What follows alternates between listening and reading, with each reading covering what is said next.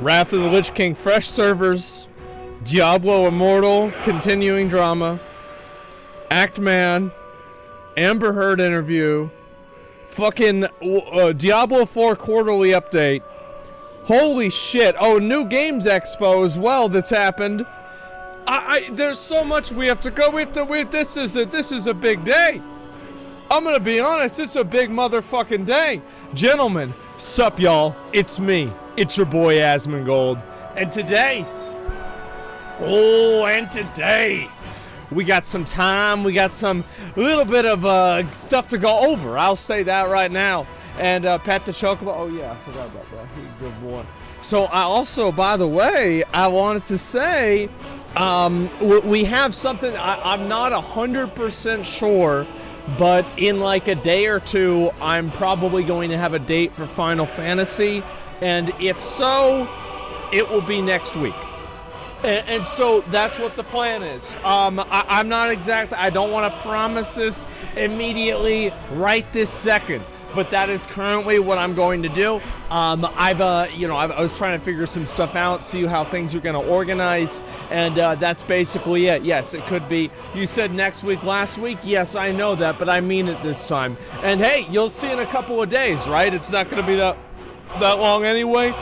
Lynch with the 5 gifted community subs. Thank you so much. You should wait for July 3rd. I thought about that, but I just didn't want to. It would take too long. And so, yeah, I'd rather do some other stuff as well. Consider playing Metal Gear Rising. I thought about playing that game. It's a short game that I could play temporarily. I don't know. Maybe I could do it this week or something. I have no idea. I mean, I usually don't like going into games that I don't really have any experience in because it's hard for me to, like, learn shit, you know? Like, that's just how I am. And that's about it. Send us back to the Ducks. Oh, yeah, I remember that. Yeah, I saw a little bit of that. You say play Final Fantasy? I'll play it when I play it, right? That's what it comes down to. So all games, yeah. I'm just, the thing is with me is, like, I get frustrated and mauled really easily, and I feel like my maulding isn't like really fun to watch. It's like, cause like I'm actually mad. Cause the thing is, it's only fun to watch a streamer get mad if they're not really mad. Like if they're actually mad, then it's like, oh well, this is weird, right? And I get actually mad, and so that's why I try to stay away from that kind of stuff because it just puts me in a bad light. I don't have a very good personality for that kind of stuff. I'm an asshole, and so you know, I try to avoid that as much as I can. And Elon's live streaming on Twitch right now. Really? Is he gonna give you 2 Bitcoins if you give him 1 right now? Oh my God, that's amazing. Have you tried actively to not get mad? Yeah, I've tried so hard, man. It just doesn't work. It doesn't work. I can't do it. To me, I don't want to deal with it. You know, I like going on. I like chilling and just enjoying myself. And I found that, like, for example, yesterday, so I went on, I was on my second stream for a little while yesterday. And what ended up happening is I decided to do Mythic Sanctum of Domination. I was like, you know what? I really want to get this tier set. I'm gonna do it. So I went over and I did Mythic Sanctum of Domination, and we wiped twice on the second boss, and I got so mad. Like, I'm still mad from us wiping yesterday. That's how mad and this is from a while ago. Like, what do you mean? It's like yesterday, I was so fucking furious. There is nothing that, like, ruins my day faster than wiping on a fucking boss in WoW. I know the feel. I know it's crazy, man. And so, yes, I feel like it's just a better experience. Like, the moment that I got back to farming Famu and sitting around and, you know, like, killing rare spawns, it just was immediately better, man. And that's it. And yeah, it was awful. It's WoW. I mean, here's the thing. WoW, I think this is what triggers the fuck out of me with WoW, is that there are so many things in the game that don't need to be there. I think that's what really makes me mad. It's like, I know the game can be better, and it's not. And it's just like, I'm like, I know, I passively, or not passively, I actively know that, like, I'm wasting my time. You see what I'm saying? Like, I'm actively, like, fucking myself up. I'm, like, wasting my time. Like, for example, like, running back to my corpse. I never want to do that again. I never want to do it again. I don't care. Oh, but that's what you have to do. No, it's not. No, it's not. I don't have to do that. Stop it. Nope. And then on top of that, like, oh, well, yeah. And then don't die. Then I just don't play. The thing is, like, I have evolved beyond wanting to be arbitrarily punished and and have my time wasted for losing. I already lost. My time was already wasted. I don't want to do it anymore. That's it. Yeah, and that's the way that I feel, right? Yeah, you can't die if you don't play. Problem solved. And so that's the way that did you see the Bitcoin drama? What happened with Bitcoin? I haven't seen this at all. Let me guess, it went down again. Is that what happened? And you'll be back, though. Yes, I will, but people will have better gear, and I'll get people that know what they're doing, right? Crashed massively. Here's the thing, it is like, let me look at the Bitcoin price, USD. Let's go ahead and just look at this. I'll go ahead and double check and we'll see how Bitcoin is doing. There we go, and we'll look at 6 months. Ooh. Ooh, wow-wee. Wow. Well, it's up since 2017, you could say that. So for 1 year, it went up a lot. I remember when was it? Yeah, it was like fucking, I remember it was like almost $100,000 or something like that for a while, and then it just got, it just got fucked, man. And by the dipped, I don't know, man. It's just, here's how I see it, 60K, it went to 60K. And, yeah, I remember it being like 80 or something, but, yeah, obviously the highest here says 67. I mean, I don't know if it's ever been higher than that before, but yeah, this is not good. I think the reason why, like, and this is just what happens with currencies like this, is eventually people wake up and they realize holding on to lines of code on a text, you know, on like on a blockchain, it doesn't really fucking mean anything. It doesn't fucking mean anything. It's just lines of text. So yeah, I mean, what a big surprise there. So my bank account, listen, as I've said before, if somebody is going to genuinely equate the United States dollar or the British pound or an actual currency that's held by a first world country, if you are going to actually equate that to Bitcoin or to Ethereum, I'm not going to argue with you. I'm not going to argue with you. I'm not going to try to explain it to you, because you've clearly transcended reality. You have departed from Earth and you are now on the moon. And you know what?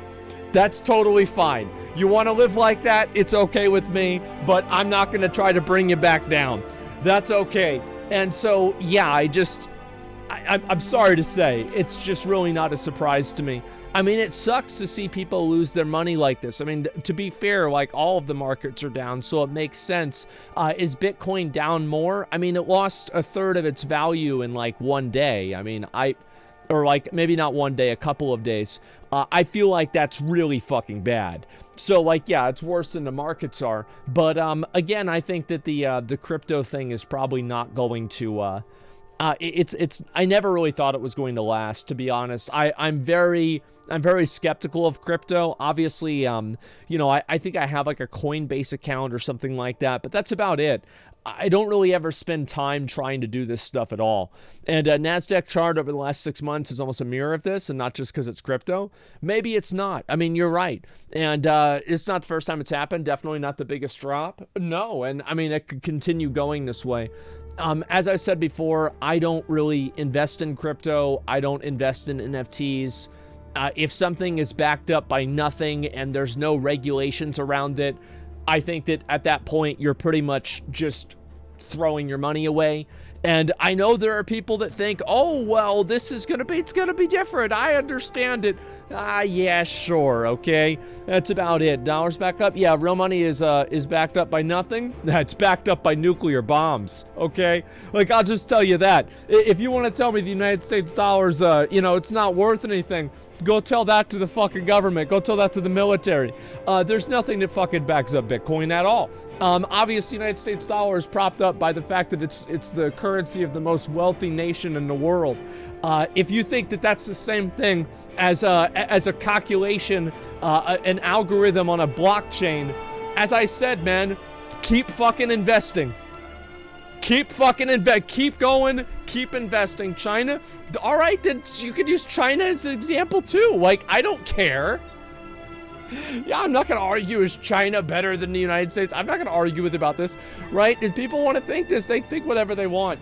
Here's the thing, is I think we've already seen this. So I saw this, I think it was on my Reddit or something like that. Didn't that Seth Green guy, speaking of, you know, crypto and NFTLs, haven't we seen, didn't that guy buy his, he bought his thing back? His Bored Ape, is that it? Let me go back and double check with this. And let's go back over here. You don't lose money if you don't sell it. If you wait till it goes up, you won't lose shit. That's right. If you wait, if it always goes up, you will never lose money. I think that's the way it works. Thank you. I appreciate that. I'm glad that we've had that solved now. And let's see here. And if I can find this picture, where the hell is it? God damn it. Am I gonna be able to find this or not? Let me scroll all the way down and see if I can get it. No, that's not it. That's not it. That's not it. There it is. So I did see this a couple of days ago, and I didn't get an opportunity to watch it. Here we go. Seth Green paid $260,000. For anybody who's not really sure about how numbers work, that's over $250,000. So I want you guys to keep this and put this in perspective, okay? He didn't just like spend this money on like this Bored Ape. It's like, you know what? I'm just gonna buy this because it's worth a lot of money. No, this is the second time he's bought it. This is the second time. So it's like, you know how like in Diablo Immortal, you buy something, then you have to buy it again? Well, basically, Seth Green's been playing Diablo Immortal. And, you know, with $260,000, you might get halfway to one 5-star gem. And Seth Green pays $260,000 for stolen Bored Ape Ethereum NFT meant to feature in his new TV show. Now, here's what's so funny to me, is this isn't going to be the first time or the second time that Seth Green wastes his money. Because he's also going to have to waste it whenever he makes the TV show too. Because everybody knows that the TV show is going to be garbage. It's stupid. Like, why would anybody... The thing is, like, the NFTs... So, here's the problem. He canceled it? Wait, did he really cancel it? Did he actually? Did he really cancel the show? No? Thank God. I was so worried he was going to cancel it. Oh, my God. Okay, we're still... All right, yes. Thank you. Seth, you've got to... Listen, you have got to take this all the way. You're going to make an NFT TV show? Oh, you're going to fucking do it. Bored Ape stolen, yeah. Seth Green paid 165 Ethereum. The actor told BuzzFeed News that the ape is home with records showing the purchase. The NFT, Bored Ape NFT 8398, is set to feature in Green's new TV show called White Horse Tavern. Holy fucking shit. Now, that's what I was thinking. Now, steal it again. Seems like a massive publicity stunt. Why wouldn't put anything past the crypto grifters? I actually don't think it's a publicity stunt. Because I think that all it did was highlight how dumb not only he is, but the entire... The fact that this happened is dumb. Like, it's like, this is one of those things where, like, Anybody who was like thinking about, oh, maybe I might want to invest in NFTs, they see something like this happen and they're like, well, this sucks. I don't want to do this. This is ridiculous. So yeah, I don't think this helped at all, their idea. I don't think it helped in any way. It would be the stupidest pussy I've ever heard, calling attention to how unsecure and dumb it all is. Yeah, exactly. And motherfucker paid in the worst economic crisis in a long time. May I remind you, $260,000 for a monkey picture. So we are in a recession now. Am I right about that? I've heard that we're in a recession. Is that true? I went to, you guys know I went to Los Angeles semi-recently. Not yet, almost. How exciting. And I went over there, and it was $7 fucking for a gallon of gasoline in Los Angeles. Can you believe that? And that's for the cheap shit. I'm not even talking about the good stuff, right? $7. That's inflation? That's nuts, man. Over here, it's like $4. And I remember whenever it hit 4, whenever it was in like 2010 or 2009, 2011, somewhere around there, and everybody was losing their fucking minds. It was awful. God, it's expensive. Yeah, it's nuts, man. And so it's $5 here now. Yeah, I hardly ever, I don't drive around the whole lot, and so I don't really pay attention to the prices of gas. But I remember the last time, actually, you know what? Didn't I take a picture on my phone of how much my gas cost? Yeah, actually, I think I did. Let me see if I can find it, okay, guys? Did I do this or not? Because it was a lot of fucking money. It seems like I might not have done it. That's really too bad. Fuck. Okay, well, it was, I'm trying to remember how much exactly it was, but it was like $70.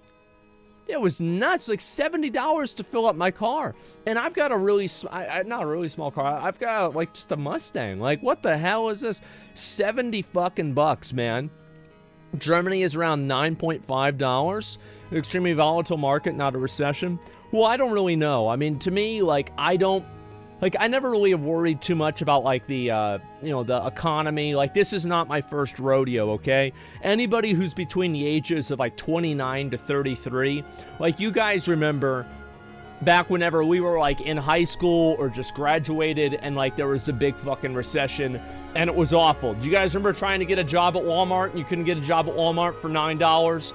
It was awful. So, for me, this is nostalgia. It fucking sucks. I've had it happen before. It's happening again. Yeah, 2008. I can't believe Obama did that.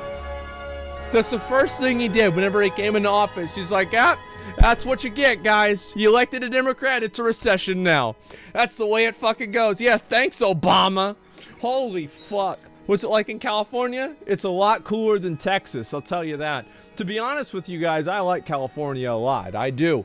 It's more relaxed. I don't like how, you know, I used to grow up in more of like a working class neighborhood, you know, like a lower middle class neighborhood, maybe like upper, lower class, somewhere around there. Bruh, I've been walking around and there have been BMWs where I'm at.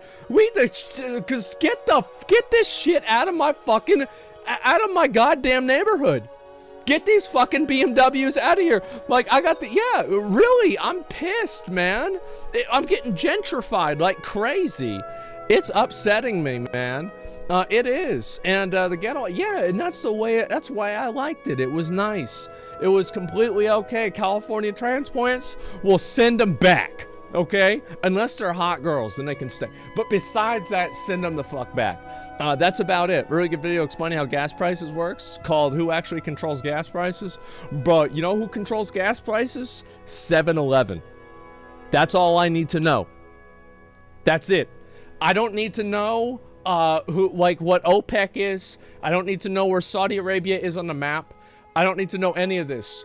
All I need to know is how much is the gas and can I buy it or not. That's basically about it. And cornerstone of our economy, it is, absolutely. And I don't really know, man. Like, it sucks, I'll tell you that for sure. I remember back the last recession we had, like, I straight up could not even get a job at, like, any retail store. Like, I put in applications at, like, Hobby Lobby and Walmart, and I was getting declined. It was the worst ever. It was so fucking bad, man. And, like, also, they were all paying garbage. Like, they were paying you, if you were making $9 an hour, I remember at Sam's Club, I was getting paid $9 an hour. And I thought to myself, I'm like, that's actually pretty good. And this was in like 2000, I guess like 12 or 2000, somewhere around there, right? I don't remember it exactly, but it was somewhere around there. 2012, I'm getting paid $9 an hour. It was good. No, it was compared to the other prices for sure. Now I go over and I look at, and there's like, I went to Five Guys and they said they're like starting people off at $16. Well, no fucking wonder the hamburgers are 20 bucks. I figured it out. No wonder I gotta spend $7 for a fucking milkshake. You know what I mean? Like, what's going on? It's insane. It's like I was getting $9, and now people are getting paid $16. And you know what? I'm obviously joking about this, okay? I know there's gonna be like 2 or 3 people that are fucking stupid. They're like, oh wow, what do you want? People to not get paid money? Like you're typing out your whole fucking you know, rebuttal for my joke here. It's obviously a fucking joke. I think that they should be paid more fucking money. To be honest with you, I'm not a big fan of, you know, $9 an hour jobs. You know, if you have a $9 an hour job, I think you should try to figure out how to make a robot do it. You know what I mean? It's just common sense. Doesn't have any effect on prices. I mean, I think any reasonable person would, this is the reasonable opinion, I think. Obviously, minimum wage does have an impact on prices, but it's not a 1-to-1 ratio, and it's still probably better to raise minimum wage. Like, that's the reasonable opinion that every person who's not a crazy fucking extremist believes. Like, I mean, let's cut the bullshit here, guys. Come on. And so, yeah, it's funny how we printed so much money. Listen, I don't know how much money. I actually ordered, so I wanted to do a Diablo Immortal stream where every single time that I did a $25 rift, I would light a $20 bill on fire.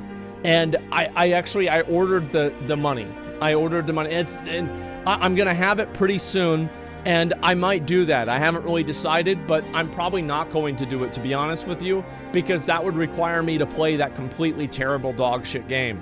Now, I don't know if anybody saw this, but I actually watched I made a YouTube video yesterday talking about Diablo Immortal. It's also illegal. Guys, it's fake money. I wasn't really gonna burn real. Why would I burn real money? I could spend it. Why would I burn real money? Like, yeah, why would I do that? Yeah, I'm not gonna do it. Of course not. Like, do you really think the person who's going to get upset about BMWs being in their neighborhood is going to set $20 bills on fire? No. No, I'm not going to do that. Why would I do that? Of fucking course not. It's ridiculous. Ran it on your second tower is only to give off text. Yes, I know. And only for chat give off text. I know. I was so upset. Guys, I'm going to be honest. I am so upset about Diablo 4. I'm so upset about Diablo Immortal. I am malding internally, continuously, non-stop. Like, I'm mad right now, and I'm not even mad. I don't even know that I'm mad. Like, what happened is, like, Diablo Immortal came out, and let's be honest, I am so upset at the fact that people think that it's a good game. Because it's not. It's Diablo 3. Light. It's like a shittier version of a game that came out over 10 years ago. And somehow people, like, they're like, oh, why? If you take away the microtransactions, it's pretty good. No, it's not. Are you crazy? And so anyway, people go around and they start telling me, oh, Blizzard isn't going to add microtransactions in Diablo 4. Is there anybody that believes that? Holy shit! They're not going to add paid. Oh, they are going to have microtransactions. That's already been confirmed, to be fair. So they've already talked about this. Let me see if I can find something about this. First dungeon in Diablo, and I got a gem for my gear. What the fuck is this? How much did this one cost? Yeah, I don't even know. And they'll add microtransactions, but they won't do pay to win. I think they will. I think that they will. And I think that they will so much that I wrote out a list of reasons why they're going to do it, okay? And so I want to go ahead and, Let me go back over here, and this is a tweet that Diablo, basically the senior VP at Blizzard, and he's the general manager of the Diablo franchise, okay? So this guy is like he's like one of the big dicks at the company, and whenever he says something, the odds are it's going to be, to some degree, what the company thinks, right? So let's listen to what he says. To be clear, Diablo 4 is a full-price game built for PCs, PlayStation, and Xbox audiences. Everybody expects that. We are committed to delivering an incredible breadth of content after launch for years to come, anchored around optional cosmetic items and full story-driven expansions. More details soon. Necro blog tomorrow. So I'm sorry to say, guys, I don't believe anchored around is not an exclusionary statement. Saying something is anchored around something else does not mean that that is the only thing that it will be. It just says this is the main thing that it will exist around. On top of that, and then people are like, oh, you're reading between the lines, you're reading between the lines. Oh, really? What would you have said whenever Wyatt Chang said we couldn't buy gear in Diablo Immortal? Oh, you can't buy power in the game? Yes, you can. You just can't buy gear. It's deliberately misleading to get people excited for a game, and then hopefully by the time that the light is shown on it, they're already so excited that they can't turn back now. They can't turn back now. They can't even say cosmetics only. Yeah. Technically correct. They confirmed dungeons will have keys to increase rewards in Diablo 4. Where is that? Where can I find that? Skins and DLC, there's no way they'll make it pay to win. This isn't a mobile game. Really? Is World of Warcraft a mobile game? No, but it's pay to win anyway. Think about it like this. What happens if you buy the skins in their BOE, just like happened in Black Desert Online? Have you thought about this at all for more than 30 seconds? What if you buy, what if you can buy and sell things, and you can just buy these cosmetics and then resell them? I mean, yeah, or Lost Ark skins that give you stats. Exactly, you can't buy gear, you can buy a battle pass that contains gear. Yeah, there you go. Chat thinks pay to win is only the current systems. I know that, man. The key thing could just mean Greater Mythic Plus, and I don't know, man. Like, I think that there's a lot of people out there, pets that give stats, people delusional. Diablo 4 is meant to be different somehow. I think that Diablo Immortal is a really good indicator of what Blizzard considers to be the Diablo experience. What is fundamentally the Diablo experience? Doing the exact same thing over and over and over again until you quit the game. That's it. That's the whole experience. It is literal fucking garbage. I'm sorry, but why would I go and run the same rift over and over and over if I could go through all of these different unique fights in Path of Exile? There is no reason that Diablo only has rifts and greater rifts and like a few other stupid little things that are badly designed. It's awful, man. It's like, you think about it like this. In the 10 years that Diablo has been a game, the greatest innovation that they have thought of is to add in rifts and greater rifts. That's it. That's the big one, guys. They've never done anything else besides that. They've never tried to innovate the game beyond rifts and greater rifts. There are no like large fights or like hard fights to do in the game.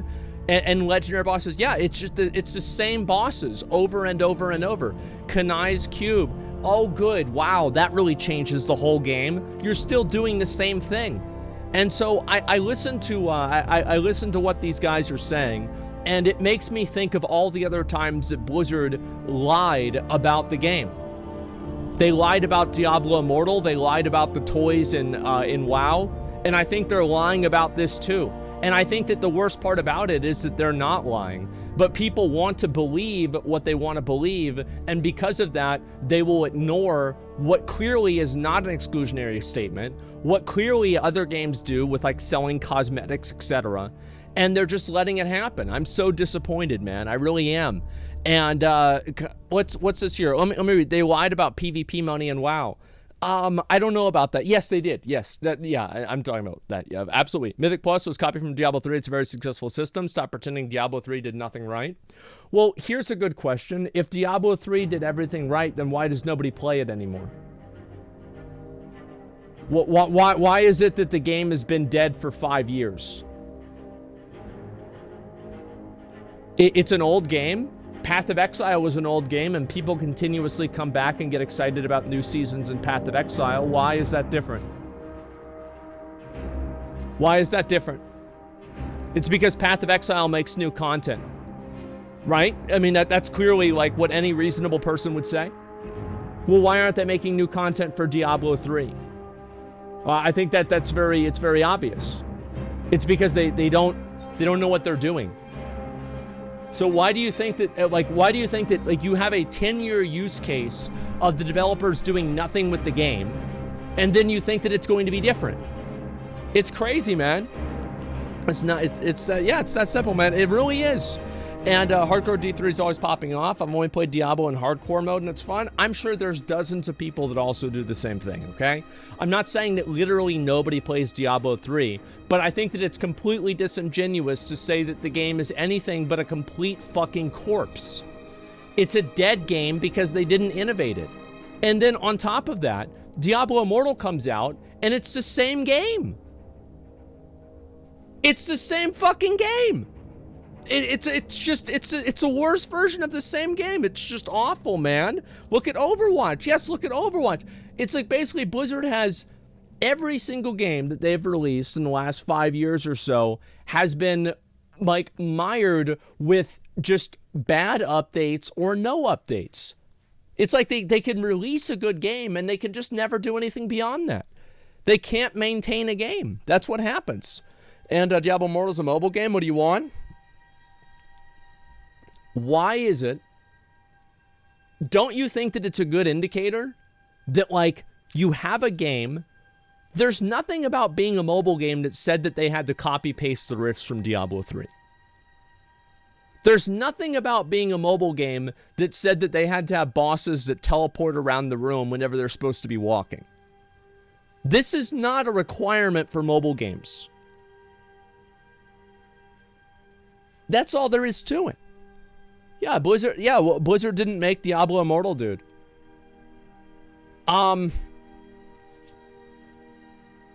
So this is something I asked in my video, and I will ask it in the chat right now. I want you guys to answer a question. Which one do you think is worse? Do you think that it's worse that Blizzard let a different company that's not even them, with relatively no oversight, produce an entire game that is the first installment of a franchise that they've pretty much left to die in the better part of a decade, and they had no oversight on it, and they were completely okay with it being just a copy-paste of a worst version of a game that flopped over 10 years ago? So that's option number one, is that they just didn't care. Option number two is that they did care, and they said, you know what? Looks good to me. Send it out there. Which one is worse? I mean, they're both bad. Exactly. They're both bad. There's literally no, there is no part of this that's good. Yeah, it sold well, though it flopped. You're right. Diablo 3 sold well. And it also, like, am I the only person that remembers how badly Diablo 3 was received? People hated the game. It was like a massive meme. Like, everybody hated the fucking game. It was broken. It was buggy. It was imbalanced. It was garbage. Yeah, it was completely awful. Yeah, it sold well. It was good. Yes, Shadowlands, Battle for Azeroth sold well. The Warlords of Draenor sold well. Because they're coasting off the success of previous games. That's what it is, man. You couldn't even play it at launch. Yes, Error 37. Who could forget about that? And yeah, please stop being negative. I know people are upset about this because they want to live in a delusion where Diablo 4 isn't going to follow the exact same fucking path that literally every single other Blizzard product in the past 5 years has followed. Oh no, guys, wait a minute. Hold up. This one's going to be different. Oh no, guys, this is going to be the next one. It's going to be okay this time. It's not going to just be a phone game. As if they had to make it just like Diablo 3, man. And it's just crazy. Real life auction house, till they stopped it selling gear that they took a cut of. The real money auction house was not the reason why Diablo 3 was bad. Because people were selling Diablo 2 gear on D2 GASP for fucking years. So it had nothing to do with that. It had something to do with that. To be fair, it did diminish the game. But that was not the reason. Whenever they took the auction house out of the game didn't suddenly bounce back and become this amazing fucking game. It still sucked. Yeah, it's bad animals. Yeah, it's just awful, man. And Sony makes mobile games. What's this here? Diablo 3 was all right for like a year. It was okay for a while, and then it sucked. And Sony makes mobile games, popular franchises, yet no one cares. I don't see how this is different. Immoral is a spin-off made for mobile. The reason why it's different is because Blizzard has gone out of their way to re-emphasize over and over and over that it would be a full, complete Diablo experience. It is not. It's just not. It's a copy-paste. And all I'm telling you guys is that previous work is an indicator for future work. That's all I'm saying. And if people want to tell me that I'm wrong about this and be like, no, it's going to be different, that Diablo 4 is going to be a different game, it's going to be super fun, it's going to be okay, you know what? I really hope you're right. And I will look through the Diablo 4, the updates and everything like that, and we'll read what they're saying about the game. But my honest opinion is that Diablo 4 is going to have to earn my trust. And if you want me to be honest, I think that's how everybody should feel. Diablo 3 Reaper of Souls was released, and Blizzard has let it die. StarCraft. What are they doing with StarCraft? They're not maintaining StarCraft at all. World of Warcraft went almost an entire year with no updates. Now it seems like things are getting better. Hopefully that will continue. Like Overwatch 2 is pretty much the same game as Overwatch 1, except for they've changed around a few abilities and they've made it 5 people instead of 6. And they have some PvE content that we have yet to really see a whole lot of. I mean, guys, yeah, look at Warcraft 3. I mean, to be fair, the only real W Blizzard has had recently is Diablo Resurrected, Diablo 2 Resurrected. As far as I've heard, that's a good game. Am I wrong about this? Yeah, I've heard that a lot of people have been positive about this. Am I wrong? Yeah. Good game. Yeah, there you go. And so I have a lot of people that are trying to, they don't want to hear what I'm saying because they want to just get hyped up for the game, right? They just want to get hyped up and excited for the game. I'm going to play Diablo 4. I'm going to play the game. Like, of course I'm going to play the game. It's my job to play games. So, of course I'm going to play the game. You're going to see what the experience is, etc. All I'm saying is don't expect a game. Don't expect anything crazy. That's the way I look at it. Don't expect anything crazy. Don't expect Blizzard to completely reinvent the genre. Don't expect Blizzard to have some crazy new design that nobody's ever thought of. Don't expect a game, exactly. And Diablo 2 was made primarily by Vicarious Visions. Well, that's why it was good, maybe. I have no idea. I believe you're right, but we shall hope you're wrong. Yeah, I think so. I'm saying temper your expectations. Expect for it to be pay to win. I am expecting Diablo 4 for it to be pay to win. And for anybody who thinks that it's not, who here thinks that they're actually going to stop people from trading gold in WoW, where you can buy gold, for Diablo 4 gold? Because that's what people did in Diablo 3 even. Like, they were trading gold. They were trading WoW gold for Diablo 3 gold all the time. It's the only reason that it didn't happen as much is that we didn't have the WoW token. So yeah, what happens if there's no trading at all in Diablo 4? If there's no trading at all in the game, then Blizzard has basically decided that we don't care about making the game good because we're so lazy. We're just going to make the game bad and make it to where you can't trade because it's effectively throwing in the towel. It's good. What? No trading? No, I think that you should have trading. You need to have trading. Like, here's why I think trading, yeah, no trade is dead. Yeah, I think so. So the reason why trading is so important, in my opinion, is because it always gives a person a way that they can move to their next goal. If you have a character in Path of Exile worth 3 mirrors worth of gear, you can work towards the next piece of gear very steadily with absolute control over what you're doing. Whenever you take away trading, what you say is that whenever you get, oh wow, I'm a barbarian, I just got a Tal Rasha piece, well, that's just gonna have to sit in your fucking stash. But if you had trading, you could maybe sell that. You could sell some good item, right? But you can't do that with no trading. And it gives you a way to work incrementally towards something. In Path of Exile, I think that's one of the best things about the game, is that you can work and you can try to farm, you know, 1 exalt an hour, or, you know, 5 exalts a day, or 1 exalt a day, right? And you work incrementally towards a goal, and you can finally achieve that goal. But if you take away trading, all you're doing is pulling the fucking lever on a slot machine over and over and over. And you have no control over this. Fuck that. And so if they're going to make it to have no trading because they're worried about people buying and selling gold, what they're really saying is that we are not going to moderate our own game, so we're going to make it worse for everyone because we don't want to invest in customer support. That's effectively what they're saying. And fuck that. Yeah, fuck that. That's ridiculous, man. It pisses me off. No, it's really the only way. Really? Then why does Path of Exile not have to do it? Yeah, why is Path of Exile? Path of Exile doesn't need to do this.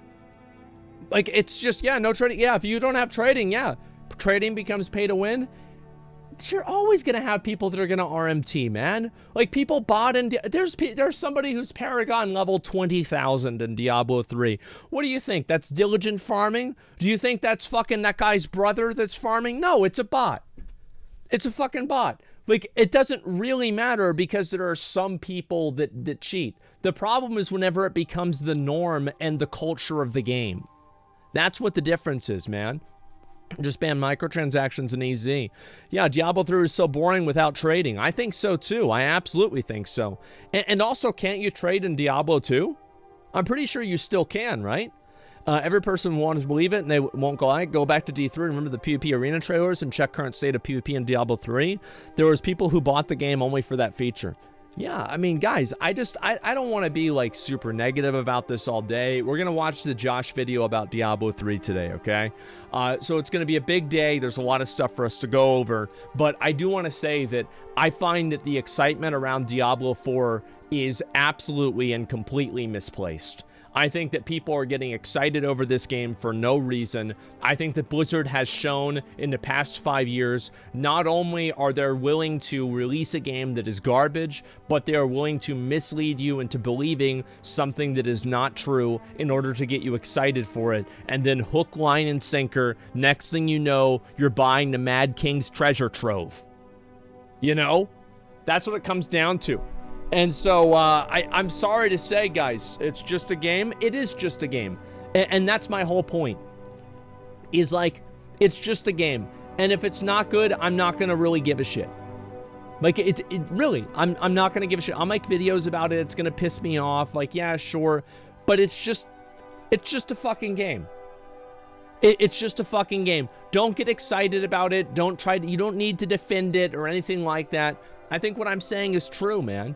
Didn't you get bonded excited for the new WoW expansion? Of course I'm excited for the new WoW expansion. What I'm saying is that I'm not excited to the extent that okay.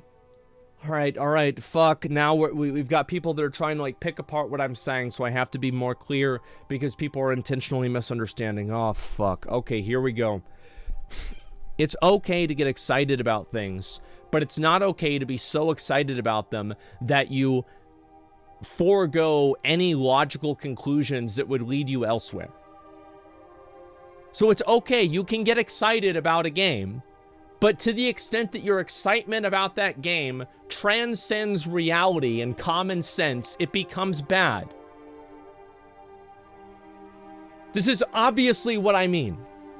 Any reasonable person knows this. So let's scroll down here. We're going to read some stuff on the Reddit, okay? Yes, just have low expectations of everything. Not about everything, but that's it. What's being excited about is foregoing logical conclusions and common sense. What the fuck? Because you're excited. In my opinion, I think it's because you're excited for it. Like, there's nothing about what they've announced in Diablo 4 that is promising at all. Name one thing about Diablo 4 that they have announced that's promising. One thing. Open world? Diablo Immortal's open world. Does it make the game good? No. Yeah, that's about right. Druid looked cool. Yeah, guys, I'm sorry. It's just, you don't have to pay to play the Necromancer. No, but you have to pay for everything else, I'm sure. That's the way I see it. Open world bosses? What game that Blizzard has made, like, what do you think that these open world bosses are going to be like? They're going to be like WoW's world bosses because it's the same company. It makes the same games. They share the same ideas. They're just going to be target dummies. Like, that's all there is to it. Now, for a second, guys, there's a lot of people. It's actually sad for me to see so many people that that tried to defend this game. I'll go ahead and I'll show you guys one of them. This is the mind of somebody right here. And I want to look here. So is Immortal, but it's still popular somehow. You just want Blizzard to fail. You don't want Diablo 4 to be good no matter what they do. Why? Why would I want the game to fail? Why would I want the game to fail? Like, what's the point of this? It's just so stupid. Yeah, it drives me crazy how fucking stupid people are that are trying to defend this. It's just so sad. It is for sure. I've seen ants with more brain cells. Yeah, I know. It's because you used an S at the end. Let's see here. Asmongold, when he plays a Berserker-type class in an RPG, Asmongold, whenever he realizes that historically Norse Berserkers would wear animal skin and howl like wild beasts, which basically means that they were furries. Well, you can't also forget that didn't also many Norse Berserkers do drugs that allowed the, like, I don't know if they were the same drugs that people do now, but they basically did drugs that would allow them to, like, ignore some level of pain and go into battle. Yeah, mushrooms and stuff like that, exactly. And so, yeah, I you know, it's not exactly the same thing, but it's all about the really big sword, okay, guys? That's all it comes down to.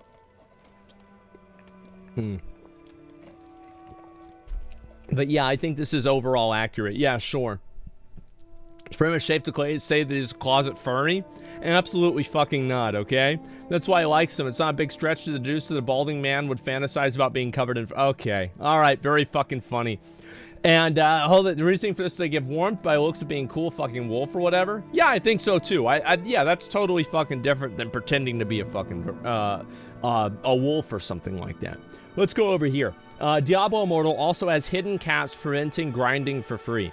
After 6 legendary drops a day, your drop rate severely decreases for future drops.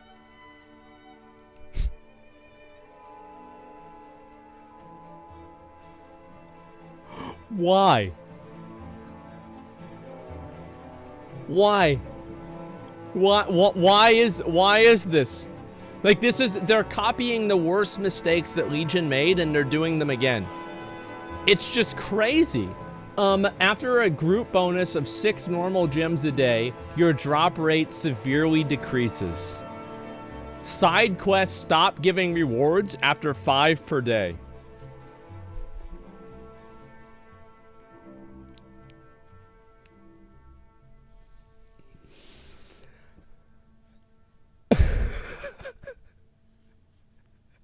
Man, guys, I can't wait for Diablo 4. It's gonna be great, guys.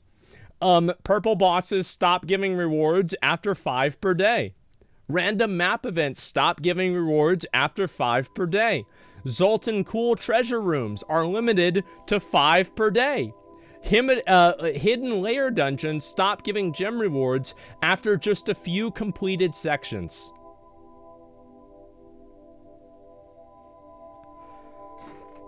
Oh my god. Oh my fucking god, man. It's just nuts. You know what's not limited to 10 a day? 10 crest runs. You're goddamn motherfucking right. If you want to do 10 crest runs all day, you can do it all fucking day. And guess what? What a surprise that is, huh? And I bet someone, either a dev or a fanboy, will jump out and justify it, saying that it's the added limit to prevent players from unhealthy long hours of playing. Actually, wasn't this a thing in China? Yes, it was, actually, but it was only for younger people. It's my understanding. Dystopian? It's not dystopian. It's just them trying to... basically, they want to drag it out as much as possible in order to make you feel like you have to pay money to get around it to do the content that you can get consistent rewards out of. So like they want you to run out of things to do and then spend money to continue doing things. That's pretty much what the goal is. Yeah, it's breaking people down to pay, exactly. That's normal for mobile free-to-play games. Yes, I mean, I'm sure it is. Maybe it is. It doesn't mean that it's good. I found the article and video on it from Googling, as you said. Wait, let me see about this. Diablo Immortal hidden caps. See if I can find this. Diablo Immortal hidden caps. Oh god. Oh god. I'm depressed. Okay, all right. We'll watch that. Is it this one here? Hidden caps for non-paying players exposed. I don't know which one to watch. Maybe I should watch this one. It's hard for me really to say. Let me go through a few more of these pictures here and posts, and then we'll probably look at it. We'll look at Yong's video and just Yong, yes, yeah, Yong, yeah, exactly. Yeah, we'll watch it in just a minute, okay, guys? Give me a second. Since Asmon didn't do any of the Immortals and Shadows of War stuff, it's all time-gated to make Whale Wars. You can only do the side content at certain times a day. That's also why PvP is 2 hours on, then 2 hours off. I just... All caps, okay, let's watch this one. Yeah, this guy, I see this guy playing the game all the time. Give me 1 second, okay?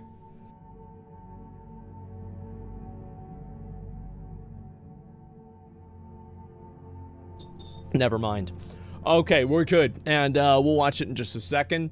And what's this over here? I know there'd be standard defensive game design if the game wasn't full pay to win. Of course it was. Lost Ark bot farm in action. They are not afraid to block IP. 封 IP， 谁封 IP？ 什么封 IP？ 谁封 IP 了？这不都没事儿，冲啊，兄弟们，上！啥事没有，稳如狗，全挂着呢。That's good. That's good. Yeah. What's? Let's see how Lost Ark is doing. Yep. Let's see how the game's doing. Give me a second, and we'll refresh it. Wow. Wow. I think it's gonna break 1 million players soon. I'm pretty sure it will. It's gonna break 1 million fucking players soon. Oh my god. 840,000 people online. Wow. No one's disconnecting. They are that addicted to the game. Imagine if we get to 1 million online players. It's gonna be insane. You know what's happening now? Is that every server is getting a queue. And real players can't log on to the game anymore because there's so many bots and there's so many people playing, mainly bots, that you can't even do anything. Like I'm trying to make a group for like Valton or Argos. I forgot which one it was. And I was like, does anybody want to join? And everybody in my chat is like, I would, but I'm in queue. Like, I can't even play the game anymore. There's 900 fucking berserkers running chaos dungeons on my server, and they're not gonna stop. They never stop. They always fucking run chaos dungeons. It's so addicting. It's nuts, man. I think this is a huge problem. I'm going to be totally honest. I think this is a massive fucking problem. This post has been removed for a reason. Why did this post get removed from the Lost Ark subreddit? Like, why? Stoops just released a video. Did he really? Let me go back and see. See if I can find it. And yeah, why are you deleting the video? Yeah, did he bring one out about the bots? Okay, I will probably watch this in just a little bit, okay? And we'll take a look at it. Reddit mods. See, I also heard that aren't they also deleting posts in Diablo Immortal too that are negative about the game? I've heard this. We'll look at it once we get down there. I saw it. I just looked at my Reddit like yesterday for a second and it was there. Okay, hopefully I'll be able to find that that link there. Square Enix backed out from investing in NFT and blockchain tech with the new funds from selling off the Western studios and IPs. Square Enix will look for separate funds for new endeavors. Great. That's fucking great. That's a huge W. That is a massive fucking big dick W. And I'm gonna be honest, the reason why is because I think a lot of people, like a lot of gamers, the thing is that NFTs don't add value to the game that a player does not already have.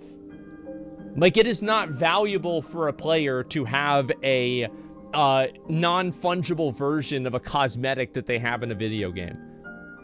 People just don't want that. I think the reason why people are against NFTs in games, one of the big reasons, is because they offer no real transformative gameplay. There's nothing that's like new or like good about it. You can sell it. Well, yeah, but gamers don't want to have everything just be bought and sold. I'll be right back. Give me a second. Sorry.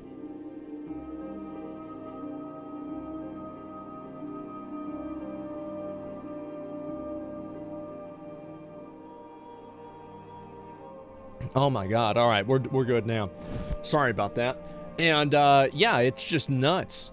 And what's this Divian Fur video? The overhaul. What's this here? Of his server. It can launch global event, rough estimate on player count. I might look at that in a bit.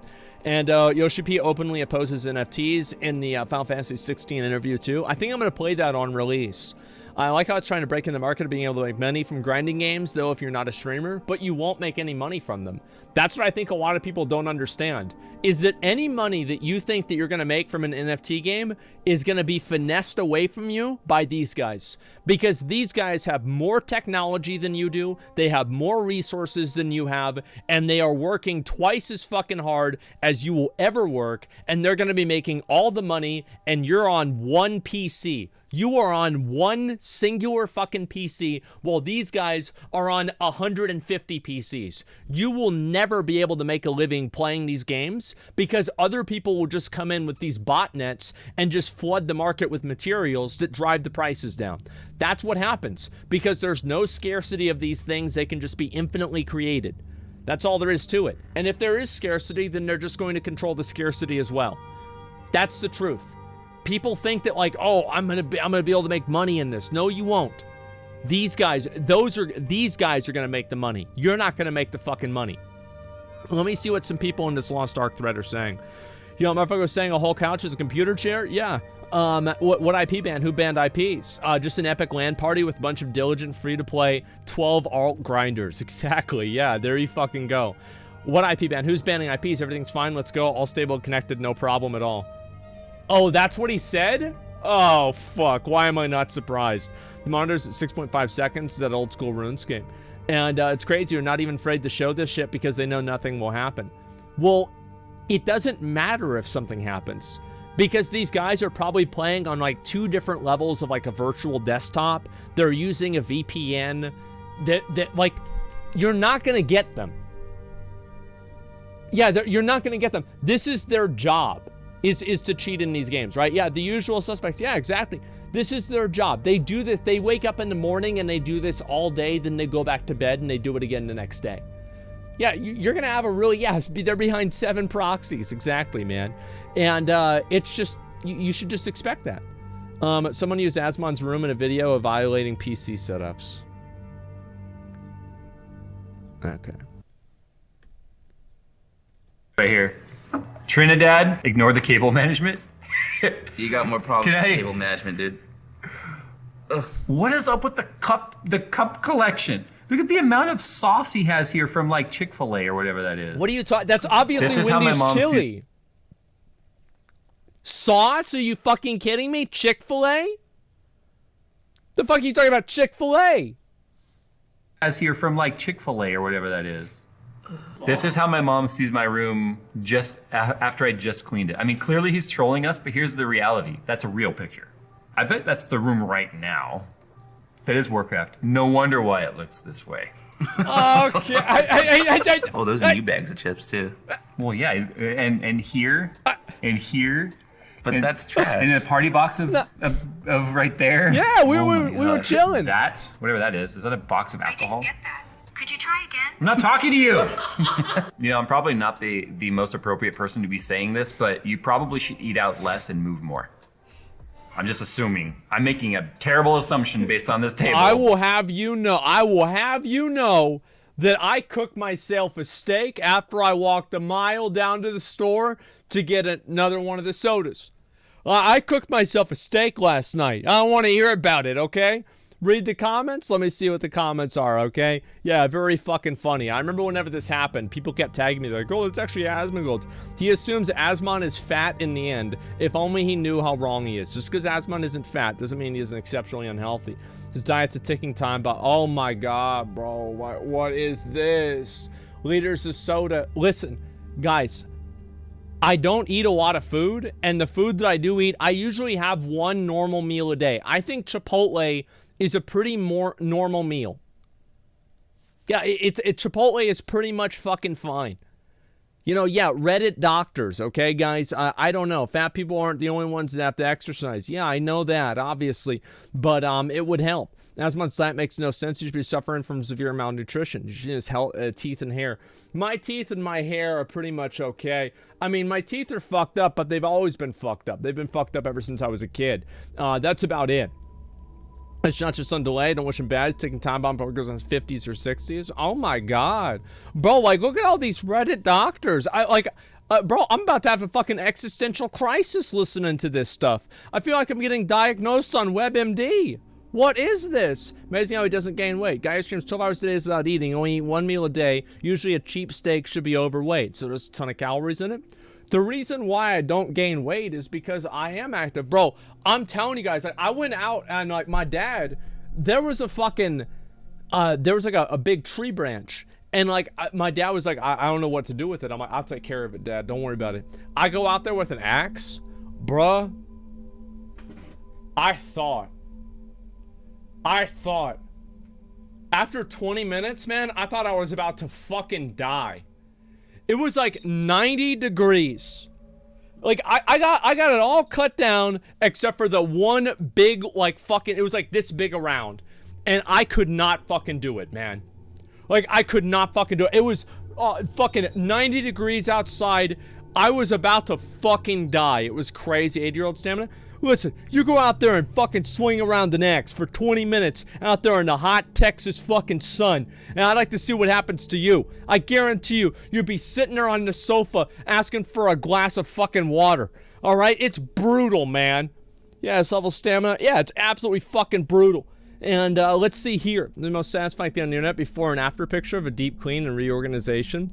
I actually do need to get my room clean at some point. I don't like having my room messy, to be honest. I don't really care about it a lot, but I don't like having it messy. The reason why is because, like, I like to not have to worry about stuff. And, like, whenever there's a bunch of stuff everywhere, it's like, it's constraining, you know? I have the, I like having an empty room as much as I can.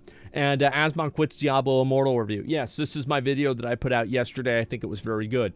If you want to play Diablo 3 and just about buy it on a Switch, do you guys not have Switches? One thing I'll say about playing it on a Switch, it saves on the RSI. No, I think that if you want to play it like that, it's totally okay. It's not that big of a deal.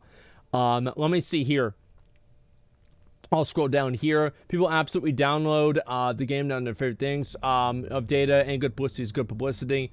Is this people mad that I played Diablo Immortal again?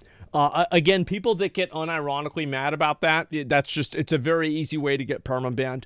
That's about it. Charity stream, cleaning up the room. I know I need to do that soon. Not surprised when watching on a friend. Why don't we just go play D3? That's what I was thinking too, yeah. Like, playing Diablo Immortal made me want to play Lost Ark and Path of Exile more. That's the main thing. Echo Chamber? Absolutely Echo Chamber. That's 100% it, but why? It's because the people that are doing that are stupid, and I don't want to read stupid people's opinions. Yeah, it's a stupid opinion, and that's why I don't want to read it. That's about it. Imagine being a Redditor. Yeah, I mean, because I know that it's already working. There's already articles being written about how bad it is, etc. And then people that get mad. This is the problem, right? Is that people want streamers to uphold some level. People want streamers to like be like to like uphold like a level of morality, or they want to have a streamer that like you know, reflects these worldviews and has to be consistent, right? It's like, yeah, it's what do you it's a video game. Like, who gives a shit about any of this, man? Yeah, it's just weird. Practice what you preach at the very least. Why? Who cares? It's just content. It's just content. Why? Why does this matter to you? What does this even matter? People care? Well, the people that care, listen, the people that care, I think, are stupid losers, and I don't want to have them in my community. I think they're stupid losers, and they get worried about like things that internet content creators do and try to tell them what they can and can't do. I don't want them in the community. I think they're just stupid. Like, that's all there is to it. And they need validation. Yeah, it's pathetic. And what's this here? Let's see how everyone's doing. Oh, God. Oh, God. All right, here we go. Here we go. How it all started. Don't you guys have phones? Oh, okay.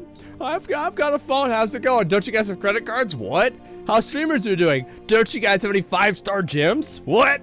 How players are feeling? 0.2. How PC devs are developing? Battle Pass, character boost, cosmetic only, right? How Bobby's cruising? Don't you guys have new social contract to sign?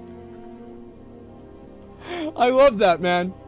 I love that. They spend fucking a decade abusing each other sexually in their own fucking office, and then they have the audacity to make the players sign a contract saying that they won't do the same thing. It's just unbelievable, man.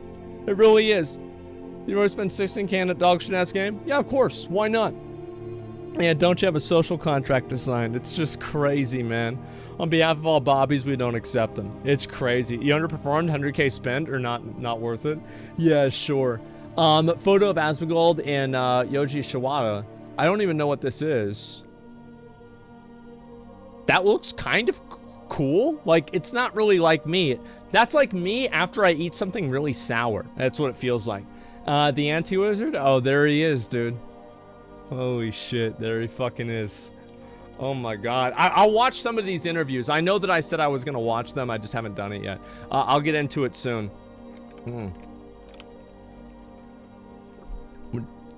Have you seen the recent Amber Heard interview? No, I have not. I haven't seen any of them, really. Our physics performers Steam wishlist graph so far. And Steam page out, small press feature, Steam event, features trailer featured on big streams, next fest. Was this for, I don't know which game this is. I have no idea, but obviously, yeah. Getting exposure on streams, etc., is tremendous because it's exposure directed to the audience of people that are going to actually play the game. Microsoft and the CWA have made a historic agreement to recognize the Activision Blizzard King Union that was formed 2 weeks ago, and ensuring Microsoft will always endorse any unions at Activision Blizzard King in the future. I think that's obviously a good thing. The thing is that a lot of people get negative and they get down on unions, etc. But I think that unions can be abused and they can be a bad thing. But I think that right now that power dynamic is too far towards like management and ownership of the companies. So it does need to come back a little bit. Doesn't mean that it'll never be bad, but it means that right now I think that it does need to readjust. Give me 1 second.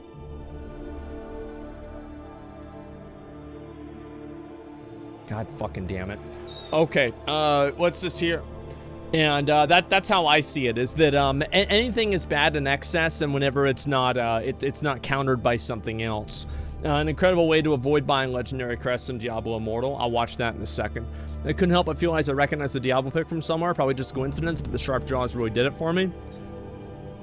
Honestly, guys, with the amount of copy paste that game did, I don't even want to say it's a coincidence. Guys, let's take a break from shitting on Diablo Immortal and shit on Crypto Bros instead. Someone's already posted this late to party. It sounds terrible. What's this here?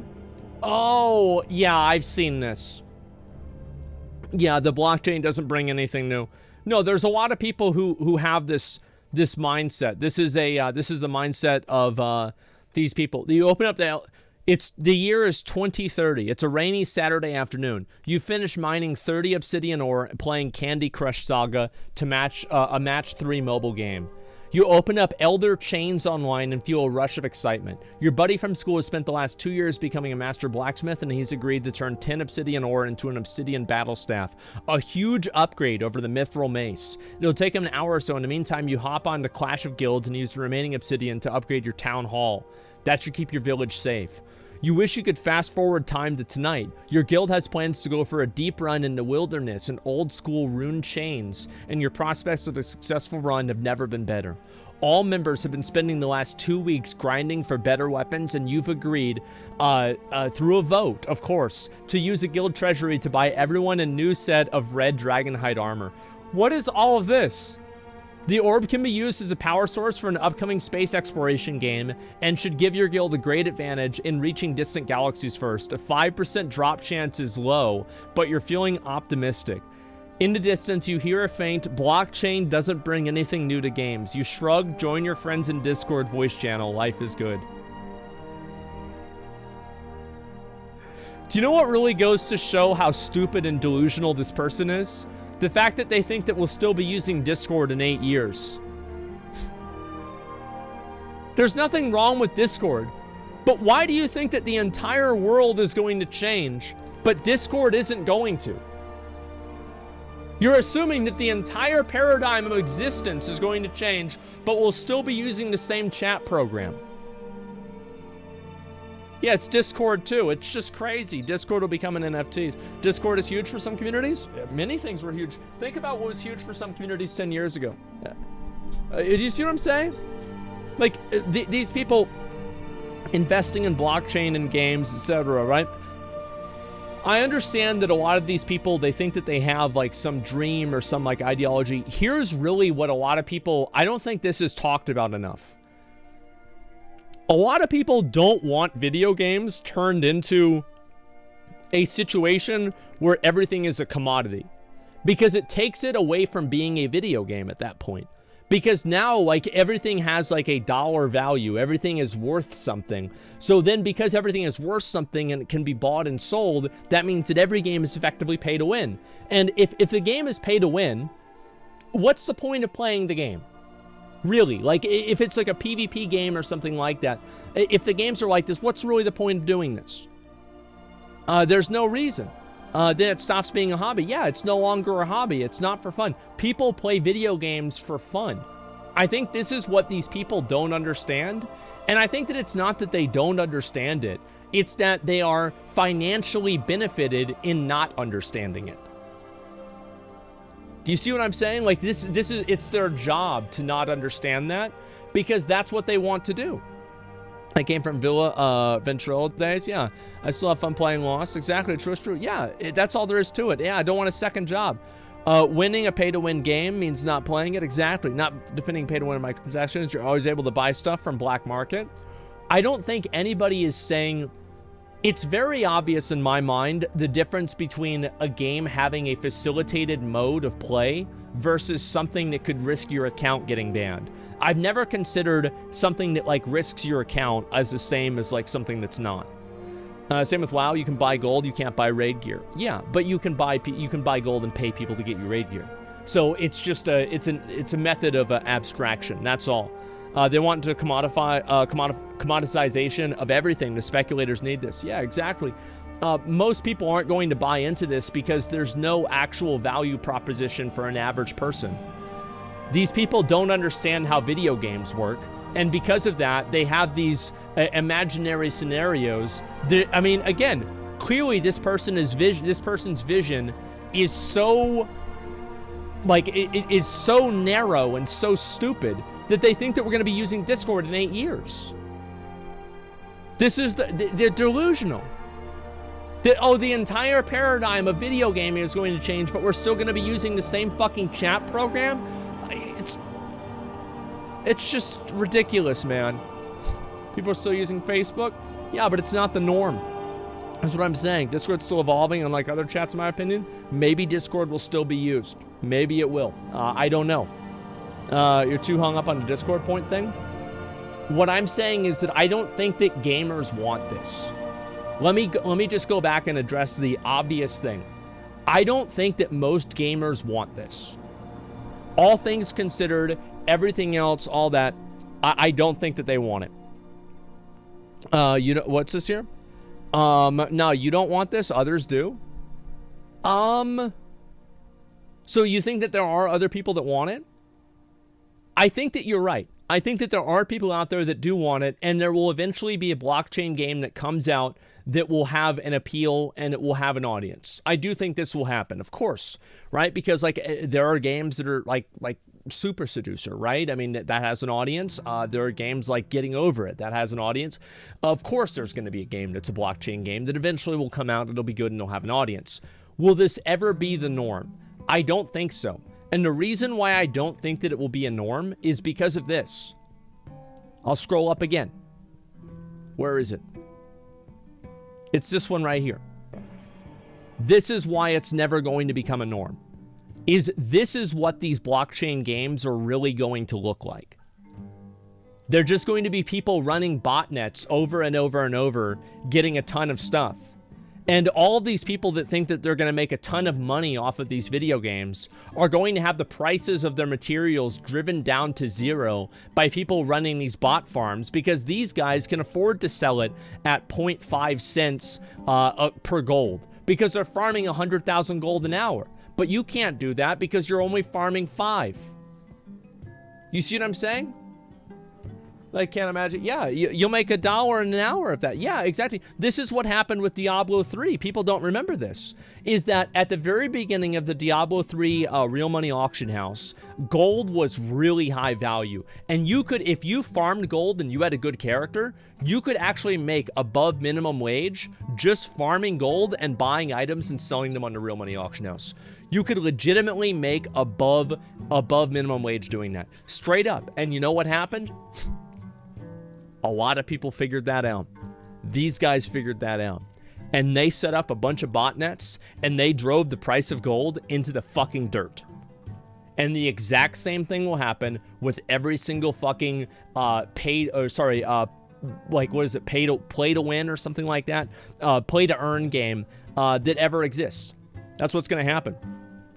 Don't people still do it in Venezuela? Some will do it in Venezuela and other games like that, but the more popular a game is, the more people are going to be doing this. Lost Ark is a very popular game, and because of that, obviously you're going to have a lot of people doing this. And do you think Midnight Society will be like this? You're talking about the Ox game? I have no idea. I can't really make any assumption on that because I don't know. But yeah, I think a lot of people just don't want to have video games turned into a commodity. Yeah, unique item, 5% drop rate, supposed to be low. The guy's never played an MMO in his life. No, yeah, these people, they're just speculative investors that are looking to make money off of video gamers. That's all it comes down to. They're not introducing anything new or unique or transformative or innovative to the genre. They're just looking to make money off of video gamers. That's it.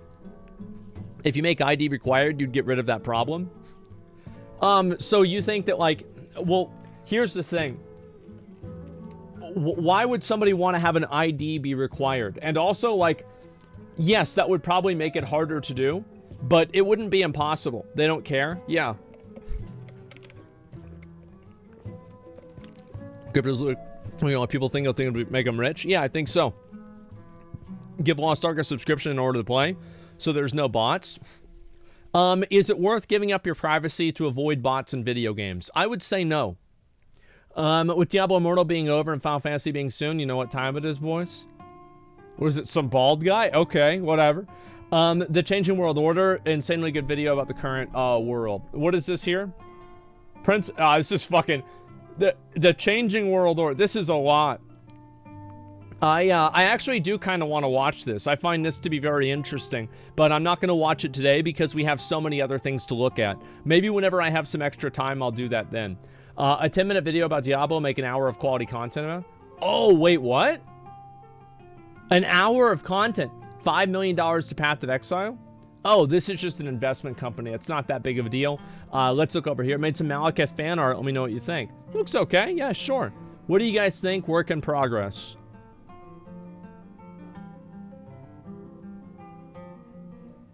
What's that? Wait. What the hell is that right there? Did you really have to add that one in there? Oh my god. Oh, Jesus Christ, man. Missed a spot? Yeah, I guess so. It's photorealistic. Fuck you. Yeah, it looks pretty good. I'm actually curious what the grease tendrils look like moving around, you know? And a very insightful video regarding legal aspects of NFTs. How long is this? It's 46 minutes. Why am I not surprised? I think that'll be an off-stream video. And petition for Asmongold to play horror games. A lot of you guys have wanted me to play horror games. I've seen this. There's been a tremendous amount of people excited about having me play horror games. Okay, sure. I think the next big game I'll play, I'll probably do the Metal Gear Rising or something like that this week if I want to play a game this week again, like an actual game and go through a new game. But after that, I want to do Final Fantasy, right? I've said I was going to do it for a while. I'd like to just do that. And after Stormblood, I might take a break between Stormblood and Shadowbringers and play a couple of other games in the meantime, right? That way it's not just only Final Fantasy. But that's currently what my plan is. That's what I'm thinking about doing. WoW is a horror game? It certainly seems like it is. Let's see here. People didn't like the show. I enjoyed it a lot. This was peak D&D. Let me see right here. Overall, very excited about show's return. I feel like sometime things says about season 2 might lessen that enjoyment for me. It's about DM, how it was very open to homebrewing based on what ideas came mid-session. Oh, so basically this person is... I think that there are a lot of people. I'd love to see the continuation for sure, preferably with Riku again. Yeah, I think so too. I think that we will try to up the quality of D&D to make it a better show. Because while I do think making things scuffed makes them endearing in a way, it's not a good kind of endearing for most people. Sorry, I'll do it again.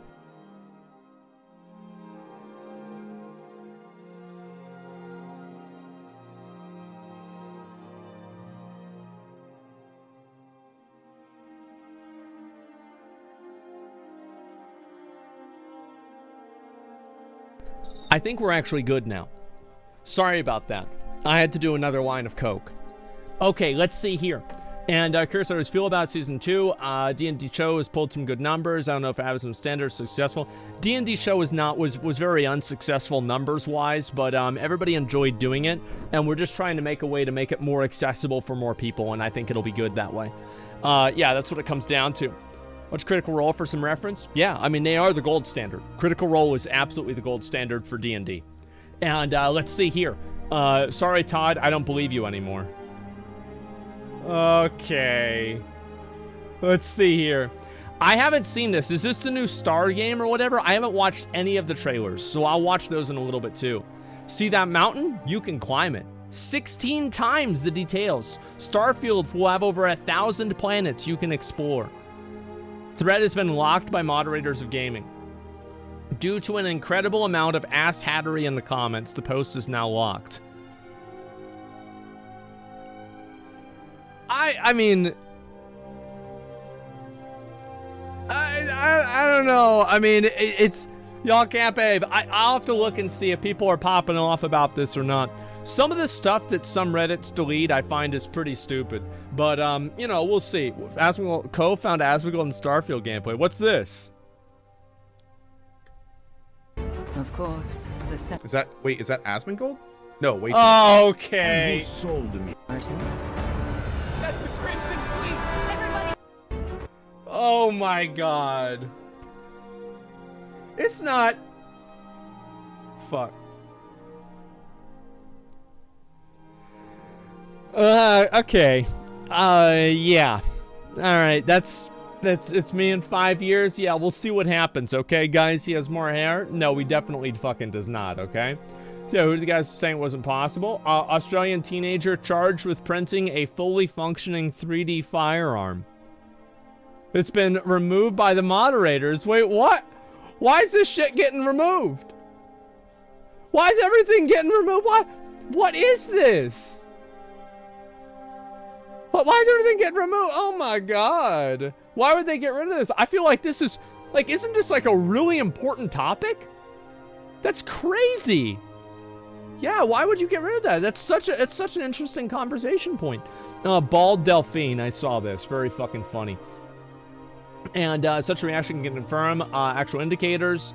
Smilegate celebrates 800k concurrent real players on Steam. I saw this. Yeah, I mean, I think that they're happy about it, obviously, but they just have to make the game. They have to do something about the bots. Like, the bots are just really, really, really bad.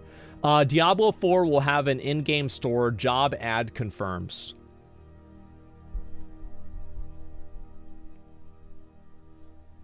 Wow. Who could have expected such a thing? Who could have expected such a dramatic turn in events? I would have never guessed. This came completely out of left field. What a shock. It won't, you don't understand, it won't be pay to win. Of course it won't be pay to win. It's just, it's pay to get ahead a little bit. It's pay to, it's just, listen, there's plenty of people that get really good gear and they can't kill bosses. So just because you spend real money and you can get items that allow you to buy gear, I mean, that doesn't really mean that you're winning, right? I mean, if anything, it's pay to lose because you lose the fun of getting it yourself, right, guys? Right? PvP? Well, I mean, if you beat somebody just because you spent more money than them, you didn't really win, did you? Right? Isn't that it? Oh my god, man. Technically, DLC is pay to win? True! True, it's the same exact thing. Blizzard isn't Blizzard anymore, and it hasn't been for a long time. I think the gaming has just changed. Just don't buy it. I know y'all will and continue to complain about the store. I think that Diablo 4 will probably be worth the $60 that it costs. I think that it will. It will probably be worth the $60 that it costs. But I don't think that it's going to be better than Elden Ring. I think that I will probably play the game enough to where if you took $1 per hour spent in the game, I will get my money's worth, right? Yeah, sure. Don't you mean 80? If it's $70, then I will still probably get my money's worth with the game. I think that's average. Two different genres of games. Okay. I mean, that's, you can still play one or the other. Quick, someone get a job and make sure the in-game store doesn't work. Yeah, it's about right. Sabotage them from the inside. I like that idea. Yeah, that's like Ron from, what's it, Parks and Recreation. Not to malfunction, but to recirculate the money used, so it seems to be earnings, but actually accumulating debt. I would be really happy to see them, like, the good thing with something like Lost Ark, and I think this is the same thing with Genshin Impact as well. Just give me take a drink.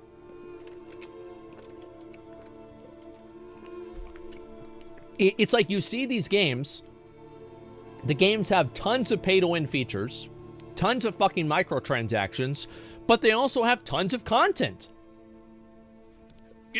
They do. There's fucking new shit getting added into the game all the time. They're adding in new shit constantly. Like, doesn't Genshin Impact have like a new fucking patch all the time? So Genshin, they don't have content? Yeah, I mean, I feel like, yeah, they bring out new... every 6 weeks, yeah, every 3 weeks. It has new patches constantly, man.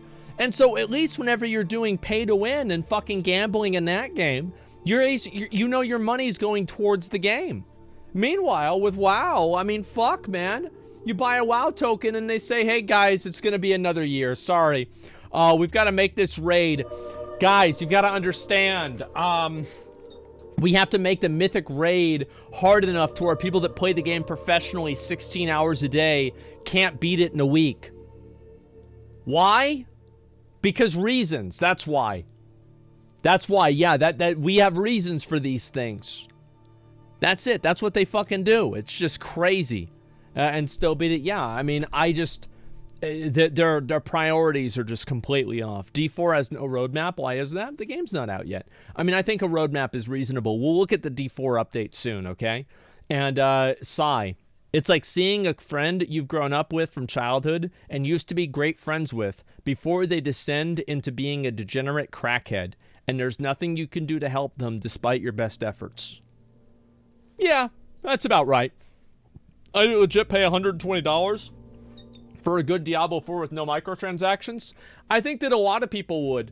And to be honest, I mean, with inflation and everything, the fact is that it's not a surprise that companies have microtransactions in games because gamers just refuse to pay more than $60 or $70 for a game. That's just all there is to it. Gamers have decided, you know what? It's 60 fucking bucks and that's it. If you can't fucking make the game for 60 bucks, I don't want to deal with it. And that's what it's been for many years now. I think it's going to continue being that way. But prices and costs go up, but the people don't want to spend more money. So what do you have to do? You have to have in microtransactions and other ways to make more money back. I get that. I understand it. But all I'm saying is that I want to say another thing. I forgot about this. I haven't talked about this.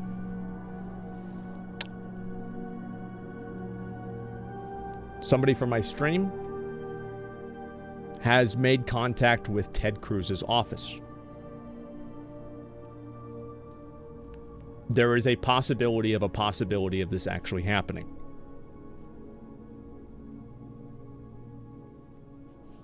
I don't know. But we are going to try. Blackjack with the 5 good subs, I appreciate that. And you know what? If it doesn't work with old Ted, we're going to go to the next one. And we're going to go to somebody until we can fucking get an audience and we can have ourselves heard. Because you know what? I'm sick of this shit. I'm sick of this gambling horse shit being put in video games.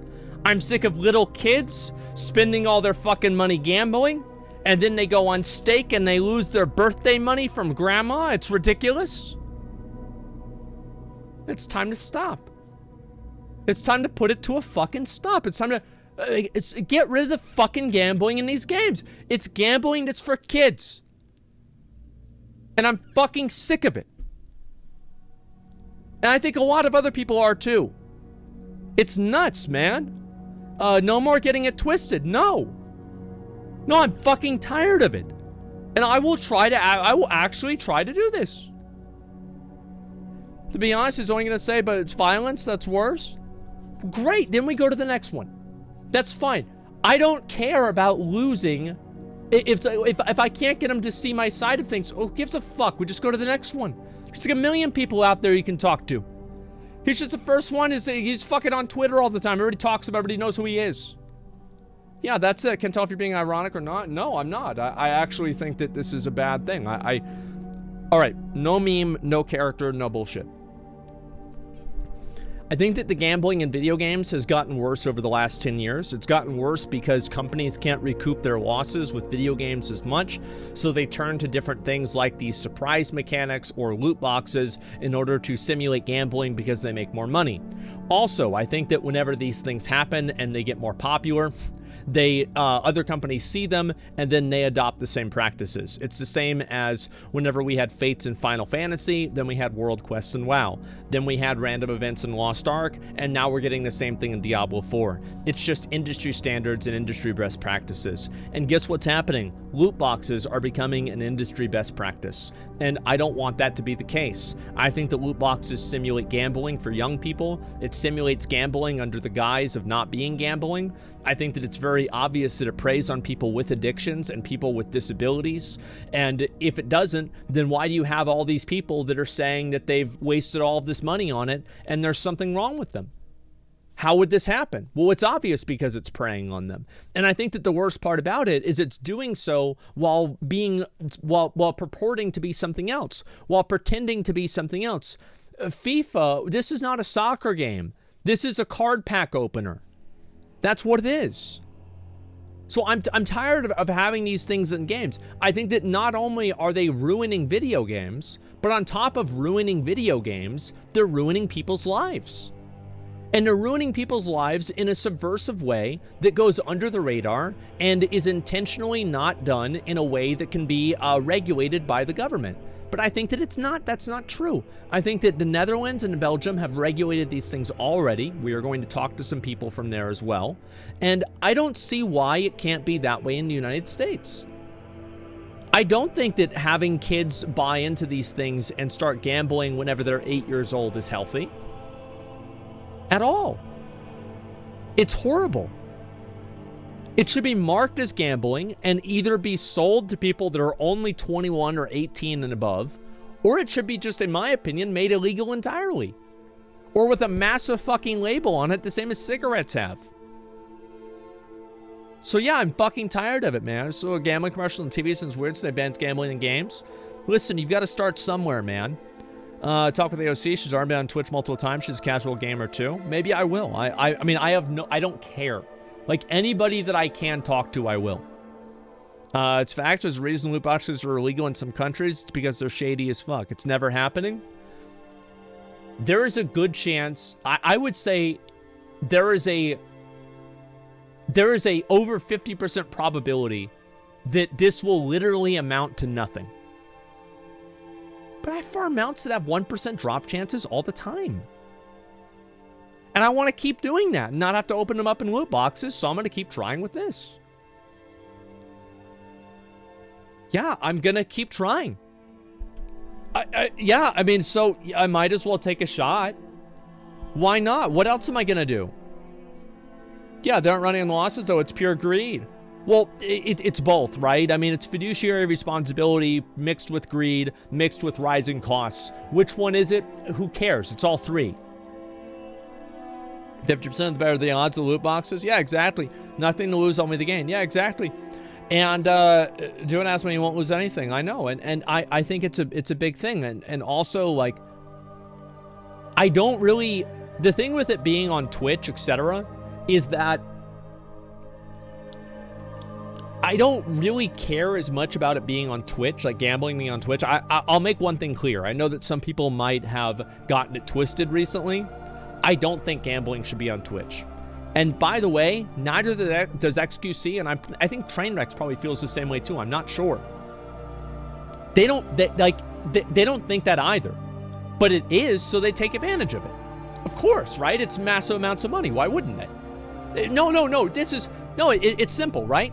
It's like, imagine if you could have a button in a video game, and you click the button that gives you 1 million gold. Everybody would click the button. I'd smash it. But everybody would probably agree that this is a bad button to have in the game, right? So you can take advantage of something while simultaneously thinking that it should not exist. That's just one example. So all I'm really trying to get at here is this. I view gambling on Twitch as just a symptom of the problem. And if you get rid of gambling on Twitch, what's going to happen is that people will just gamble in a different way. They will gamble in a abstraction way. In the same way that they did like CSGO loot box openings, etc. They'll just do something else similar to that. That's what I would say. What happens if games like Diablo are treated like gambling in law? Do those games get banned off Twitch if gambling is banned? No, of course not. I think it's a disingenuous comparison. Starting an online petition might increase your chances of being heard by someone in office. Maybe I should do that. Maybe I should unironically do a petition. I have no idea. Yeah, I don't know. Or try and pushing it in the EU agenda. Should treat predatory developers like sex offenders. No. Let's see here.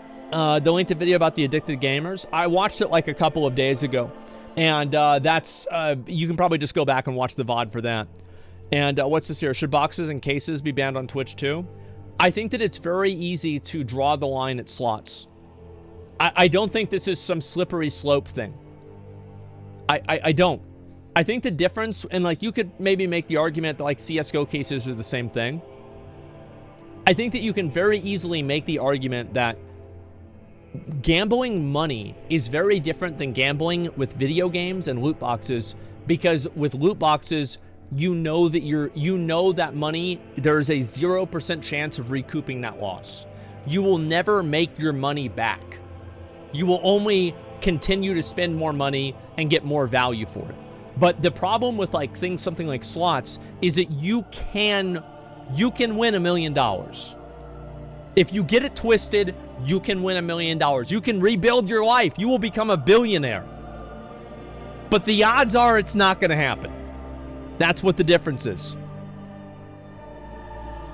What's this here? There are Pokemon cards, Magic cards, Yu-Gi-Oh cards for kids. Aren't they essentially gambling for kids? I think you can make that argument, sure. I think there's other things that are gambling too, but I think the loot boxes are pretty, it's pretty low-hanging fruit, and it's something that you can address and look at directly, and it's obviously bad, so it's like, you always get mired down whenever you try to think of every exception and every hypothetical and every comparison. I think that loot boxes are bad, and you should just focus on those, right? Yeah, one step at a time, man. Just focus on that. That's what's bad, and that's all there is to it for me. You can sell CSGO skins, though. There's a million different trade sites. That's why I said it was a little bit different. Yeah, I know that. In certain games loot boxes, you can still make your money back by selling the skins. Yes, I know that's a little bit different. So I would say that makes it worse, if not better. Anyway, let's go over. I will watch this this video here. Where is it? Where's the guy that spent a lot of time playing Diablo Immortal? Where the fuck was it? Did I lose the video? Where the fuck did it go? How did I lose the fucking video? I have like 50 videos open. I missed it. Okay, what's the guy's name? It's like Rax Cracks or something like that. I forgot what it was. Google's AI becomes sentient. Yeah, I've seen that. I've heard about this actually. Let's see if I can find it. Rax, that's right. Yeah, there's no way I would have fucking spelled that shit right. Okay, give me a second. Let me pull this up. Okay. It was the, yeah. Okay, so this is a video I want to watch. How I reached the cap on everything in Diablo Immortal. Alright, here we go.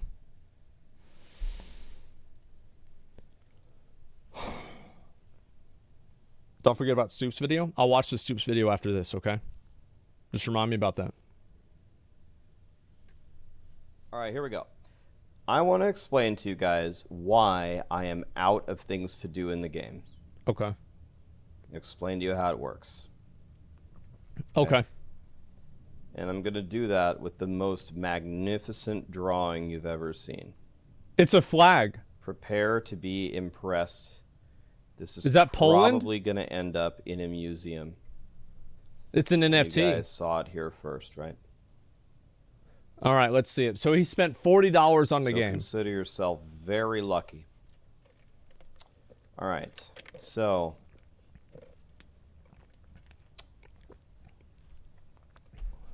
I am currently, so here's me. That's my demon hunter. Okay. Okay. Oh, it's her I'm hair. I Paragon get it. 30. Paragon level 30? Holy shit. I'm Paragon 30. That's a lot. A couple things that we need to understand. Hell 1 starts at Paragon 0. Sounds like this guy's having fun. Hell 2 starts at Paragon 30. Okay. And Hell 3 spawns at Paragon. See how I use the leftover H to connect to the 3? Very clever. Can't teach that stuff, guys.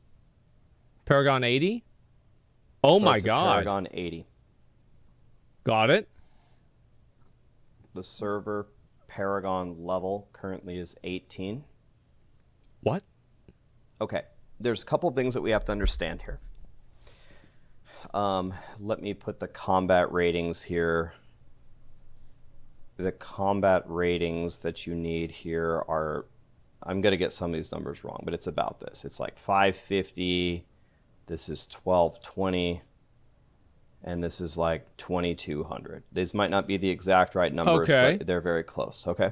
Got it. So now let's understand how this game works. Okay, let's see it. So the ways that you gain power are, first of all, your items, right? First, you have your items. Obviously, your sure. legendaries and your sets. 2x, yeah, this is a little bit slow. Second thing that you have are your legendary gems. The third thing you have are your Paragon levels. I put it on 1.5. All right, let's see. And then you have your charms. The too fast. And I then you can't have keep your up. Yeah, sure. upgrades. Give me 1 second. Timeout complainers. Yeah, timeout You complainers. have- What else am I missing, guys? Missing anything else? You Let have me your watch it. sets. No, your sets. Mm-hmm. And then, you know, I guess you could say your legendary powers. Yep, no I'm trying complainers. to think of every I don't wanna possible hear way you it. can power up in this game. Now, what I'm going to So do... those are all the is things I'm you gonna, can get. Yeah, Got it? Heliquary. Okay, yeah, Heliquary. Understood. And your shadow rank. You have your shadow Mm-hmm. rank. And then you have your, normal gems. We'll put it over here. We'll call it 4A because I'm running out of room. Okay. You have your gems. Yeah, you have your legacy of the Herodrum. Yep. Holy All right. shit, this is so complex. So let's talk about these. Oh my So the god. first thing that we need to do is get our red cross-out Okay. thing because most of this stuff doesn't even matter. Charms are completely worthless, gone. Okay. Gems are also pretty freaking worthless. Your regular gems. All right. You can do a few layers to get a couple more. You can run a couple little of bit things extra with your friends stats. and get some gems Sure. and level them up little by little, but they're essentially worthless. Legendary powers do not apply to me. I have every single one in the game except for one. Legacy of the Herodrum does absolutely nothing for you. Okay? So that's gone. So why is it in the You're game? left with like Five different things. five or six things that actually matter. Yeah. Now let me go through and explain to you why I can't do any of these. Let's start with the shadow ranking. I can do this, but it takes me 3 seconds every day. I'm done. So I played my 3 seconds for the day. Okay. I did my vault. You do a Done. vault. You do Beat the game. 1 BG, and then you do a contract. It's about 3 seconds of game time, and it's done. Okay. Okay, so I did that. That's I can do hard. that. That's fine. Done. Heliquary, this is like twice a week. Okay, so this is not something that I can actively do. So you just It's run like through twice a there week. twice. So that's not something that I can do. Makes sense. Let's start with items. Okay. Mm-hmm. So what you can do when you're farming and okay, let me start over. So when you Okay. find an item, you want it to roll exceptional. When it rolls exceptional, it rolls for a few things. Does it roll better stats? Or does it roll triple stats? And does it roll triple affixes, right? So if you look at my gear, this is the wrong character. Let me go to my Demon Hunter real quick. Oh If you my look at gear, god. every single piece that I have is exceptional. All of it, already. Okay. Okay. Triple stat, it's exceptional. Triple stat, exceptional. Double stat with very high stats. See how these Wow. are 55s when these are 45s? Wow. It could be better with triple, but it's already an exceptional piece. Exceptional, exceptional, exceptional. It's all exceptional. Boom, boom, boom, boom. Okay? It's all exceptional. Holy shit. So that's already done. I already did that. Okay. So this is done. Legendary gems, as a free-to-play player, you cannot do. There's nothing I can do to advance it. I can run my... Oh, because he's got total. He only spent $40 on the game. Well, of course you can't play it. What do you expect?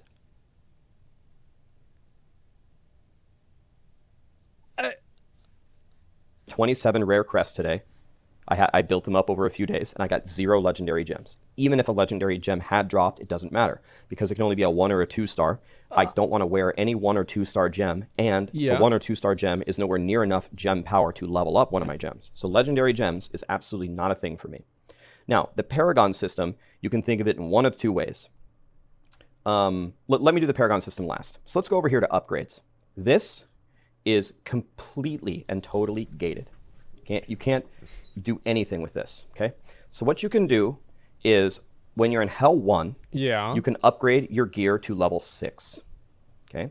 When you're in Hell 2, Okay. or excuse me, when you hit Paragon 20, at Paragon 20, you I can didn't know upgrade you your were gear to capped 7. there. And at Paragon 30, you can upgrade your gear to 8. right? Wow. And guess what rank all of my gear is? It's level 6. You guys got it. It's Paragon. It's level 8. oh, And guess oops. what? You might ask yourself, Rax, are you really strapped for mats getting all your stuff to 8? Nope. I'm Ultima overcapped on everything. I got Wow. 5 billion scrap. I have 5 billion dust. And I have 5 billion. I have 167 salvage legendaries. Holy So fuck. I could level up my gear and way he played this game free to play? You did all of this in free-to-play? Imagine what this guy could have done with some 5 stars. Give him some $25 Rifty boys. On this, but I can't because I'm capped until level 40. By the time I'm level 40, the amount of materials that I will gain will skyrocket, and then I'm always capped, always limited, right? Right. So that's not a thing. I can't do that either. Okay, so you can't upgrade your gear. So instead of giving that, let's just give it a check mark. I've Got it. maxed my items, essentially. I've maxed my upgrades. Got it. Now, set items is gated in a weird way, so I'll give it an orange text. My set items are all completely wrong. I don't have any of the set items that I want. But the reason for that is every week they pick 2 dungeons that have a very high chance to drop set items. So if we go into the game and we look what dungeons those are, we go to Codex, we go to Activities, and look, it's Temple of Namari and Caverns of Echoes. One. Okay. And last week it was Mad King and... Just a minute. Oh, sorry.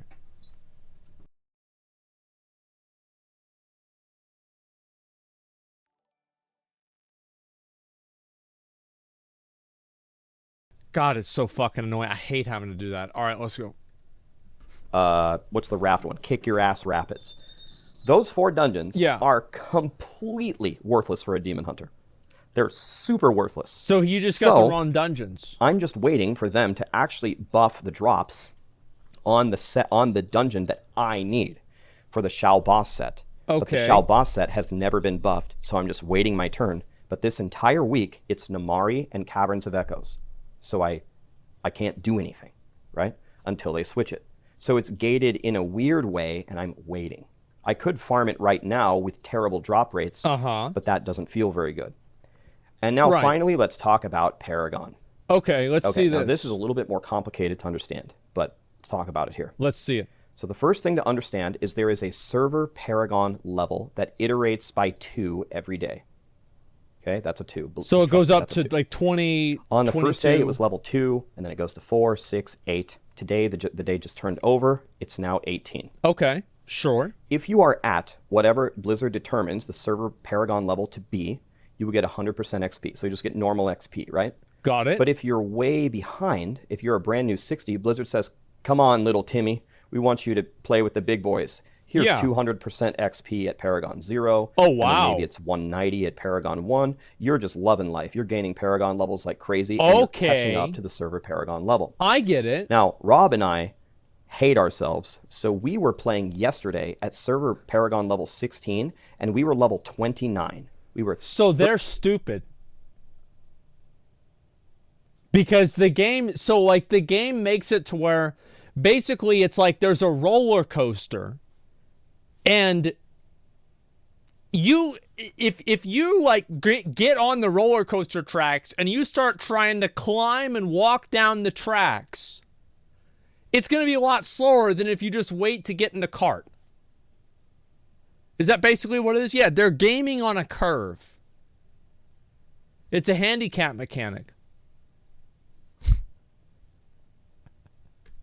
13 levels above the server Paragon level. Yeah. And our XP was 10%. That's right. Blizzard was taking 90% of our XP and throwing it in the trash can. Because Blizzard has a collar around us and says, bad Rob, bad Rax, stop getting XP. We need to drag you back toward the server Paragon level.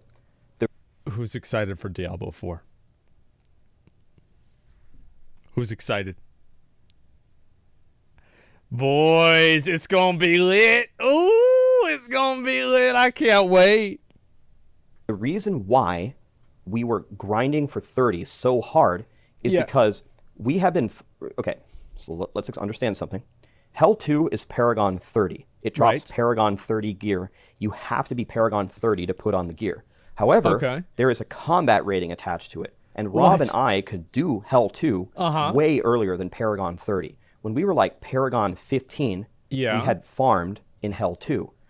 That's why we each had an entire stash full of all of the best items. But you couldn't put it on. How did you ding Paragon 30 and have an exceptional Hell 2 gear in every slot where it's possible? It's because Rob and I have been playing Hell 2 since Paragon 15, and we banked an entire stash of gear, and the second we hit Paragon 30, I gained 400 combat rating. I don't know how Rob did it. Rob gained 600 somehow. He had even better gear than me. Oh my god. So what we were doing, we were trying to hit Paragon 30 before everybody to use all of... You know what's so funny whenever I think about this? Is the fact that they're still never going to be as good as Mega Shields. It doesn't matter. They're never going to get there. Like, show his profile? Can somebody link me his profile? I want you guys to see it. I saw some pictures of it. I want to look at it after this, okay? Mega Shield, yes, he would 2v1 them. Watch his PvP video? Wait, he has a PvP video? No way. No fucking way. But the gear that After we had farmed this. that we couldn't equip until we were on Paragon 30. Okay? And we did that. We're Paragon 30, and we put on our gear, and Rob just cleared a challenge rift 70, which is insane. Uh-huh. Because he's a barb, and Undying Rage is godly, right? That's He just murdered it. incredible. Wow. So now let's consider my situation. My items are essentially perfect. I need the set items, but I need to wait until the week rolls over, and I have to pray to God that they pick the dungeons that actually drop my set. So my items really can't get much better. My upgrades, I cannot upgrade anything. I can't do it until I'm Paragon 40. But remember, I'm so far ahead of the server Paragon level Just buy right now rifts. that my penalty is still 20% XP. So if I grind Paragon, it's going to be miserable for me. What I can just do is just sit here and wait day after day after day, and my penalty will be alleviated as the server Paragon catches up to me. And then I can just blast 30 through 40 in one day quite easily, right? Yeah, of It's very course. easy if you don't That's have what a makes 20 or sense. 10% penalty. Obviously. So there really is no incentive for me to grind Paragon, because what I can do is everybody in the world can try super hard. You can try super hard every day. Yeah, for like, yeah. let's say 2 straight weeks. Work hard. Fine. Maybe the server Paragon level is like let's say the server Paragon level is 60 and you've been blasting and you're a 70. You're 10 levels above it, right? You've been trying so hard the whole month. And I'm just a stupid noob and I'm still 30. But guess what? I'm going to log in on this day and I'm going to have like a 300% XP bonus. I'm going to get a Red Bull IV. Uh-huh. You know? I'm going to get a Red Bull IV Okay. Okay. injected into my veins. And I'm going to go up. I can go up like, I don't know, 30 levels in one day. I'll just be 60 in one day. Yeah. The next day you'll be 72. Yeah, I'm good. And then I'll be, I don't know, 66. Here I come, guys. And then See, get all this, get all this shit off the screen, man. Like, what are you doing? Just spend money in the game and your character will be more powerful. It's not hard. You don't need to go through calculus school to do this. It's simple.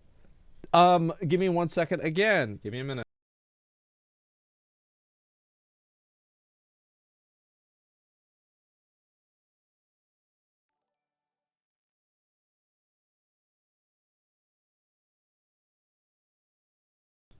What happens, by the way, so I have like a mucus in my throat and it goes down my throat and I can't speak properly.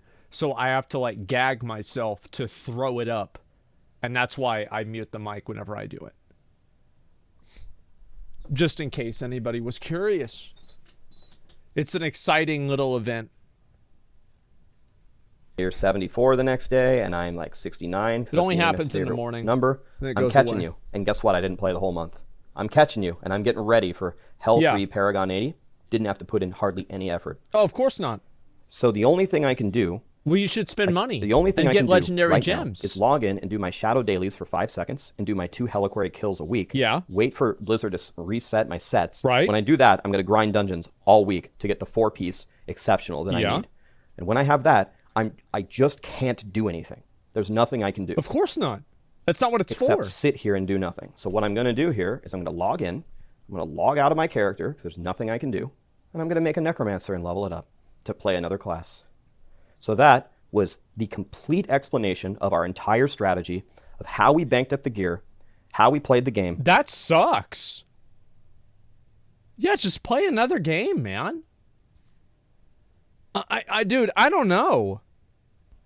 And why we have essentially What is maximized this? every single thing in the game possible. And logging in and playing the game doesn't help me at all.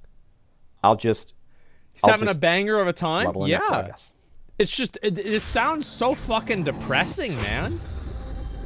It does. Like, holy fuck, that's so sad. Just playing the game? Yeah, it's like, I get, like, here's the video. It's by, Rax Interax. I think that's how to say his name. I'm not really even sure.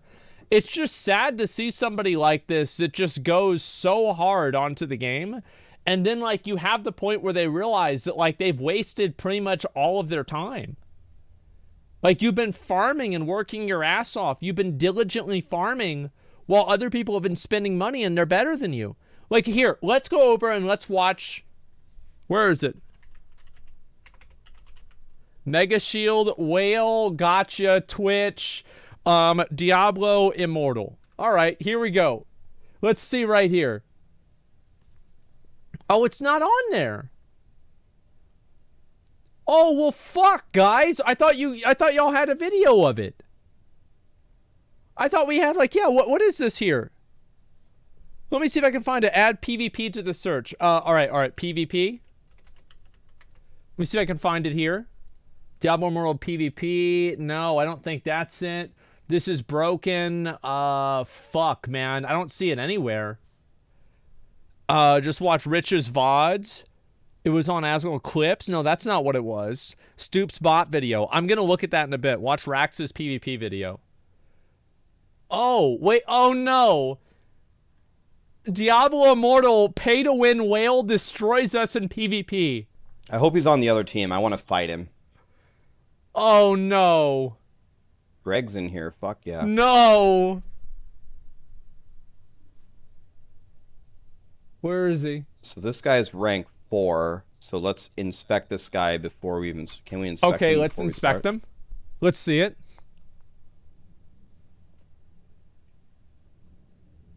Oh, it's not letting him. That's too bad. It's broken, I guess. Okay. Here we go. Can't inspect before the match. Yeah, the that's pay the to way it win goes. it's completely ruined PvP. It's not. It's probably not that bad. Everybody else is like 8-2, 8-1 at the top, and this guy's 21-1. Okay, yeah. I mean, he's doing pretty well. Look at that. He's popping off. Look, he did a little bit of damage. There's one guy over.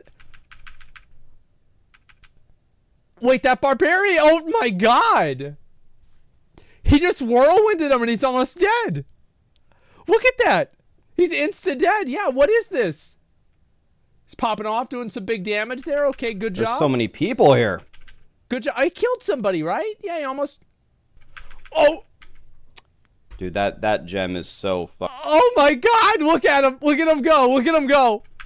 Holy shit. Dude, that gem is so fucking good. It's so fucking good for oh PvP my that god, roots me. that's amazing. I was going to be fine. Even in the middle of 4 people, I was not going to die. And then their legendary gem rooted me. And then I died. Of course it did. That's what you get.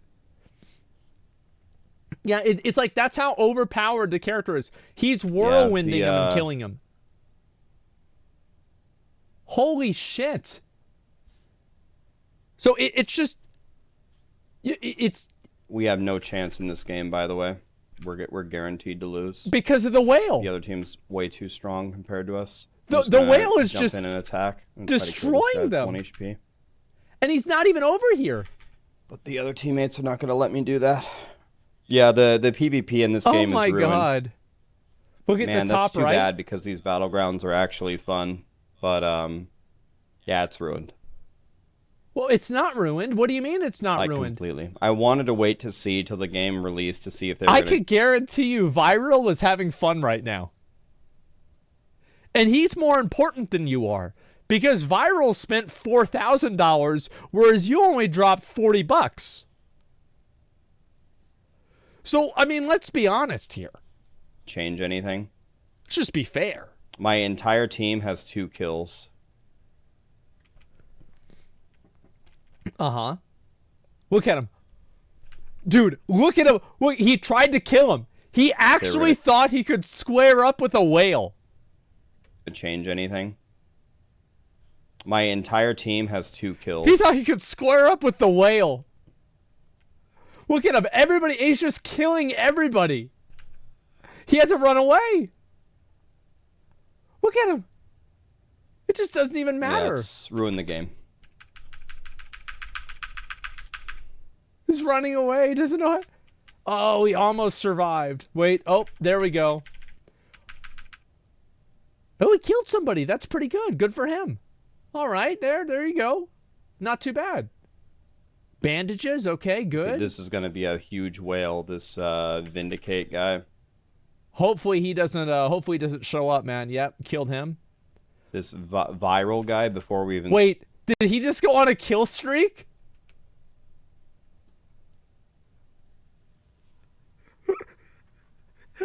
Bro, he's going wild. This viral guy before we even started. Remember how I said let me inspect him? Uh-huh. I want to see him kill him again. This game is... I want to see him kill him PvP, again. I mean, well, also the PvE. I think it's ruined. I love this. It's ruined? Is it really? Oh my god. Will you watch the Xbox show? Yeah. As a team. Holy shit, man. This is amazing. I love it. Come on, please show that guy going on their kill streak. I want to see it. Like, this is just him getting his ass beat. Like, attack game. Attack. Oh, he killed somebody. That's pretty good. Please show the whale again. I want to see this. It's ruined. Sadly. Please, where's the whale? Come on. I don't see him anywhere.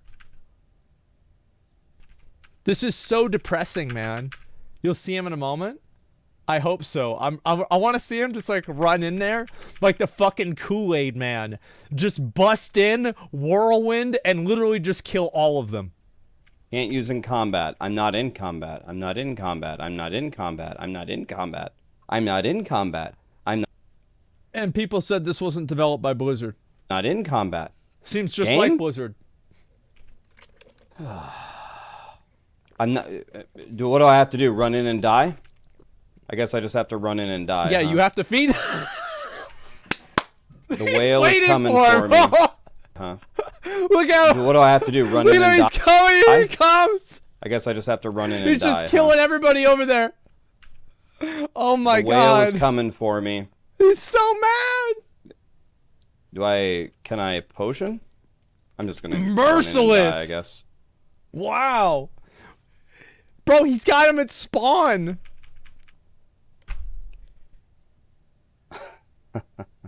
Dude, he's getting spawn killed by a whale. I'm just gonna die here because I can't potion. And then yeah, these guys are out. Oh no, there he almost got a kill. Oh god, there he is again. I think I'm gonna. I'm considering stopping playing this game. This was 8 days ago. I think I'm considering not playing this game anymore. Uh-huh.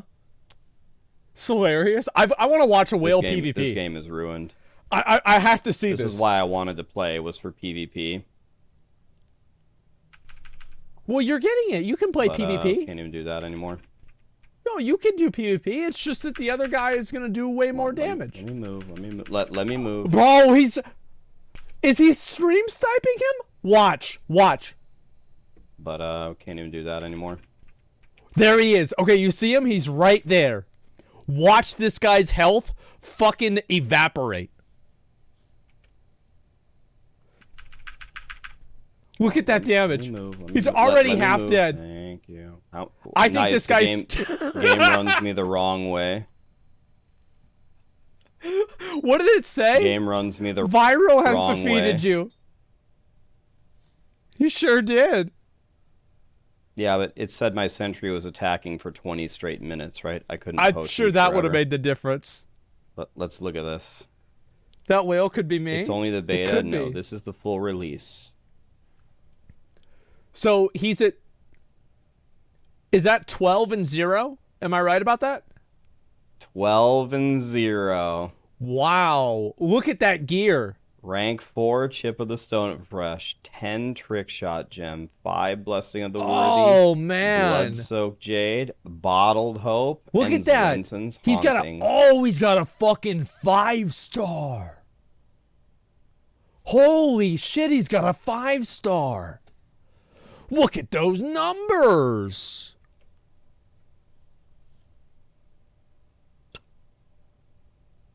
This guy's a god. Dude. Holy shit. Oh. This is amazing. Diablo Immortal whale PvP. All right, let me link this video real quick. Here, you guys can watch this right there. Well paid. This guy, it's Bobby's Barb?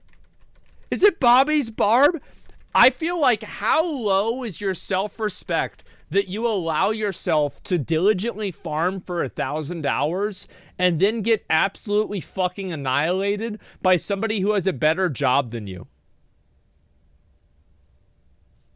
Like, really? I mean, how is this even possible? Mega Shield PvP video. Wait, I haven't seen it. Like, if somebody can please link it to my mod so I can watch it. Please, I have to see this video. I will not stop until I watch the POV of an actual whale going and doing what it needs to do. I have to see it. It's made to cater to whales. Wife is pay to win? You're exactly right. Yeah, I want to see a video of this on YouTube. Yeah, link it to one of my mods and they'll post it, okay? Diablo Immortal PP. What are people typing? Sad face? This is not a game. This is whale power fantasy. The game is not there for free players to enjoy. It's for whales to brutalize them and pretend that they're good when all they did was swipe a credit card. So sad that these are the depths the Diablo franchise has sunk into. As much as I feel for you, Rax, I really couldn't see it going any other way. Wow, who would have thought that people pumping thousands of dollars into a pay-to-win game would crush you in PvP? I'm so shocked and surprised. Good thing that you were pushing and promoting this game from the start, only now to realize what it really is. A disgusting cash grab for whales. So I looked into Mega Shield's gear, and let me go ahead and see if I can find this.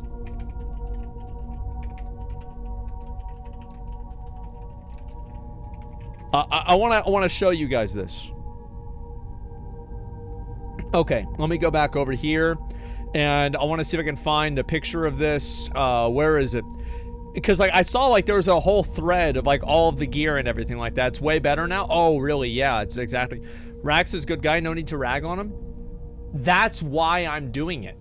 I think that, yeah, he's a good guy. Dude, this is a guy that loves Diablo 3, and he probably loves Diablo. And he's seeing his favorite franchise be fucking just absolutely exhumed of money out of these whales. Yeah, it's sad. It is fucking sad that it's happening. Xbox Showcase in 15 minutes. I don't think it's in 15 minutes. I thought, is it really in 15 minutes? If it is, we'll watch it. I just didn't know that. Look how they mask. It is? Okay, well, we can watch at least one more whale video by then, okay? Don't worry about it. Yeah, it's okay. And so let's see, you need to watch the Grumpy Bear Meltdown? Let me see this. It's just interviews. Wait, it's just interviews. Really? Oh, it's just interviews? Oh, okay, well then never mind. That's probably not going to be anything else going on. Okay, yeah, never mind then. Mega Shield video. Yeah, nobody can link it to my mod, so I'm not sure really if it exists. Let me see here. Stoops bot video. I'll look at it in a second. Free to play versus a whale. Free to play Demon Hunter. Whale POV PvP. Let's see if I can find another one, okay? We'll watch this last one, okay, guys? This is only a 3-minute video. It's just dev interviews? Oh, okay. Yeah, link it to Fern Melder and it'll be good. Watch him. Yep. Total $0 spent. They never see it coming. Man, the stash is incredible. He's having fun. This is 100% getting nerfed. Look at him. He's chilling, enjoying himself. Everything's good.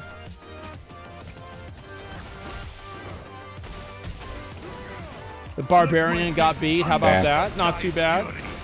Time for some ultimates. Get this Damn, guy. Get this guy too, because why not? Probably gonna kill this guy too. Why does he not have a Well health bar? played. Doesn't matter, he dies anyway. That's a good play. That's a good play right there. It's just erasing them. Yeah, I know. He's doing amazing. Okay, this guy's dead. All right. Well, where's the whale? It's OP, man. Oh, I don't see shit. What the fuck? Yeah, where's the whale? I don't see him. This seems fine to me. Yep, get this guy too. Yeah, it's Yep. pretty good. He Might is just the do PvP win. all night, man. I'm trying to destroy these guys. Who cares? Wait, oh, I got clickbaited? No. No, I didn't get clickbaited, did I? I think I did. I think this is just him. This is him having a good game There, in need a team. PvP, trying to show off. That's what it's gotta fucking be, man. It said whale POV PvP. I thought it was a meme. Yeah, I thought it was a meme thing or something like that. Let's see if I can find. God damn, man, I'm really disappointed. Rich has some of this on like his channel, right? Let me see if I can find it. Rich W Campbell, and so he did PvP and he had this stuff happen himself, right? So is this back whenever he? Is there a part where he actually did PvP himself? He's ripping people. Where is this in the video? Did anybody see this so I can watch a PvP game and actually get an idea of what PvP is really like? Because I'm like super curious about this. Like if it's actually as like go to clips. Okay, I'll go to clips. Videos, featured, clips. Okay, so Immoral, I told you it was coming. What's this here? $25 riffs. Okay. Wait, what? Here they come, here they come, here they come. Oh, yeah, they're womboing me. They're rising up. They're rising up. Wait. They're rising up. I earned that. What? I hope I got number 1. 44-0. 44-7? This is a pretty good record.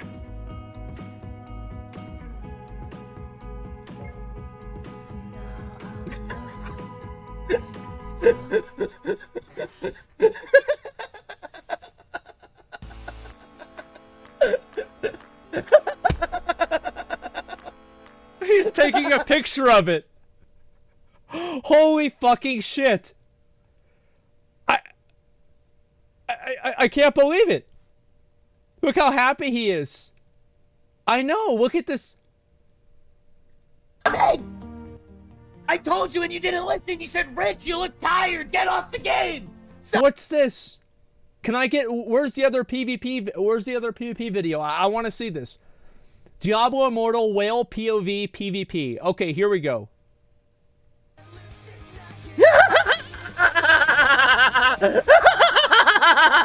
He's just...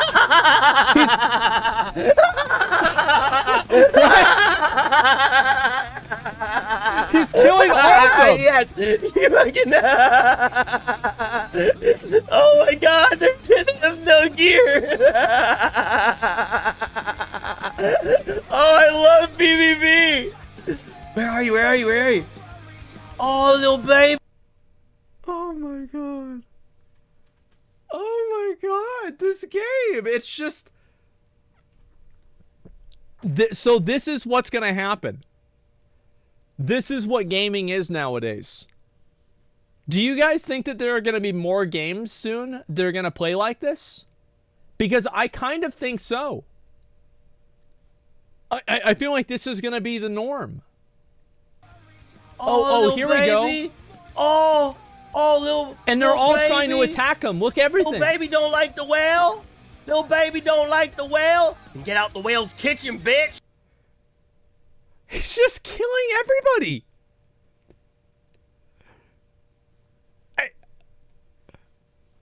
Oh my god, this is it's become more predatory. This is the best part is Where are you? these like little baby. free to play players. Oh, that think that they can actually baby. stand up against a baby real don't like whale. the whale. And No baby don't like the whale. Get out the whale's kitchen, bitch. This is the best part about it. That this is not even as far as it's going to go.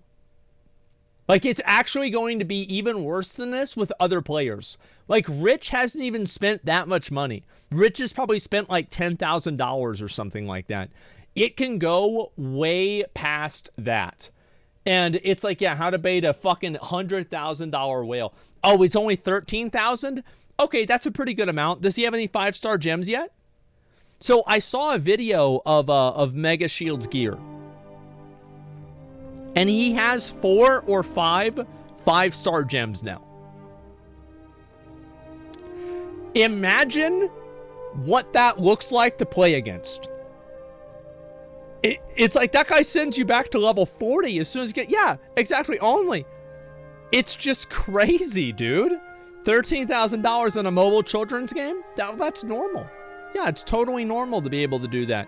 Yeah, this is gaming nowadays. I don't know why people are being upset or stressed out about this. This is just, that's the way things go, okay? Yeah, it's totally fucking normal. Imagine when they're all awakened and they have the all extra 5-star gems inside.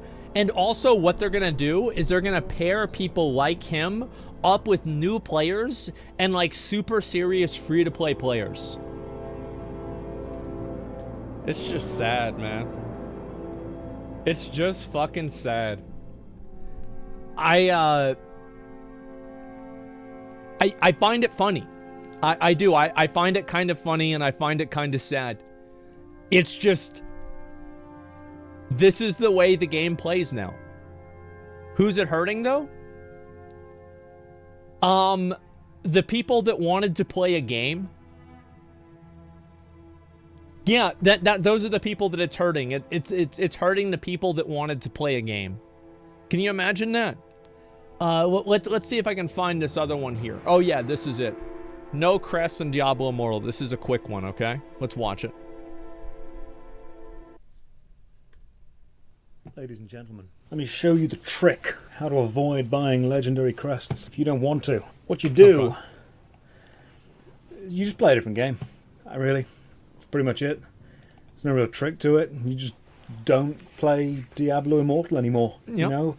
I'm going to be real with you. I was sat before this stream started, and I was thinking, I like the gameplay. I do. I know. I'm not going to play it. I would not recommend anyone download it. I can't really back Blizzard up since... Well, let's be honest. It's been a while, hasn't it? It's been a while. You know, someone says to me, "Oh, so you can't recommend Blizzard games?" I'm like, that ship sailed a couple of months ago. All that's happening now is you're just looking at the ship in the distance and seeing it get blown up by other ships. But I won't lie, like just slowly I did want sinking. to play Diablo again. The style of the game. And of course, we've got Path of Exile. Yeah, of course. Yeah, there you fucking go. And it's a very strange world. Watch the Diablo Immoral video. I know, man. It's just people saying play something else and until vapid points, more games will be like that until that's all there is. Well, yeah, because like the thing is you'll always have games that don't have the ability to whale in them, but you're going to have even more games that over time, whaling will become the norm. Like, whaling will become like, this is just what happens, right? It's like, well, of course you're not going to... It's going to be like, people are going to be upset about the game because they're like, oh, I'm getting killed by whales or something like that. As time goes on, they will be made fun of for being upset about it. I will watch the video. Xbox is not just interviews. Okay, we'll pull it up. We'll watch it for just a little bit, and if it's just interviews, we'll move over and we'll watch something else. How does that sound, guys? Because, yeah, I'm not sure what it's going to be, and so let's watch this, then we'll move over to the Xbox thing, okay?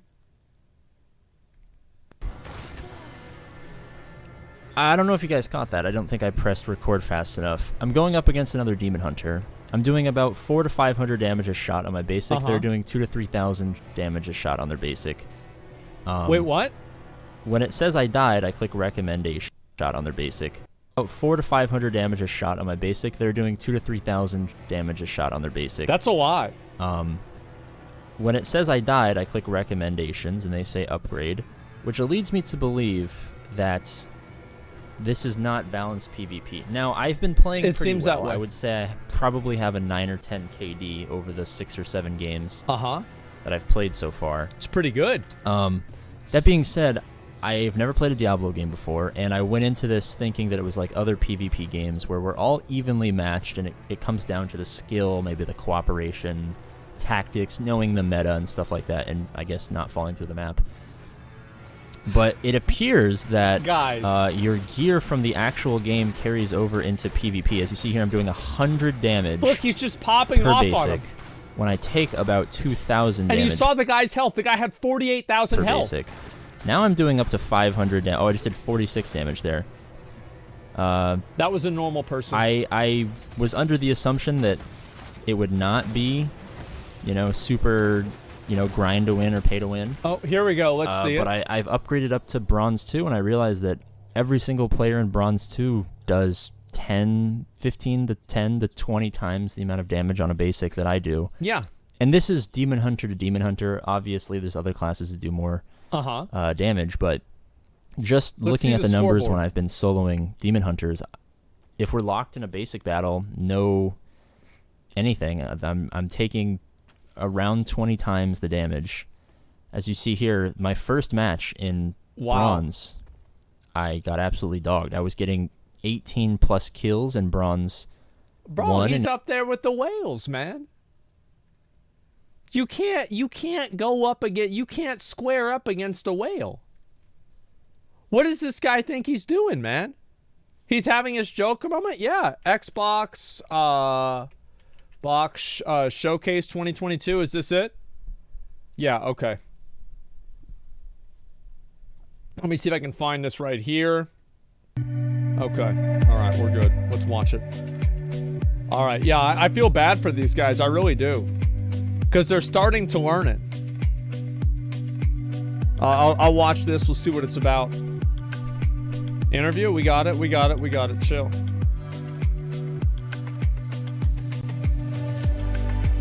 Was it 53 up against 60s? Coming up interview. I'll see what happens, and we can just move on if it's just going to be a bunch of interviews.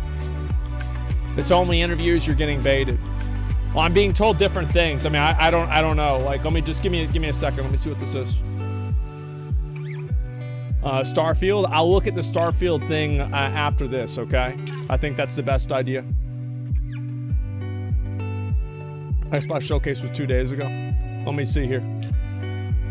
And please check Mirror Forward, the 1000% pay-to-win game in the world. People are no whales, they're dinosaurs. Yeah, sure. Okay, let's see here. Look at the description. What does the description say? On June 14th, Microsoft will be hosting Xbox Games Extended Showcase. It will share new trailers, dive deeper, and feature interviews from games and teams that were featured in the June 12th event. The second show will run for about 90 minutes, give fans... So it actually does have new trailers. Okay, well then there you go. Yeah, that's literally what they said. Okay. Alright, we'll see what this is. The Space Marine 2 trailer. I did watch that. Yes, I did. Music's loud. I'll change it whenever it gets to the interview. It's on Twitch too? Yeah, but Twitch video quality sucks. Did you watch the new Stripe Haze videos? I will watch that today. I promised I would watch it. I will watch it. I'm a little bit nervous to see how this is gonna be, but we'll go from there. Let me go ahead and change this around. All right, here we go.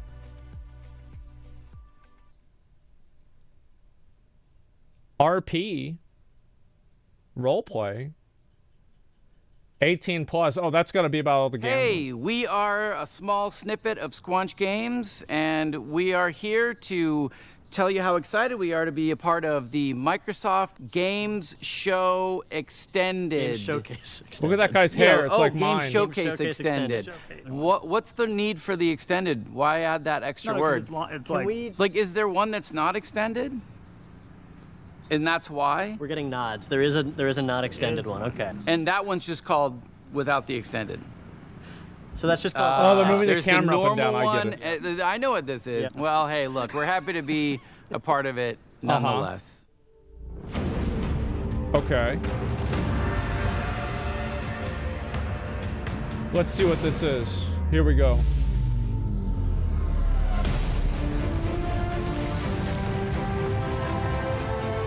Holy shit.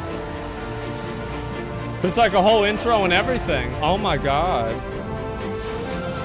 Yeah, moving the camera up and down to nod, it sounds cool, but it's always a bad idea.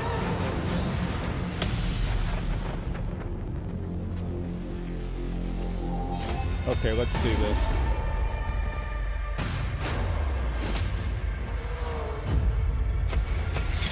More production than a Mizkif show? A little bit more.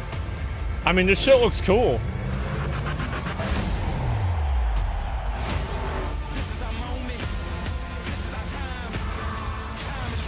Honestly, like Xbox Game Pass, I feel like it's good. Yeah, I feel like Xbox Game Pass is unironically good. Yeah.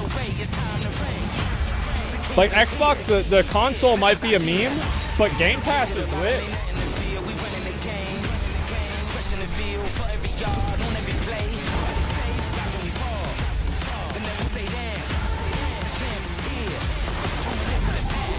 Okay, okay.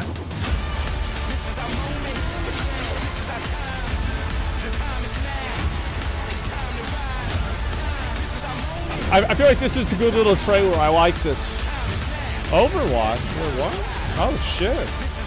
It's Overwatch 2. It's a completely new game. Okay.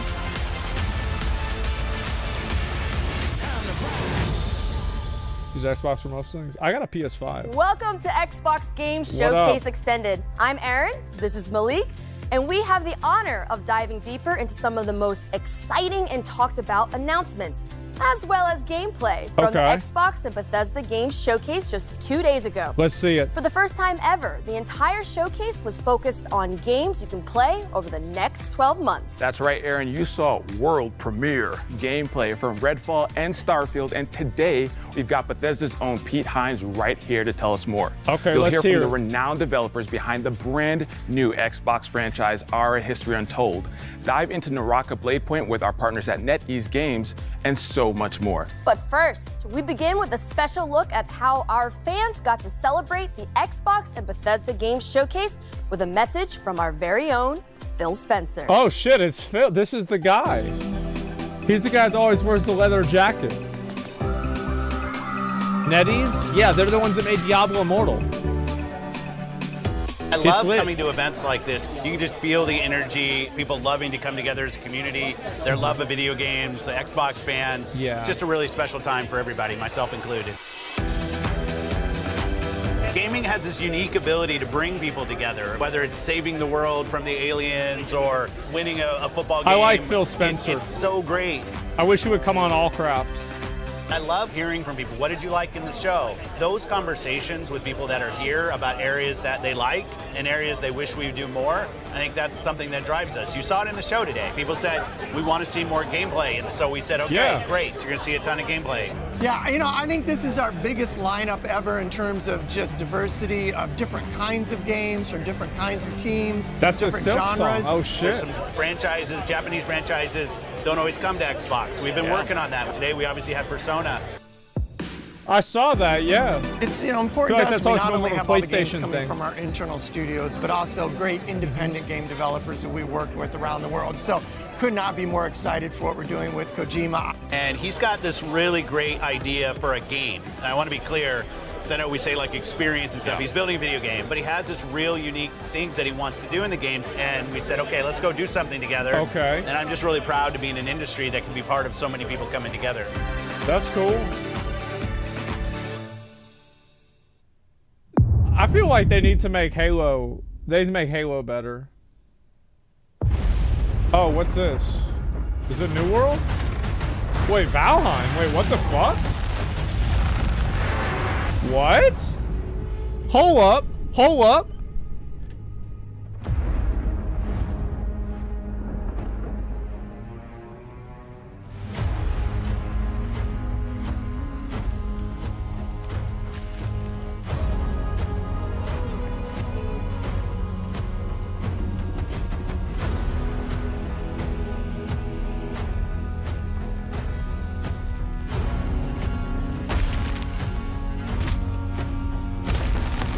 Should have shown it falling on him.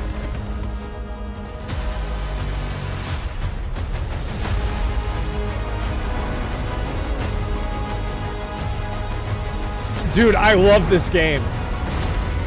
I have every trophy in this game.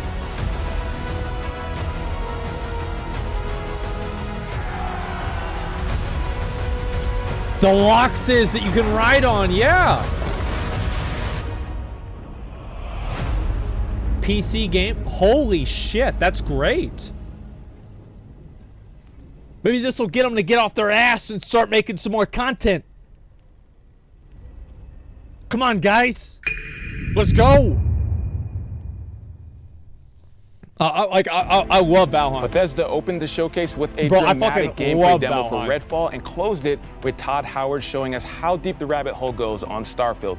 And we also got a sneak peek at upcoming expansions for Elder Scrolls Online and Fallout 76. Here to break it all down for us is the man, the myth, the legend himself, Pete Hines from Bethesda. Pete, What how up, are Pete? you? I'm great. Good to see you. Good to see you as well. So about a month ago, you all announced some delays for both Redfall and Starfield. So I wanted to give you a chance to tell us a little bit about the decision-making process for that.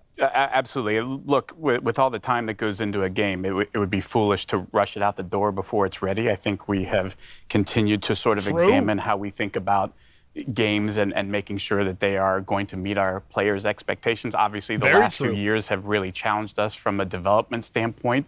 How we work now largely remotely, while a lot of our folks are not back in the office. And, that has an impact. I also think we've been thinking about things like release dates and when do we give those out? Really nice. And how do we make sure we give one out that we actually hit and don't have to change later? So it's not something we undertake lightly, but at the end of the day, I think what our fans expect, what Xbox fans, what Bethesda fans expect is a high quality game, and we want to do everything we can to give our teams the time to fully realize the games they're making. Yeah, and I think that's what it's all about, right? Like delivering an amazing experience for the players out there. And so, not another Fallout. We're just gonna jump into it. We're gonna start with how the showcase started with Redfall. Now, before we even get into the game, Arcane's making the game, and I want you to talk a little bit about the pedigree of Arcane, just in case people don't know. Sure. These folks over there, they're doing their thing. Arcane Studios is known for really amazing, immersive sims. They do any number of things. If you play games of theirs, Dishonored 2, Prey, there's a lot of common threads you'll find in them. They create really amazing, believable worlds. I think that's a big part of their game is when you're in Dunwall or you're up on a space station in Prey, that it feels believable. There's a reason why things are the way they are. They're also a big believers in systems-based as opposed to scripted. So they really embrace player freedom and sort of giving players the tools to decide, you figure out how you want to complete this mission or get through this area. We're not going to tell you how. We're just going to give you tools and then give you the freedom to go and do that. But there's great characters and interesting story. They bring a lot of different elements and then really let the player create the experience. Do some crazy shit. And that's what it's all about. Gamers have taken many games and made it their own. And I think the fact that Arcane is making the game with that in mind is super important. Now, how similar or dissimilar would you say this game, Redfall, is from the other Arcane? I mean, look, on the surface, it's a first-person shooter that you can play solo or with up to 4 players, and so immediately you might say, well, it's not a single-player game, so it must be wildly different. And don't get me wrong, there's absolutely ways in which it is different, but I think when folks play the game, and even when they see more of the game, I think they'll start to see all of those things about an Arcane game that they love and appreciate. Why it's won multiple Action Game of the Year awards for Dishonored 2, is their ability to bring all of those things together, really high level of polish, and let folks experience it. And so I think all of those things we talked about. If you want to play a game by yourself and get a great Arcane story, you can absolutely do that in Redfall. But you can also do things that you haven't been able to do in an Arcane game, like experience it with friends and find out sort of how the whole can become greater than the sum of the parts, like playing it off of each character's abilities. You saw some of that in the demo that we showed. I think the more that people appreciate that, you almost are going to want to try and play Redfall a couple of different ways. You might want to play it by yourself a little bit, play it with others, and it's a game that allows you to do either or both of those things. That's cool. I'm glad you talked about playing with friends, because I'm taking applications for friends to help me get through Redfall. I think everybody is, man. Can I put my name on that list? I'm down to a little. It'd be an honor. Guy. Pete. Keep me on that list. All right, we we're need gonna to do go it. explore Redfall together. I'm excited. I can't wait for that. And so let's talk a little bit more about the game. Okay. Now, you know, between the trailer that we saw last year at the reveal, as well as this one that we just saw, I feel like Redfall reminded players of other co-op shooters, like Left 4 Dead, for example. What makes Redfall unique?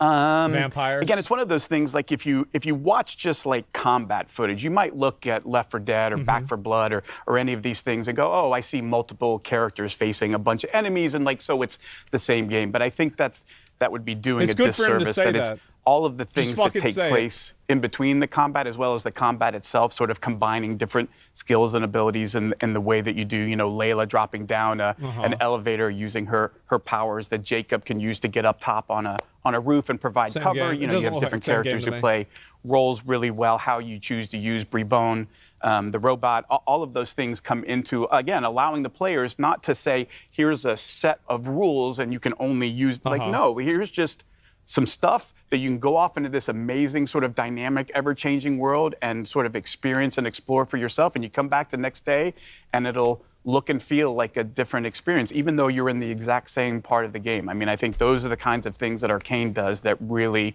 bring that sort of extra special element that makes their game so compelling. That's yeah, cool. Compelling and fresh. So I'm excited for Redfall, and you said it here for everyone to see that we're going to be playing together. So I'm going to hold you to that. Absolutely. We got the proof. All right. Can't wait. Awesome. So let's talk about Elder Scrolls Online now. I want to talk about the team philosophy because I hear that the team is actually banned from saying things like, now is the perfect time to play. My least favorite saying is there's never been a better time to play a game. Like, we all say that. Yeah, Thank games you. always get better. Thank We you. know It's that. it's horse The shit, thing that man. we It love is. about It's where horse Elder shit. Scrolls Online is going is their ability to It's good to see them continually say that, you know? refresh the experience Holy for players, fuck. provide new experiences, like going to High Isle, a place they've never been in. An Elder Scrolls game, it does a lot of things like story and intrigue. There's a lot of politics in High Isle, different factions and the conflict that's going on there. And That's again, the guy. a way that you can jump would in be and me. play by yourself and With the big experience sword. it by yourself, even though it's an MMO. But the real special sauce of Elder Scrolls Online is our amazing Thanks, Jen, for the community. 5 subs. They're so welcoming. They're so helpful. You know, if you need a little bit of help, if you need a lot of help, They're there for you. they're there for you to help ESO explain, does seem to have a good you know, to community. make sure you have a fun experience. And honestly, like, that is such a huge part for an online game of creating an environment where anybody, no matter whether you just started playing or you've been playing for 8 years, can have a good experience no matter how you years? It's decide been to out for engage 8 with it. years? I love that you mentioned that. Community is as you mentioned, is such a huge part of any online it game. really? And so for players who may not have played Elder Scrolls, who are, Holy like you said, shit. looking to jump in, to know that they have that community backing them, that's going to help them guide them in their journey Help them figure is shit super out. exciting. So, but I want to talk about Fallout a little bit. Ooh. Huge milestone recently, 25 years of Fallout. It can rent a car even now. At this point, right? We're talking about it. All right, so this has to mean something super special to the team. Absolutely, and look, we are as aware of anybody. Like, this franchise did not start with Bethesda. It's one that we took on along the way, and our intent is not just to pay homage to like Bethesda Fallout. Like, no, we mean all Fallout, because what this series has done, what it meant to us as players when we went and played those games, played the original Fallout, Fallout 76? Fallout 2. And then what the franchise has become, and sort of growing and finding an even, You can't win them a all. new audience with Fallout 3, Fallout 4, Wait. Fallout New Vegas, Fallout 76 is something we really want to celebrate. And honestly, what's going on in Fallout 76 Not a with the brownies. pit and your ability to continue to push the boundaries in an online game of story and meaningful player choice, and as you're going along, making decisions that kind of matter and have a real impact, I think is important in the evolution of Fallout 76. And just honestly, how far that game has come from its launch. Like, we're keenly aware of how that launch went, but we are also keenly aware of the incredible amount of effort and dedication from all of our teams across Just make a Bethesda new to game. say, like, we believe in this thing, and we want to give the fans more of what they want and the kind of experiences that they want. It's And where Fallout commendable. 76 is now is truly remarkable when you go back and look at sort of where we were and how far we've come, and honestly how much cool stuff is in store in the pit. It's going to be super fun. Excited to jump in, and I'm again, glad to that's see one of them those things do that I'm that. sure That's you good. guys attribute to the community, giving that feedback. still sucks. That I mean, 76 community, again, not just in the game, but what they do for each other, to support other folks in the community, what they have done to raise funds for worthwhile causes. Like, it's not just an amazing good group thing. of gamers, it's an amazing group of human beings, and honestly, one that we're honored to interact with and be a part of every day. I love that, Pete. Before you make me cry, we're going to move on to Starfield, all right? Okay. All right, so I've let's been talk curious about about this Starfield. game. I've heard Ended about the it. show. I got to say, watching the trailer, breathtaking. It's one of those things from the different locations and just Yeah, what seeing the the fuck? difference between that moon versus the Look at populated this. city. Just amazing. The dog fighting, just everything was so awesome. The team really outdid themselves. It's one of those things about a Bethesda Games Studios game that I always love, and it's been the case, honestly, since, I worked on Morrowind and Oblivion and all those games that, we talked about. Damn. And for every That single was a one, while you ago. cannot pin people down to, oh, it's about this, because it's not. Like, ultimately what those games are massive sandboxes where they give players just ridiculous amounts of freedom to say, you go figure out what kind of game you want to play and what kind of experience you want to have, because that's what this game is about. It's not us prescribing and saying, you have to do these things. And no, it's about creating this huge sandbox with over 1,000 planets so you can completely explore and say, yeah, but you don't have to. Like, it's entirely up to you to How you figure gonna out have what 1,000 is and fun they're for all me. Do I good, want though? story? Do I want to join factions? Do I want Like, how's to that gonna build happen? outposts and gather resources to build more cool stuff? The team really puts all of those tools in the player's hands and step back and says, It's now not- it's time for you yeah. to tell the story of Starfield, which is your story, which is going to be different than mine, which is going to be different than everybody else's. And I think that's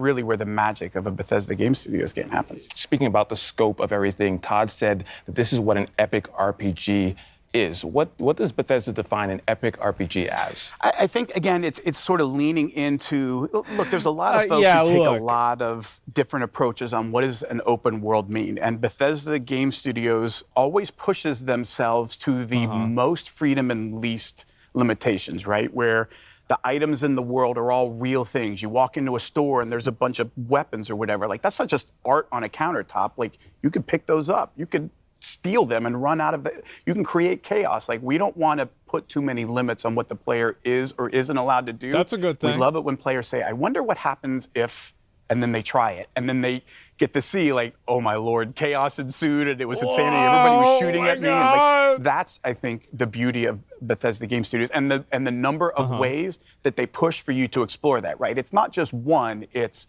you could spend thousands of hours doing nothing but shipbuilding and like focus that as all you're about, and that's okay. But you could also be about exploring every planet and finding all That's of the cool. And that's okay. Or you could just play Yeah, the the main ship story and be like, customization.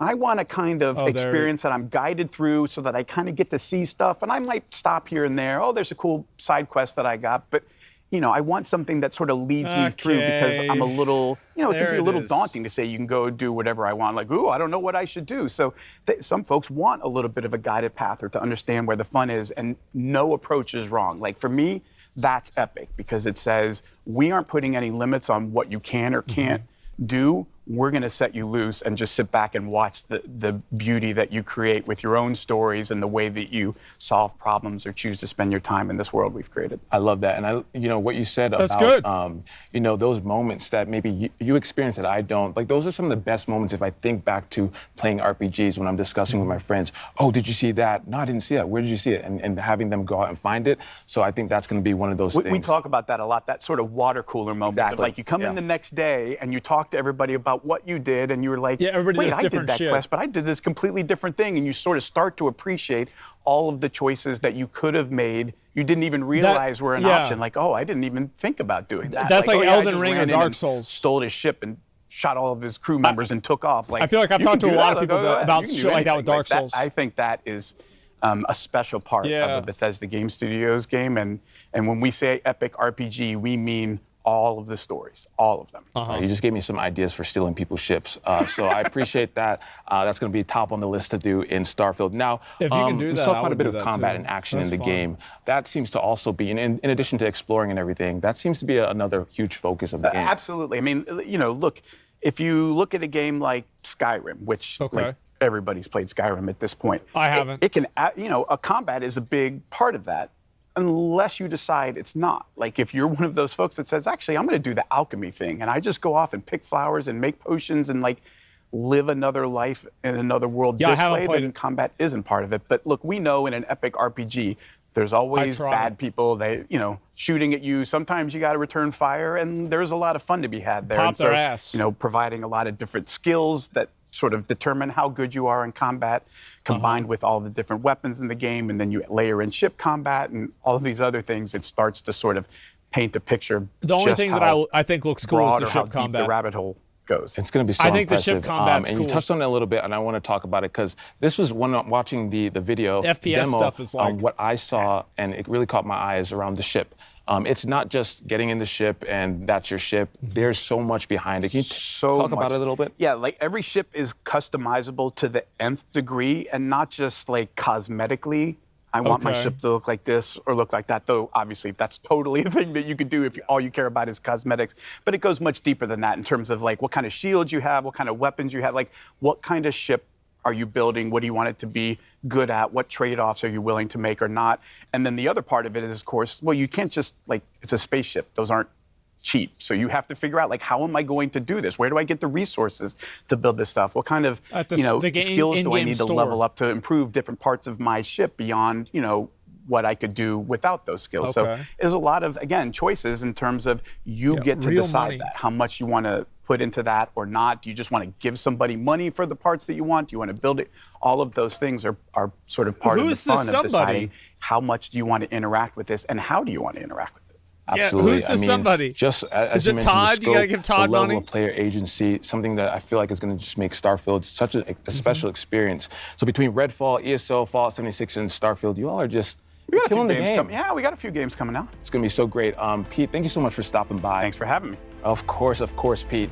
Now, coming up, we'll hear from our friends around the world, including Squanch Games, Obsidian Entertainment, Playground Games, and of course, Xbox fans like you. But first, let's hear from the creators of one of the world's most popular Battle Royale games. Okay, let's see it. Naraka Blade Point. I think I saw this game once before. 大家好，我是永劫无间制作人关磊。 Is this game We are good? glad to share Naraka Blade Point, a unique online multiplayer action game with players all around the globe. As a NetEase How could it be studio, all around the globe if 24 it's flat? Entertainment is joining hands with Microsoft to bring Naraka Blade Point to consoles for the first time. Oh, okay. You could play the game on Xbox Series X and S, as well as Windows next week. That's cool. Great. We're also joining Xbox Game Pass, a platform with a Bro, huge everybody's player in base Game and a Pass. vast Oh bright my future. god. Naraka has been so well It's the received on the norm. PC platform. I am so grateful to the players for their love and support. This is awesome. As a competitive survival game incorporating a lot of action elements, Naraka features a range of characters with unique personalities. Is this game good? Each hero draws from different civilizations and cultures. Battles allow for a great degree of strategic play. No, right. It's You've pretty got a decent. wealth of melee and ranged weapons to choose from, and a vast map filled with interactive elements to explore. I mean, it looks cool. Perhaps you'll engage your foes in samurai combat, katanas at the ready. Okay. Or maybe you'll use Persian assassin techniques and strike from afar. That's... With your grappling hook, you can fly between temple walls and across bamboo forests with ease. Beyond This solo looks cool. endeavors, you can also party up with friends and use group tactics to flatten your foes. That's Naraka's underlying design philosophy, that you're unchained and have the freedom to choose how you I play. like that. Collect soul jades to change how you play. I saw Transform people- your katana strikes and make your cannon a weapon of mass A destruction. couple people did a sponsored stream for this, Each and I hero assumed can it be was bad. customized too. Whether you want to rush into battle as a berserker warrior or cast fireballs as a sorcerer, the choice is yours. This we does can't look forget to cool. mention our unique face customization system too. It's very You'll hard. never need to worry about running into a doppelganger on the battlefield. Because you're able to edit your hero's features to your heart's content. You can even recreate your favorite faces. As we Oh approach my Naraka's God. first launch It made anniversary, Phil. we're introducing a brand new weapon. Face scan? Twin Yeah. Blades, releasing together with the Xbox and Game Pass editions. Twin Blades strike with the speed of a raging tempest and sweeping blows. We've seen similar weapons in other games, but here in Naraka, it comes with a style all its own. Charging up strikes is usually a high-risk, high-reward move. With the twin blades, you can charge up while moving and keep your momentum as you unleash a flurry of combos on foes. Seems OP. Since its release, Bot Naraka mode. Bladepoint has launched its own faction clash game mode with Omni's Nightmare and the thrilling limited time mode Shadow Surge. Okay.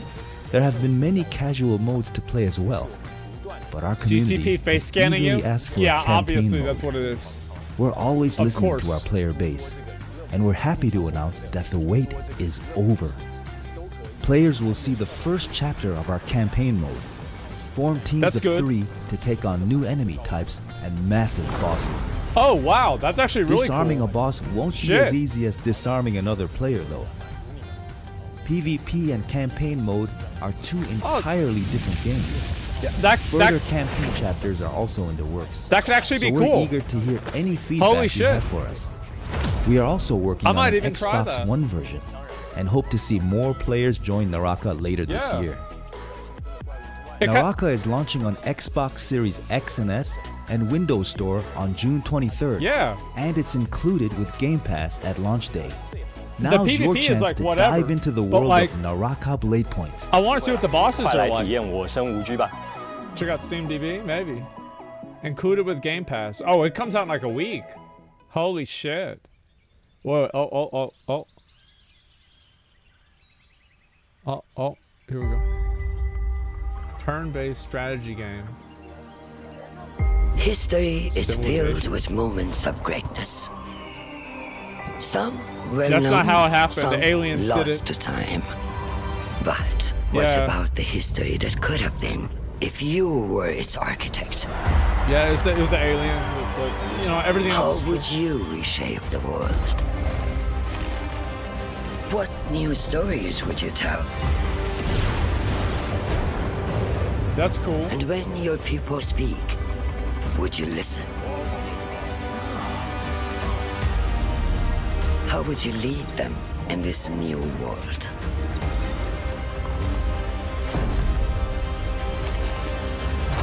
The trailer's cool, man. I like the trailer a lot. History is filled with moments of greatness. But these will be yours. What's this? Era. That is cool. It's not Civilization. Yeah. I've never seen that before. Era, yeah. I'm excited to welcome our friends from Oxide Isn't that Games some for a anime closer shit? look at their historical grand strategy game for PC called Ara History Untold. Oh, it's Dan, Ara. Michelle, Okay. thank you two for joining us today. Thank you for having us. And on behalf of the entire studio, we are really excited to be here and finally be able to talk about Ara. I mean, All right, we let's all see are it. excited too. You just had the world premiere 2 days ago for Ara. It's big. And I have to say, I'm a really, really big history fan. I love me some history, so I've been looking forward to talking to you two about this. Now, we all know this is not your first strategy game, but the vision behind Ara is so ambitious. So tell us more about it. And also for those who are new to Oxide Games, we would love to hear more about the studio as well. So, Oxide Games was founded 9.5 years ago in my basement, actually, from the development leads of Civilization 5. And our goal is to push strategy games to the next level. Okay, cool. And what's really great about working on a new IP is that you don't have kind of these previous expectations that so a he's a sequel would real have. one. And so the sky really was the limit, and we got to really take the Yeah, genre he a real to a one new then. space. And we really hope that not only will fans of strategy games like this, but people who've never played a strategy game before will find something they love as well. You're absolutely taking it to the next level. pretty I think I complex. saw like a drone was in like the 18th century or something like that. It's very, very fascinating. And I think that like, if you're someone who really enjoys history, it's bringing like all of the worlds together, all the periods of time together. And that's a grand vision in itself. So how does the vision of Ara impact the player experience within the game? So one of the kind of big things we wanted to do with Ara was really explore how to make the game less about finding that optimal strategy, that optimal path, and really bring in ways to make it more meaningful to the player, make it unique to themselves. How you do so that? what are different kinds of choices we can bring to the player so that when you play it's different than when I play, and yet we can both be competitive together? How can we do Yeah, I wanna things see to the really game. impact agency and expression and really let you express your values and your play styles through the different mechanics in the product? How I make a tank. And Dan, what about you? How does the vision impact the overall experience? So one of the big things that we've been working on is what we call the living world. We wanted the expression of the game to manifest itself in a way that felt authentic and cool. So we've spent a lot of effort on making sure that the choices that you make are expressed in a visual way. And so you're going to see your citizens doing things that reflect the choices that you've made. And this is actually really challenging. So one of the, you can make goals them, like, when religious we and founded shit. Oxide was to not have to tell the designers, no, you can't do that thing. And so it was a very large technological constraint from doing something like that. But we have our own proprietary engine that allows us to really bring this alternate Earth to life. Where they cut people I think up. that's the beauty, right? Because in history, the great thing about learning history is that you learn about culture, you learn about stories, you learn about things that are probably brand new to your eyes. Back in the good days. But the way that Aura helps you remix, reimagine, and rewrite history is a beautiful sight to see. And I'm excited to get my hands on it, and I'm sure everyone else is who's watching. So let us know, where can we learn more about it, and when can we get our hands on it? Because I need it today. So if you head over to the website, you can sign up for the Insider program, which will give you a chance to join the technical alpha and play the game later this summer, which is super exciting because we've been playing it, all the time, and so now you'll have a chance to play. Dan, Michelle, thank you two so much for giving us the lowdown on Aura. Really appreciate it.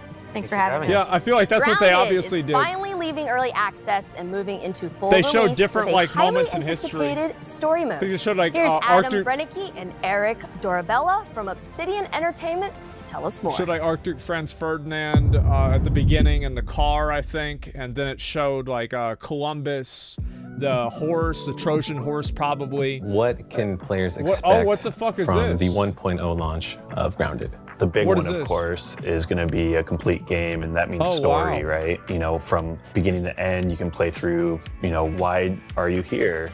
Who put you So here? is this game any good? How are you going to get home? I think those I are heard the it big was. questions that people are asking about Grounded.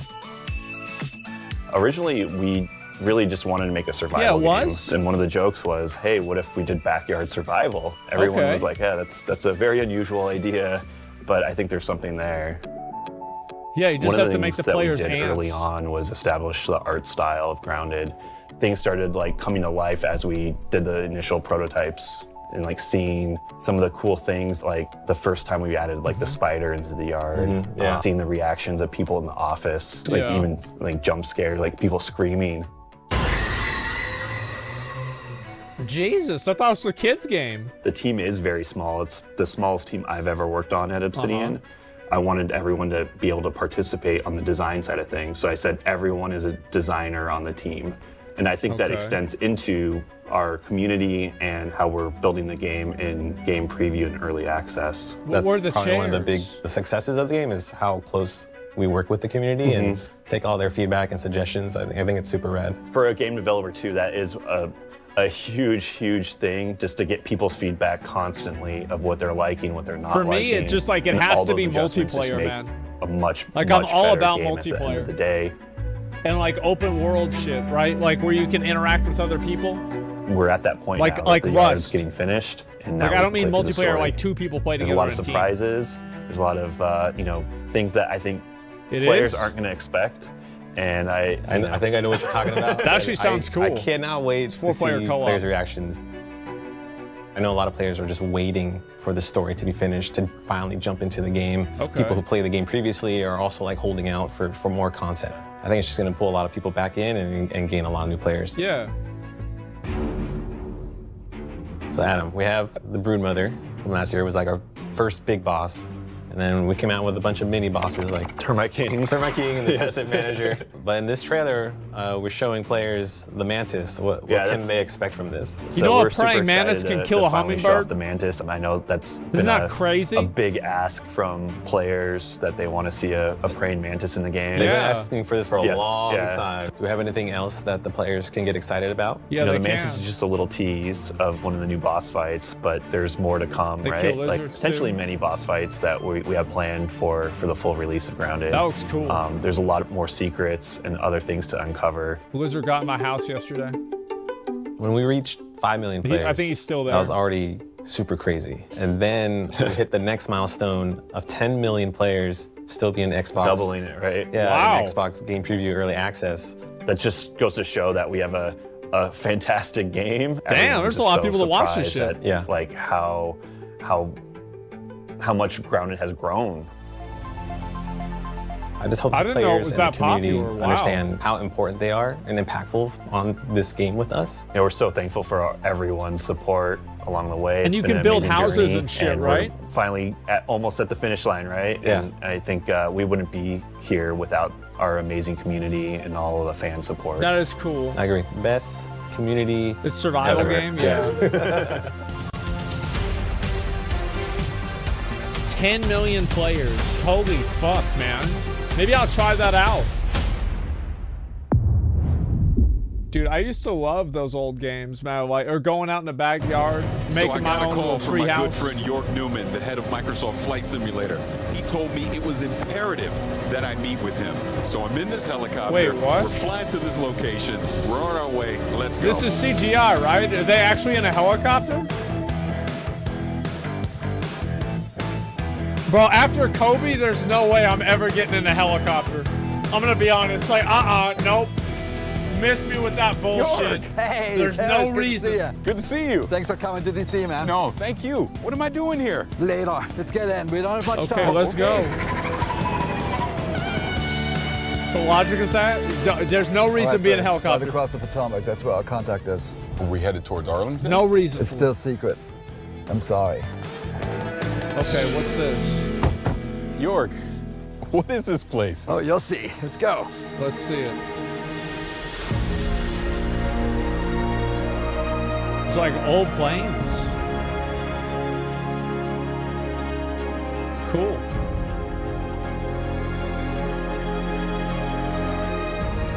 Wow. Oh, that's the alien ones. Nick, Yeah. how's it going? Hello. Paris, I would like to introduce Nick Partridge from the Smithsonian National Air and Space Museum. Thank you for having me. But this makes a lot of sense. SR-11? I saw during the trailer there was a collaboration Aliens use the between the same alphabet as Smithsonian we do? National Air and Space Museum What? and Flight Simulator. Here we are at the National Air and Space Museum. So let's talk about that collaboration. Tell me more about that. Well, Jorg and I have been talking for more than a year. He was looking for me, and it turns out I was looking for him to ask the same question, which was, don't you think that our organizations have a lot in common? Dedicated to bringing flight to everyone, and I was looking for the Spirit of St. Louis, which is in the Smithsonian ever since 1928. And the Smithsonian was gracious enough. They gave us a millimeter perfect scan, which is what we'll feature in the 40th anniversary edition. But as Nick and I kept talking, it was very clear, you know, the world's foremost museum for air and space, the Smithsonian. Yeah.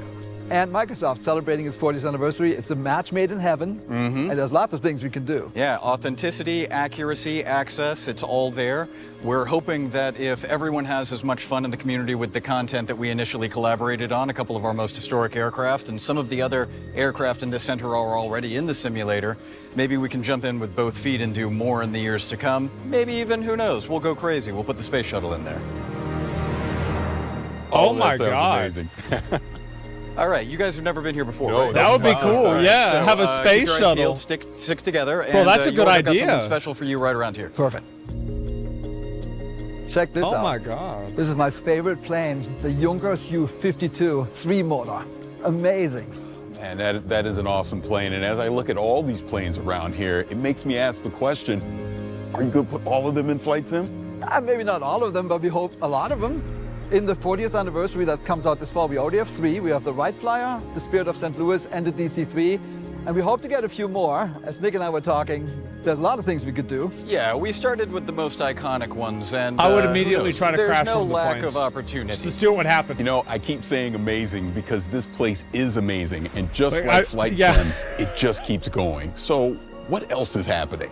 It does seem like we're going supersonic, like the Concorde here. Okay. We've been doing a major update ever since we launched, every month since August 2020.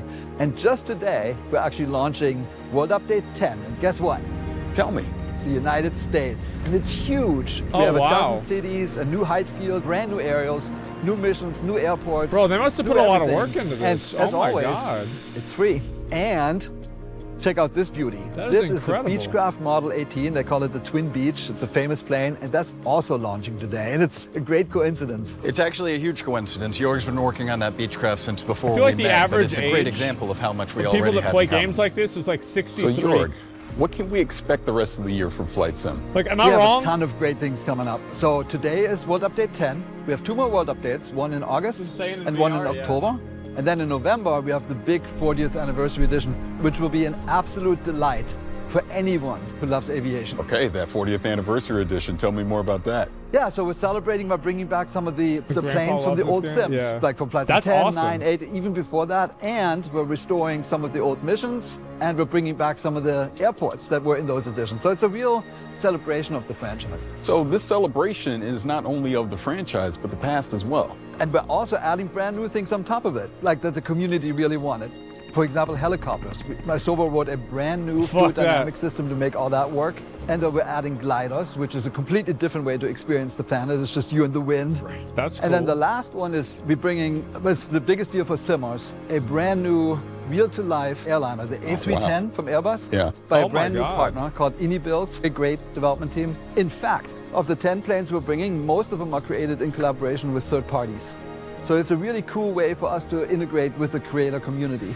Now, how do I get this? If you're on Game Pass, if you already own Flight Sim, the 40th anniversary edition is a free upgrade. This has just been an incredible experience, seeing all these planes and going through the history and everything. I would add secret military bases Thanks for coming in to Antarctica. DC. Paris, thank you, Nick. If I was Microsoft, Smithsonian, just and to for fuck kicking off with the 40th conspiracy anniversary edition of theorists. Flight Sim. It's been wonderful. Thank you so much. Yeah, thank you.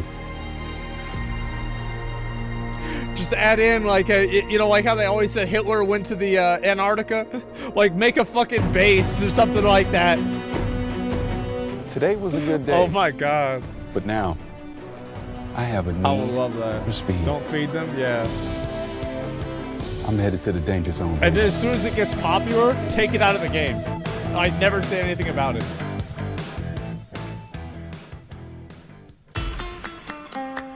FanFest, what's this? Estamos aquí para disfrutar del mejor día de mi vida, el día de la Xbox, que estoy muy emocionado.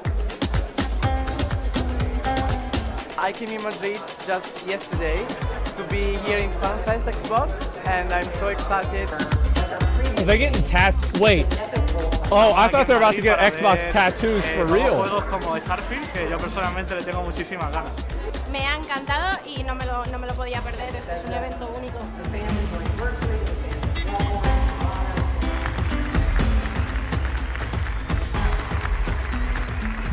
Why gaming? Just a passion. Es una experiencia única. Me ofrecen algo que no encuentro en otro lado.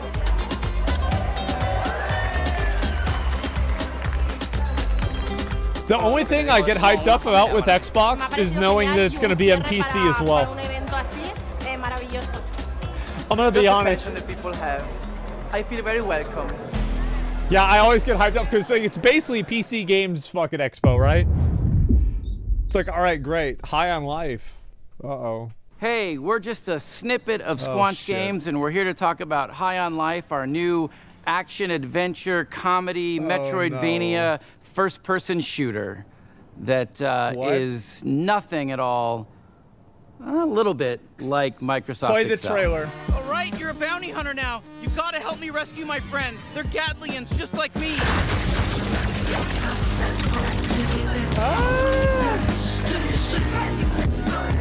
That's our game, High on Life.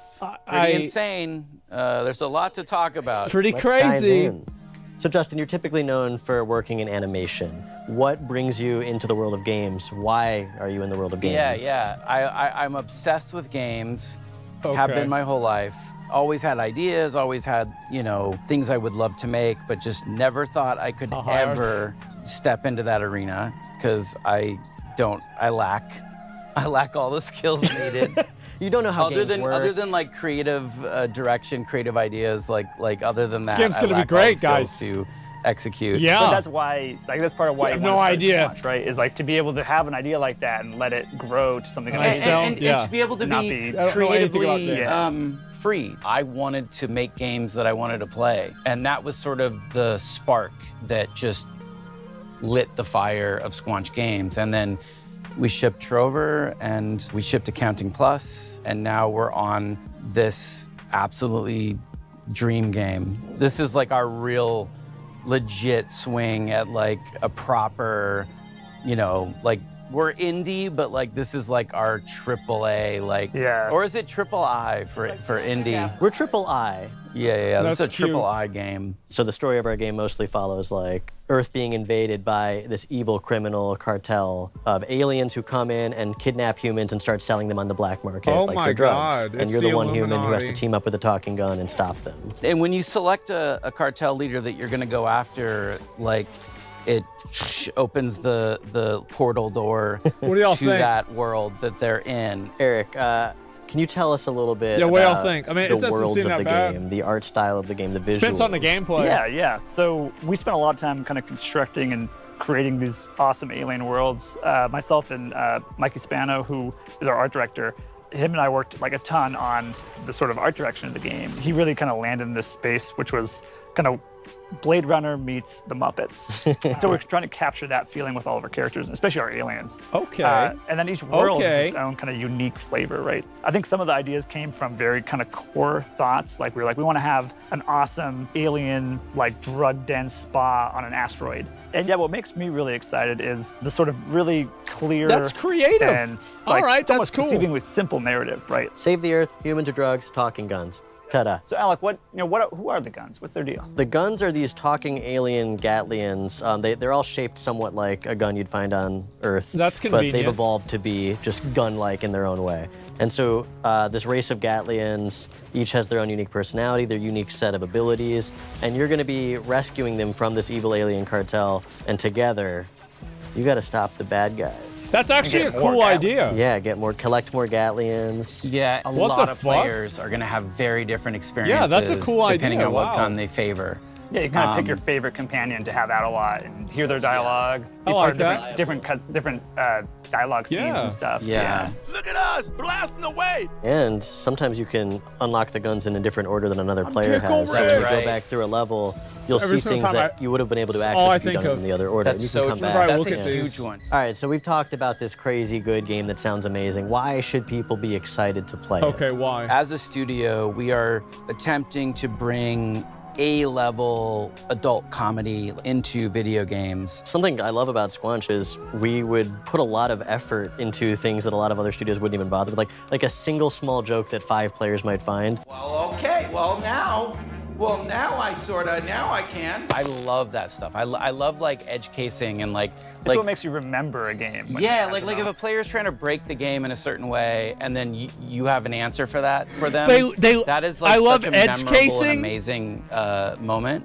It's They almost let like him get watching that TV, in? but the viewer is able to reach Oh, into the man. TV and poke a thing, and Oh, the my character has to God. respond to that. And there's so much fun to be had. Okay. For the You can most skip part. it all. We worked really hard on it. If you want to skip it. Yeah, if Yeah, a you little want to just like Easter miss egg. out on like, you know, Yeah, some if you're of like the a big coolest... dummy and you don't want to play the game at all, that's fine. We're not going to judge you. We're just going to be upset.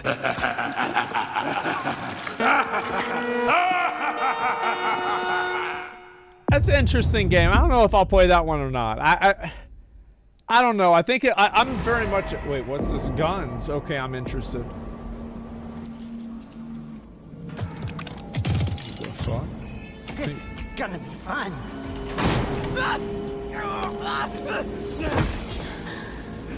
You know I can't let you leave. What the fuck? Is this Kentucky Simulator? Oh my god.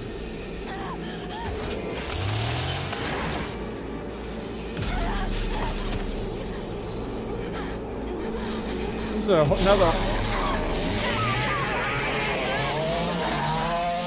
Oh, why we cut it? Damn.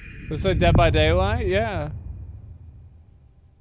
Based off true events? Maybe. Pentiment. What's this? A narrative adventure most unexpected.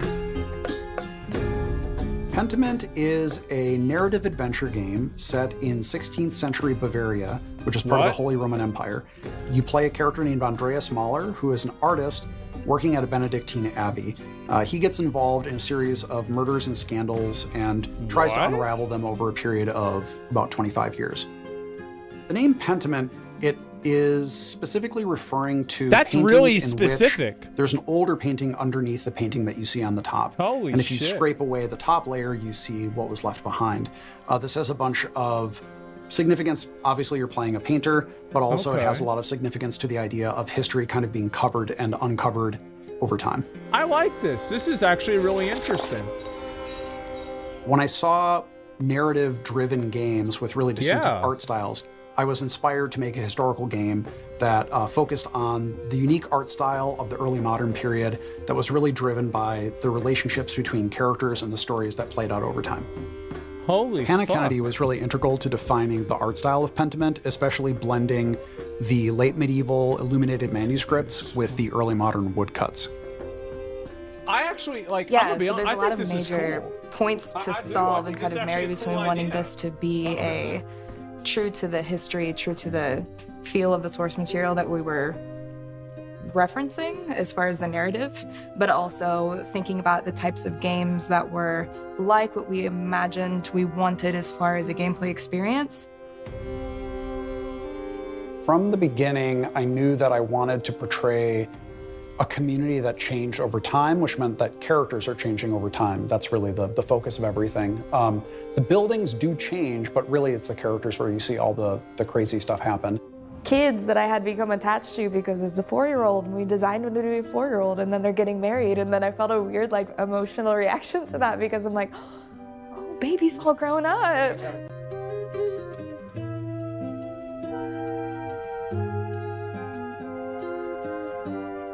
I think the 16th century has always been really interesting to me because it was a time of such social upheaval in Europe.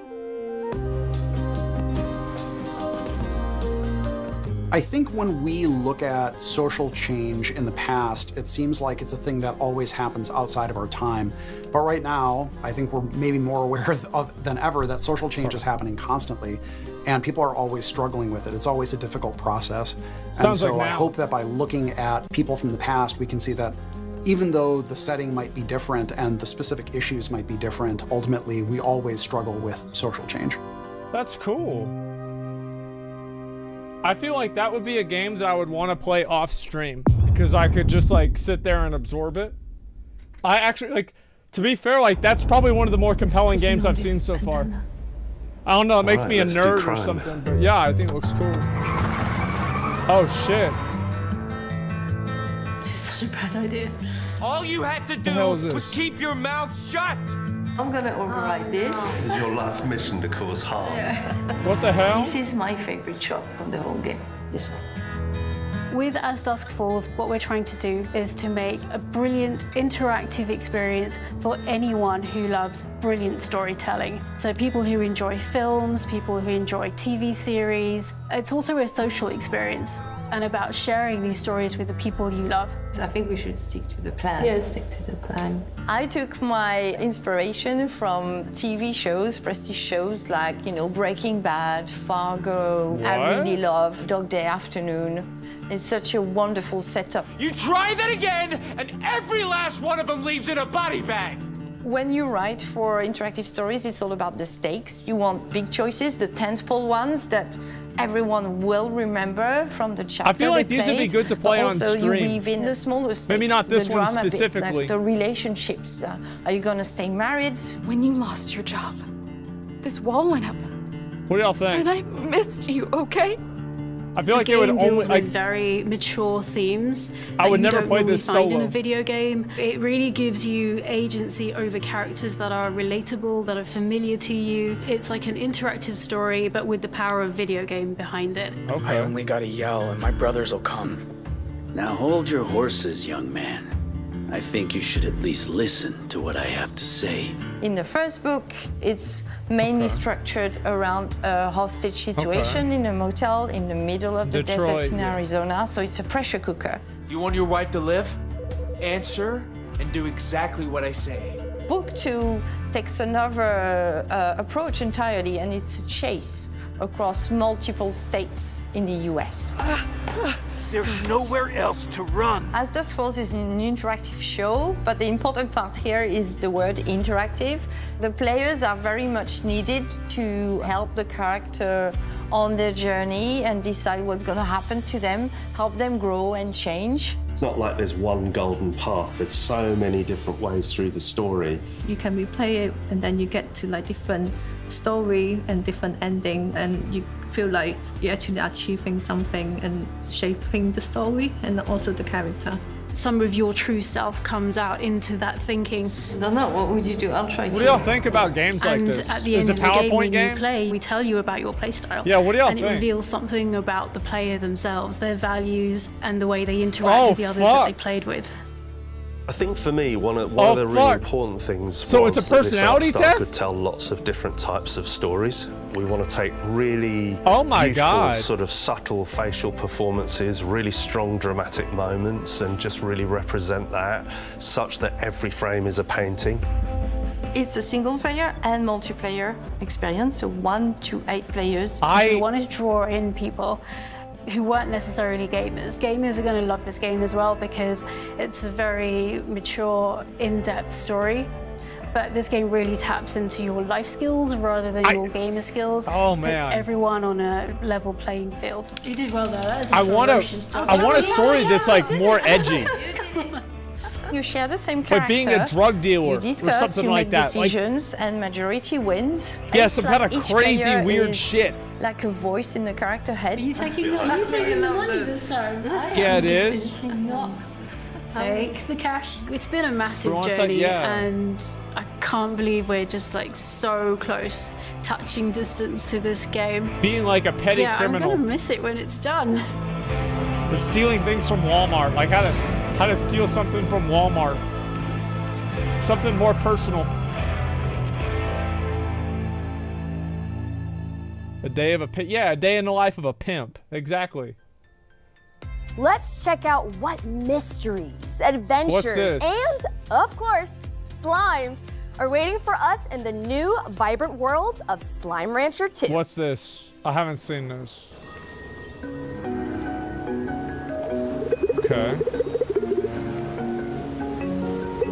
What the fuck is this? Slime Rancher 2.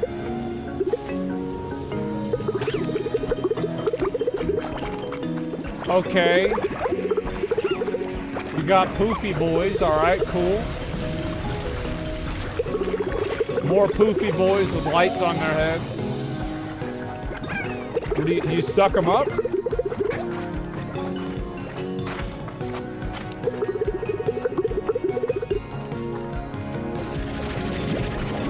Oh, where's the beef jerky farm?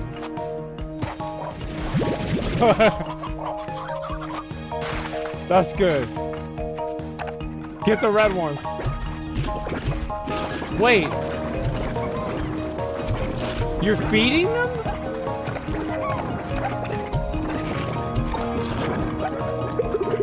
Oh my god. Oh my fucking god.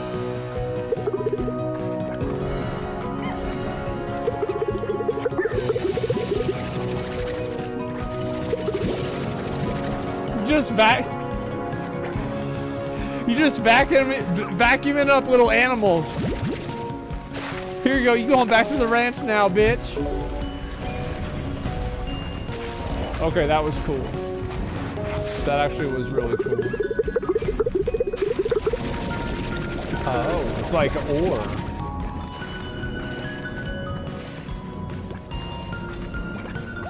Okay.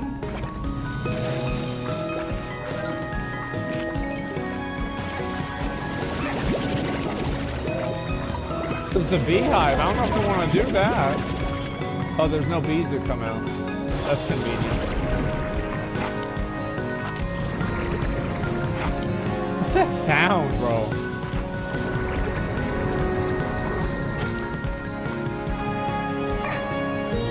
It's fart. Yeah, it sounds like sharding. Yeah. Ugh. Can you make like a really big one? Oh, this is like a shit's all kinds of fucked up, huh? I'm gonna be honest. I'm not gonna play that fucking game. That shit's, it's funny, but there's no shot I'm gonna play that. No shot. All right, time to get going. First trip in a while. It's good graphics on this game. Australia. Holy shit. Passport. I need a passport. Where's my passport? Passport. So that's clever.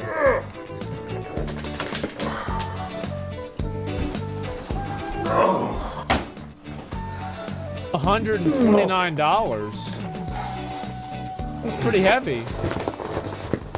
What the fuck? All right. Where's my Uber? All right, let's go.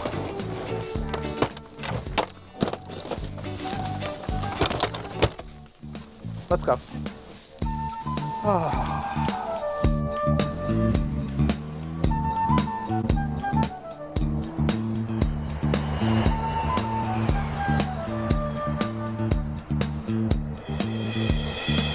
Where's he going? Welcome back to Melbourne. It is so great to be here in person. Get ready for the showcase. What is... Thank God we had that there. I'm so glad that was added. What was the point of that? I have no idea. Oh, I have an alien little laptop.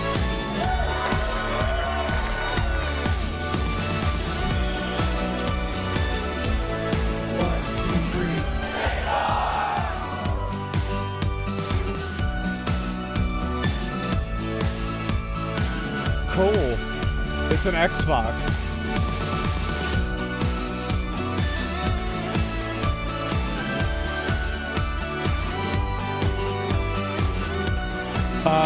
We are here in Melbourne with FanFest.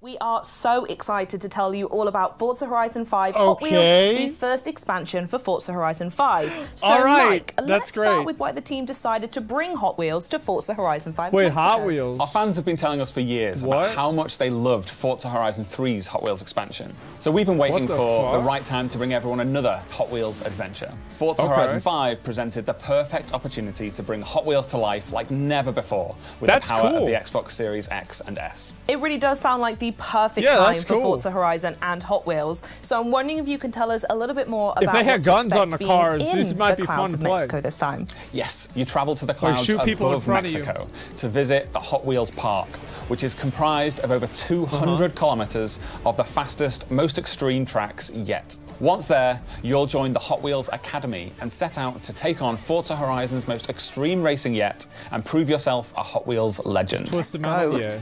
As well as the iconic orange Hot Wheels track, you'll take on new driving experiences I used to across have these. gravity-defying magnet tracks, as well as ice, water flume, and rumble tracks. So we spoke loads about biomes in the build-up to Forza Yeah, Horizon 5's you can be way launch. more Are we creative. expecting something similar in Forza Horizon 5 Hot Wheels as well? Yes, so we're truly going to see the power of the Xbox Series X and S when we look at Forza Horizon 5 Hot Wheels all new biomes.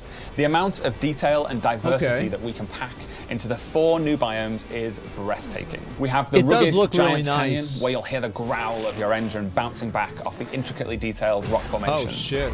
The Ice Cauldron, where frozen tundra drips into the glistening molten lava. In Forest Falls, you'll see a tree canopy towering over epic That one looks the waterfalls. best, And I think. finally, the visually stunning and exhilarating Horizon Nexus, where the Horizon Festival is suspended I thought it was among the a same web one. of Hot Wheels tracks. And there's more, because new players can jump into Forza Horizon 5 Hot Wheels as early as possible during the main game's initial experience. Yeah, And how are people going to be able to use Event Lab in Forza Horizon 5 Hot Wheels? So in Event Lab, you'll have the freedom to design, build, and share using the new Hot Wheels Creation Kit. That's over 80 new track and stunt pieces that instantly snap together thanks to our new building tools. You can then share your creations with the entire community for players to discover and play.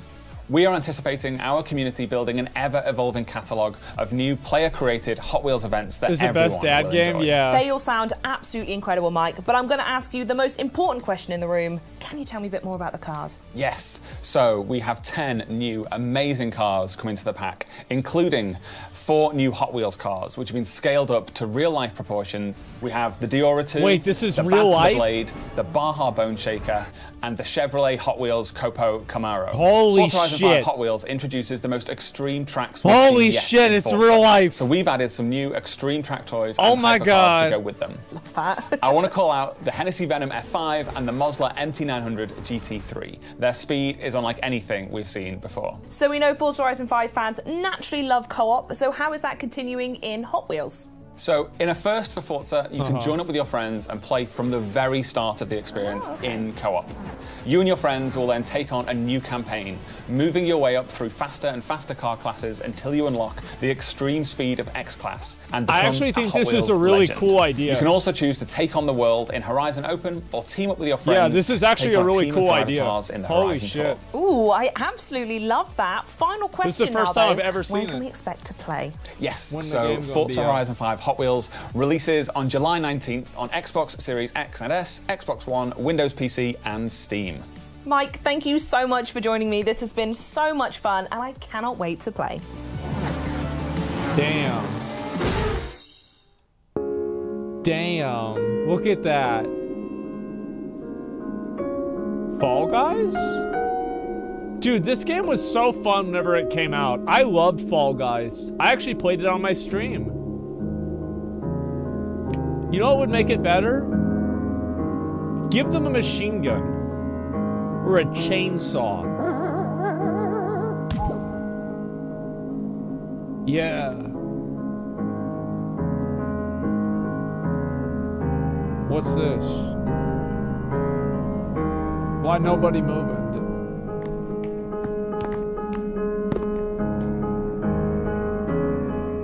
He a hot dog.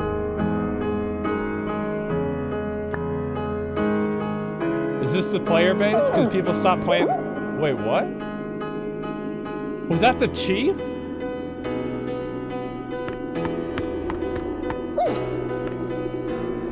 Was that the chief?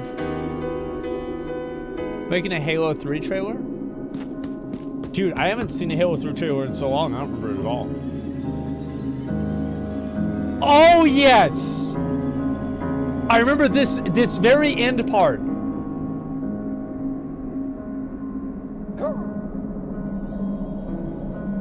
That's the only part I remember.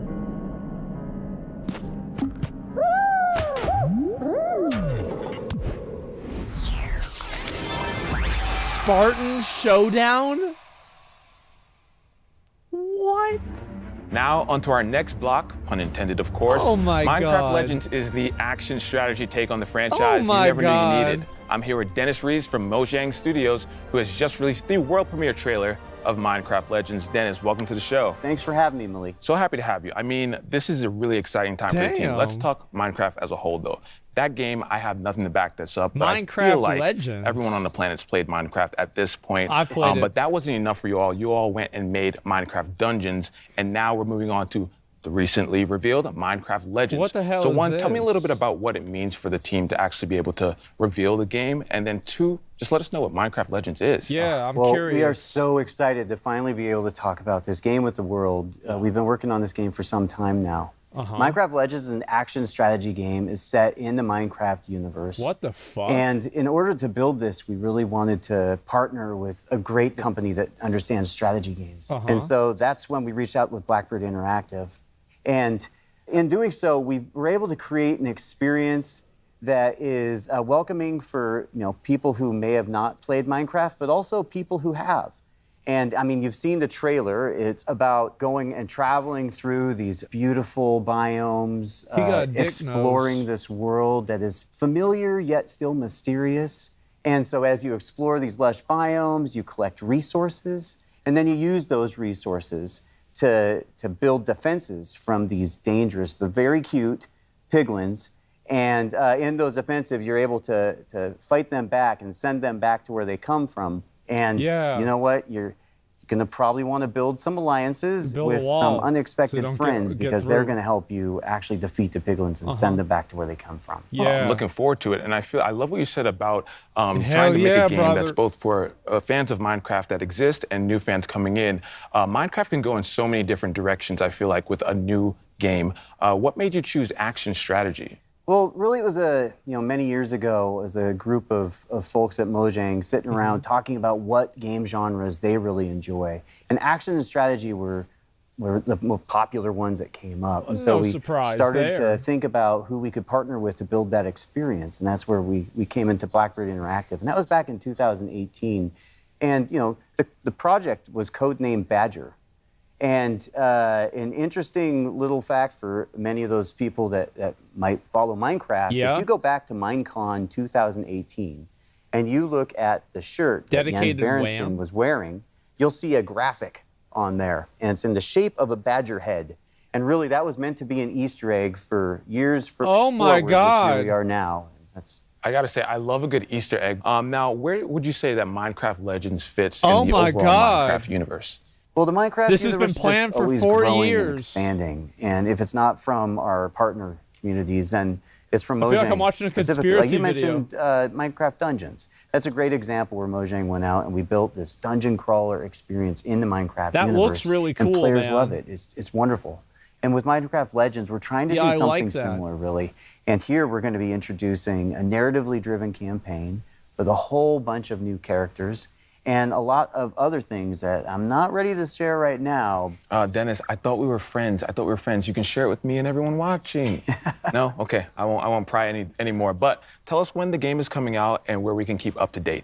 It's coming out in 2023 on PC and console on Xbox Game Pass. Okay. And if you want to know more, just follow us Twitter or jump on Minecraft.net. Dennis, I'm so excited to jump into Minecraft Legends. Thank you so much for stopping by and giving us the lowdown. Maybe that'll be a Minecraft game I can play. Yeah, maybe it will be. What up, everybody? It's your boy Kirsten, aka K Von Doom, and we're here at Xbox Fan Fest. It's We got a your whole boy. lot for y'all to check out. So All right. let's get it in. Wait, that's Master Chief. Stolen intro. Yeah, he stole my intro, man. Can you believe that? The fuck?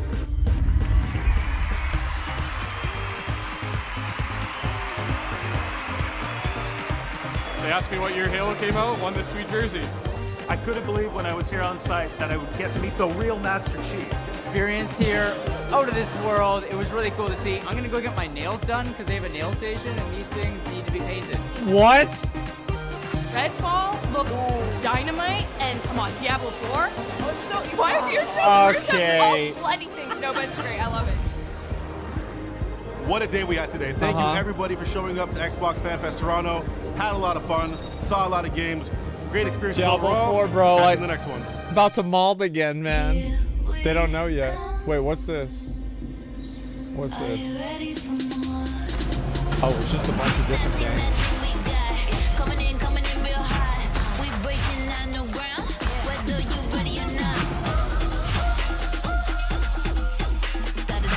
This fur is a dog with a shirt on.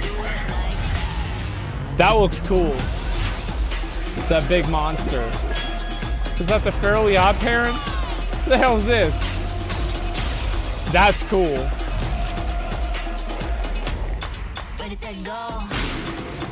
So song's coming out? Yeah, apparently.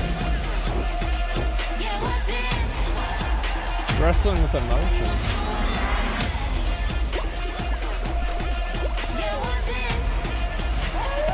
Okay. Got him.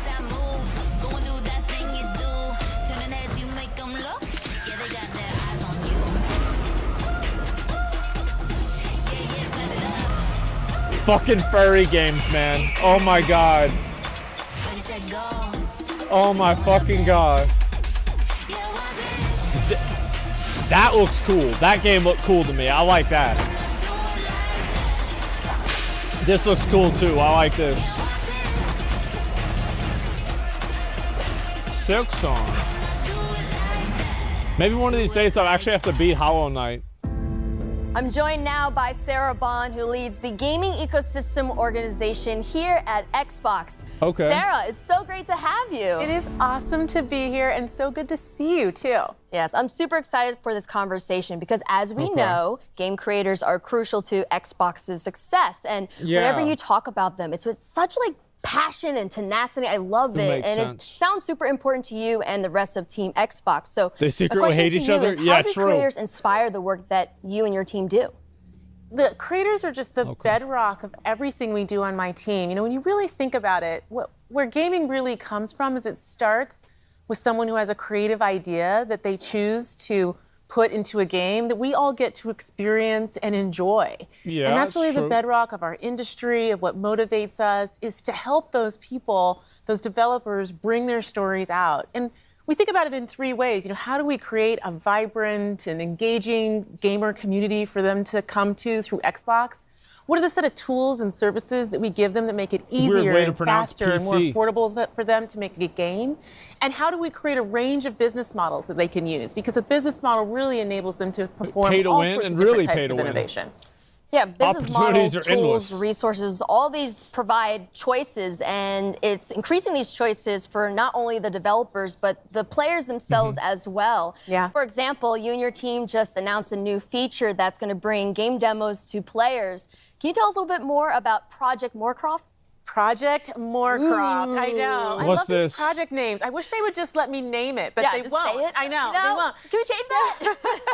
Well, look, we were sitting around as a team and we were thinking about some of the things that we've always loved the most about the gaming industry. And one of them was, remember when you would go to like a show like PAX or E3, and you would go to the show floor and you get to play a demo or a piece of a game, and the developer would be right there next to you, talking to you about their experience, asking you to try things out, asking you your feedback. And that was one of the things I just went loved for the the free most about stuff. those experiences. We just don't have them as much anymore, you know, in the way that the world has evolved. And so we thought, gosh, how can we make Game Pass like that? Like, how can we use the power of Game Pass and all of the great discovery and player engagement that is in it and have it create for creators that opportunity to engage with fans early as they're creating their game, and also for players to get to experience something that they're really anticipating. And so that's what we're going to do. We're actually going to have a program that enables developers to take a piece, a level of their game, and put it into Game Pass so that they can get that great feedback and players can engage with them. That's a really good idea. Sometimes for developers to do that. So we're also going to compensate them for their participation in the program. And I'm so excited for what's going to come when we launch that. Holy shit, that's actually a really good idea. Is that connection, right? Yeah. And now that we are able to come back into conferences and stuff like that, we still need to deepen it, because by deepening that connection, you're diversifying the voices, and then that in return helps to diversify the games and bring diversity into games. Completely. So how will Microsoft help to further that front? Yeah, we think about it all the time, frankly, as Microsoft, as Xbox, in my team in particular, because creators is core to everything we do. You know, if you think about a game, it enables you to experience a perspective, a point of view, in a way that is deep and immersive, unlike any other form of media. So the importance of everyone having an equal opportunity to share their story and their perspective through a game, and what it means to shaping our perceptions, to what we talk about, to what we believe, to broadening our perspectives, is critical. And we think about that all the time. So what we've done as a team is we're continuing to expand the set of developers who we're engaging with and bringing them into the Xbox ecosystem. We've actually more than doubled the number of developers that are making games for Xbox, and we saw lots of those games in the last day, which has been pretty cool. And the other thing that we did this year is, for the first time ever, we actually have a presence in Africa. We have our first Xbox employee in Africa, specifically dedicated to working with creators in the region. What the fuck? So what message would you like to leave for creators who are interested in starting in the industry? Yeah, I get that question a lot. People say to me, gosh, I would really like to be part of the gaming industry. I'd love to make a game. How do I break through? How do I get involved? And I say, first of all, network. Talk to people, meet people, connect with people, just how you and I connected actually at an industry event, which we met at, which was super fun.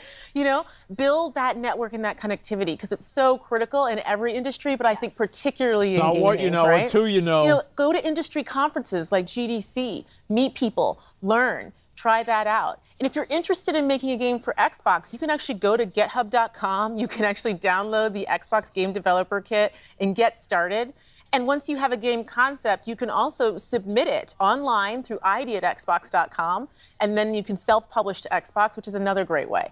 And of course, if you actually want to get involved in the industry, all companies are great, but I highly recommend you check out coming to work at Xbox. I'm biased, obviously. I mean, hey, you have every right to be I think that's cool Sarah, that people can go and actually watch the things themselves. Thank you to all the viewers for tuning into Extended. That's what it is. We've heard from so many amazing developers on today's show. Now, before we finish, is there anything else you'd like to share with us? we were talking earlier about the importance of people being able to tell their story through a game and how incredibly powerful it is. I mean, when we were talking about that, I was thinking about an experience we've had as a team that's been very touching for me. So, a couple years ago, we started really consciously extending the depth and breadth of content that we have in the Xbox ecosystem. Okay. And it was through that I got to know the team making Stalker 2 really well. And I actually got to intro that game last year in the Xbox Game Showcase, and it was just incredible. And the thing was, when I was looking at that game last year, and I was looking at the story that they were telling, and they were talking about the beauty of the land and their dedication to their culture and their country, and I thought, wow, this is a cool game. This is a compelling story. You guys got a big head. Sitting here today, recognizing that team is Ukrainian, they were based in Kiev, looking at that story and what they were showing to the world just feels entirely different and far more poignant and visceral to me. This is a team who's talking about their culture, talking about fighting for the existence of being a nation, of being a people, of having their own language. And now we all, as a world, have gotten to see how tenuous that, in fact, is.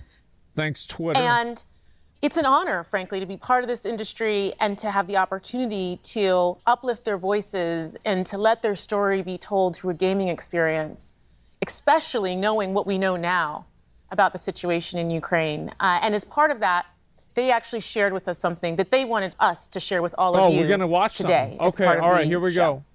Let's see it. Viewer discretion's advised. Oh my God, what the fuck? Stalker 2. So this is Ukraine. Yes.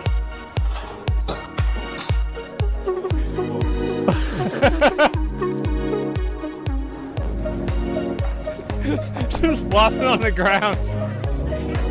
Go back to that. Oh fuck. What's this? Is this whenever shit popped up? Yeah. We saw some of these videos. This shit was crazy. Is everything's blown up? Oh my God.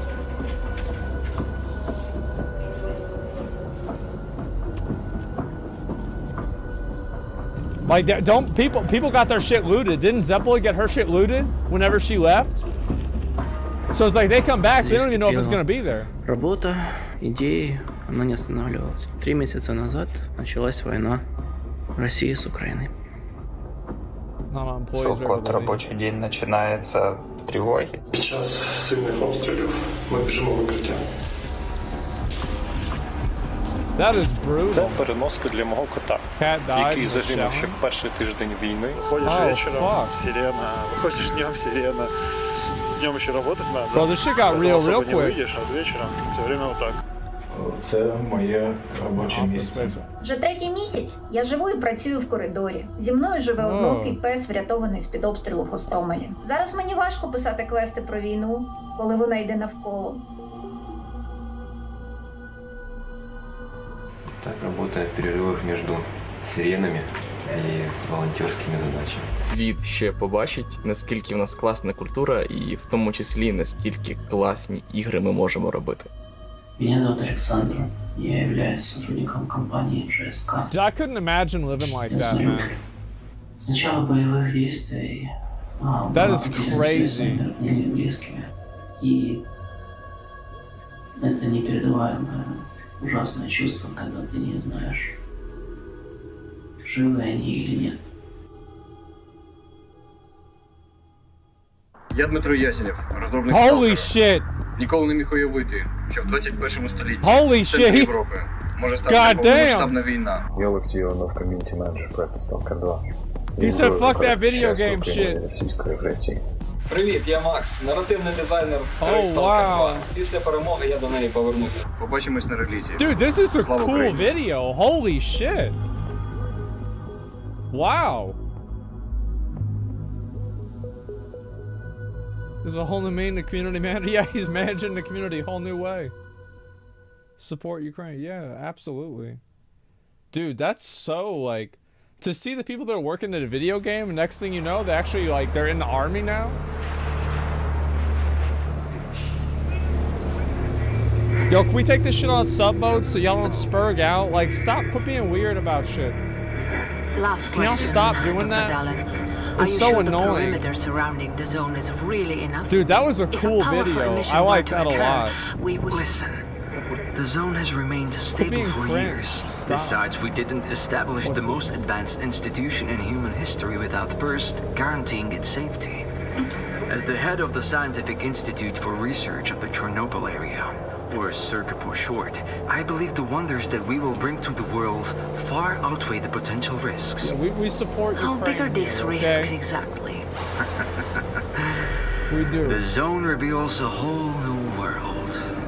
We can stick with the old one, fearing change. So what's this game about? Do you want our descendants to remember us as cowards? Or as those who dared to venture forward to a new, Bro, most of the people that get involved in that shit, they got nothing to do with it. These people make video games. You think they want to live in a bathtub? No. The injured were evacuated. I remind our listeners that a similar incident happened in our region quite recently, ruining homes and livelihoods. What is that? Never played Stalker? I never did. However, city officials urge people to stay calm, assuring them the situation Was the first game good? Yeah, was it good? It was? Alright.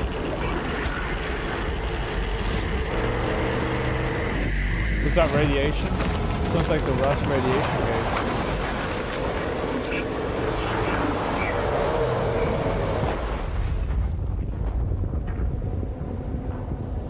Heart of Chernobyl. Hey yo, fuck that shit. It's like, what the fuck? Okay, that's cool.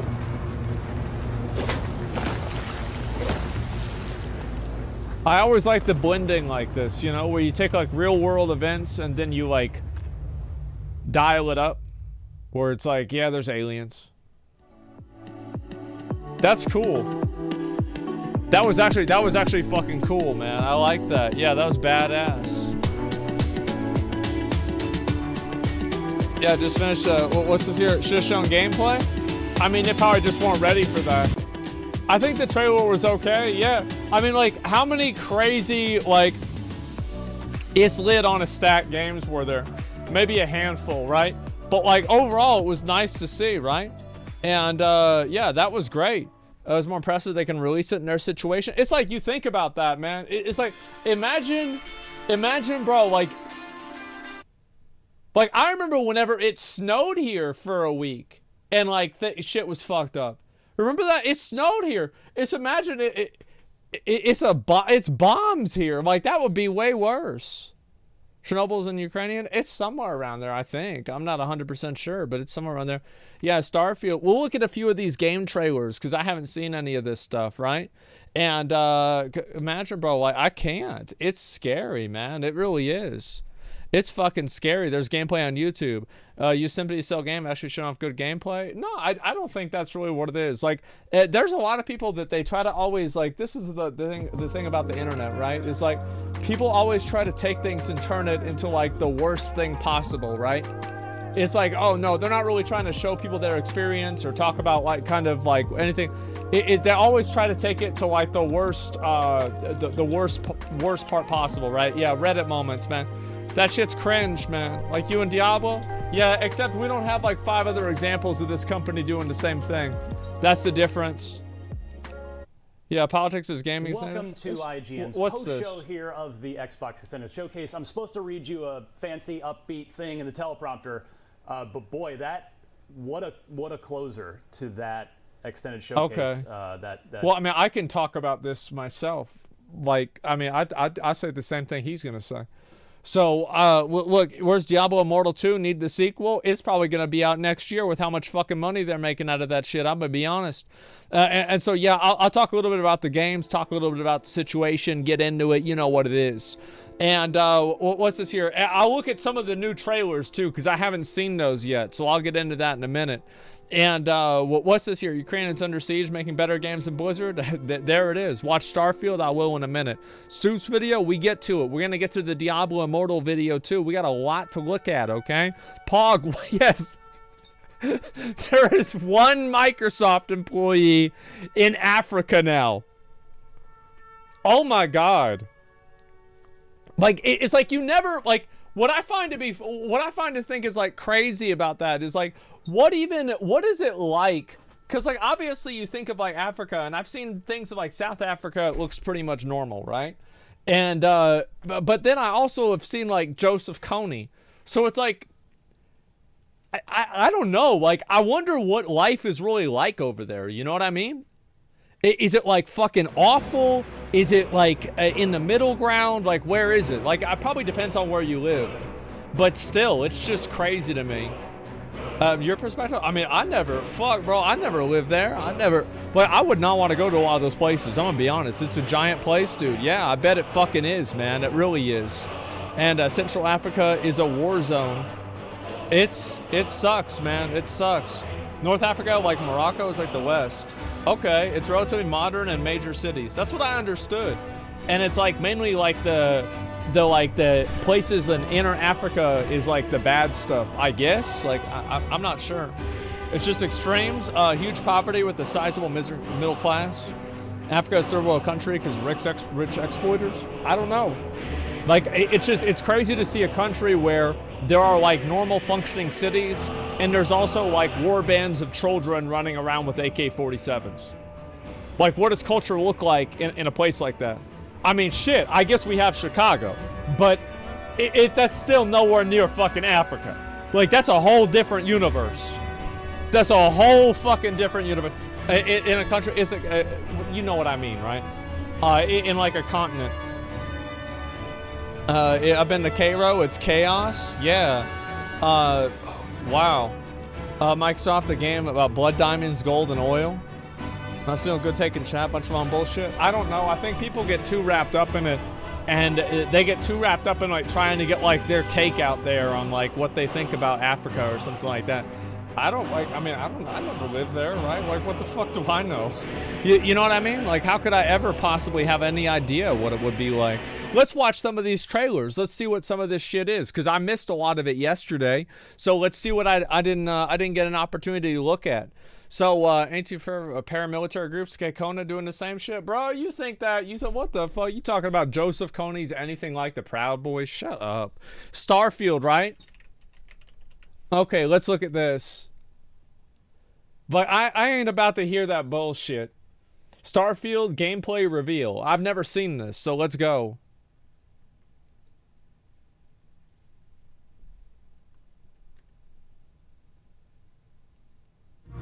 Gameplay reveal, Starfield.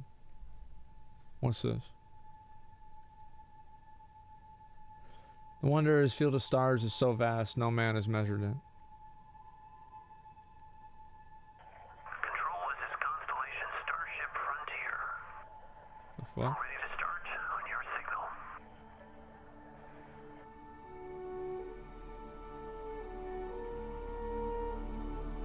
signal. Okay. People got hyped up about this. I didn't watch it. I wanted to wait for you guys.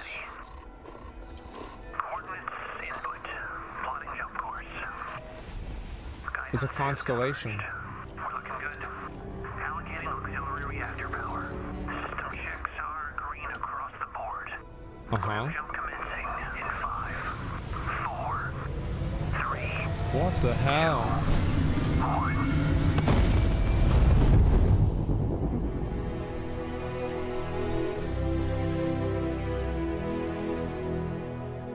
Okay.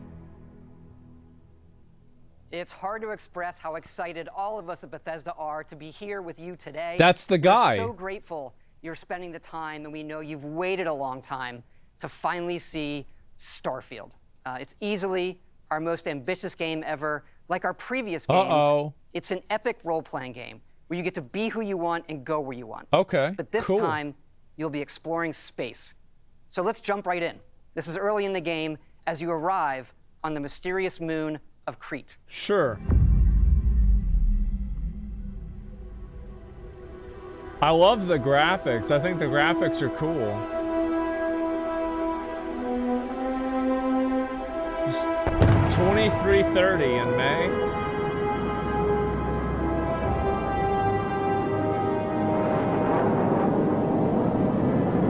Do y'all ever go back to like movies, like fucking like old movies, and they're talking about like the future, and it's like the year's like 2019, and like everybody's running around with spaceships on, space suits on. It's like, and then like you think about Terminator 2, Judgment Day, and it's like, oh my god, the world's totally different, and it's like actually people are still arguing about like the same stupid shit they were arguing about whenever the movie was made. It's like, what if it's 23:30 and people are still fucking fighting about like if global warming is real or not? Like you know what I mean? What if they're still fighting about that shit 300 years from now? Like they're still on it. No, that's right. The people that don't ever go up in a spaceship are still talking about how the Earth is flat, and everybody that went up on a spaceship at that point is all part of like a big conspiracy. They still think that shit's flat.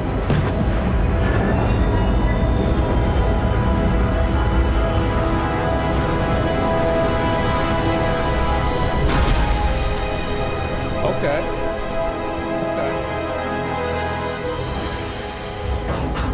Is that you? Are you the robot or the guy behind the robot? Let's say you're the guy behind the robot.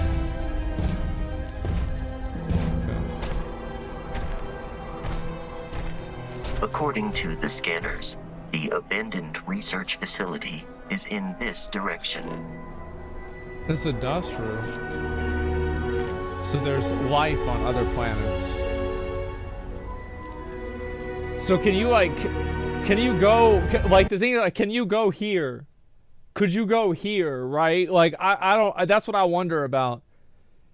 Was that like a trilobite? Yeah? Alright, I'll watch. I'll shut the fuck up. Well, I won't shut the fuck up, I'll keep watching. Oh shit. Shoot him in the head.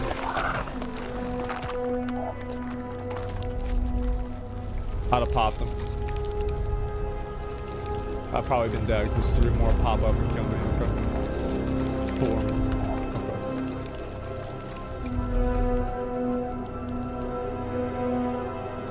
Okay. Damn, bro. Put on sprint. Okay. FE, it's iron. It's convenient that all these worlds have the same elements in them.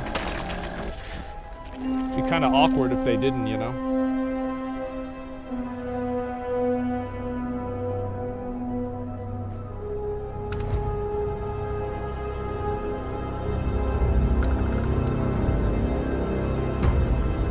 Wait, this is Earth? It would appear that pirates of the Crimson Fleet are using the facility.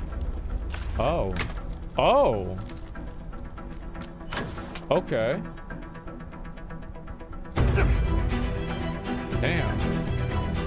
You must be wearing Jordans to jump that high. Holy shit. So it's like you're flying around and you're also like first person shooting people corridor to corridor. That's a lot in the game. It's a level 2 pirate versus the level 100 mafia boss. He didn't stand a chance.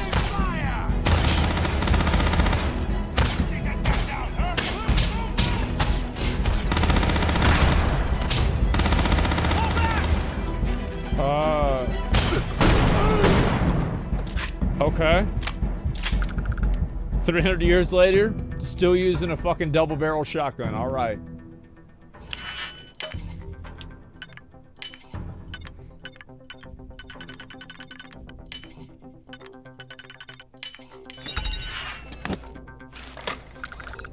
Good job.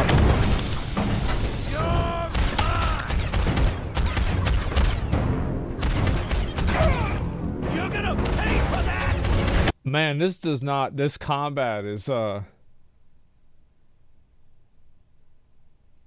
it makes me want to, like, see if I could, like, have it go faster, you know?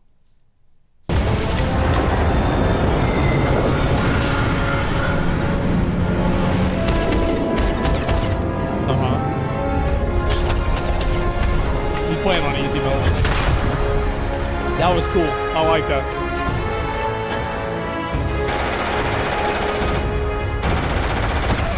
That was cool too.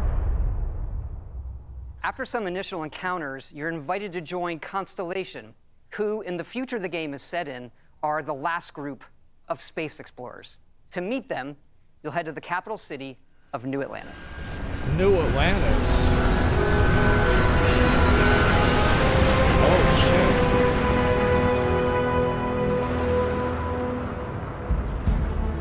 shit. So it's Dubai.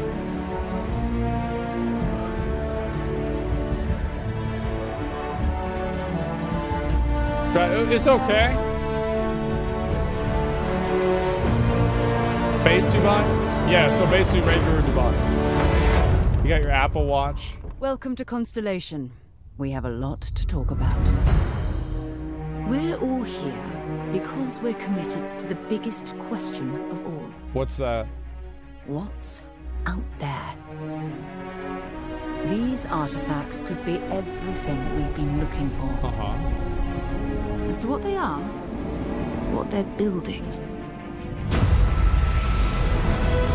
You'll be part of solving that puzzle now. I feel like her voice doesn't match the way the character looks. So, you found Seems like she should be older. The new guy found it. You dug up the artifact, right? That means you saw it. The visions? The artifact you found appears to be one of many, scattered across the galaxy. If we can find more, we can unlock their secrets. Beautiful, isn't it? The man who sold me this told me that it spoke to him. Of course, the settled systems is full of groups with other priorities. Okay. That's the Crimson Fleet! Okay, let's just get it out of your system now, guys. The doesn't follow the rules. Agree to work for UCC staff, and together we take down these cutthroat pirates. We're not just here to shoot the bad guys. We're peacekeepers. We protect the people of the Free Star Collective. When you sign up with the Crimson Fleet, no one quits. The only way out is death. That's cool. The path ahead may be dangerous. Oh, shit. Okay. But we are not stopping. Most Dusties don't even make it this far. Because whatever lies at the end of this road will change humanity. Wow. Wow, that's forever. That's a bit of a departure.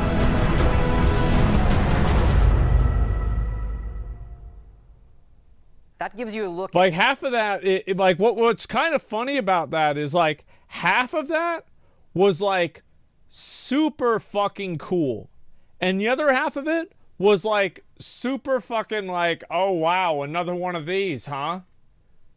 You know what I mean? Like it was so half and half to me. At the stories in Starfield. But ultimately, it's not our story. It's the story you create by who you are and the choices you make. And that starts with character creation. Okay. It's our most flexible yet. You can Crazy. customize all the elements of how you look.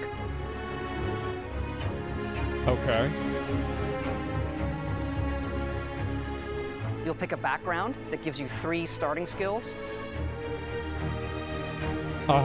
Says here you spend some time as a diplomat. Having a way with words might prove useful.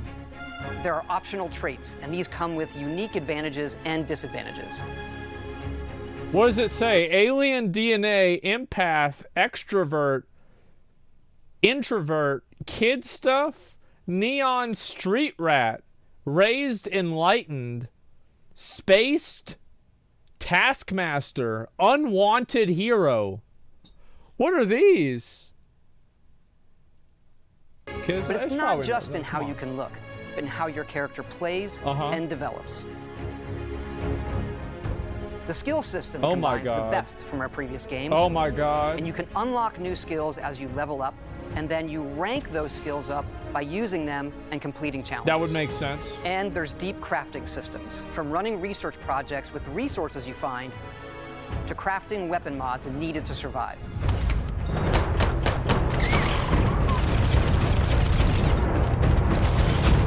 I feel like I could give less of a fuck about the story about this. I'm gonna be honest. Like, I could give less of a fuck. But I really like the idea of exploring the planets. That's cool. And you can build your own outposts. These act as a home away from home. You telling me it's been 300 years we still don't have lightsabers? You can choose where and how Come to on, build Todd. each one. And give me you an can hire energy characters sword you meet to keep it up and running. But that's not all. Build my own ship. You can even build your own spaceships. Okay, all right, here we go. This is what they were saying today. Okay. That's cool. So is this like Star Citizen? So did that one cost like 35 grand? How does this work? How much did that spaceship cost? Yeah, like what's the payment schedule on this? You know, like how does this work? You can choose crew members. And yes, you can completely customize the look and layout. Okay. Make the Millennium Falcon. There's loads of different modules, ship manufacturers, and more. I have to say, it's so cool. We just absolutely love this. That's a lot, man. Reminds me a little bit of Legos. It's not just how the ship looks, it's how it performs. From engines to shields to weapon systems. Because yes, you can fly it. Okay, here we go.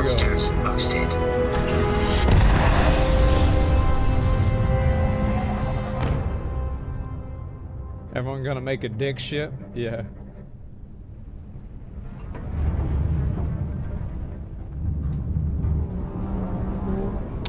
You want to know what I'm afraid of? Is it the entire game being this? Here.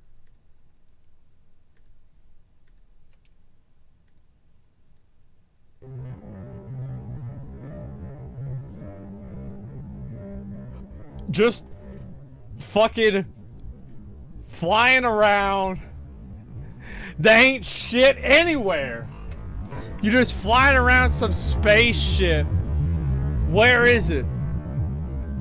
You know what I mean? Like that's the only thing I'll be worried about with a game like this. You know, like, am I crazy? Like this.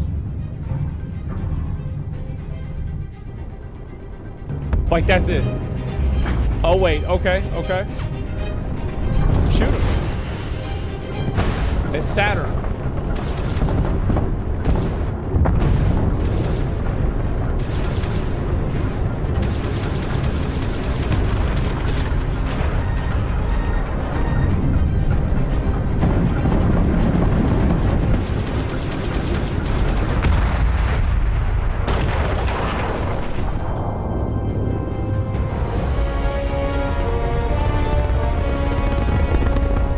Okay, asteroid field, alright. International Space Station.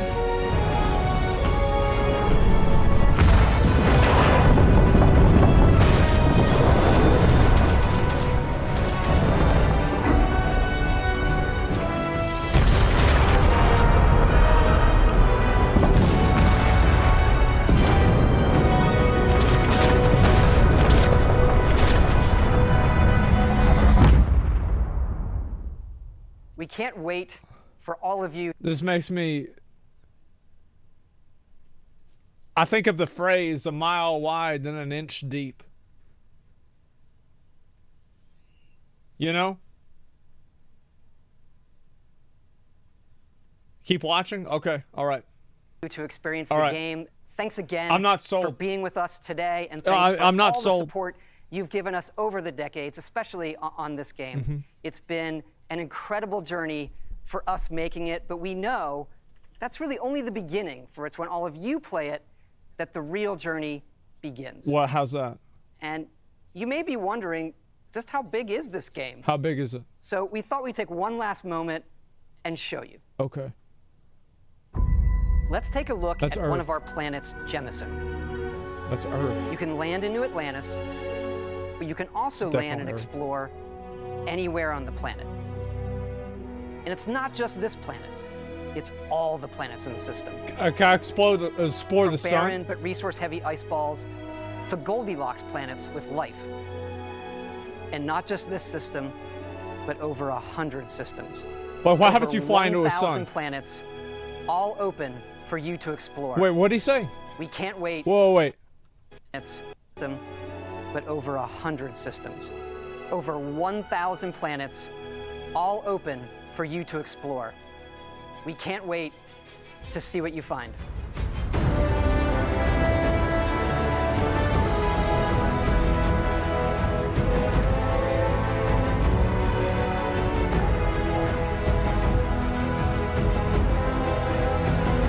That's cool. Like, these are cool. I mean,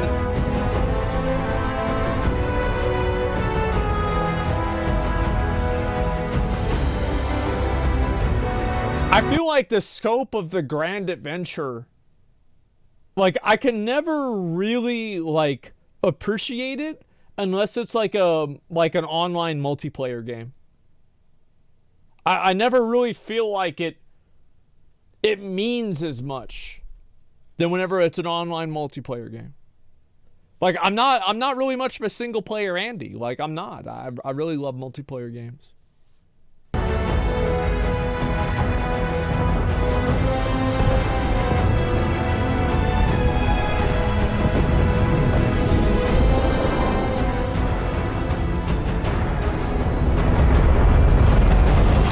How much y'all want to bet just one of those planets is going to be better than Earth 2?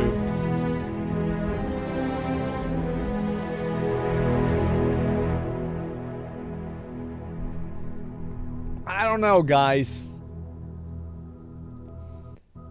I just...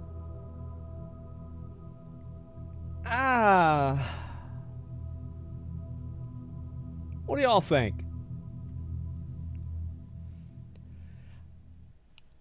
I'm not, like, super hyped for it. Like, I'm hyped. Like, I think that I'm hyped. The less I think about it, the more excited I am. You know what I mean? Like, I just... yeah, it's just like, yeah, the less... yeah, the less I think about it, it's like, the cooler it is, right? Like, oh, man, like, that's crazy. Like, but you've got to keep in mind. Like, I never played really any of the Fallout games. They never really appealed to me. I didn't play a lot of the other games like this. So, big surprise, I'm not really going to like a game like this, or I'm not going to get immediately attached to it because it's not really my vibe to begin with. You know what I mean? So, it's just... don't think it's the wrong way. You never like space games from what I've seen. I'll tell you, you know what the first space game I'm gonna like?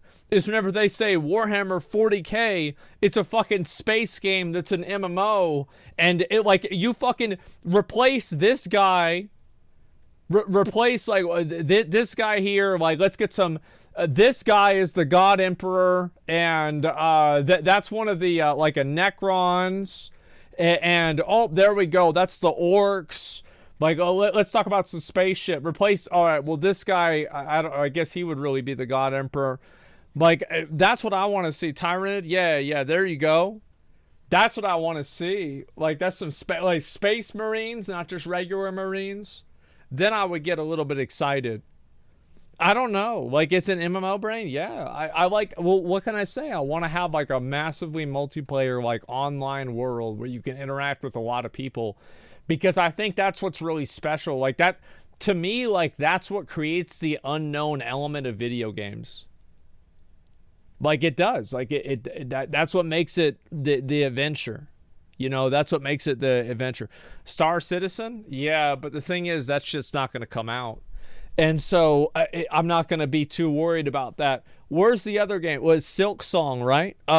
S-I-L-K Song trailer. All right, let's take a look at this. Silk Song, it's only a minute. Okay, it's not a whole lot. Let's get to it. Let's watch this one.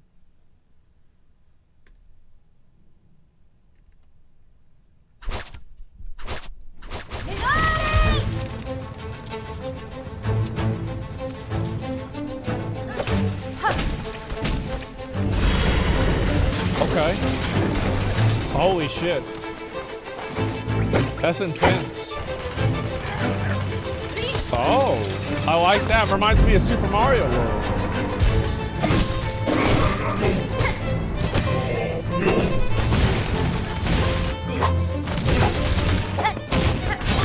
That's cool. I like the bosses in these games a lot.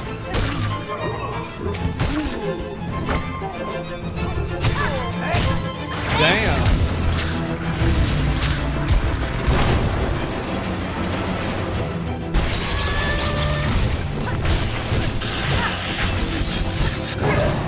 So it's two bosses at the same time. Wow. Bro, they really went in with this. Got his ass. Alright, that was cool. I didn't expect it to be that cool. Play it day one with Game Pass. Damn, that's badass. Holy fucking shit, that's cool. I like that. I might play that. Let's see what we got the rest of this in here. What the other game? Dark Tide trailer? Okay, we'll look at Dark Tide. Do you play Hollow Knight? A little bit, but I didn't get that hard into it. Let's see what Dark Tide is. And this is for... Oh, I saw this. Yeah, we watched this one, man. Yeah, we saw this one 100%. Scorn? Did I see Scorn? I don't know if I don't think I did. Okay, all right, let me see this shit. It just came out like 2 days ago. Let's watch it. Here we go. We'll watch... I don't think it really matters. This one's slightly longer, so we'll watch this one.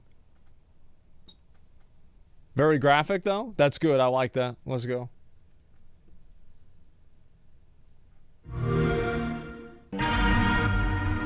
Okay.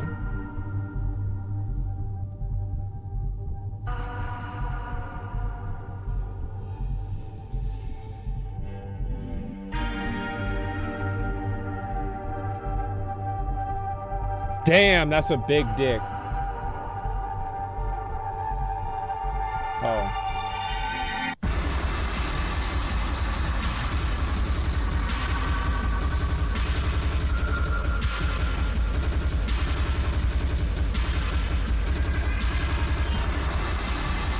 Jesus Christ.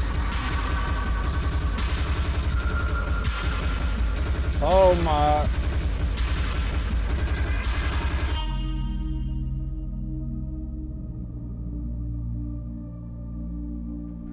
Oh my god, it's a nasty ass game.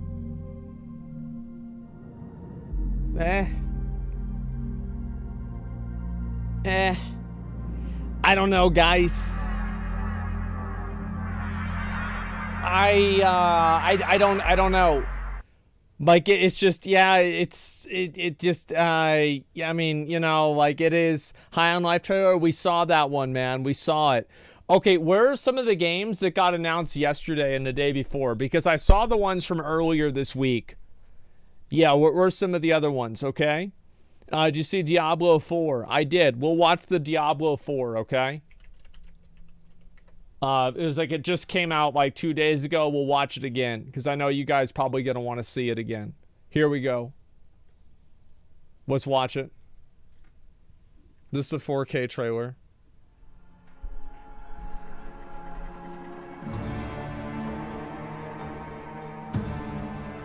Diablo 4 is the next generation of action RPG, melding monster slaying and loot collecting with a fully realized open world. It's not for the faint of heart. It's gory and unnerving. It's creepy. Diablo 4 is all about player choice. It takes all of the I think pillars that part's of the Diablo cool. game and just expands I like them that weapon. with all of the new features that people really love and appreciate in modern games. That's the druid, obviously. Whoever you see yourself being, you can create in Diablo 4. It's important to include... See, I always wonder, like, what's the day-to-day? Like, that's kind of... That's always the way I feel about games. Is like, I feel like Diablo 4 will be fun to play for at least a week or two. Definitely. But, like, what about, like, a month after the game comes out? Like, is this a game that, like, I can expect to play continuously? Or is this, like, a one and done? And like a one and done is fine, but like I just want to know. Plus character customization, because then I can play the fantasy that I want to play.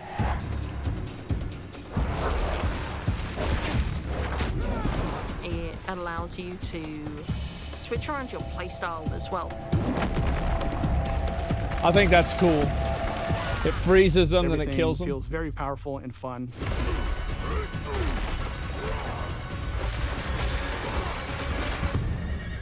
I'm One of so the really worried cool about things it being having an bad. open world is your journey that you take throughout Diablo 4 is your own. There's no I think an open world is super important, but I hope that what they don't do is that what they did with fucking Diablo Immortal, where there are servers. Like Blizzard, there doesn't need to be any fucking servers. You can have like clusters and shit, but in my opinion, I think auction houses and everything like that should be completely universal. Like auction houses, you should be able to, like, if you go on the auction house on one area, you should have the auction house everywhere. You know, it should be like a region-wide thing. path that you have to Yeah, I don't want people to be on a dead almost server, man. 150 dungeons in the game. That's what I worry about. There's all kinds of surprises as you're exploring. Strongholds are an enemy territory that you That's need to cool. reclaim. You might have a space that begins as a hostile area. Yeah. But after you've cleared it out, The evil in this place has been cleansed. it now becomes a friendly town. I feel like I'm clearing out the mud flats again, Sometimes whatever it's that a place new is in town, PoE. Sometimes it's a new dungeon. There's a whole bunch of rewards that you get. And you have Like a that real dungeon, impact on the like, world as just a result. sec. Fuck. That looks like, I'm gonna be real. Like, I've been super negative about Diablo 4, but that looks really cool, man. That looks really cool. Like, the aesthetic of it and everything, I like it a lot. Bunch of rewards that you get. And you have a real impact on the world as a result. I will say that, like, my complaints and concerns with Diablo 4, none of them have to do with the aesthetics. I think that most people, almost everybody I've talked to, has agreed on the aesthetics and the way that the game looks is perfect. I love it. No, you can't leave us here. They might come back any moment. Local events are really cool little story segments that happen within the open world. You'll just be running through the world, and then a local event will pop up, and you can choose to participate in it. It's a fate. Or get a group together and just wail on these like giant world bosses. Or get a group together and just wail on these like giant world bosses. Or get a group together and just wail on these like giant world bosses. These Okay. are events that take a lot Maybe of I'll play people, it. and you really have to work together. Yeah, maybe I'll play it. It's not gonna be that Being able bad. to see all the players on your screen, collaborating, trying to take this big monster down. It's epic. I can't imagine these fights being anything more than a target dummy. That's my opinion. Like, I expect that these fights are just gonna be like a WoW world boss, or like a Lost Ark world boss, or like it's a health sponge, like every other game. Exactly. That's exactly what I was thinking too. And maybe there's like hard modes for them. Well, the thing is, like, it's really hard to make a boss like this whenever anybody can come in and help you, and it's not limited to the amount of people, right? Like, how do you tune a boss that like 5 people or 55 people can fight, you know? It's so easy to create a community. It makes Diablo more of a social experience. I really agree with that. Thank you, Immoral. I completely agree. The fact is that seeing other people out in the world in Diablo Immortal is cool too. Like, I'll admit, like, it's a cool thing. It's great. I hope that they do more of this.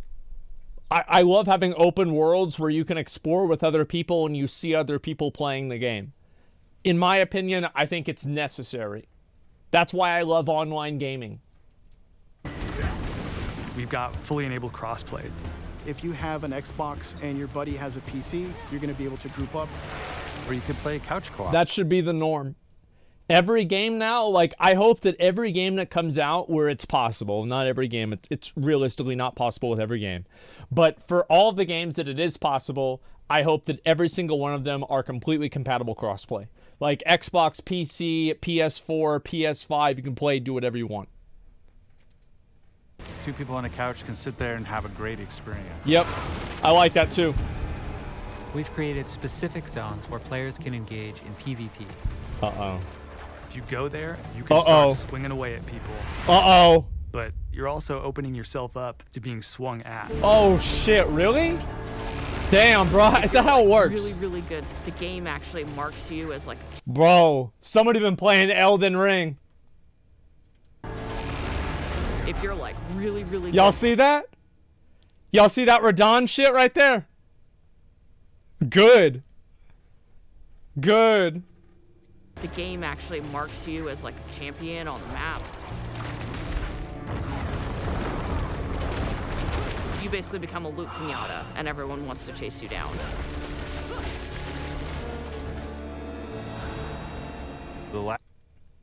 I hope that they make the PvE good. I don't really like Diablo, like PvP, like, yeah, they could balance it pretty well, but like, I don't want them to like overbalance the game. I want you to have like, if you have really good gear in the game, I feel like Diablo is a game. It's like they should have arenas where like people are pretty much standardized, but like out in the open world, you should be able to deep dick people. I think so. That story mission is really the but only out in the beginning world, of like a not whole for like different any part sort the of like journey. serious like Now you're set important up shit. for the end game, and that end game is rich with things to do that allow you to get more and more powerful. See, that's what I'm worried about, is the end game with Diablo 4. I am so worried that the end game is going to be, there's like, there's 150 dungeons, and there's really only 6 that you want to do, and you just run those 6 until you quit the game. That's what my concern is. And those 6 have the same different things over and over and over. It's going to be rifts, yeah. Like, Diablo 3's endgame is so fucking terrible, it makes me sick to think about it. If I go back and I think of, like, why is a game like Lost Ark a good game? Why is a game like World of Warcraft a good game? Why do I enjoy those games, Final Fantasy? It's because it provides you with, like, a very large breadth of content that you can do, right? You can do crafting, gathering, world quests, raids. Like, you can do all this different kind of stuff, right? Like mount farming, etc. Like farming for, like, rare items and shit like that. And like, completionism content. I feel like with Diablo 3, there was, like, only one thing to do at the end game. And that was it. And, like, Path of Exile did a great job with this, too. Like, the gameplay that you get out of, let's say, doing Delve is very different than the gameplay that you get out of, let's say, doing Heist, which is very different than you get out of doing Uber Elder, or running special, like, maps, or, trying to collect divination cards, or anything, right? Like, so the more different types of gameplay you have, in my opinion, the better kind of game, because you give people more different things they can cycle through before they burn themselves out. Whether it's new items or new dungeons or new Paragon boards, every single time you come back to play Diablo 4, there's going to be new stuff for you to experience. It's like, y'all saw this talent tree, right? I mean, like, this looks really cool. I don't know what this is going to be. I have no idea. Like, I'm not going to get too excited about something like this, but it does look cool. Every single time you come back to play Diablo 4, there's going to be new stuff for you to experience. Yeah. And it's something that we're going to support for years to come. That's the lie that I'm worried about. I think that that's what is not going to happen. I'm so worried about Diablo 4 coming out and the reception for it being mediocre or it being really good. And then, sorry, I had it's in my fucking mouth. And then, like, after the reception is, like, pretty good, then the game just kind of tapers off. You know, they release, like, a few, like, meaningless content updates that, like, doesn't really... It's like it gives you a reason. It's like, oh, you didn't like doing all 6 dungeons over and over again? Well, this week, then now it's going to be a rotation of all 6 of the 150 dungeons. You just run those over and over again. It's like there's no real, like, dynamic gameplay changes that happen. And that's what I would really like to see change. I think that's what Path of Exile has mastered over the years. And that's what a lot of successful, like, continuous online games have, is very, very different breadths of content. I'm really excited Giant Depp for Ming folks suit to again? get their hands on Remind me Diablo after 4. this. Just to see millions of people really enjoying the different options. Through the campaign, local events, couch co-op, endgame, PvP. It almost doesn't end. And we are so close. Man, it's a developer interview. I didn't watch this. I want to watch this.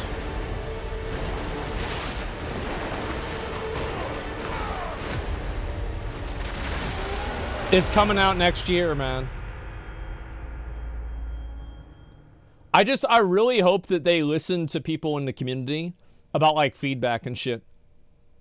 And I also really hope that they don't have in, like, microtransaction bullshit. I'm gonna watch this.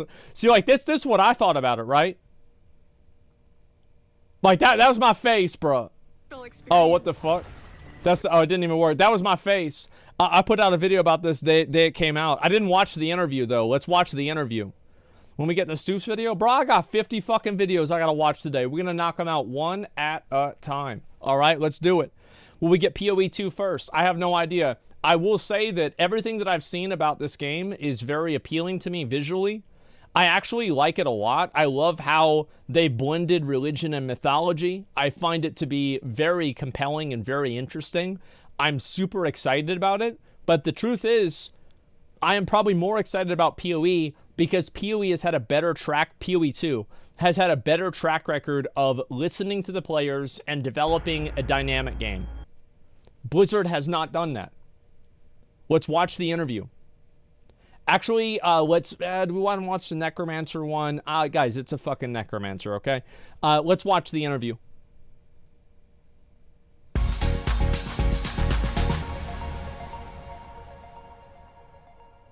Here we Diablo go. 4 is a love letter to our fans. We've really focused on this theme of returning to darkness. I'll listen to it again, sorry as well. Diablo 4 is a love letter to our fans. I certainly hope so, man. I really do. As long as it's not what I'm concerned about is Diablo 4 not being a love letter, but instead being an invoice. And I know they're going to be like, oh, no, we're not going to do that. It's not going to happen. No. It's just not going to be like that. I promise it's not going to be like that. Uh-huh. We'll see. We focused on this theme of returning to darkness, and we know that when we make a Diablo game, fans have a lot of expectations from D2R and Diablo 3 and previous Diablo experiences that they've enjoyed. So we know that we have a lot of things that really just need to be there, but also bring them into the most modern versions of themselves. True. Hi, I'm Joe Shelley, game director for Diablo 4. And I'm Rod Ferguson, the general manager of the entire... This is the guy whose tweet I mauled it out on for 30 minutes. What's up, Rod? Well, how you doing, man? Yeah, this is the guy that I got mad about for 30 minutes. We meet again, yep. Diablo franchise. And we're here today at Blizzard Entertainment, hanging out, and we're going to talk about Diablo 4 and where I get the hoodie. The whole franchise. I want the hoodie. Diablo 4 is really all about choice, and it really manifests in all different aspects of the game. One of the things that in the previous Diablo games, they worked with iconics, and so there was this like, oh, you're this barbarian that's known from the history or the lore of the game. And now with I completely agree with what they're going to say about customizing your character. I thought that was dog shit in Diablo 3, I mean, how you couldn't customize your character. I hated that. Player customization, you create your barbarian. You can choose what they look like, what gender, hair, makeup, all the stuff that you want to do to really, truly make it your barbarian. And so you can kind of... Yeah, I think that's great. I actually think that the Diablo Immortal character customizer has been the best Blizzard character customizer they've ever made.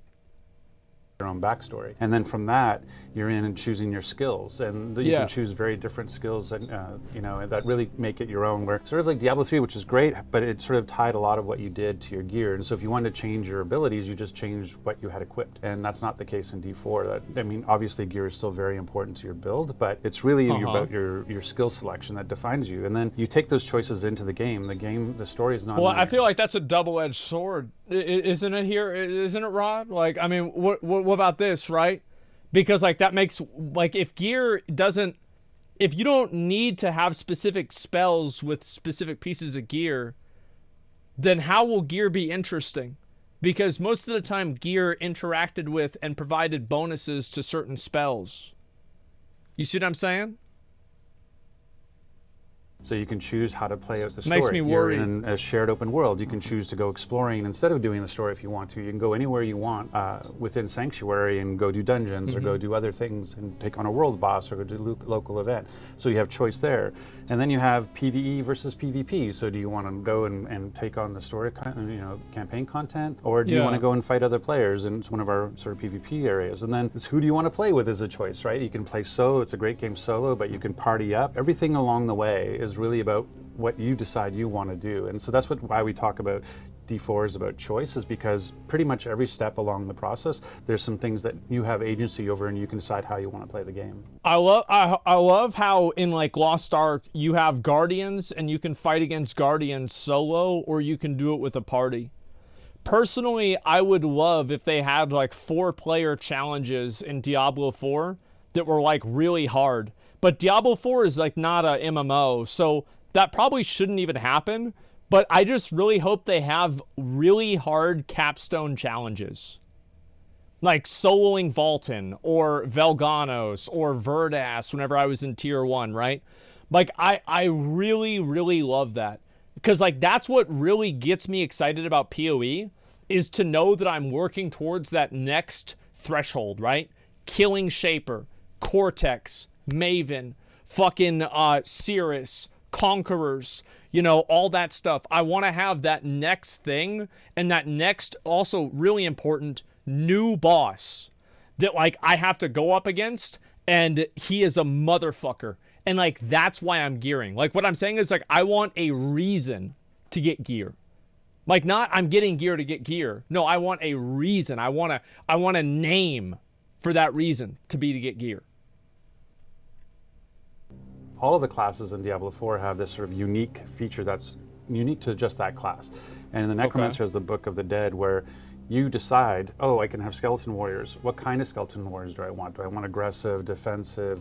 Do I want ones that create corpses for me to use as sort of raw materials? And then, oh, you can have mages. Okay, what kind of mages do I want to use? And, oh, I can have golem. What kind of golem do I want to use?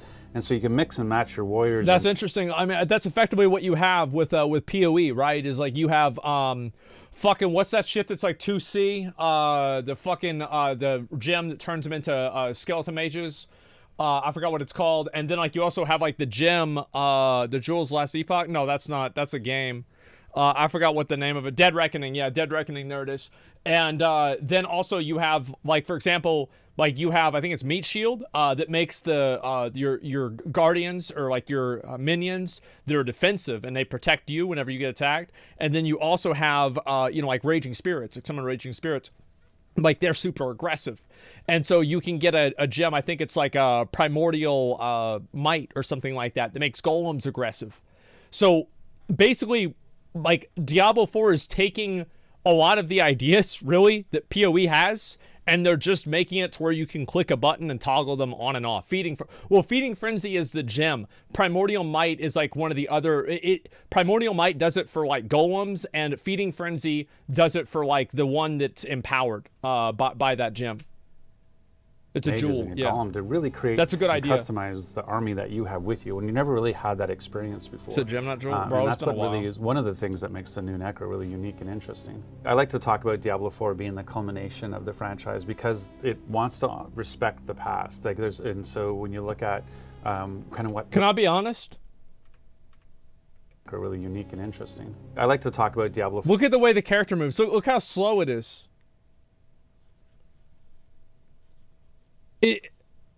For being the culmination of the franchise because it wants to respect the past. Like and so when you I don't know, like it's just you look at it'll get faster. What goes into Diablo 4. I like to use the formula that it feels like it's the dark. Like this looks good. Diablo 1. This looks good gameplay. It's the progression of Diablo 2. It's the visceral combat of Diablo 3. And then it has its own unique innovations in Diablo 4 with the shared open world and all the things we talked about with player choice. I think there are ways that straight up like that. I like that. Everything he just said, I agree with. I am on board with everything he just said. There are lots of ways that we've looked at lessons learned from previous games too. You know, Diablo one of the OG? great No, I'm not. innovations I didn't we play made Diablo with, 2. Legendary I'm a items, Diablo 3 and ended. again, speaking to that idea of having wait. multiple builds Sorry, I was talking over him. Legendary items, and again, speaking to that idea of having Uh-huh. multiple builds available, is that you can take legendary power off an item and move it to another item, so it really essence opens transfer. up the ability to customize your gear. We don't talk about that enough. You know, in previous games, So it's like Kanai's you would cube. pick up a shield that have this thing that would make, like, can now summon 2 more skeleton mages, and you're like, oh, I have to keep this for as long as possible. My build needs those 2 extra mages. Yeah. And eventually your level would outpace it, and you're like, I don't want to give up the shield. I'm going to carry this shield even though it's weak because I want this ability. And now in Diablo 4, you can actually extract that off the shield, get a new legendary that's at your level, and put that onto it. And so that idea of being able to hold on to your build and be able to truly customize your character by taking legendary powers and extracting them from one thing and imbuing them into another, that fundamentally changes the build system. That's really big, honestly. Like, I feel like what I worry about with that, I think it's a good idea. They should do this. But, like, for example, I feel like, yeah, it's like for free. Like, yeah. So it's like, would this hurt, like, item progression and make item progression more flat where you don't really get, like, a big bonus item? I don't know. I think that, like, Diablo 4 is going to live and die on, like, 2 or 3 things. Itemization. Itemization and PoE is why the game doesn't die. It's because the itemization has so much depth and there's so much into it, and like character customization is that you can literally, like, I will watch a 30-minute video of a build guide and the only thing the guy shows is a fucking spreadsheet. That's it. And that's why people get invested into it. I don't think Diablo 4 should do the exact same thing. I don't think it should be that in depth, because PoE already does that and they do it way better. But Diablo 4 should have simpler decisions that still have very big impacts. On top of that, it has to do with the end game, right? But mainly what I'm talking about here is the items have to be really compelling and really interesting and fun to use, and acquiring them has to feel really good. Like, getting a really good item in the original Diablo 3 was like, you would bust a fucking nut if you dropped a ring that had crit chance, crit damage, and attack speed on it. Like, holy shit, because you knew that would sell.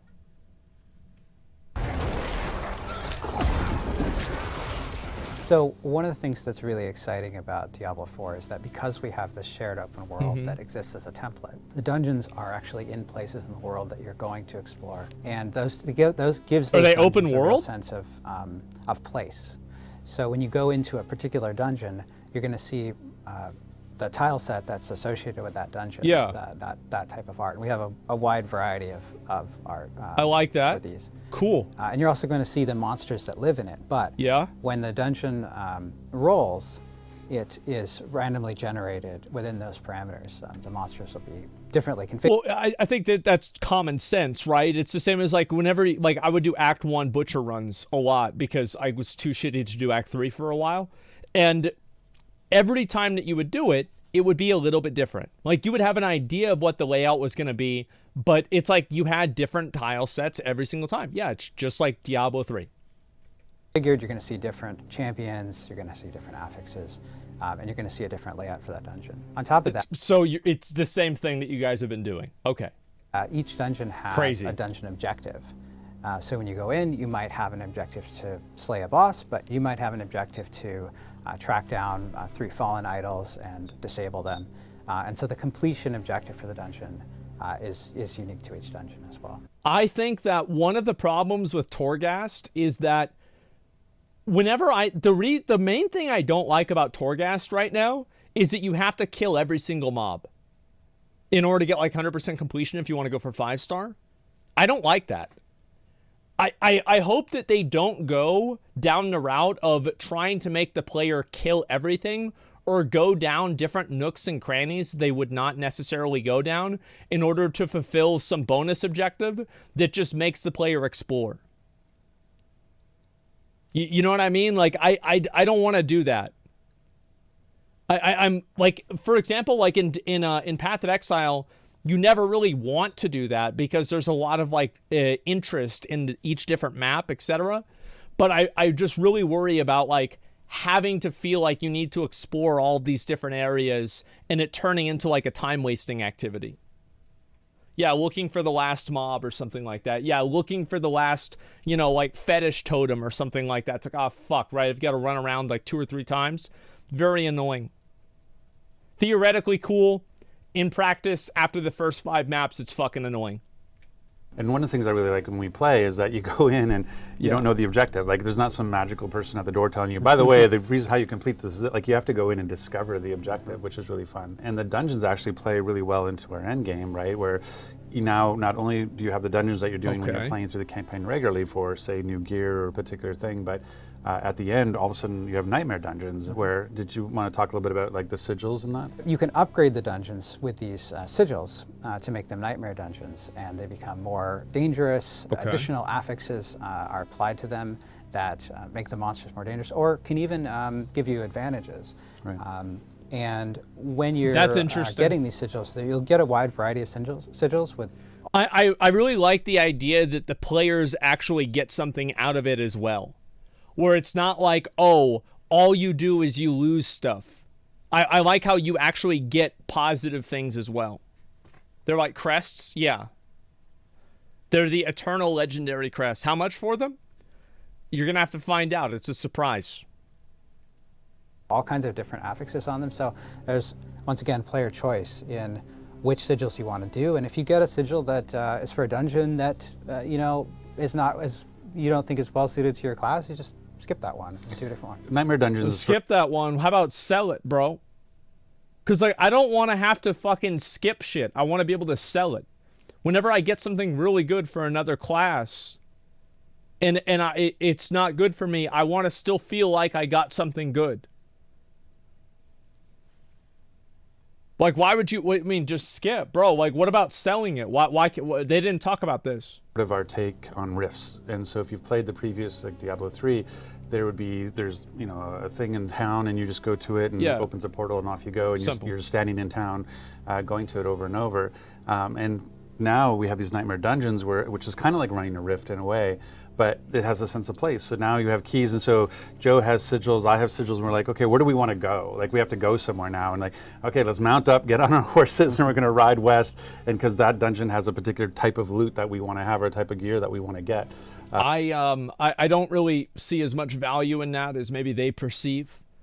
I think that getting on the horse and riding over there, I think that you should have to do that. Like, you can make an argument that, like, maybe you should have to do that for, like, the really hard versions, right? Just to make it more of an endeavor, right?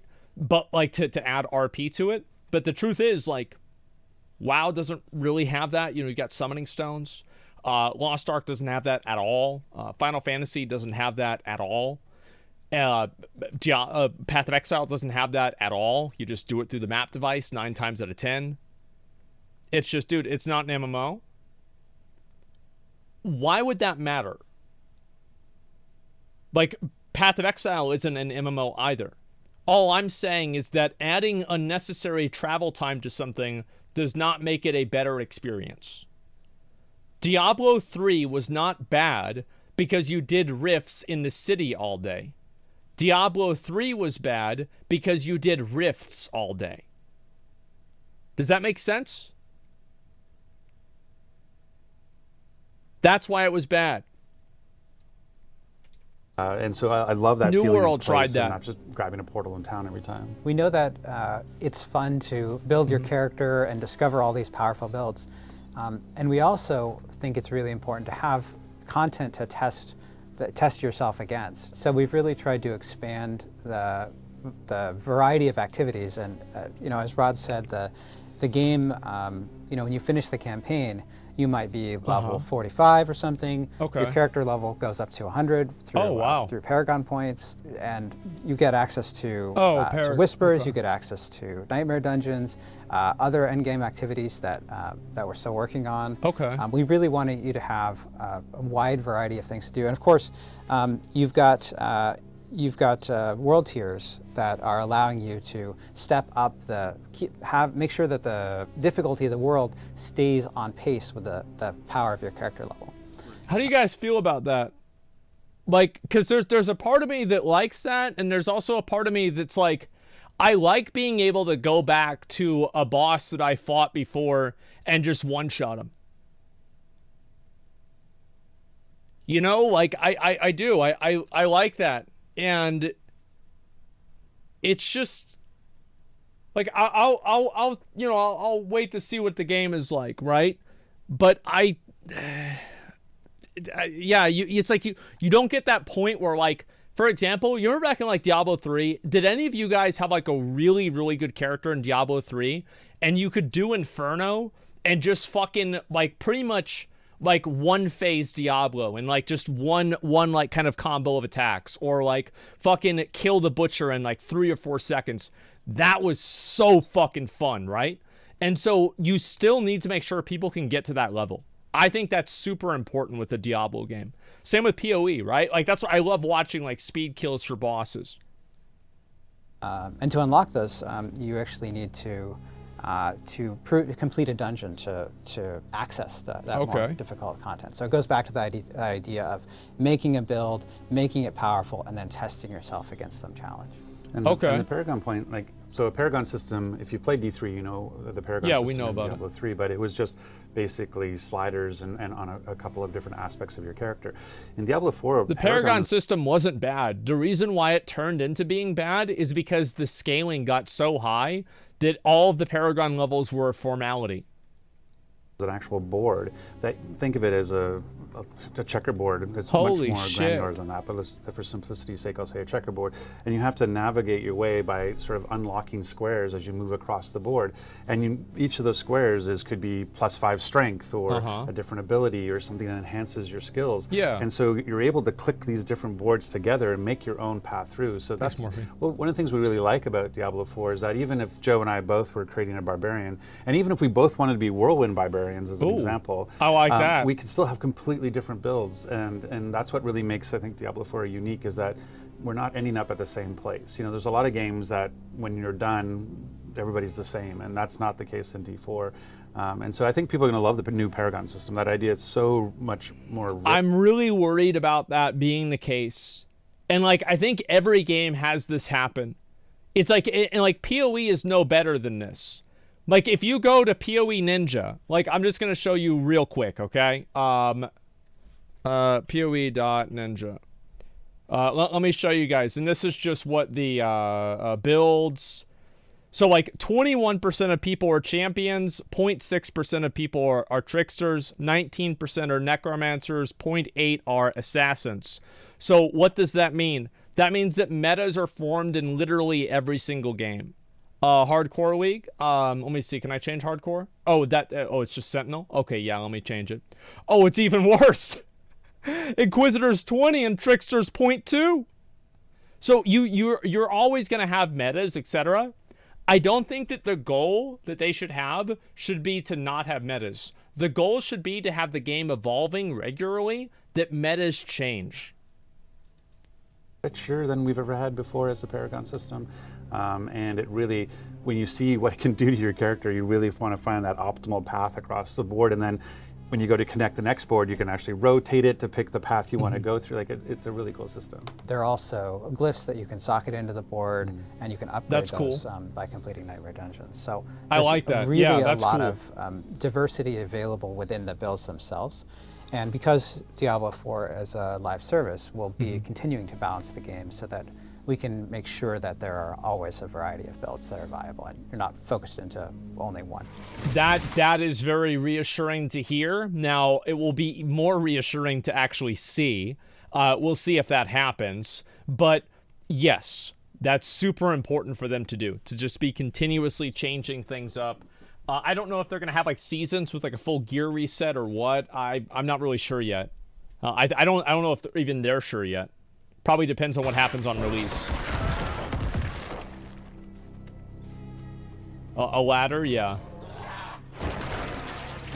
There's a lot that we're looking at doing for post-launch. Like, we have a lot of plans when you think about okay. In terms of seasons, but not the way that seasons are for Diablo 3. There's a sort of a twist on that. And we do want to continue to expand the world and tell new stories and continue to tell stories that are happening within Sanctuary. So I think people are going to be really excited about what kinds of content and features and things they'll be able to do post-launch, because that's one of the things we really learned a lot. I think a lesson from Diablo 3 is that we've had, like I said, we've had great success with the seasons in Diablo 3, where still millions of players come back and play for hundreds of millions of hours, but we know that they want more, and that's what I really feel great about. People want new content out of the seasons. I think that's a really big factor. Like, that's certainly what I want. I want a lot of new content out of the season, same as I get in PoE or another game like that. The main concern that I have really is, like, if you want to make it like a live game and like you continuously update this game, etc., what I'm worried about, I'm going to be honest, I'm worried about it being pay to win. And I'm just going to come out there and say it. I know they've said that it's focused around cosmetics, but who's to say you can't sell the cosmetics? Who's to say you can't buy and sell gear on an auction house? Who's to say you can't buy and sell gems, right? There's always going to be some sort of a way for that to happen. I am so fucking paranoid about that, especially after Diablo Immortal. I'm okay with them selling cosmetics. If this is a one-time purchase that they are continually updating, I think that it is unreasonable for people to not expect them to sell cosmetics. But if these cosmetics have any sort of a in-game advantage, right? Whether it be 1% strength, the same as they have like even virtue points in Lost Ark. I don't want to see any of that, right? Yeah, who cares about cosmetics? I do care about them, but it's just a reality of game development. It's just a reality. So much Diablo is coming now is that we're actually able to sort of help satiate some of the fan desires. And what they're really going to get at Diablo 4 is not only a great launch, but a very rich post-launch. All right, Joe, thanks for hanging out, talking about D4 and the franchise. That's what I'm really curious about. That's it from us. So I hope you stay tuned. We have lots of stuff to talk about coming up, especially, more D4. That's great. Cosmetics just means non-shop armors will not look good. PoE has that. Like, would I care? Like, here are the things. I would actually not, like, I've spent probably at least a few $100s on PoE, like, throughout my entire, 10 years of playing the game. I don't regret that. I have no problem every once in a while buying a cosmetic pack for Diablo 4 if they bring out something that looks really cool. I don't care about that. It's not a big deal to me. Is it something that I would prefer didn't exist? Yes, it is. I wish you could get everything in game, etc. However, if you're not charging money, you have to fucking get the money somehow. So yeah, I mean, if you want to pay people to keep making a game, yeah, sure, you can keep doing that. It's fine. And am I the same way? Of course, you're a millionaire. You don't need to be a millionaire to buy fucking a $5 fucking skin, man.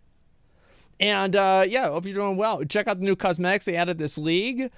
It's a huge step up from what they had before. I can link the video. Yeah, I saw it was like some sort of like a brain thing, or like made your brains larger, your character larger, or your head bigger the more strength you had. Yeah, I saw that. They're $20 nowadays. Well, let's say it's $20. There's a lot of people that can afford $20.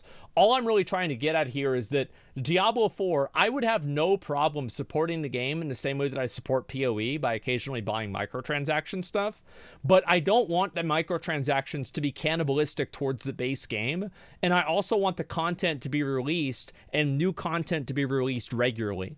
My main concern with Diablo 4 is that the game will have only like a surface level of customization, and it will also not have an expansive end game, and it will not be properly maintained. Those are and it will be pay to win in like some abstract way. Like, those are the main things that I'm worried about. That's the way, that's where I'm at. What do you guys think about that? Check out Path of Exile microtransaction packs. I've seen a lot. Our experience booster is okay. I would prefer if they did not do that. Buying cosmetics is understandable. Buying things that negate the amount of time others have put into grinding is bad. Yeah, I think that's the main thing. It's like, if you have an option, basically, like, here's what the problem is whenever you have the option to, you can do this in game or you can buy it, it provides a profit incentive for the developer to keep the end game option bad, because it incentivizes more people to spend money. So whenever you have pay to skip mechanics provide a profit incentive for a developer not to improve their game. So that's what really worries me. I'll look at a few more of these here, and a few more of these trailers, and then afterwards we'll watch the. Well, actually, I said watch the Amber Heard interview. We'll watch that in just a few minutes, okay? But let me do this. No way executives will accept minimizing short-term profit just to keep the game healthy. We'll see what happens. It'd be worrisome if you could trade cosmetics for non-cosmetic in-game items. Exactly. Oh my God, there's a lot of them. Time is a hidden currency. Exactly. So if you can negate time, I think that's the worst thing, right? And like Lost Ark has this. Many games have this in the Sucks Tubes video. Yeah, we'll get to that. Okay. Very same problem with cosmetic boxes. Gives an incentive for developers to focus on developing skins instead of actual content. I agree with you, but I think the people that are developing skins are like art developers, and the people that are developing actual content are like, it's a different job title, basically. So it's like, it's true, but not entirely. So what's the other videos? Are there any other trailers that I should watch? I want to make sure that like I didn't miss any other trailers. Arc 2.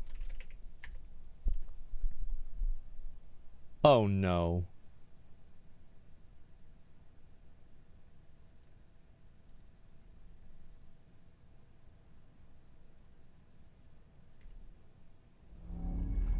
My dad tells stories of a terrible war that happened across the sky. Arc 1 is probably one of the worst games I've ever played in my entire life. It makes E.T. on Atari look like Elden Ring. Heroes fought and died to give us a chance to start over. It was All that I awful. know from their Earth are the creatures they sent along Let's with see us. this. And here on Iraq, Maybe this one will every be day good. is a fight to survive.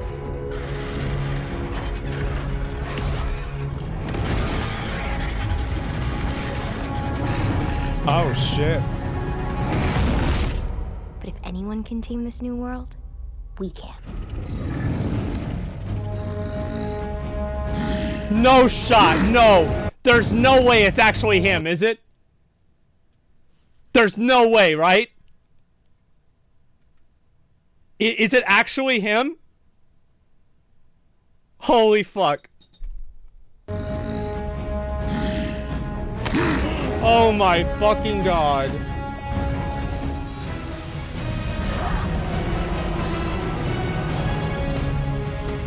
Man. I really hope this is good. I love the idea of Ark. Like the aesthetic of the game and like the fantasy of it is super cool. The gameplay was just so monumentally terrible, I couldn't play it. Like, if I played Ark, I would probably catch on fire. Yeah, I would straight up, yeah, I would just probably catch on fire. That's it. Space Marine 2, I saw that one. Where are the other ones here? I want to make sure that I didn't miss anything else. And what's this here? Fuck, there's a whole lot of these. A Monster Hunter. No, I mean like the new games. Callisto Protocol, we watched that one. Wolong Fallen Dynasty. What's that? Let's see if this is worth looking at here. Oh, okay. All right. Okay. All right. Let me see this.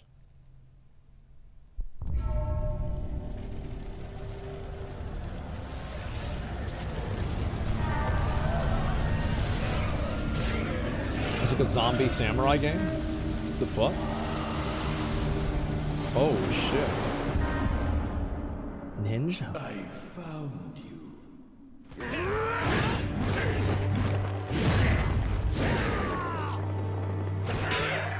Bearer of the eternal elixir field. Okay. This looks pretty cool.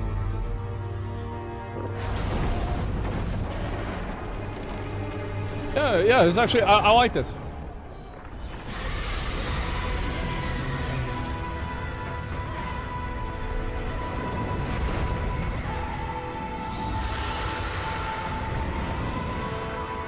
Yeah, that's cool. Okay.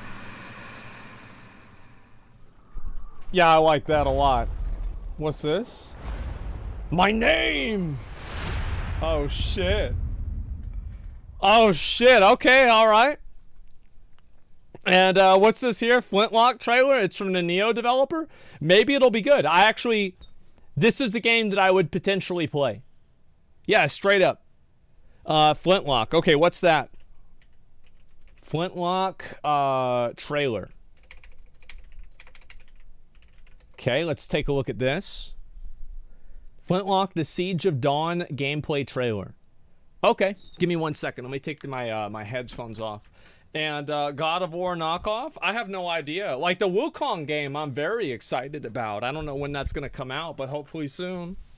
I'm gonna pop off whenever that game plays. Minecraft Legends, we saw that. It looked good. Man, it gets hot in my room, man. I tell y'all something, like, it is hot as a motherfucker in Texas, dude. It's too hot, I'll tell you that. Way too hot. Let's watch this.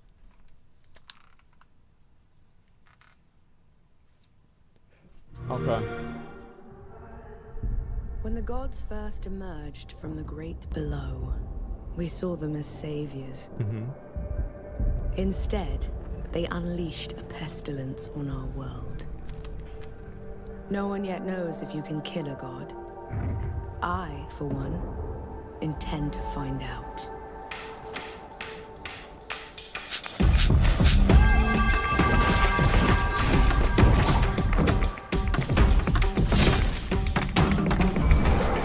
This is really cool. I like this a lot.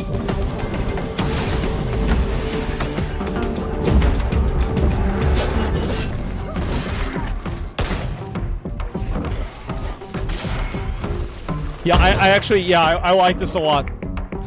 New World too? I mean, I like New World.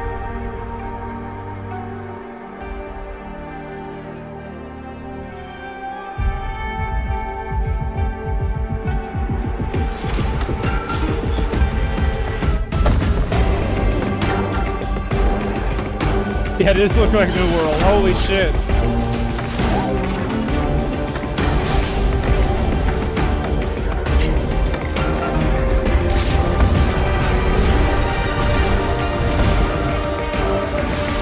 It doesn't look super hard, I'm gonna be honest.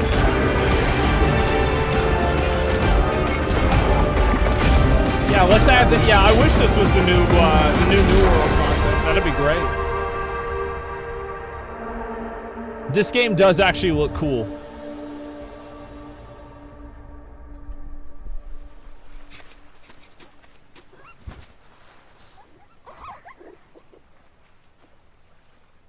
Is that a dog? Play it day one with Game Pass. He looks like a good boy. Yeah, for sure. Hey everyone, welcome It's a back. Fox. So yeah, I think this game looks compelling. Like, sure, I think the story of it seems cool. Just everything about this game looks cool. And so yeah, I'm about that. Sure, Dark Tide, we saw that. Space Marine 2. Wait, let me see that. Space Marine 2. Space Marine 2. People keep telling me to watch this. Like, is there anything new about this? Nah, bro. Like, oh, here we go. Wait, this is just an overview. I don't give a shit about this. I already saw this. Where's the rest of it? Nightingale, I saw that one before. Look up Renown. I think I've seen that one for sure. Redfall. What the fuck is Redfall? Redfall. And, oh, this is a new game. All right, let's see this. I have not seen this at all. Extended gameplay reveal trailer.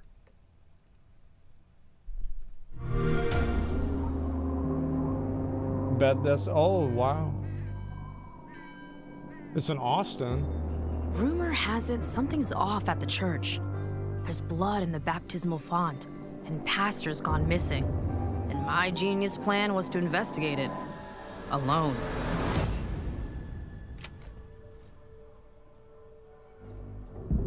Okay.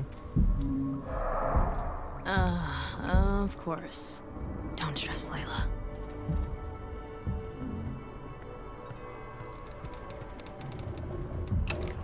Oh, shit. Get out! I bet there's gonna be a bad guy behind it. Oh, shit.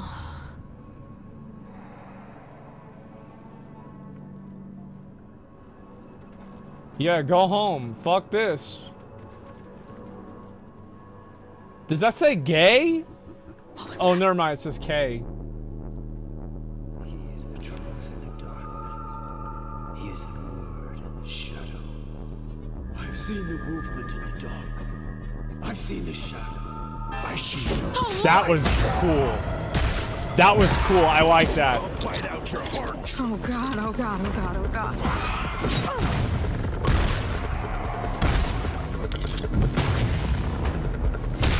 He's Morbin. Oh shit, there's more. Gotcha. Okay. God damn. Kiss your ass goodbye. Holy Jacob. shit. Oh, thank God. Come on. What do y'all Find the think? others and beat feet. Yeah, he got morbed on, exactly. You know, Redfall used to look like it was straight out of a postcard. A picturesque island off the coast of Massachusetts. The bustling historic downtown. The seafront I don't know where district, Massachusetts and the old is. lighthouse. Then, something happened. People started vanishing, and those who didn't sold out. Big time. Oh, so Fast it's like forward, Twitch. Basically, everyone's either a vampire, a cultist trying to become a vampire, or dead. And these aren't just trashy movie vampires. These monsters blocked out the sun and pushed back all the water. Totally cut us off from the outside world. What the Gotta fuck? admit, though, if I have to be stuck on an island full of vampires, I'm glad it's with y'all. Feelings mutual, I guess. Aw, thanks, Jacob. We've also got Remy, our engineer genius, and her little robot buddy. She means you reborn. Who's a good robot? Who's the best robot? And our resident expert on all things creepy. I prefer the term cryptozoologist, but to each their own. Last but not least, yours truly. Those are the people that I have investigate these Bigfoot. weird powers. This looks okay. We've been digging for answers, but haven't found much beyond blood and death. Luckily, the vampires Like, and I wouldn't, like, is this a game that I would really play? I don't know. sycophants aren't discreet about where they It's like cringe? to nest. I don't know if it's I bet cringe. the answers we need are inside bit those much. tourist traps turned fortresses. Spotted some bloodsuckers in their fan club near the festival grounds. Let's start there. Ghosting out. The one thing, like, I feel like every game, it's like you pick one. Compelling story or badass gameplay. Like, whenever I watch this gameplay, it's like, man, I feel like it's slow. It's not like, I don't feel like I'm popping off. You know, I don't feel like I'm morbing out. You see what I'm saying? Like, yeah, it's, I don't know. It seems fine. Cultists could go straight at him or just slip Okay. past. Let's just get this done. On Pop my 'em. mark. Okay. Pick your poison, yeah. Oh shit, blood bag! Okay, so it's different types of monsters. I think like Left 4 Dead has this too. I remember the second one came out, I watched a little bit of it.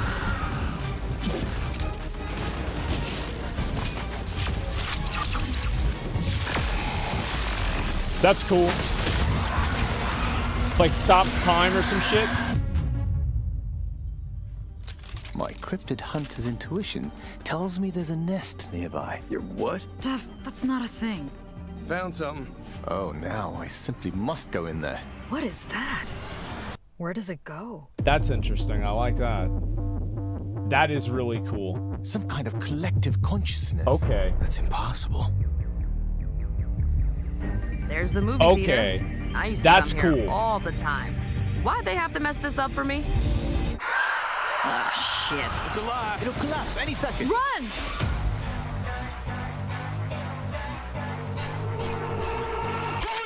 Trying to start a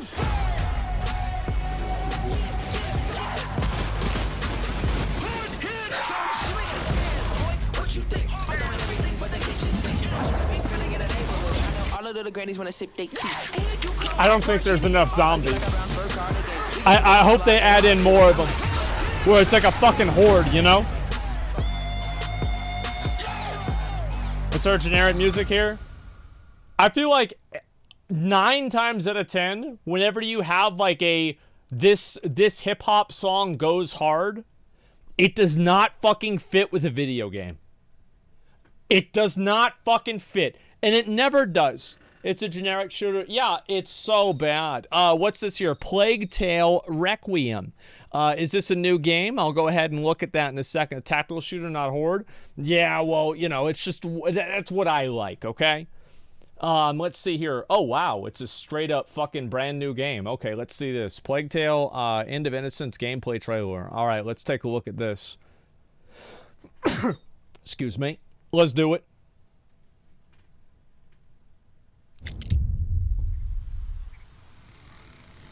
I'm sorry, Amicia. For Hugo. He's not dead yet. What the birds do? I don't deserve that. The macula's not just in Hugo's blood. It concerns everybody. And it can change everything. Birds carry plagues? No. Hey, yo, fuck birds. Rotten flesh. Oh, wow, I like that. That's cool. Remember, no more killing soldiers. No more killing us. This is cool.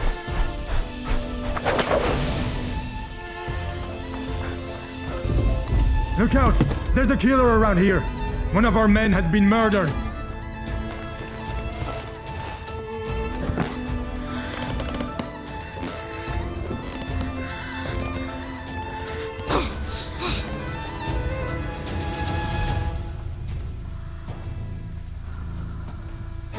You're only making it worse! Amicia, don't! I'm tired of being afraid. I'll show them that it's over. Finally! See? They're nothing! Nothing to be scared of! No! You are not them. What is wrong with me? Hugo! Amicia! Come on. Do it! Quick!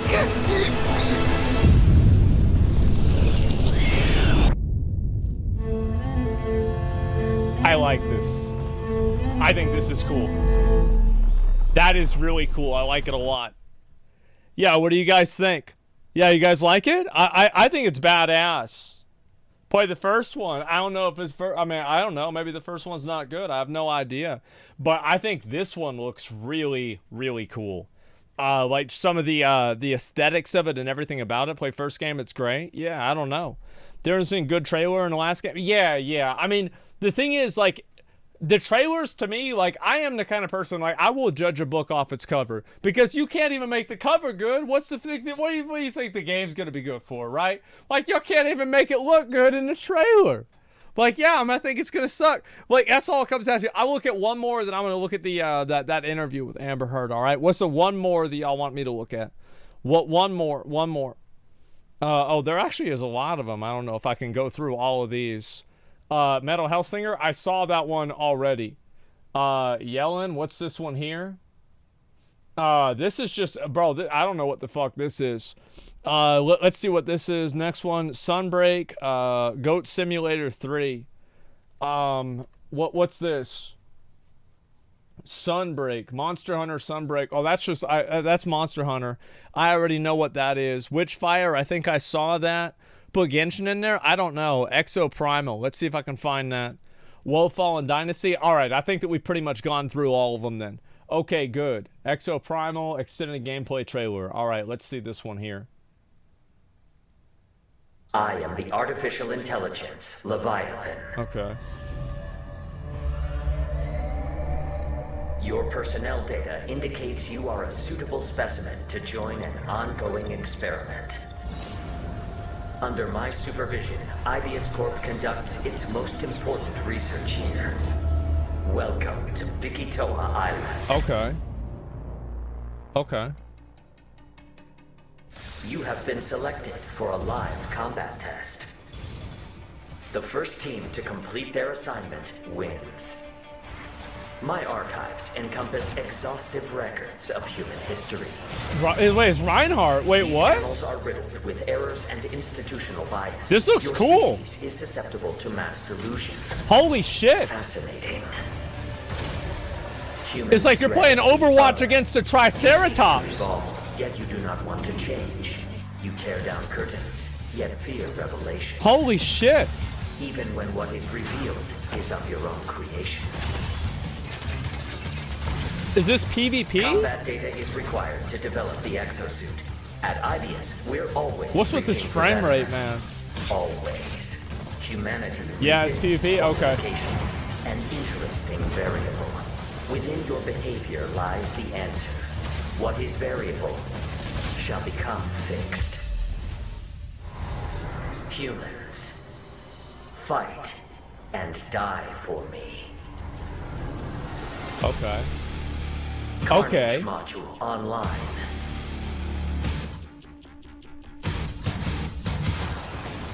See, this is what I was talking about. Yeah, let's see more shit like this. This is badass. Employee retention. Chance It's 1 FPS. Yeah, exactly. I have to get a 4090 to play this. If you wish to survive. A more grueling combat experiment is called for. You will now witness a small fragment of the war game. You need to keep fighting until we can figure out how to destroy the varmint. Is it a boss, I guess? In terms of gameplay, this is probably the one that's excited me the most. I think this will actually be fun to play. Can you imagine that? Playing a game that's fun? But you guys don't like it? Really? You don't think it's good? I don't know, man. I think this is cool. Yeah, I think it's cool for sure. For like a week? Yeah, most games are fun for a fucking week. Right? That's all it comes down to. It's not supposed to be fun forever. I mean, if it's supposed to be like a seasonal game like Diablo or WoW or Lost Ark, then yeah, it's bad. But overall, I think that's okay. And yeah, it's tremendous potential. Yeah, I think it's cool, man. And wait for final release? I think so too. EDF trailer, old game, same style. Yeah, it's just Left for Dinosaurs, something like that, sure. Resident Evil 4, I saw Metal Hellsinger. I've watched pretty much every single one of these now, guys. Like, I've seen pretty much every trailer. Now, y'all are easily pleased. For me, a lot of the games, like, I'm going to be honest. Like, this one is cool. Like, Hollow Knight is cool. Starfield, like, really was not that exciting to me. I'm going to be honest. Diablo 4, I'm like very tempered expectations. Ark 2, it's like there's no gameplay. Redfall, it's like whatever, right? This game looks pretty cool, but like, I don't know, man. Like a lot of these games haven't like really hyped me up.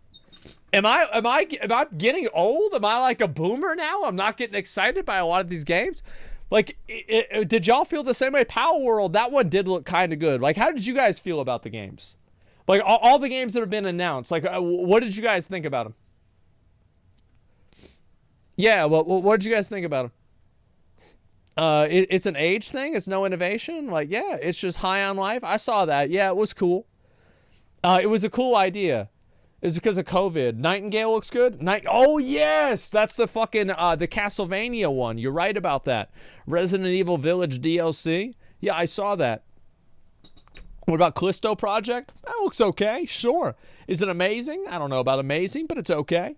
All right, we'll look at the at these interviews here, and then we will finally, as I have promised many, many times, we will watch the video that I promised to watch for a while, and I have been waiting on this for too long.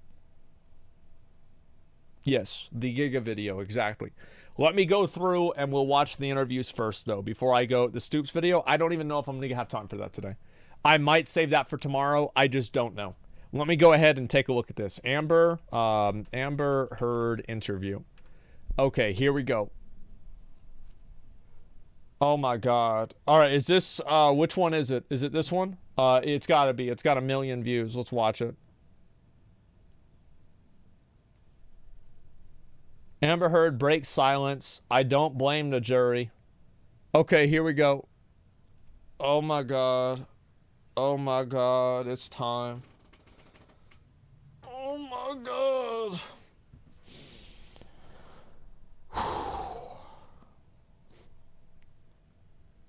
She won't stop? Of course not. NBC supports her? Let's see. I don't care what one thinks about me or what judgments you want to make about what happened in the privacy of my own home and my marriage. Is this the whole interview? Wait a second. Because like there's no introduction or anything like that. Oh, here it is. Here's the full interview. Let's watch this one here. Yep. All right, let's go here. It's been about more than a week since the verdict. As you sit here with me now, has it sunk in? How could it? It's surreal and difficult. Yeah. In part, yes. This has been a long time coming. Do you stand It by sure has. Your testimony and your accusations against Johnny Depp about abuse? Of course. To my dying day, will stand by every word of my testimony. I think vast majority of this trial was played out on social media. I think that this trial this is as good as it's gonna get. is an example of that gone haywire, gone amok, and the jury is not immune to that. Wait, what's that? What? Social media testimony. I think vast majority of this trial was played out on social media. I think that... So she thinks that social media, a bunch of people on Twitter, people like me, let's be honest, right? We're the ones that caused her to lose because, like, basically, all the jury went home, they watched Asmongold clips, and then they decided that she was guilty.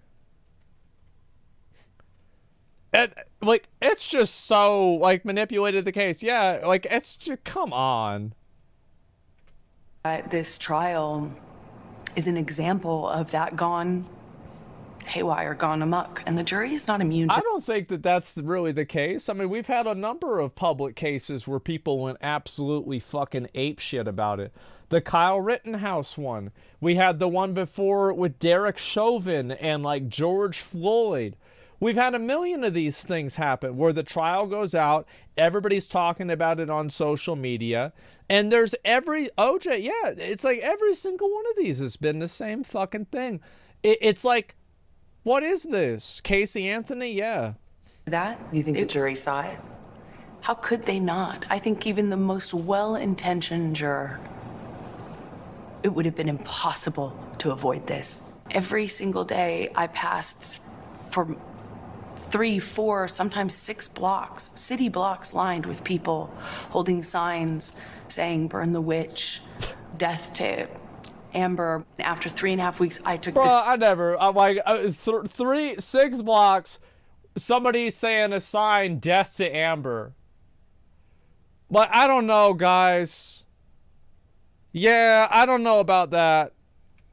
Stand and saw just a courtroom packed full of Captain Jack Sparrow fans who were vocal, energized. Can you put into words they cut her off. How that felt? This was the most humiliating and horrible thing I've ever been through. I have never felt more removed from my own humanity. I don't blame you. I felt less than human. Let's go back to the day of the verdict. Were you feeling confident?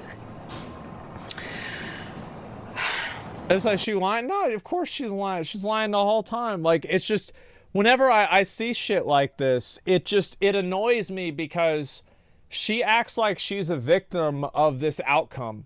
Whereas, like, she was the one that wanted him to pay her $50,000 a month and give her 3 houses so she wouldn't make it public. So, like, you fuck around, you're gonna find out. You know what I mean? Like, I mean, really, that's what happened. And a car. Put on 1080p. Bitch, shut the fuck up. I can't do that. Why would I have it on a bad quality on purpose? This is the only one I have. That's a great question. How'd I feel? I wish I could say yes to that. What's this? I want to say yes to you, but it wouldn't be true. God. Even if you think that I'm lying, you still couldn't tell me, look me in the eye and tell me that you think on social media there's been a fair representation. There was another trial. Well, this is not a fair representation. So here's the facts. is that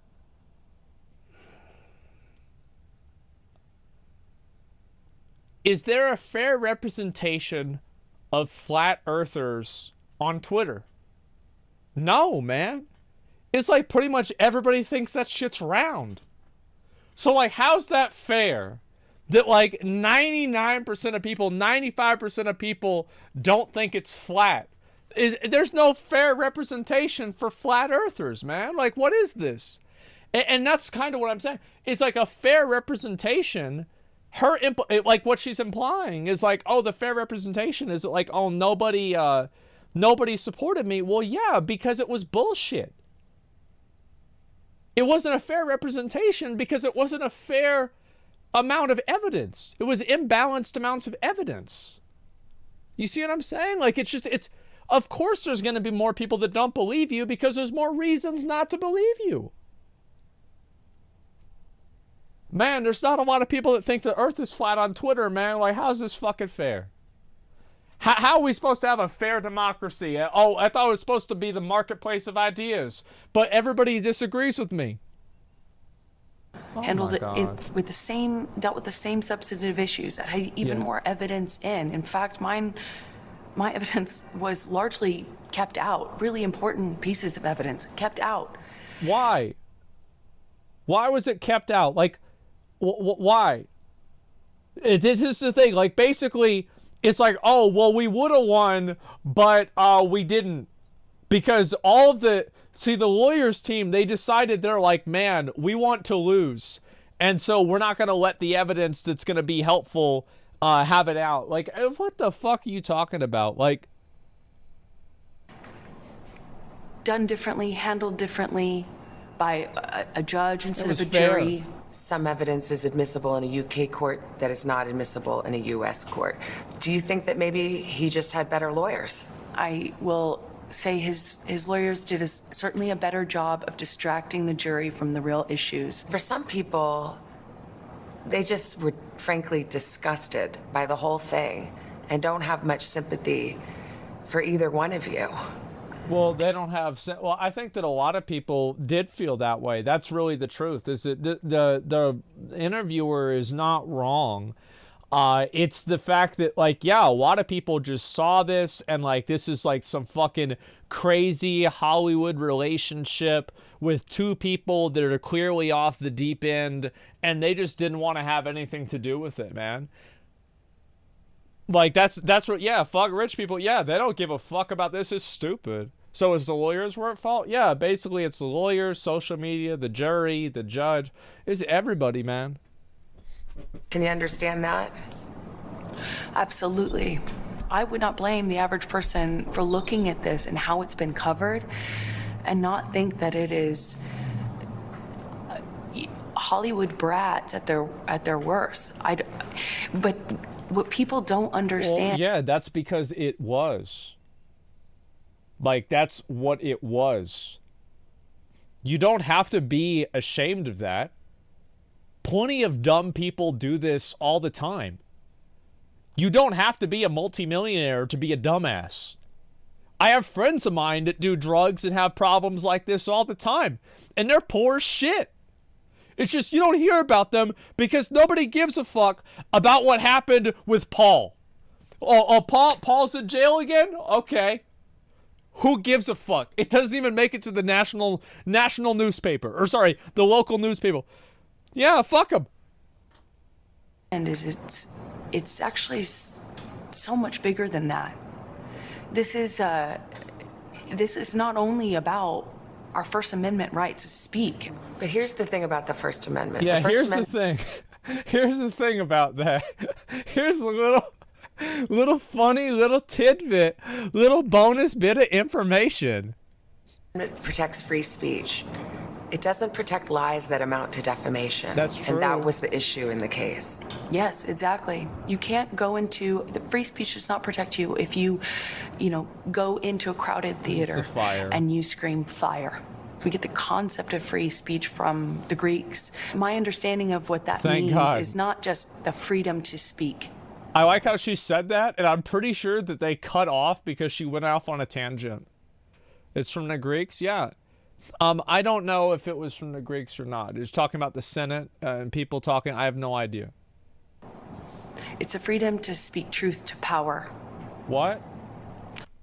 My understanding of what that means is not just the freedom to speak. It's a freedom to speak truth to power. Well, what do you think the guy who's saying fire in the crowded building thinks?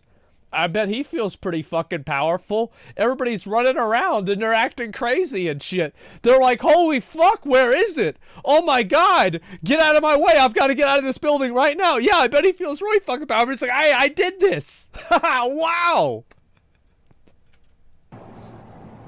The truth is the word. Speak truth to power. You know what that means? Nothing. It's just some bullshit term that people made up to make it sound like they're saying something more than what they are. It's just bullshit. Yes. And that was the issue. And that's all I spoke. And I spoke it to power, and I paid the price. In the closing argument. Yeah, what, again. The truth is the word. Yes. And that was the issue. And that's all I spoke. And I spoke it to power, and I paid the price. In the closing arguments, the DEP lawyer said, called your testimony the performance of a lifetime, and said It's you were certainly acting. better than Aquaman. What do you say to that? Says the lawyer for the man who convinced the world he had scissors for fingers.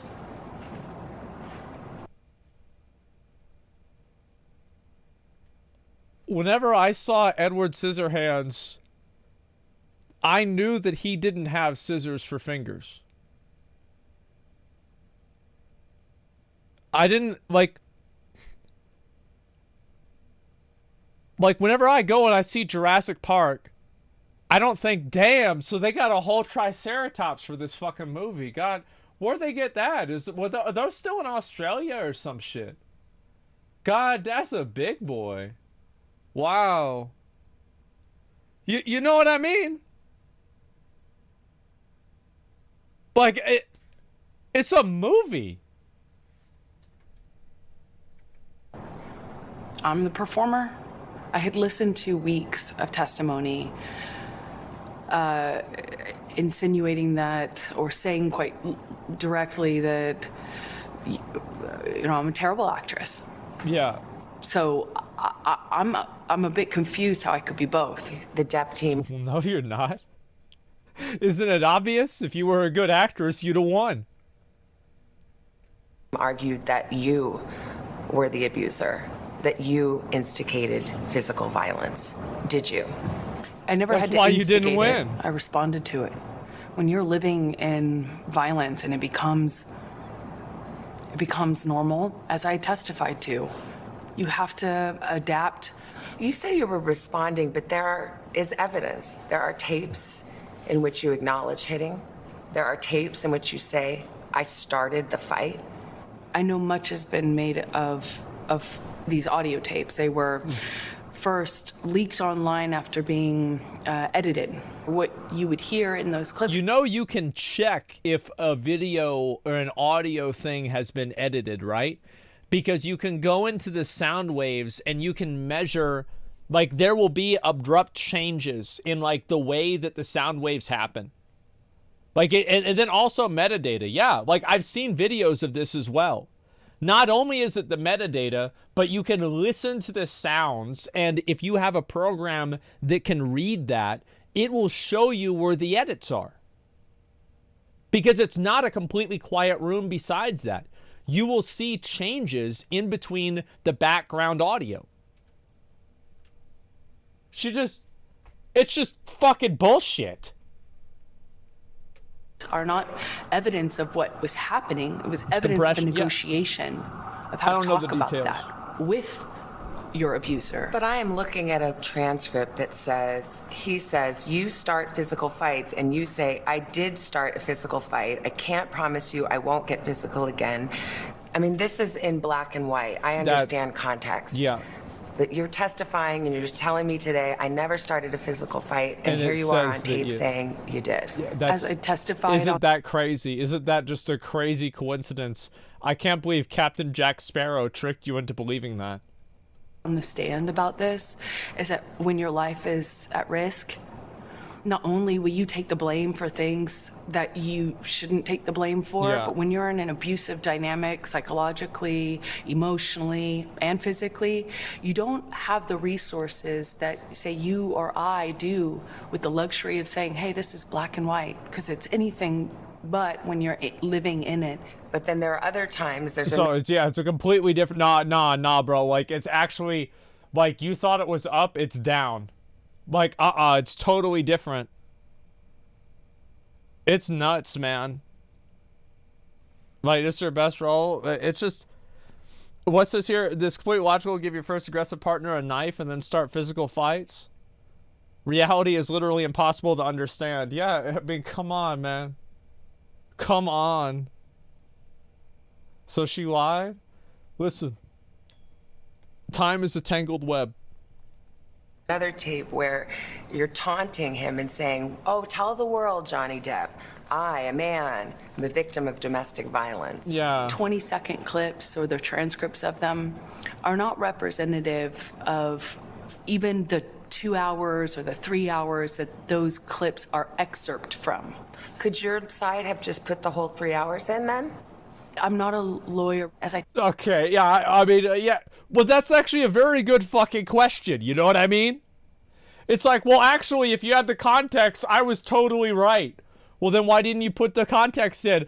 Well, here's the thing, I'm not a lawyer, right? I mean, look, you can't expect... Look, it is... look, it is what it is. Testified to, Jesus. I was talking in those recordings as a person in extreme amount of emotional, psychological, and physical distress. He And says it he doesn't- never hit you. He never. Is that a lie? Yes, it is. What about the witnesses who said they have seen you instigate physical violence? I've seen firsthand how people will file rank and support the person they depend on. Did they all come in and lie in court? I am not here to call... So everybody's lying. The legal team is lying. The other legal team is lying. Johnny's lying. Social media is out to get you. The jury is fucking compromised. The tapes are edited selectively. They wouldn't let you bring in the evidence that would make it look like you were the winner. Like, I mean...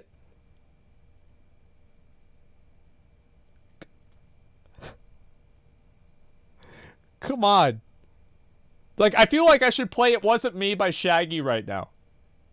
Like, that's where we're at.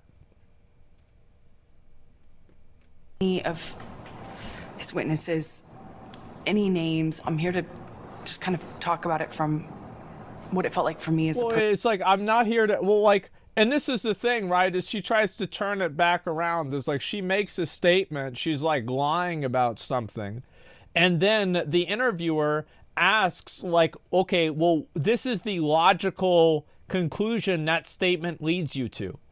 Is that, oh, everybody's filing rank because he's this popular person. And then she asks, well, you think everybody's lying? It's like, well, I mean, look, I'm just talking about how it feels to me. Well, then what the fuck? You know what I mean? Person who sat there. When I asked his lawyers, why do you think you won? And the answer I got was, because she never took responsibility for anything she did in the marriage. I did do and say horrible, regrettable things. We saw that. Throughout my relationship. I behaved in horrible, almost unrecognizable to myself ways. There's so much, I have so much regret. I freely and openly and voluntarily talked about what I did. I talked about the horrible language. I talked about being pushed to the extent where I didn't even know the difference between, you know, right and wrong. I will always continue to feel like I was a part of this, like I was the other half of this relationship, because I was. And it was ugly and could be very beautiful. It was very, very toxic. Okay. We were awful to each other. You know, I made a lot of mistakes. Okay. A lot of mistakes. But I've always told the truth. Well, I find that to be a little bit of that I did not expect to hear that at the end, but okay, sure. Self-snitching? I think so. What makes me want to punch my screen? I'll watch the fucking the interview with their lawyers, but before I do that, I want to say, like, this whole thing with her, it's like, just it didn't work out. Like, you tried to get him and you got. That's the way it goes. Like, why are you doing this interview? Like, what do you, like, what is the best case scenario with this interview? Everybody already thinks you're lying. There's evidence that you're lying. Like, the jury already, like, you already owe them the money. You lost. Like, what's the best case scenario here? Doing an interview talking about how it's everybody else's fault that you lost and it was unfair.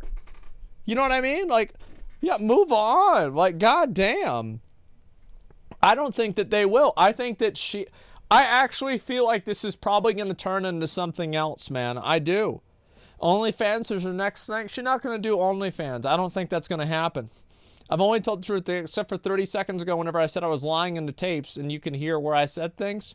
People think she's getting paid for the interview. I mean, I don't know about getting paid for the interview. I find that to be unlikely.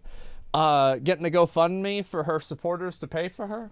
There's a lot of people that believe that. It's just like, every single time that she goes through, and what she's trying to do is she's trying to tell, like, a personal story and have people feel sorry for her. But the moment that people call her out on any of the details, she's like, well, I mean, this is just how it felt to me. It's like, well, yeah, but, like, what the fuck does that mean? You know what I mean? Like, what the fuck does that mean? Like, it's a fact. What's this here? It's normal to sell these interviews. It's exclusive. Sure. Maybe your supporters deserve to be drained. If people want to believe her, that is their money to be lost. That's theirs to lose. I'm going to be honest. Trying to make herself look good for Hollywood, try to get work. Nobody's going to want to work. The reason why, it's like, even if the people that are doing the movie think that she's not lying, it doesn't really matter, because nobody's going to want to see a movie with her in it. You know what I mean? She never have closure, and that's her life. That's how it started. You not sell the interview? I have no idea. People take it too seriously. She has NPD. She's not self-aware to the point of giving up. Maybe. I'll watch the other one here, and we'll take a look at it. It's just nuts. Yeah, only time she takes accountability is whenever she's told she doesn't take accountability. That's about it. Wasn't she the one that just said she wanted to be left alone in the end, and she kept going on? Yeah, I think so. A trial watched by millions around the world, ending in a stunning verdict in favor of Johnny Depp.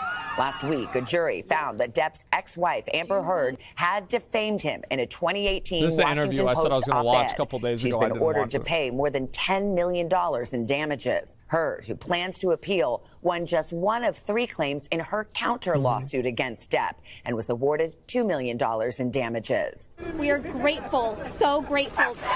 Depp's supporters cheering the verdict, and Depp's lawyers, Camille Vasquez and Benjamin Chu, who became public figures in their own right during the trial. Legions of viewers. I do feel like, again, like, that's probably one of the best things that came out of this whole bullshit, is the fact that people actually got famous and well known because they're good at their job. It's not because they're island boys. It's not because, like, they had some fucking video where they acted stupid on the internet go viral. Like, it's actually because they're good at their job. You know what I mean? That's a good thing. On YouTube and social media, hanging on every word and gesture. Ms. Heard has told you that she has mountains of evidence of abuse. But there are no medical records. Ms. Heard lies. Right here. She lies all the time. Heard's team has alleged a coordinated social media campaign by Depp's side, turning public opinion and ultimately the jury against her. They went home every night. It's a conspiracy. They have families. It's the families all a are on conspiracy. social media. We had a 10-day break in the middle because of the judicial conference. There's no way and that's couldn't whenever have been the conspiracy happened. A charge that Depp's team denies, saying the outpouring of support for the actor is nothing but authentic. Depp thanked those supporters yesterday in his first post on a newly created TikTok account. writing, "We did the right thing together, all because you cared." Well, of course people care. People are sick of seeing bullshit like this happen because everybody's probably... The thing is, like, a lot of people... How many of you guys know somebody who's been, like, affected by some bullshit like this before? Because I do. And that's what happens, right? Is like you have enough people that have been, like, personally affected by it. And it's like they see this situation playing out and they think, oh, shit, here we go again. And joining us now are Johnny Depp's lawyers, Camille Vasquez and Benjamin Chu. And a quick disclosure, my husband has done consulting work for the Depp legal team, but not in connection with this interview. So with that aside, let me ask you, did you speak to your client right after the verdict? What was his reaction in the moment? I think just an overwhelming sense of relief. Yeah, I bet. I was speaking with another friend of ours, a mutual friend of Johnny's and ours, and he said, I haven't seen Johnny smile like that in 6 years. The weight of the world is off of his shoulders. He's got his life back. As you well know, the law does not favor a plaintiff like Johnny Depp in a defamation case like this. The burden is very high, the threshold is high, and he crossed it. Frankly speaking, were you stunned at this victory? Ben? Well, we had ultimate confidence in Johnny and the jury and the facts of this case. Well, everybody knew it was going to happen. Like, I was worried that it wasn't going to happen. My main concern was that, like, there was going to be so much shit that had happened that people would eventually just say, ah, it's a wash, right? But that didn't happen. I was very concerned about it. And Megapine's up. Yeah, of course the guy's happy. Like, I would be very happy about that. I would be thrilled about that. Because obviously... It's like his life has been fucked up. Like people, and the worst part about it is like even now, you're gonna have a lot of people that still think that he did this bad shit. It's like his life is like, it's like before this happened, nobody thought this about him anywhere, and now even though he's innocent, still some people that believe it. So you're not walking out of this clean. But it's certainly not, at least you're walking out of it. And you can only hope that the jury will see it. And in this case, Amber got recast in Aquaman. I don't believe that. Overwhelmingly in his favor. I should mention the jury did find Mr. Depp responsible for defamation for one of the statements made by his lawyer. It accused her essentially of staging a scene in furtherance of an abuse hoax. How do you square that finding with the rest of the verdict? I think that's fair. I think it's just... The verdict is overwhelmingly positive for Johnny. And it was unanimous. There were 7 people that decided he was defamed. Amber Heard's attorney was right here the day after the verdict, and she said the jury had not been permitted to see certain evidence that would have bolstered and verified Amber Heard's claims of abuse, in particular therapist notes. What is your response to that? And was there evidence that was suppressed for a valid legal reason that might have made a difference? I think that was very disappointing to hear that and to hear her impugn the character of the jury. And the evidence came in that should come in, and the judge... It's like a therapist writing down what you told them happened. Bro, I don't think that's evidence. I think that's just another person writing down the story that you said. Like, that's not fucking evidence. Are you crazy? It was very fair to both sides. In particular, she cites the UK judgment. As we all know, Johnny Depp sued The Sun, a newspaper in the United Kingdom. He lost. Yeah, I love that. They act like, oh, he lost in the UK against the fucking Sun, so that means that Amber Heard wasn't lying. No, it just means you can't sue the newspaper because the newspaper can print bullshit and somehow it's okay because laws. It's just... How, like, it's just crazy to me. People believe, like, you're so dumb, man. That case, the judge finding that claims by the newspaper that he was a wife beater were substantially true. Now, Amber Heard's lawyers say that judgment should have come into this court case. What say you? Was a different process, right? And also, Mr. Depp and Ms. Heard in this case were the parties. They had different disclosure obligations. So we disagree. The overwhelming evidence that was presented in this case in Virginia far exceeded what was presented in the UK, and we believe the jury got it right. As you know, this trial was... Well, it's the UK. We don't live there. Yeah, we don't live there. Like, there's a lot of things that, like, like, that's not how it works over there. What the fuck are you talking about? Newspapers have power too? Yeah, of course they do. Like, I'm sorry, but it's such a dumb argument. Very closely watched. Social media certainly took off in a way that we've seen high-profile trials before, but this is the social media age. Yeah. Do you believe the People jurors popped off. saw any of that, were swayed by any of that? No, I don't think there's any reason to believe that the jurors violated their oath. And again, that suggestion was I think that there's a chance that they could have seen it, but I mean, like, is it a chance? Like, here's really what the statement is that she's saying. Is that she's saying that the jury went on social media and changed their opinion because of social media. That's very different than just seeing content. Like, I would easily assume that people in the jury probably saw a few meme videos or, you know, a few posts on YouTube or TikTok or Twitter about the case. Sure, yeah.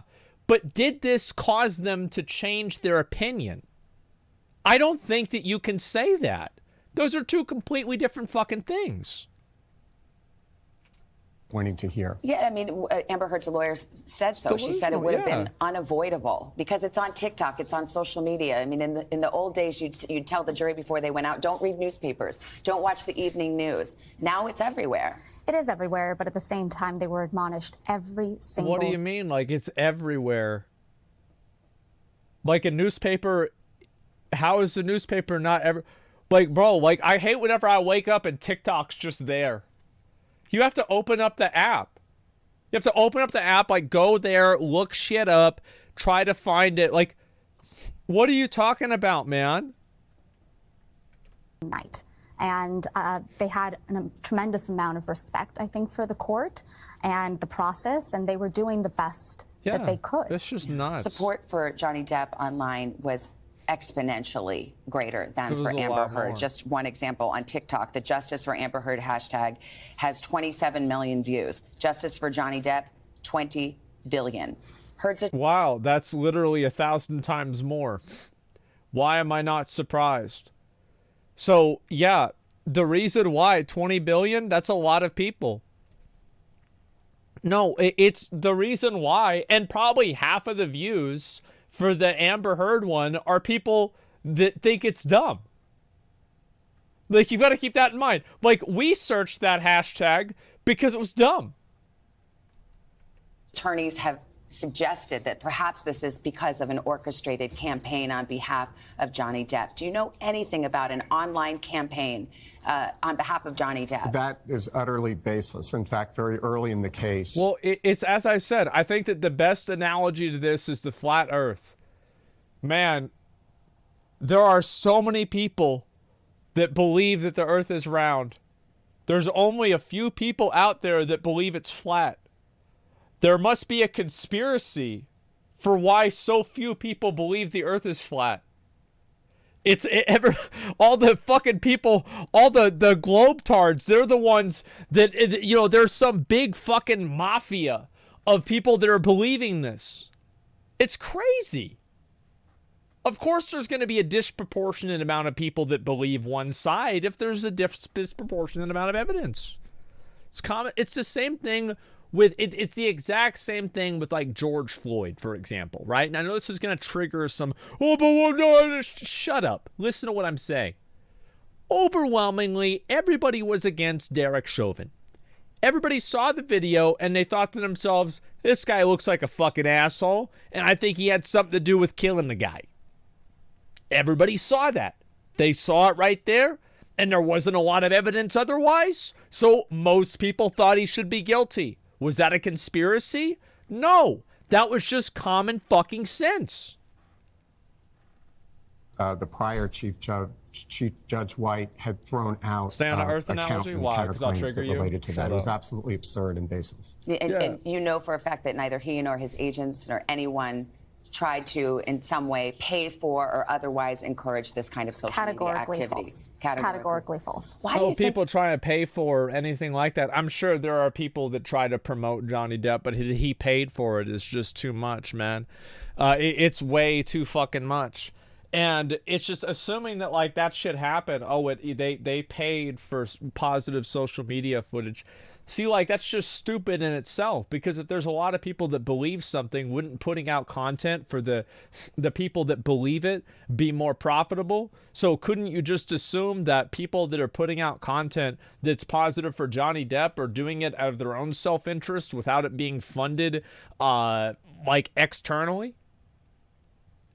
Like, it's just, you think about this for 3 seconds, and it's just like, any direction you spin it in is stupid.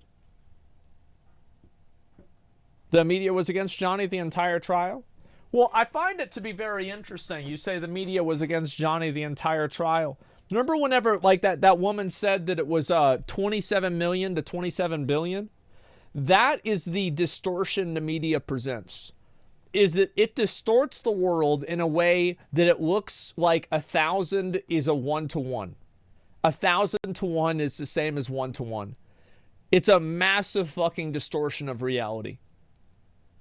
Never trust the media. Only, like, you have to trust something, right? But you should always cross-reference and verify things, and don't just believe something because somebody says it.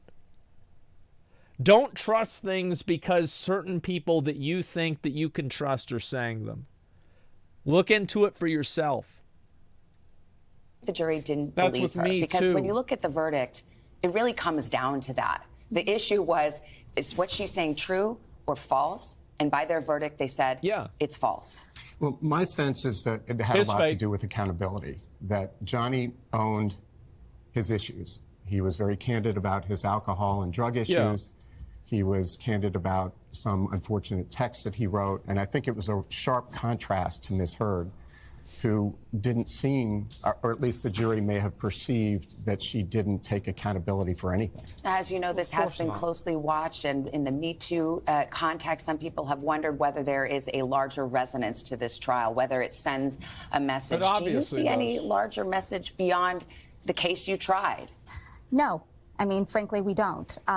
We're here to talk about the case that we tried, right? We encourage all it's like they don't want to, like, the thing is, like, they're not going to come up here and, like, try to make a political statement or some shit, right?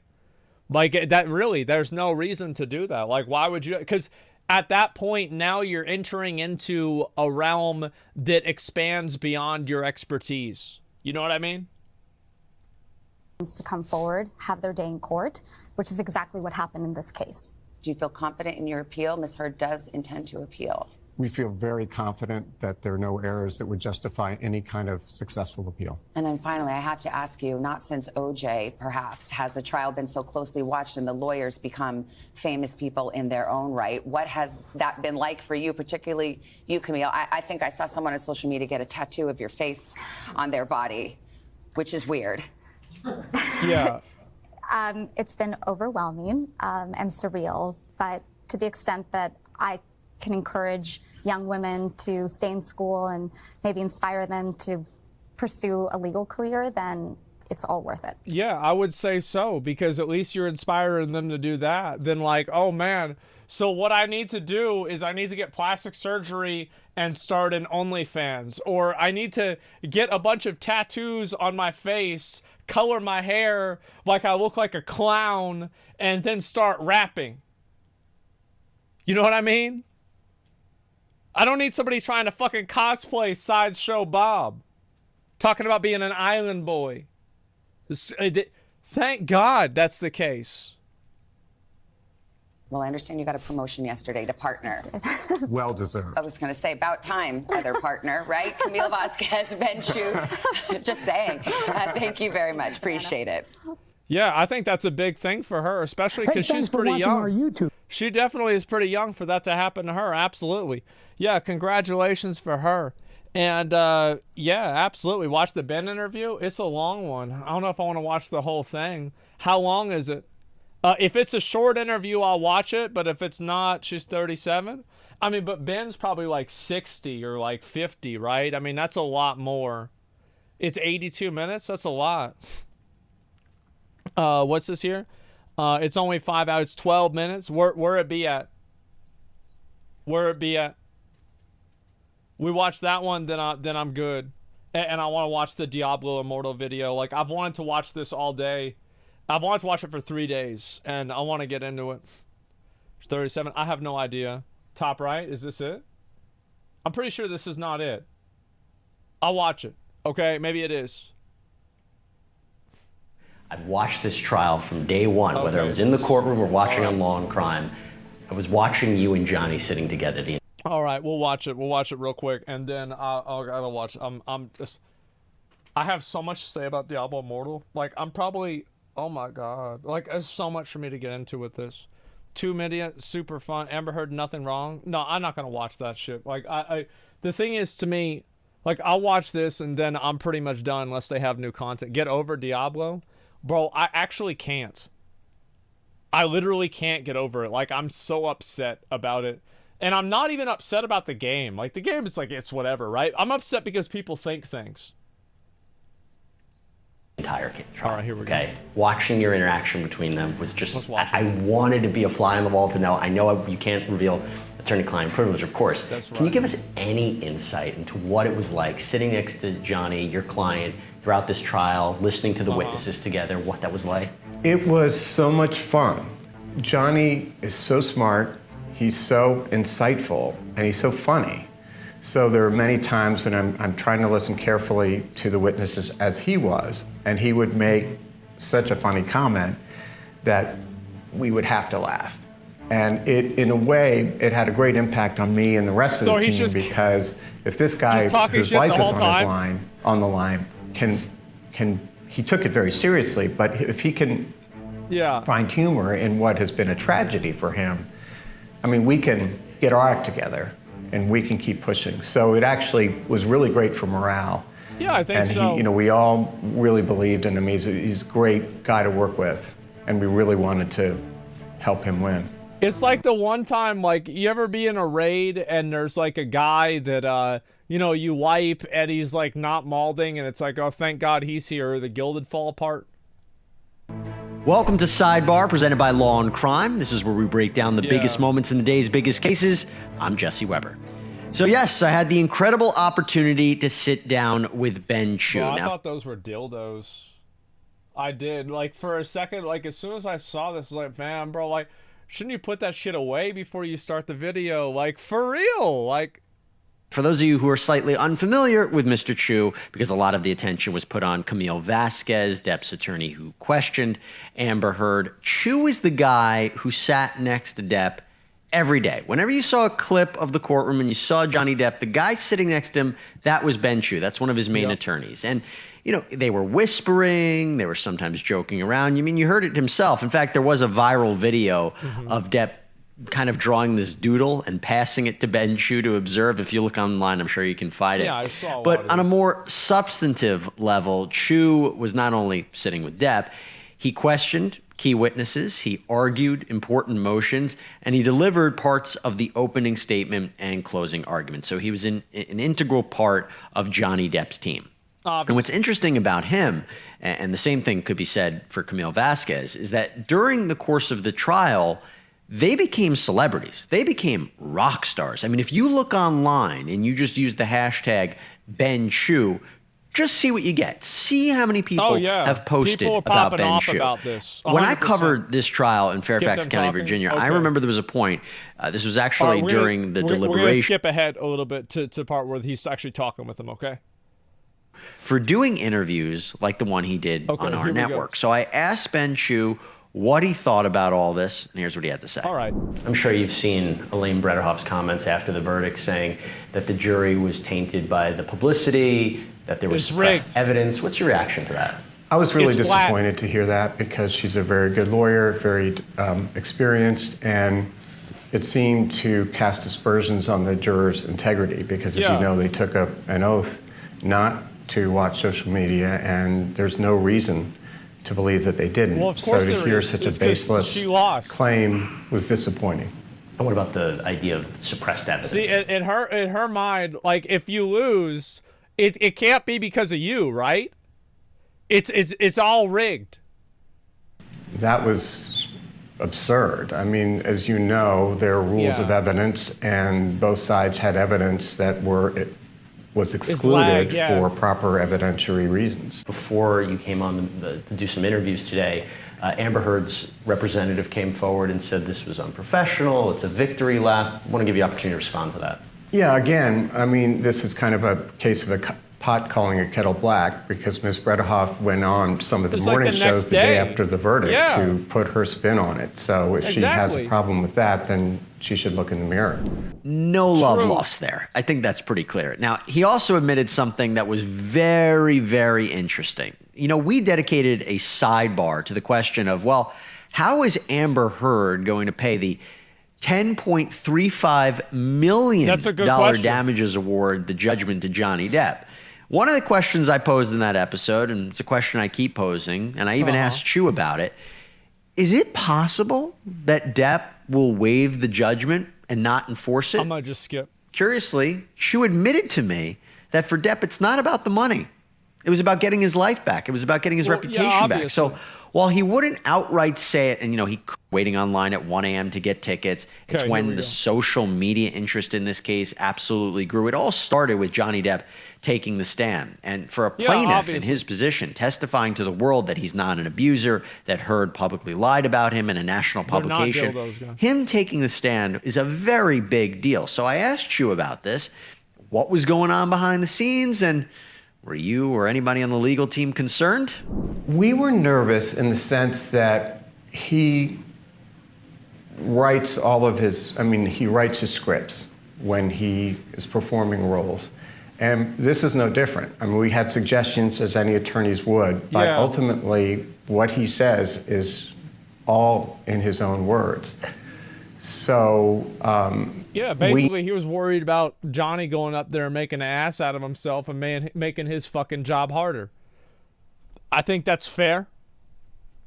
I feel like, I could see why he'd be worried about that. Yep, for sure.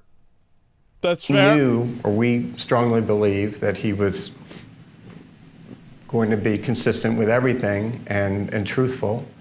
And so in that sense, we weren't that worried about him. And he didn't have to be reminded about dates and events. I mean, his memory is quite clear. Yeah, he remembers what happened. About what happened and what did not happen. I thought he was terrific. Important. And what about under cross-examination by Benjamin Rottenborn? Got tense at times. What were your thoughts on how the cross? Well, our main concern, as with any witness, is that he not lose his cool, because we knew that they would come at him with a male, and in this case, Ben Rottenborn. So when we practiced, we had one of our senior attorneys, Wayne Dennison, come in and play the role of attack dog. And so oh, shit. So, of course Johnny didn't get mad. They put him up against, that guy. Holy, the anti-wizard. Yeah, no surprise. I think Johnny was prepared for that, and I think he kept his composure. Yeah, he's not worried at all. I think he did a very good job. I thought that was fascinating. And it makes you think, that's smart. Was Depp more prepared and scripted than he seemed? All right, I want to tell you about a podcast right now that I think all of you are really going to enjoy. It's for... He just didn't know who. And he said that this was a torturous few minutes as that we all waited for the jury to fill out the form and come back ultimately with their verdict. But I did ask him ultimately about the moment of the verdict. And you know what? Him describing it was a moment in and of itself, because as he explains, he got a bit choked up. Take a listen. You hear the verdict, a win on each one of Johnny Depp's claims. What was your reaction? It was emotional. I mean, we were so thrilled for him. That was great. And it was a great moment. Well, it's also it's a big deal because everybody probably, it's a tremendous success. You have to think about it in his life, this is a big fucking deal, man. I think anybody would be emotional over that. And did you feel, yeah, I know you can't say what you spoke to Johnny about, but if you can give any kind of insight into what that initial conversation was, the verdict comes out, how happy he must have been. He was euphoric, and he looked I mean, he always looks great, but to me, he looked 10 years younger. I mean, he looked like the weight of the world is off of his shoulders. And one of his longtime friends said, and it was really moving to us, is that he hadn't seen Johnny smile like that in 6 years.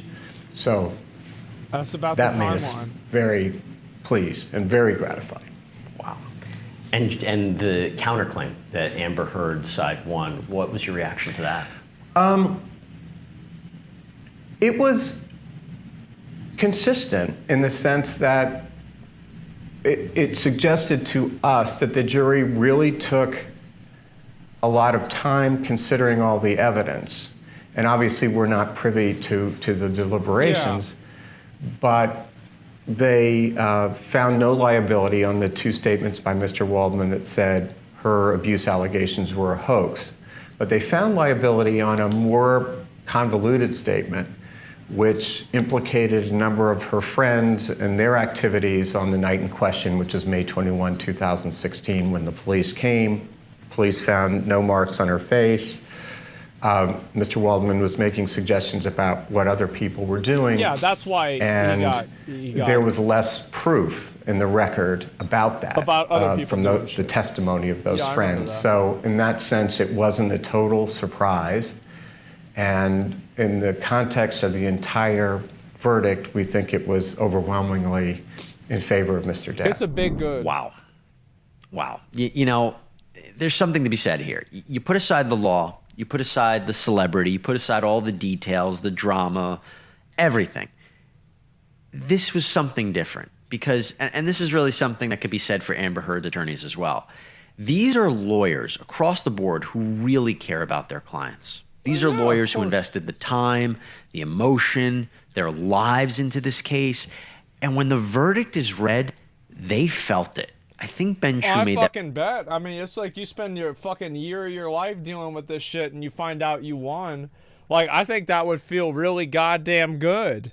Yeah, they're getting paid good. Yeah, they're making a lot of fucking money.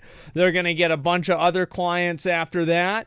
It's all wins. It's all positives. Look at the everybody keeps wanting me to look at this shit about Aquaman. I don't know about this. I don't know about this bullshit. Let me look and scroll down. I'm not seeing anything. Like, if it was on there, it would be on there. It's not on there, so I don't see it. It's probably not on there. That's it. Yeah, it's not there. I don't see it. And Magpie for everybody. Yeah, I think it's a rumor. Type Amber recast, bro. Like, until I actually find, like, I saw that there were rumors about it. Yeah, that was like last week. I'm not gonna look at that shit again. Like, they said it was gonna happen. Who knows if it's gonna happen? They're gonna cut her scenes. Well, then I want to have a confirmation of that, man. That's all there is to it. It's a rumor. They confirm, they publish it, then link it to a mod. Then a mod will link it to me, okay? All I'm saying, obviously, this was great. I was glad this happened. I think that a lot of people were. And thank fucking God. Are they going to have another trial about this? I personally don't think so. I feel like there might... I'm fully expecting to watch at least 2 or 3 more Amber interviews. Because I don't think this is going to just be over and done. Yeah, it's not going to be over and done. She's going to keep going. She's going to keep fucking talking about it and doing that stuff, right? More serious meaning repeating on it now? Yeah, I'll wait till we actually get real evidence, okay? That's about it. If it retrials, Amber could get a lot worse fine. I think so, too. And, yeah, absolutely. The only confirmed is Warner held test screenings where she had about 20 minutes of screen time. I mean, who gives a fuck, dude? Trying for retrial? I don't know. I might look at that another time. But I want to watch this right now. I've waited on this for such a long time. I have been ready for this. Oh my God. Gentlemen, I have subjected myself to torment, to hell, to punishment, to nightmares, to evil, to Diablo himself. And it is finally time for me to watch the video of Diablo Immortal. Gentlemen, let us begin. In this video, I'm going to show you a great game built on a terrible foundation. I'll show you how you can spend £20. That's not true. It's a shit game. To condense 6 months worth of free-to-play Came out of a farming into shit 3 seed minutes, and how with a even shit if you tree. do buy the 30-day item pack, you might not actually get the 30-day item pack. I'll show you the secret mathematical and psychological tricks the game uses to We get you love to spend those. money, including Ooh. abusive pricing structures, multiple layers of RNG, and the 22 different in-game currencies. I'll explain Wait, how Diablo what? Immortal has got around the legal definition of loot box by adding in a single gameplay step despite being functionally the same process. I'll explain how Diablo Immortal is essentially a gacha game and has hidden whale mechanics you can't even find. I'll explain how Diablo Immortal has got around the legal definition of loot box by adding in a single gameplay step despite being functionally the same process. I'll explain Oh, right, yeah, because like you have to run a rift. Yeah, of course. how Diablo Immortal is essentially a gacha game and has hidden whale mechanics you can't even find until you've invested enough money that they are sure they've got you. And then I'll lament over how if Wait, you what? removed all of this, it's actually a very good game. Let's start with the basics. Video game. I will disagree on that. I think Diablo Immortal at its very core, it's a shit seed that grew into a shit sapling that becomes a shit tree and it drops shit fruit. It's all shit. Say it was a good Critique, game? especially yeah, on the internet, can be a difficult thing to balance. Fans of any game want you to praise it and can become angered when you point out flaws. Yeah, they and people always who do. dislike the game love it when you point out flaws and hate it when you praise it. This Yeah. is because video game communities contain very passionate Very people both tribalistic. for and against any game or company, and both extreme sides are often reading reviews or watching videos looking for confirmation bias, not actual critique. Of course. Most people want to be told what they already strongly believe is correct. That's the true. For and against Diablo Immortal camps have already sprung up, with some people focusing on the absurd cash shop and others saying, you don't need to pay, it's a free game, just don't spend any money. That's true. The cash shop critics point out the blatant pay-for-advantage systems and daily login rewards encouraging addictive gameplay patterns, along with the loot box-style gameplay so egregious it's already been preemptively banned in 2 countries for falling foul of the EU gambling laws, Yep. and the game supporters reply with a well-rehearsed, well, I'm having fun, it hasn't affected me. I'll be Which is true. I think that there are some people, and this is the reality of a lot of these games, is that a lot of these games come out and they actually are fun for a ton of people. That's why, what rating is it right now for those of you guys that are dumb enough to buy an iPhone?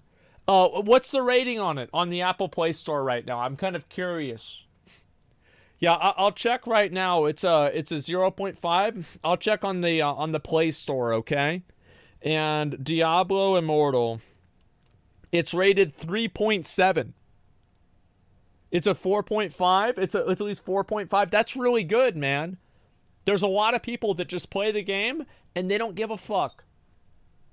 Discussing the damage this Josh is general not attitude wrong. is doing to the gaming industry as a whole later. The truth is, Diablo Immortal Yeah. is an excellent gameplay experience with solid moment-to-moment combat and super enjoyable hack-and-slash multiplayer moments, absolutely overshadowed by a foundation-level insidious monetization system designed to make every aspect of the game funnel the player towards spending an absolutely unacceptable amount of money. But this goes deeper I than did just that. one game. So in this video, I'll not only deeply critique Diablo Immortal, but also the behaviors of an industry and how we as players can set the boundaries for what we will and will not accept in relation to monetization. I'll show you the... I firmly believe that players cannot and will not set any boundaries. Like, I firmly believe this. I don't think that players will ever do that because I think Diablo Immortal is a great example. There are so many people that are completely outside of your reach of communication that are just going to play the game and not give a fuck. And that's who they count on. Deep psychological and mathematical tricks games companies are using to turn video games from products you People purchase. say like, oh, but streamers were using it as a source of content. Oh, really? Well, what about Raid Shadow Legends? What about like the other 100 fucking gacha games that nobody plays on Twitch but still bring in revenue in the millions per month? Clearly, streaming the game does not make it successful because most of these games are not popular on Twitch or really on YouTube, but they're massively fucking successful. So if streaming it was the reason why, then it would change it. It's common sense. And enjoy because they're designed to be fun into processes they want you to become stuck within and then keep paying for because they're designed to be inviting and then addictive. I'll also be contrasting the design decisions within Diablo Immortal to Blizzard's own code of conduct and ethics on their own website. Well, we all know how much Blizzard cares about their own ethics. We'll see if Diablo Immortal as a game lives up to Blizzard's own self-imposed standards. Grab a drink, because this is quite a long video. Ladies and gentlemen, welcome. I'm Josh Strife-Hayes, and today we're going to look at the diabolically immoral Diablo Immortal. A big thank you to all the supporters on Patreon and Twitch who allow me to remain independent and make videos like this. I'll be looking at the general gameplay, plot, and combat, then into the absolute plethora of monetization tricks the game uses, including gentle onboarding, limited time offers causing fear of missing out, abusive pricing structures, multiple steps of conversion, multiple stacking monthly subs, cumulative login days being required for paid-for rewards, multiple progression tracks, and just straight-up locking the main aspect Diablo is known for, dopamine-spiking loot fountains shooting out of a boss, behind a paywall. Now, Diablo as a franchise is no stranger to monetization controversy. When Diablo 3 released, it had an actual money in-game marketplace. Players could sell their drops or buy drops from other players for actual cash. This was removed relatively quickly after extreme community backlash, as players pointed out it was against the spirit of Diablo. The endgame gameplay of Diablo revolves around repeatedly killing high-intensity bosses as I feel like, I've said before, I think that the reason it got removed is because it was a secondary marketplace, and it got regulated by the FTC or something. I'll be right back.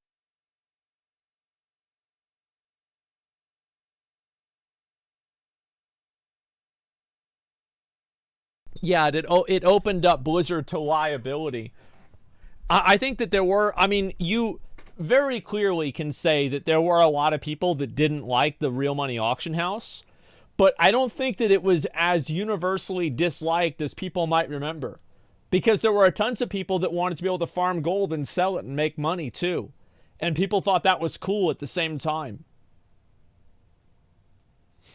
Increase in difficulty for the chance of a rare drop. If you could just buy the rare drop, you'd be defeating the main gameplay loop and removing the sense of pride and accomplishment which comes with having those rare drops. Well, now you Diablo buy that. 3 released on PC and console in May of 2012, and 6 years later, in 2018 at BlizzCon, players were excited to hear news about Diablo 4. Oh yeah. But what they got was Diablo Immortal, That's right. a mobile game. And that Don't you gave guys us have this phones? absolute classic moment in gaming history. Here we go. Is there any plans to make this playable on PC, or is this strictly mobile forever? Are there any? The current plan is to be on mobile, both Android and iOS. We don't have any plans at the moment to do PC.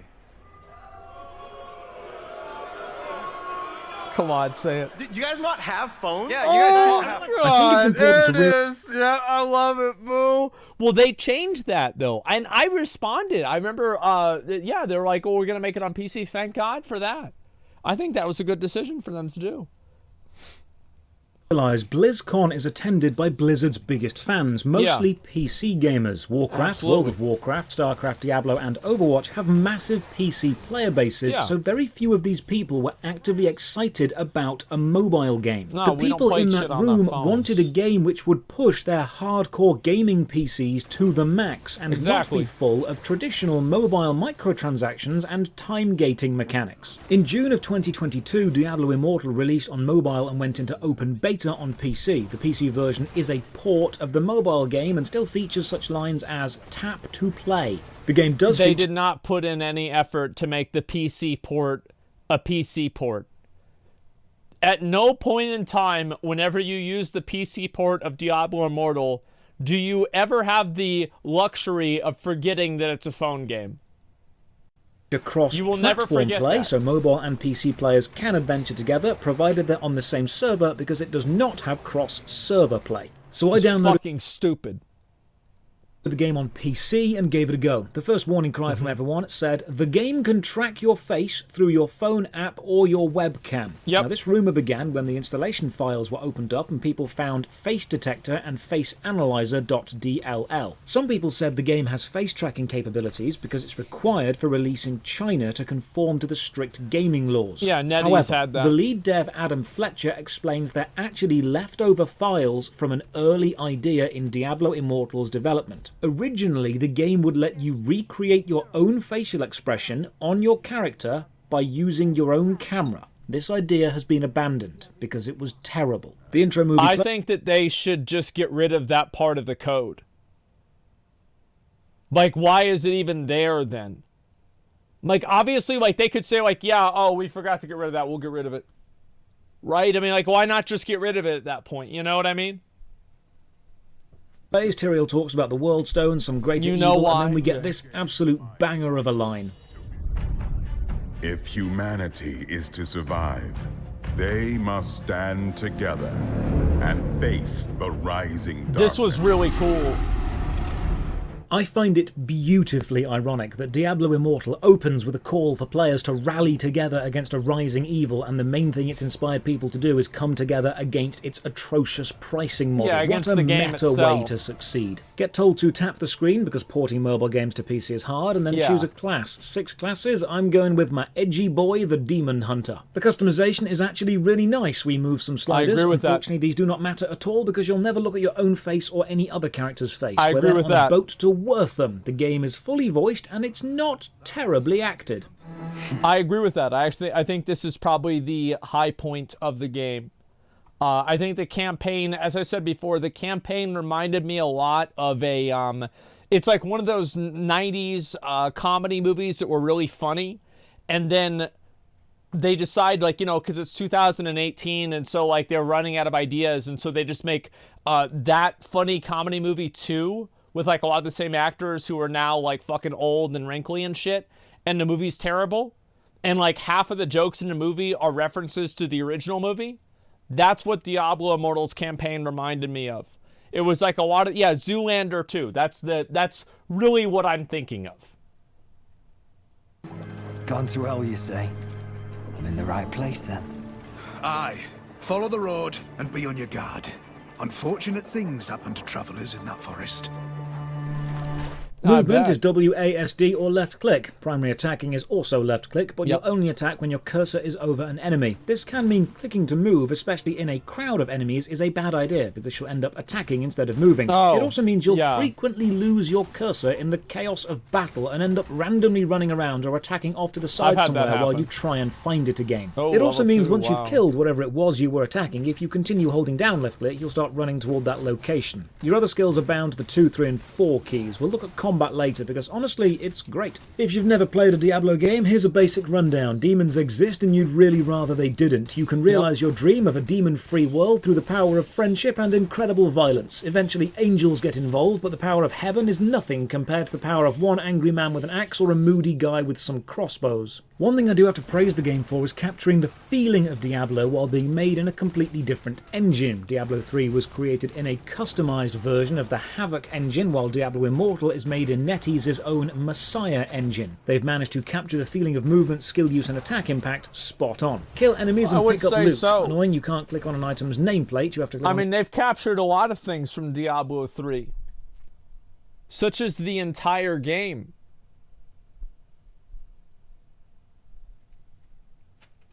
the item itself. Your inventory is the classic Diablo style of a square grid with larger items taking up multiple grid slots. As you fight on, enemies will drop red health orbs or blue mana orbs, sometimes power-up orbs like increased speed or lightning damage. See, you can tell that this isn't a whale group, because if it was a whale group, all those mobs would be instantly dead.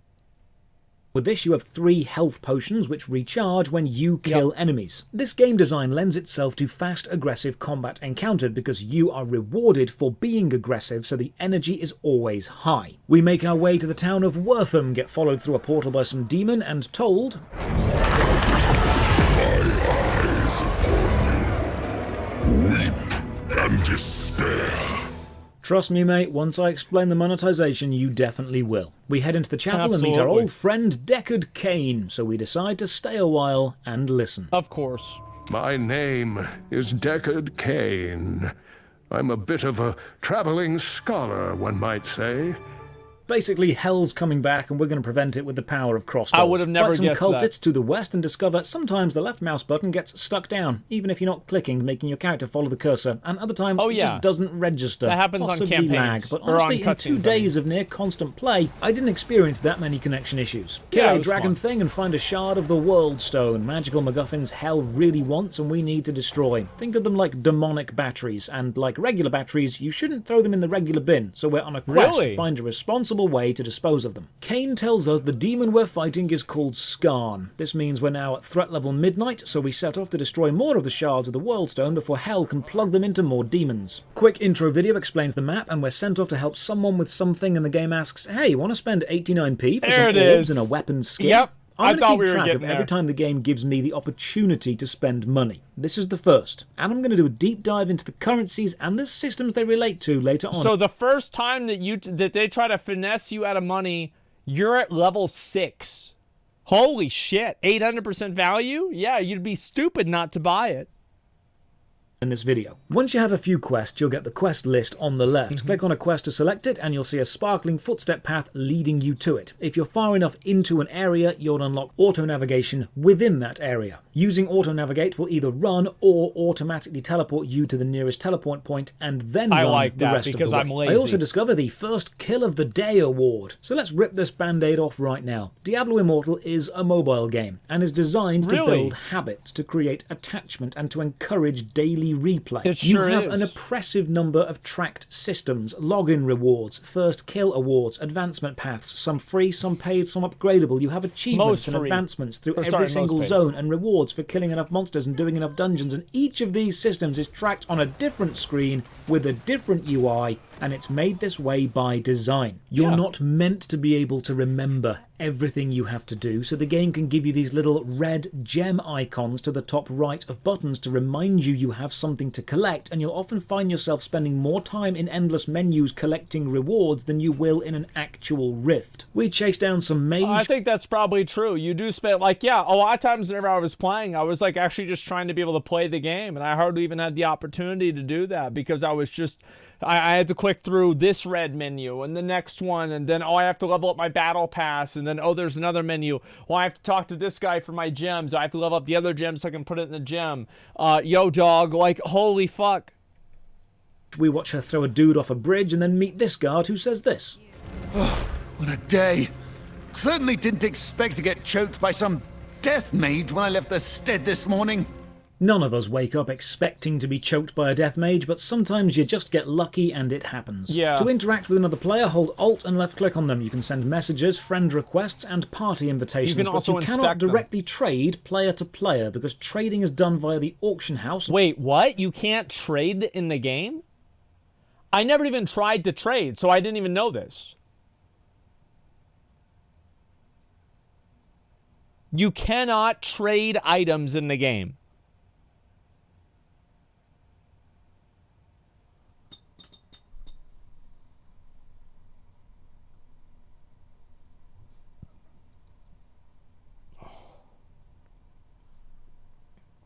Oh my god. Requires the premium currency of platinum to do. Quick PC issue. This is the salvage menu where you turn your unwanted equipment into scrap. The mouse wheel does not move this window. You have to need hold and click drag, and yeah. drag. If you're going Like to a release phone. on PC, please let us use the scroll wheel. Also consider using right Imagine click, that. because as it stands, right click does absolutely nothing. A free daily reward pack accessed via the shop menu. This is a psychological 800% marketing value. trick. If you're going to give the player something for free, make sure to claim it. They have to access a place where there is paid stuff, because then they will see the paid stuff. It's like access a place. Oh, what's this? Should I get this? I mean, this is a beginner's pack. 800% value. I mean, I don't know. It's right there. It's right there. I might accidentally click it. It's crazy. You losing money even now? Yeah, you losing money by not buying it. Exactly, man. Where there is paid stuff, because then they will see the paid stuff every day, and if they're returning to this screen for their free daily pack, it's only a matter of time until someone gets tempted to spend money. You're not putting this free pack here because it makes logistical sense, you're putting it here because it's tempting. Lost Ark does the same thing. It's like you get the player, what the goal is you want to get them, you want to build a habit of going to the store. You want them to, oh, it's a new day, let me check the store. You're always getting them to check the store all the time. You get a free cosmetic set sent to me in the mail. Everyone gets the goal. This. It's to celebrate 30 million pre-registrations. 30 million pre-registrations. If you ever wonder why mobile games are so pushed, it's because the horrible truth is the mobile gaming market is bigger than the PC and console gaming market combined. As you progress through the main story, you'll unlock bounties. Wait a second. Look at this graph. 52%. I showed y'all this before, so you know about this.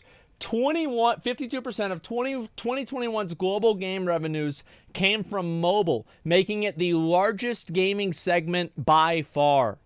That's the world that we live in now, guys, okay? Like, you thought you were the gamers? It's the soccer moms now. They're the ones that are running the show. Console gaming market combined. As you progress through the main story, you'll unlock bounties, an open world hunting system. Hunt down certain enemies and get increased rewards for killing them. You can claim 8 bounties a day from the bounty board. My current bounty target is Philip, so the plan is grab Mum, kill Phil, go to the Winchester, have a nice cold pint and wait for all this to blow over. I'm picking up new equipment every few minutes, and on the It's such a good fucking movie, man. It's actually such a good fucking movie. Oh my god. Inventory screen, there's a handy-dandy green arrow showing you if a new piece is better than an old piece. Many people will tell you that Diablo begins at 60, because until then you'll be finding upgrades so quickly you won't even read the name or look at the stats of any individual bit. You'll just do as the green arrow commands. But if you're a free player, I would argue the real game begins around level 35 when the leveling suddenly slows to a crawl, but we'll see more of that later. I unlock the extremely awesome grapple skill, letting me blast around the battlefield like a more violent Spider-Man, and global chat has descended into an argument about pay-to-win versus free-to-play. So while I'm madly grappling... Dude, that's my favorite thing. It's like there's people in the general chat that are like, oh, how it gonna be pay-to-win? I play the game and I like it. And I only paid $35. That ain't nothing. I didn't pay to win. It's like I'm putting in thousands of bucks. That's what it is. Around, let me make my stance on this game rather clear. No one has said they expect this game to be 100% free. No one expects any video game to have no way to make money whatsoever. Of course. Indeed, if it was a one-time paid game with a cosmetic-only cash shop, I'd be recommending this to everyone. No one has an issue with Diablo Immortal attempting to make money. We know that development time and server hosting costs money. The issue I have is the way it is making it and the position it is putting players into if they don't pay. The game is not a product, because a product is usually released finished and then sold for the cost the company think it is worth. If that cost is fair, people will pay it and then that process is complete. Diablo Immortal is a process itself of downloading, playing and advancing, and it wants players to stay within that process as long as possible, because unlike a product which is sold once, a process can contain many moments it encourages the player to pay. And each individual payment may only be small, but it's they like very you're getting quickly them multiple add up times. to greater than the cost of a one-time purchase. Yeah, it's like you get somebody to spend a $1 100 times. That's better than if you get them to spend $50 once. I mean, shit, it's easy to understand. When I talk about the payment issues, people respond with a well-rehearsed retort of, well, I'm having fun. And I think it's vital if you do respond with, well, I'm having fun. Good. We are all glad. No one wants you to stop having fun.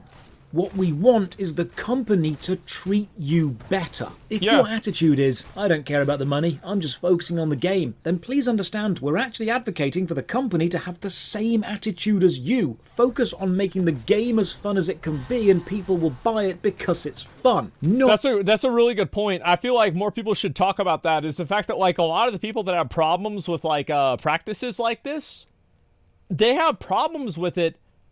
And, like, they're advocating for the player. It's almost like these people feel like they have to defend the game. Like, oh, I have to defend the game. I have to make sure that the game is okay. I'm defending Blizzard. Like, no, bro. Like, we're trying to help you. Not because you've designed it to be as close to fun as possible so it keeps players around, but not too much fun that they can enjoy it completely without paying. Of course Blizzard's first what we stand for is gameplay first, which literally says to make our games as fun. Well, that's true. You do play the game first, and then 5 seconds after that, then you go to the store.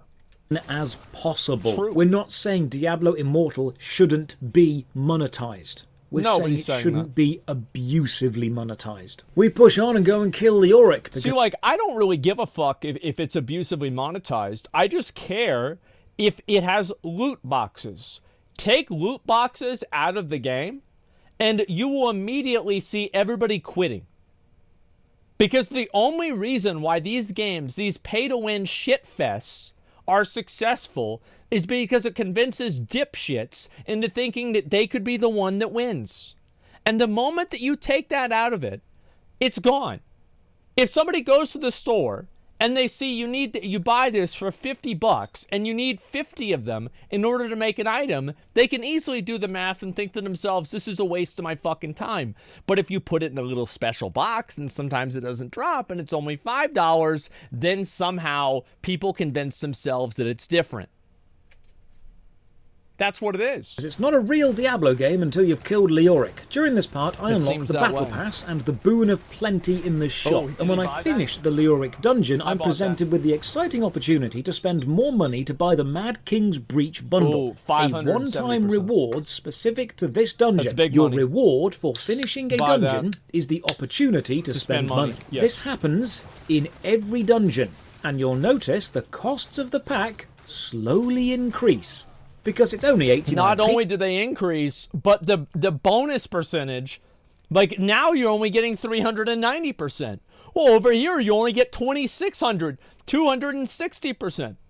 This is only 240%. Guys, it's going down.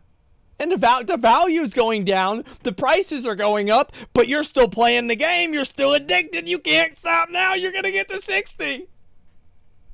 When you finish one dungeon, that's fine. But once you've spent 89p, you're invested, which means they can make things more and more expensive until they stop giving you any real discount for buying the dungeon packs. But you're still doing it, because by then, not buying it would be wasting the money you've previously spent. Exactly, This is effectively the sunk cost fallacy. It'd be stupid Twitter not to user buy it. Mr. GM made this mock-up of a picture. Oh, Just God. imagine if finishing a dungeon for the first time in World of Warcraft rewarded... The best part about this was whenever this happened, there were people in my chat that were like, well,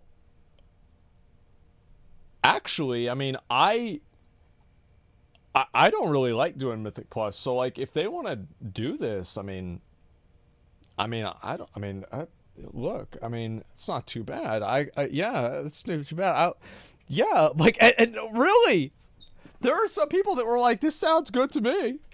The opportunity to spend only money to $1.50? unlock extra rewards. I'm going to just come do back some to this overtime at later work. and fully explain the Battle Pass and Boon of So I can pay Plenty, money because to when not you play a read the video fine game. print, it is even worse than it seems. The demon effect under the glass floor, however, That's is really awesome, cool. and the boss fight Yeah. itself is great. More story. We kill I Leth, thought the boss fight was garbage. I think all of the boss fights are fucking garbage.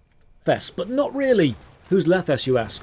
No one cares. Doesn't matter. Nobody The cares. story Yeah. in a Diablo game is background She's music. really It's hot. set They should have dressing. made us- Many times you'll she be should have been in the introduced to a story more. character, go on a quest with them, then watch them die in a heart-wrenching hero's death. They'll Oh, yeah, I forgot sacrifice about that guy. themselves for a greater I forgot he cause, died. and you're expected to care. And I'm thinking, mate, I've known you 10 minutes. The only reason I remember your name is because it's above your head while you're dying. We now unlock legendary gem crafting, and this is the system we'll be pouring Okay. most of our wallet into Here we later. go. We now learn about sockets, gems, elder rifts, and crests. So this is probably the time to talk about the game's main system, the elder rifts, and how they're going to cost you an incredible amount of money to do efficiently. In fact, if you complete one rift every 5 minutes and want the best loot from them, you'll Yeah. be spending around £240 an hour to grind this game. Oh, that's actually not that bad.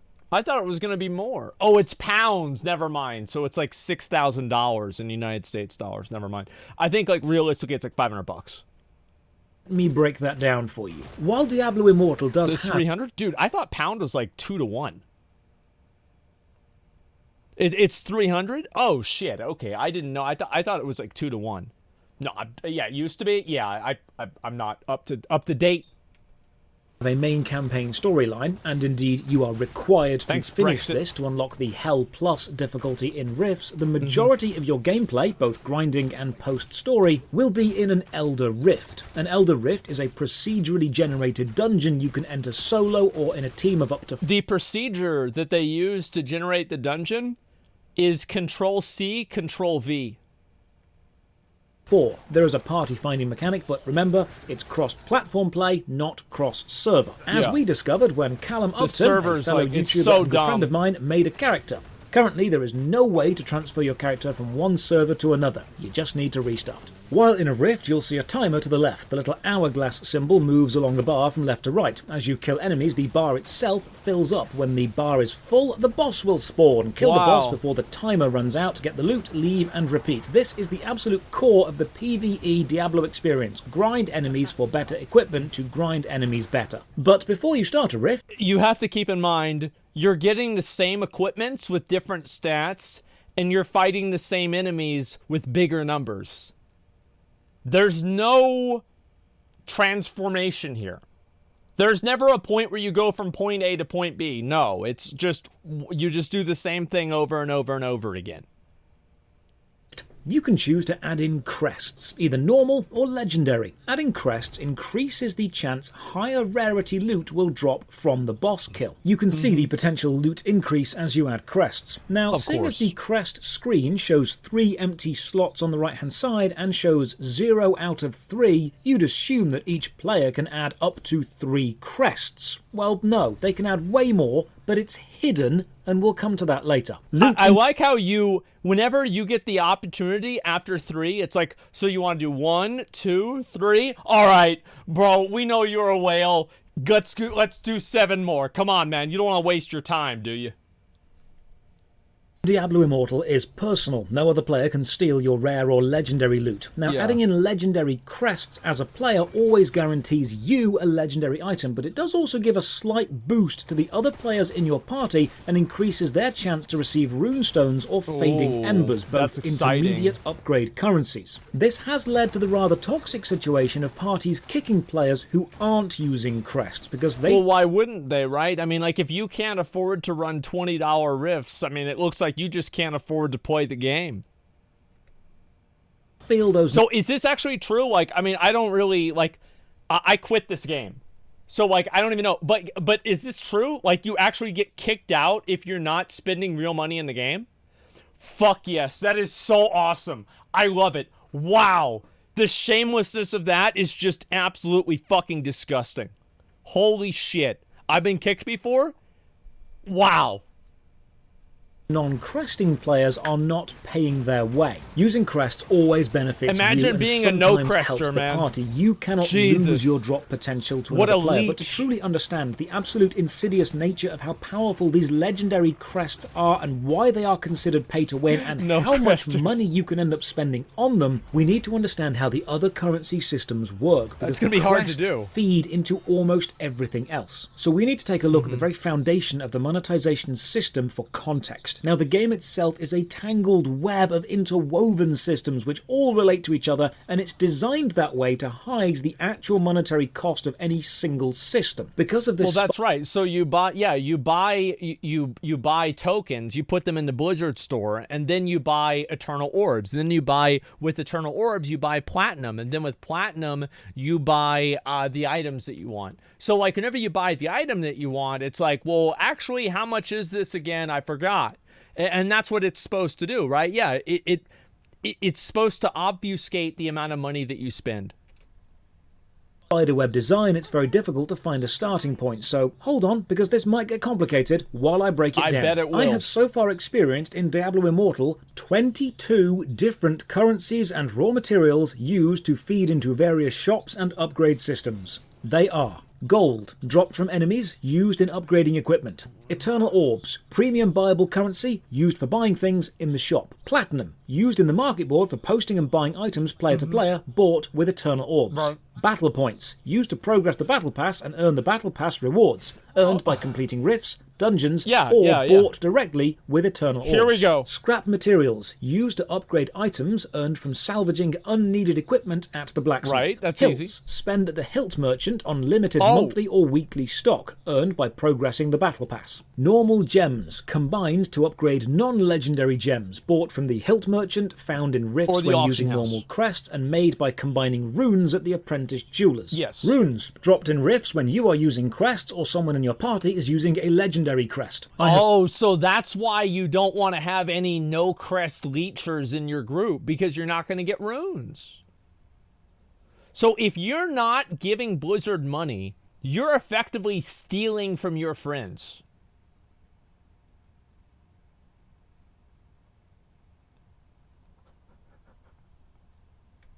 So far found 21 different runes. Garnet, Sapphire and Beryl, 3 gems which all combine to upgrade the Legacy of the Haradrim, a system which you unlock once you're level 49 and have completed 10 challenge rifts. I've done Crests improve rift drops slightly. You get 1 free a day bought from the hilt merchant, Only sometimes one. earned on the battle pass. Only one. Legendary crests improve rift drops by a lot and guarantee a legendary, bought from the cash can. shop for orbs or A BOP found in the legendary. premium shop dungeon chest, unlocked after you finish that dungeon. You can also buy 1 a month from the hilt merchant using in-game currency, 1 or a earn month. 2 on the battle pass. The sigil of Dog. Imagine that. You have to wait once a month to get 1 of the basic legendary crests that you can buy. Once a fucking month, man. Meanwhile, you've got fucking whales dropping down 10 of them every 5 minutes.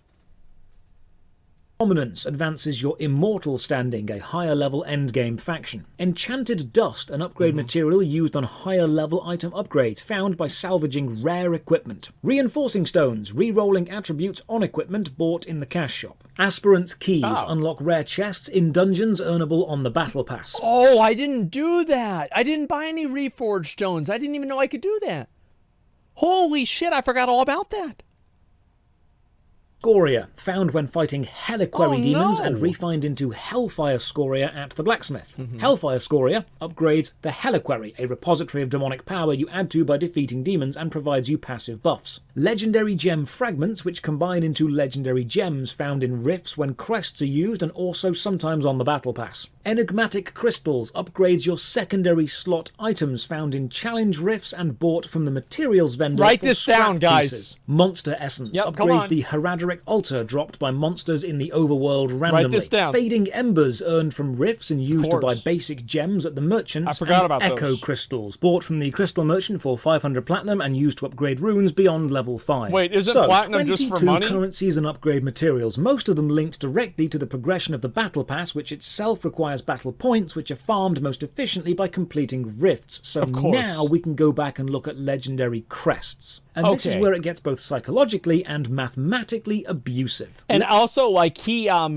made an addendum to this, or like a correction to this, is that he actually forgot a currency. Because there are legendary crests, and then there are also eternal legendary crests. And eternal legendary crests are only buyable on the store. And the difference is that eternal legendary crests, you can, the gems that you get out of those, you can sell on the auction house. But for the regular losers that can only afford to get one a month, they can't sell their gems. Legendary crests are sold in the shop for orbs. Orbs are bought That's in right. specific pack sizes. That's right. A legendary crest costs Which are insanely 160 expensive, orbs. yes. The shop sells orbs in packs of 60 or 315.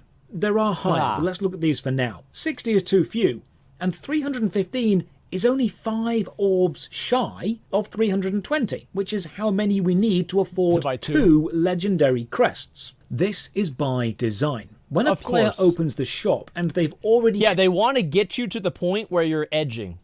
They want you to be edging, so you buy it again. You're like, I'll just buy it again. It's just $4. It's $4. I'll buy it again. committed to buying something. The game doesn't want you to consider how much you're buying, but how much you need for the next efficient purchase, because that's always going to be a much lower number. So a player won't think, I'm buying 315 orbs. Yeah. They'll think, I'm only 5 orbs short of 2 crests. Yep. So they'll look into the larger $8.99 pack, which has 630 orbs. That may seem like a random number to add, but it's remarkably specific, because 4 legendary crests at 160 orbs each costs 640 orbs, meaning even with that pack, you're now 10 short. But that's only 10. But you may as well buy the bigger pack, which only costs £22 and gets you 1,650 orbs. A player isn't thinking, I just bought 1,650. They're thinking, I only need 5, and then I only need 10. And once you've bought the 1,650, wouldn't you know it, there's actually a button on the legendary crest screen to buy 10 crests for 1,600 orbs. Super convenient. It's almost like everything is designed to flow into buying that £22 orb pack, and then spending that on 10 legendary crests. Well, you should buy that one, because you get 10% extra, too. You've got to keep that in mind. So now you have 10 crests, because you've been able to justify only needing 5, then only needing 10. This is abusive pricing. Now, adding a crest to a rift increases the drops a little, and adding a legendary guarantees a decent drop. The shop even explains, adding a legendary is guaranteed to reward a legendary gem that can be sold on the market. Now, you need platinum for the market, but don't worry about that right now. You've got 10 crests. Yeah, don't worry about that. You start a rift and you see 3 crest slots. This means you'll be able to run 3 rifts on maxed crests and have 1 left over, right? That's well, right. No, because if you do put 3 legendary crests into those slots, a new option appears. An option you will never find until you do this. It asks, hey, want to add another 7. You're adding 7 more. It's not like, oh, we're just going to go 1 more, go 4, 5, 6. No, it's 1, 2, 3, 10. Another 7 why for the wouldn't maxed enhanced Elder Rift experience. There is no way to even find out that you can add 10 legendary crests in-game until you add the first 3. And isn't it convenient that 10 crests can be added in a single run? That's a lot. The orb pack size that's most convenient psychologically 10. was designed to make you buy 10 crests. But what actually happens if you add 10 crests to a run? Callum Well, I've seen what happens many times. Nothing. And myself spent 2 days playing this game as free players, seeing how far we could progress without spending any money. And at around level 35, the experience required to level up increases sharply. In the first day, I went from level 1 to 40. And in a second day of nothing but endless grinding, I went from 40 to 49. During a stream, after 2 hours of Elder Rift runs, averaging about 5 minutes per run and only seeing a few rare items, a viewer donated Callum £20 on the agreement Callum would spend it on 10 legendary crests and use them just to see the loot difference. That viewer was Bobby. He's trying to just get somebody else hooked. You know, Callum's maybe spent $1,500 since then. Yeah, it's a Blizzard operative. Hey, here you go. Hey, the first one's free. First one's on me, man. Hey, I'm your friend. Here's a compilation of boss drops without using any crests. This is the average experience a free player will have when they finish a rift. Dude, my video about this has like 1 million views. This is the free-to-play player experience, okay?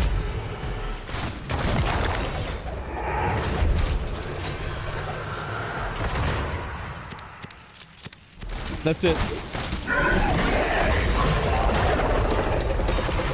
Oh, we got a bow. Wow. All right. How about that?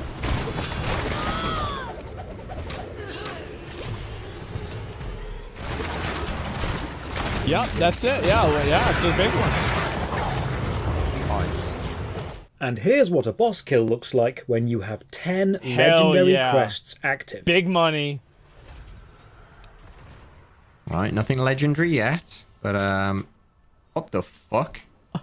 How many 2 legendaries? 3? What the 4? So what?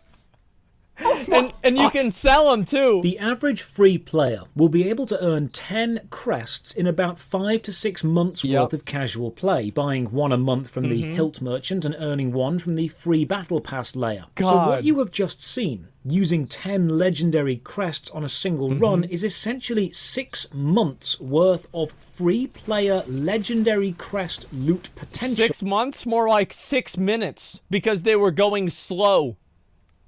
Condensed into a single chest. Wow. Diablo is known for dopamine spiking loot fountains like that. Killing a boss and watching loot explode is quintessential Diablo design. Oh, yeah. And that exact experience in Diablo Immortal will cost you £20 a time. That rift took us 5 minutes to complete, meaning you can complete about 12 rifts an hour. If you 10 crest every rift at £20 each, you are spending £240 an hour. And yeah. And if you want to play and you want to be efficient, the thing is, like, if you're doing it and the other people in your party aren't doing it, they're leeching off of you. So they should feel socially obligated to also be 10 cresting as well. You don't want to have any no-cresters in your group dragging everybody down because they're selfish and stingy and poor, you know? Even if you were mad enough to do that, you are not guaranteed the drop you actually want, as this streamer discovered, spending $5,000 and not ending up with a level 5 legendary gem. Quick update on that, as writing the script and editing these videos takes a few days, and that news story has since changed. That streamer has now spent $10,000 and still has no 5-star legendary gem. Wait, guys, another update. We're up to $18,000 and still no legendary gems. What a surprise. But it gets even more insidious, because there are laws requiring loot boxes in games to show the odds of any item received in that loot box. What rifts are is essentially just loot boxes with some gameplay before the loot. Yeah. But that timer means that technically completing a rift does require a base level of skill, and this skill requirement means it's not gambling per se. And because I love how, like, they tried to pull that shit and Belgium and the Netherlands were like, yeah, we know what you're doing. No, you can't sell it here. But it's not a loot box. You have to... No, it is. You know it. We know it. Everybody knows it. No, it's not happening. Yeah, that's how it's supposed to work. Because of this very important distinction, Diablo Immortal does not have to list the drop % chance of any individual item from a boss drop. If you could just put the legendary crests into a box, they would have to tell you. But if you put the crests into a rift attempt, play the rift, and then get the box, that single step of intermediate gameplay means they can avoid the loot box label. And that's the difference between a government that doesn't care and a government that does, is that Belgium and the Netherlands just said, fuck you, we know what you're doing, you can't sell it. That's it. Everybody fucking knew what you're doing. Like, no, it doesn't matter. Like, oh, but your rules say, yeah, well, you're different. That's all there is to it. We are just trying to get around the rules. Yeah, 100%. Yeah, and over here and other places, the government just doesn't care. They don't care about the people.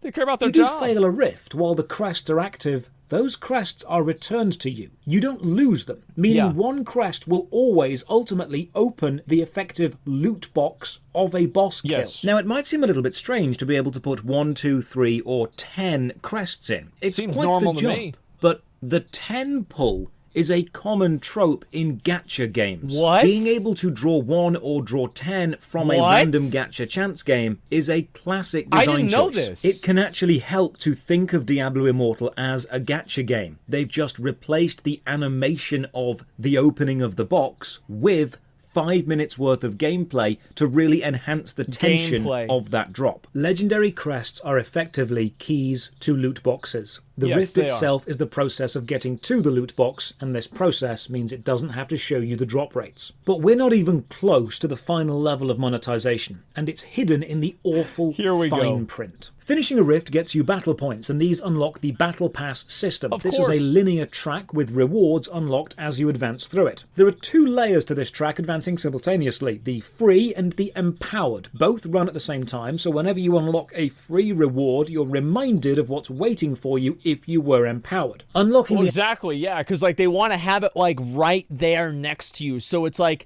hey man, I know you did really well, but you are kind of a loser because you're only spending this much. Imagine only one pulling, you know? Imagine only doing one pull at a time. That's just loser behavior. Empowered track costs $4.99 and comes with some cosmetics, or you can go for the Collector's Empowered unlock and get not only cosmetics, but instantly boost 10 ranks ahead of where you are. Now, the developers have repeatedly said you cannot buy power or items in Diablo. I feel like you have like words like collectors, like, isn't that just farming people that have like OCD and shit? I don't know, am I the only person that's like, what do you mean collectors? The game just came out. It's a collector's edition battle pass? Yeah, you're farming OCD Andes. Oh my god. Immortal directly. Farming to This is disabled. because Yep, you have to there buy it is. orbs and then use the orbs to buy crests and then Holy run rifts fuck, with the man. crests to get the drops. There are steps between money and item, and this is how they justify it. However, buying the Empowered Collector's Battle Pass costs £13 Yeah. and boosts you 10 ranks along. Now, the rank 10 Really? reward is a legendary offhand weapon. Oh, so how is this wow. not paying for equipment? Well, because the legendary offhand weapon is the free track reward. You can pay to boost to get it instantly, but they will argue that's not what you're paying for. Oh, so it's for free, but if you pay, you get it immediately. Oh, that's so cute. Now I know why this took 4 years to put together. That's the free player reward too. But you That's still have so to play cute. the game to gain the battle Wow. orbs from rifts and dungeons to level up the battle pass, right? You don't wanna have to play the game. If you click rank up, you can just spend orbs to instantly boost your battle pass to maximum. That's literally the first thing that I did. I remember the first thing that I did is I just took that slider all the way to the right. I fucking boosted my battle pass all the way to max, and I had the full set of armor. I looked awesome at the very beginning. And then some guy was like, oh, there's a whale. Oh, there's a whale. You know what that guy's doing right now? He's getting farmed by Mega Shields and Rich Campbell in fucking Battlegrounds. He's writing another fucking Reddit post about how Quinn should stop playing the game. He's already banned in my chat. Unlocking all the rewards instantly. I've managed to probably grind to quit. Battle Pass rank 13 for free with 27 ranks left to go. Hmm. Boosting to maximum would cost me 4,050 orbs, meaning I'd not that still much. need to spend over £65 on orbs to skip the grind. Well, the smart thing to do is you just buy, the smartest thing to do is you always just buy them $100 at a time. Because that way you get the most value for your money. See, you get 120% value versus 100% value. But the problem is that 120 and 100%, both of them multiplied by 0 is still 0. It's not worth shit. And remember, all of this is Battle Pass Season 1. So if you aren't able to finish the Battle Pass legitimately before Season 2 releases, Spend money. you might be tempted to pay real money Yeah. to boost to get the final rewards. Yeah, and you when might the as second well. season comes out, get ready to unlock and pay And buy to for skip those. again. Yeah. But the Battle Pass isn't the only paid-for progression system. There is a worse one. This is the boon of plenty. This advertises itself as a 30-day membership with daily login rewards and some mechanical boosts, such as more inventory slots Right. and being able to access the market course. board from anywhere. It costs Absolutely. $8.99, but what I'm interested in is the way the login rewards are distributed. The Boon of Plenty says that you get these total rewards over 30 days. But Right. let's read the fine print and see how it actually works. The Boon Okay. of Plenty can be purchased multiple times, stacking up to 90 days. I have 90 days on my account. I do. I'm never going to play the game again. You know what, actually?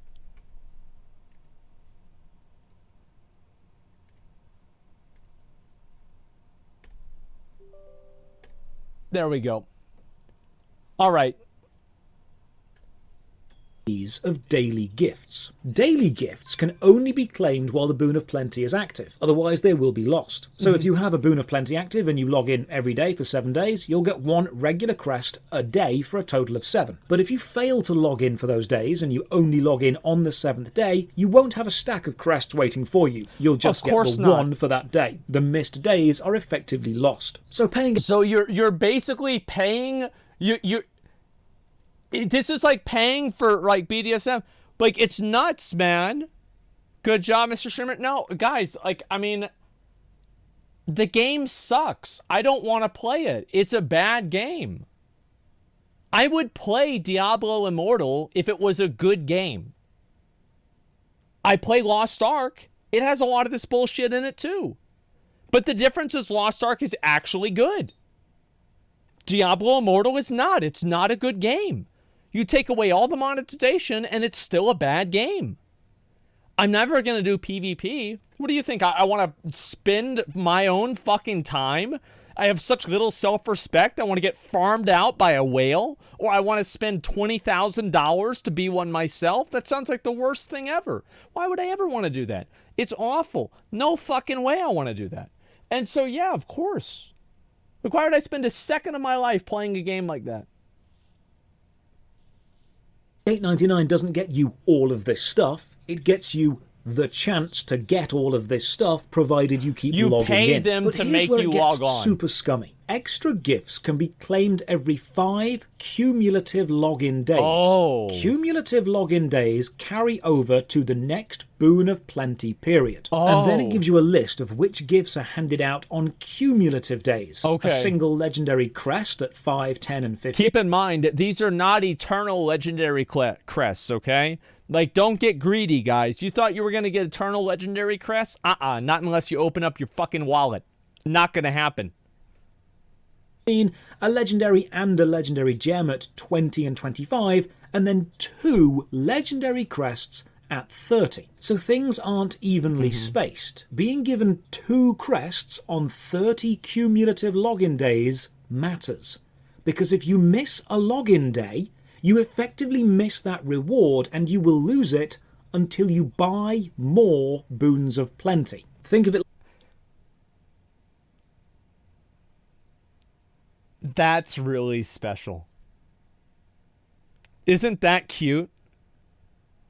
Isn't that so fucking cute? It's like paying a gem to remind you to go to the gym. Yeah, exactly.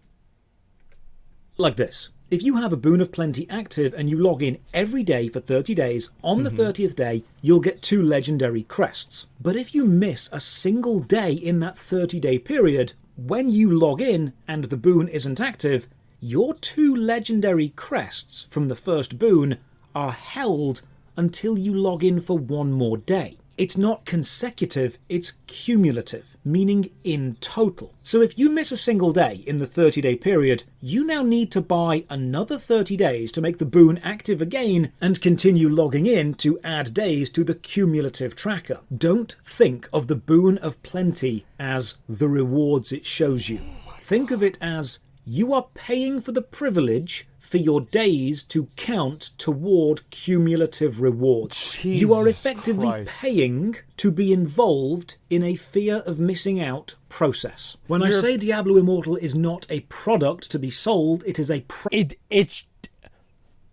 that is, in my opinion, the fact that you have to pay for your daily login rewards. Process to be involved in. This is exactly what I mean. This is why. It's like whenever Chris Wilson said it wasn't a game, whenever I first heard that, I'm like, man, that's a bit harsh. Never mind.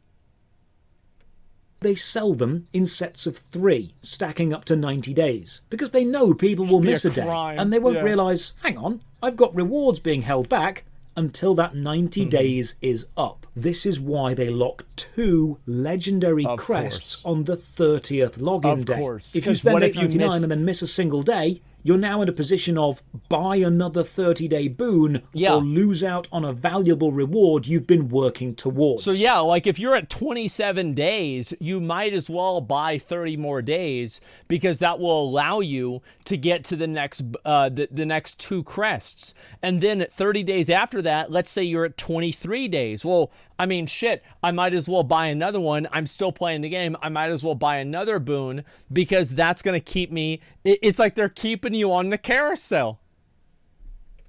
Oh this my is quite God. simply one of the most abusively designed systems I've ever seen in a game. It is stunningly anti-player. It looks like you pay $8.99 to get these things, when you're actually paying $8.99 for the opportunity to have your login days count toward earning these things. But we are still not done. I bet Once you we're hit level not, 45 but wait, and have there's progressed more. through the main story enough, you'll unlock another reward progression system. Is this a the Horadrim? Prodigy's Path. Think of it like another battle pass, but it Nothing says Prodigy like paying somebody money for you to get more bonus items.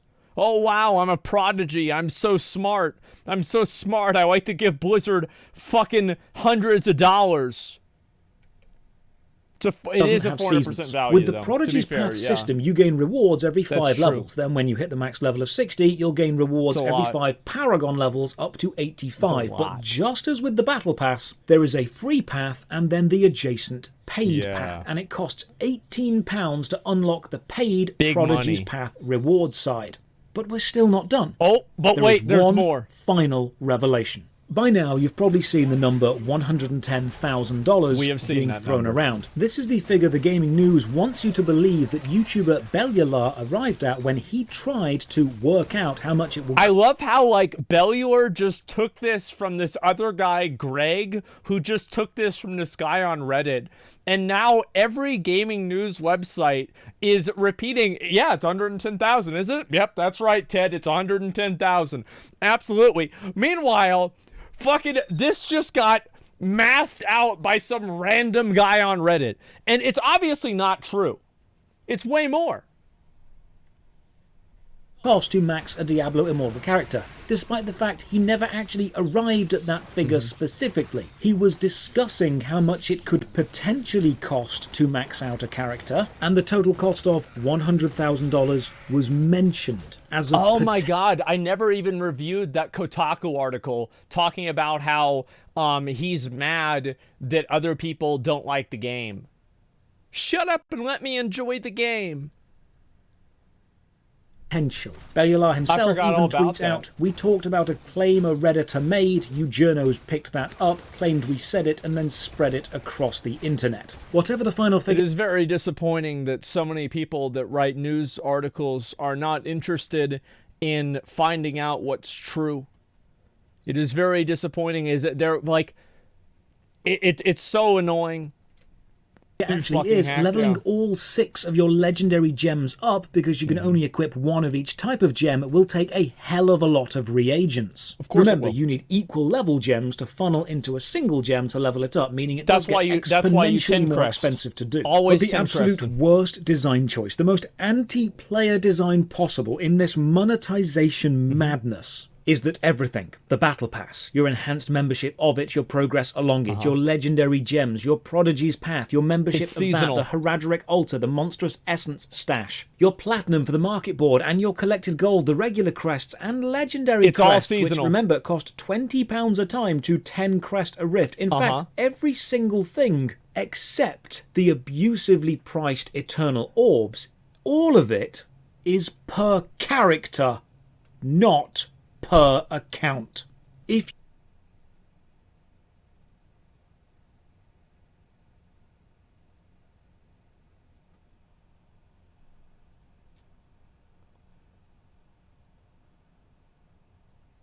No way. So you can't trade legendary gems to different accounts? To different characters on your account?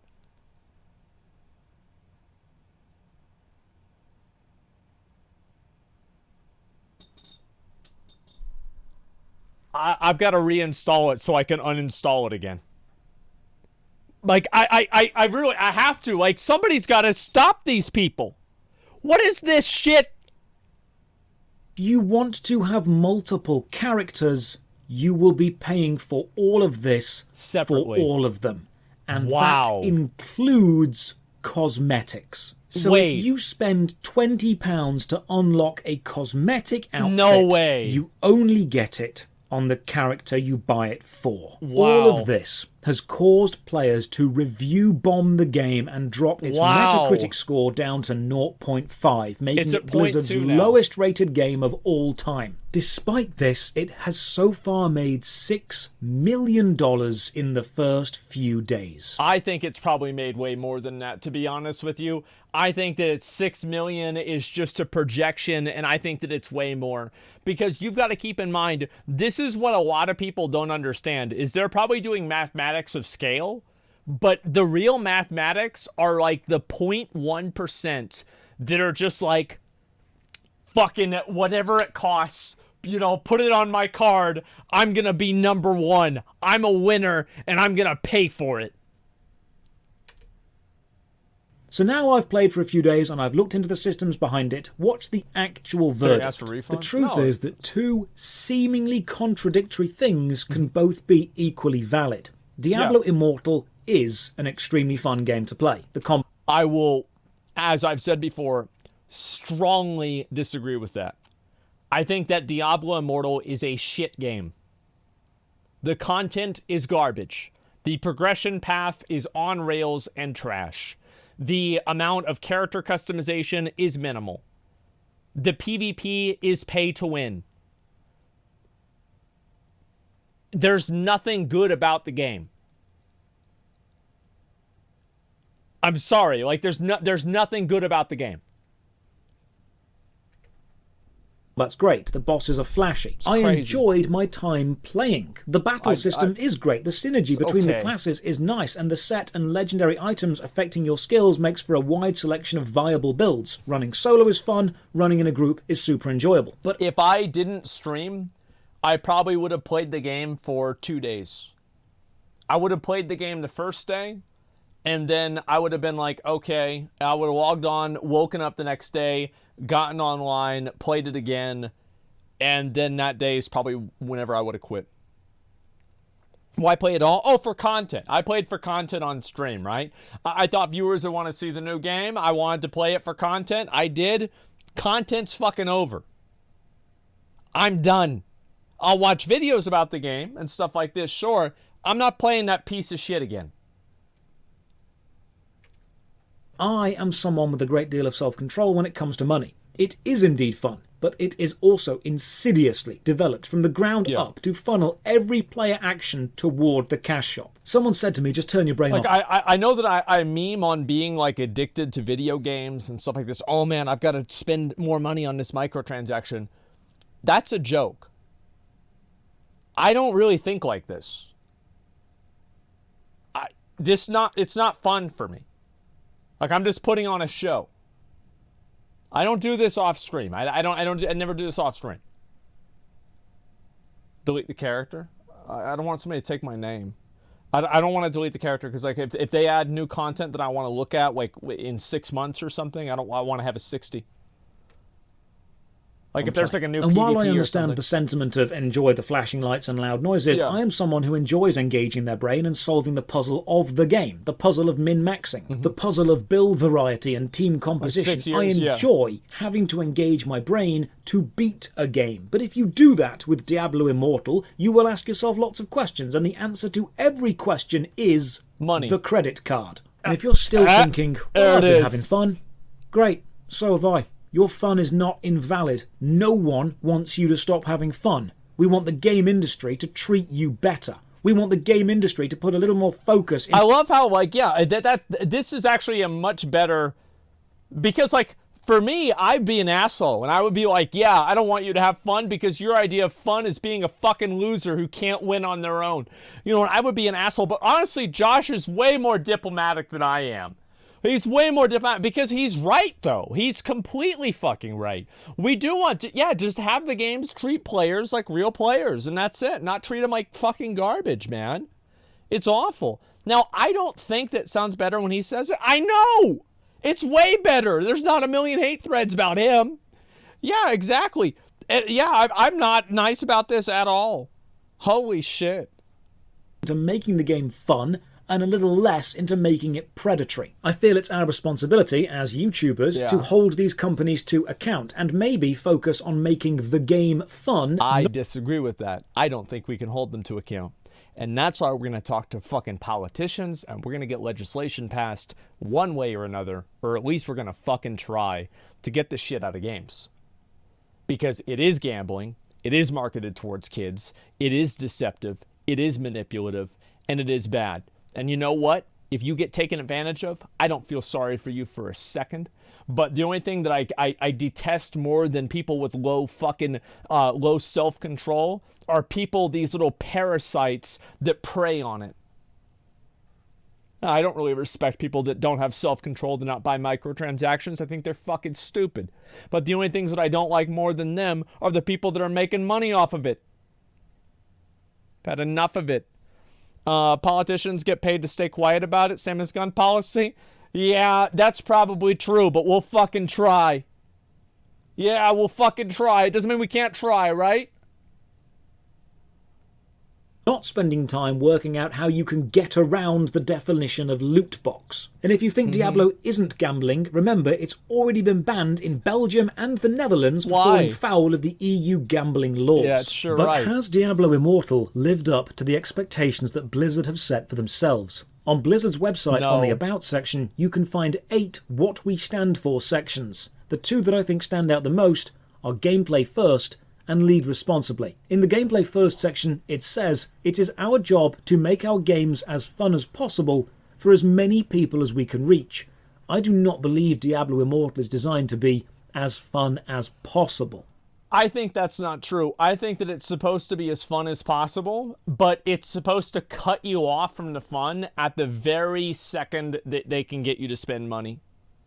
You know what I mean? Like, that's what it is. Like, because a lot of these free-to-play games, they forgot the most important thing. If you want people to spend money on your game, it has to be a good game. That's why people make excuses for, oh, WoW's not pay to win? Oh, no, it's not pay to win? What do you mean you could buy a WoW token and then buy gold and then buy gear and use it in PvP to increase your rating? Well, that's not really pay to win, because what if you lose the game? You know? Like, yeah, they're gonna, oh, what do you mean Lost Ark's not pay to win? Well, yeah, you could buy gold, and you could buy honing stones, so you can hone your gear to make your gear better, but you can still fall off the edge on Vault, and so it's not really pay to win, is it, right? I mean, you can still lose.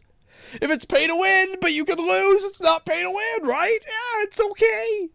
Yeah, right, and they're making excuses for it because they like WoW or they like Lost Ark. But it's fucking pay to win. You know it, I know it, everybody knows it. I believe it's been designed to be as fun as it needs to be to keep people playing and then monetized. The next self-imposed standard is lead responsibly, which at the bottom says, we are committed to making ethical decisions, always keeping our players in mind and setting a strong example of professionalism and excellence at all times. That is true. I mean, I think that they have set a completely new standard for monetization with Diablo Immortal, and I can't wait to see what innovations they come up with next.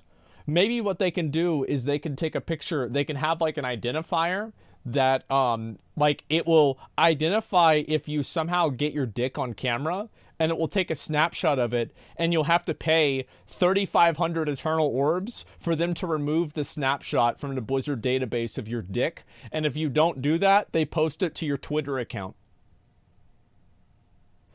Yeah, I mean, you never know, guys. I mean, the possibilities are endless.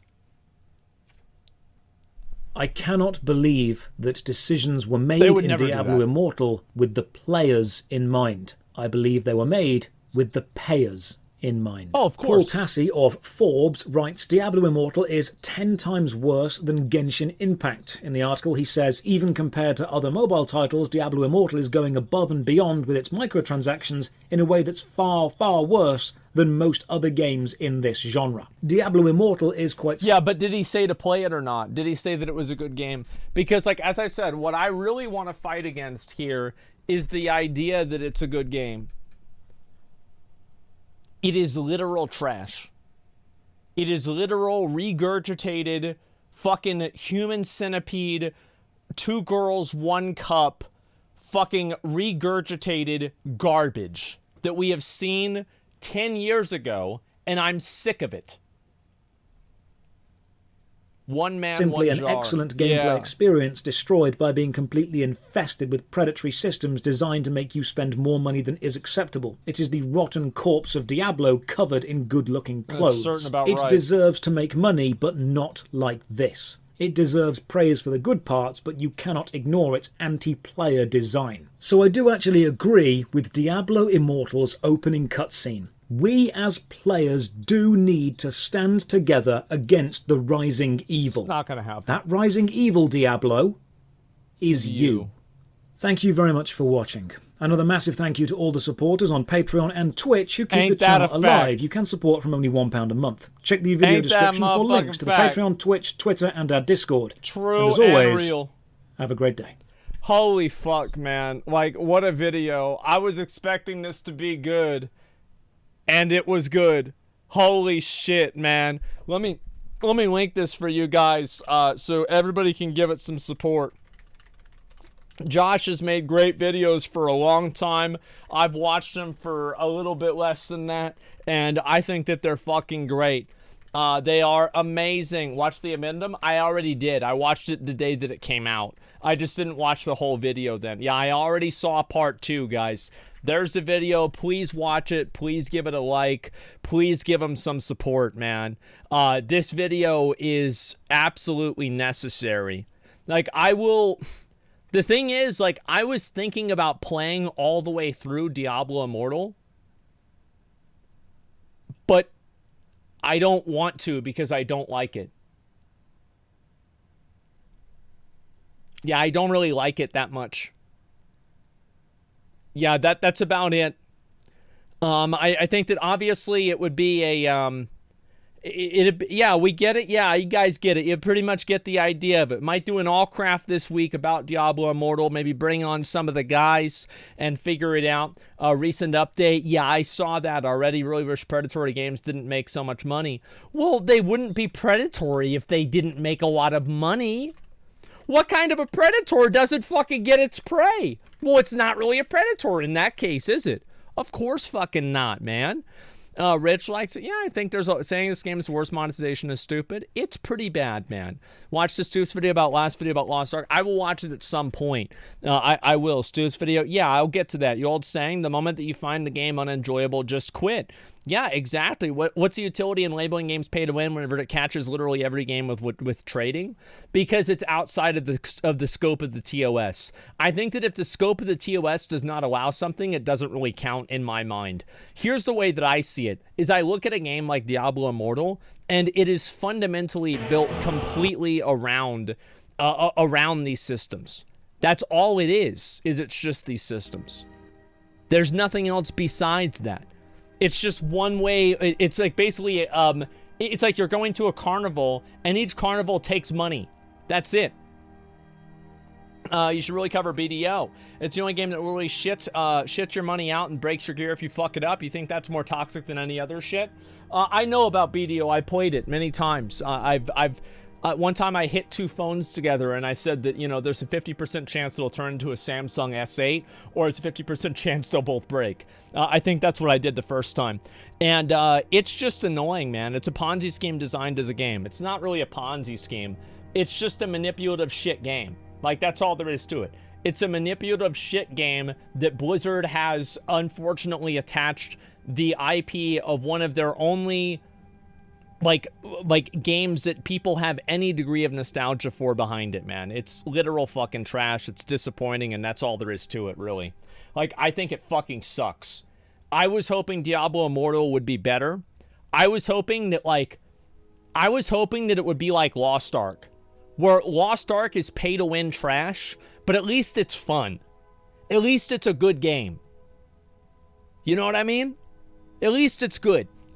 Well, money players equals no game. Yeah, but here's the problem, is that all of the people that watch this video are not the Diablo Immortal audience.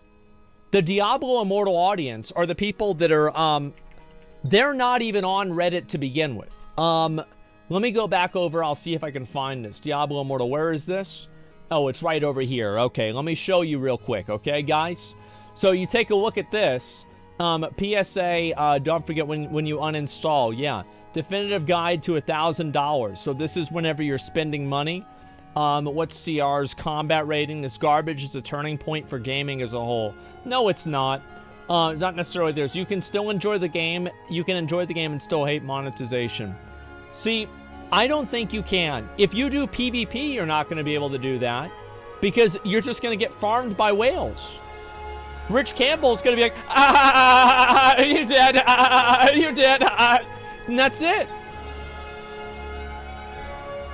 That's it, you're done. Like, you can't do any PvP. It's not going to be fun. Yeah, just don't do PvP. Oh, man. Diablo Immortal strategy guide. Yeah, uninstall the game, man.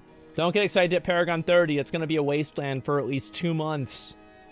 What things probably aren't going to change for Diablo Immortal? Like, what are they going to do? They're going to be like, guys.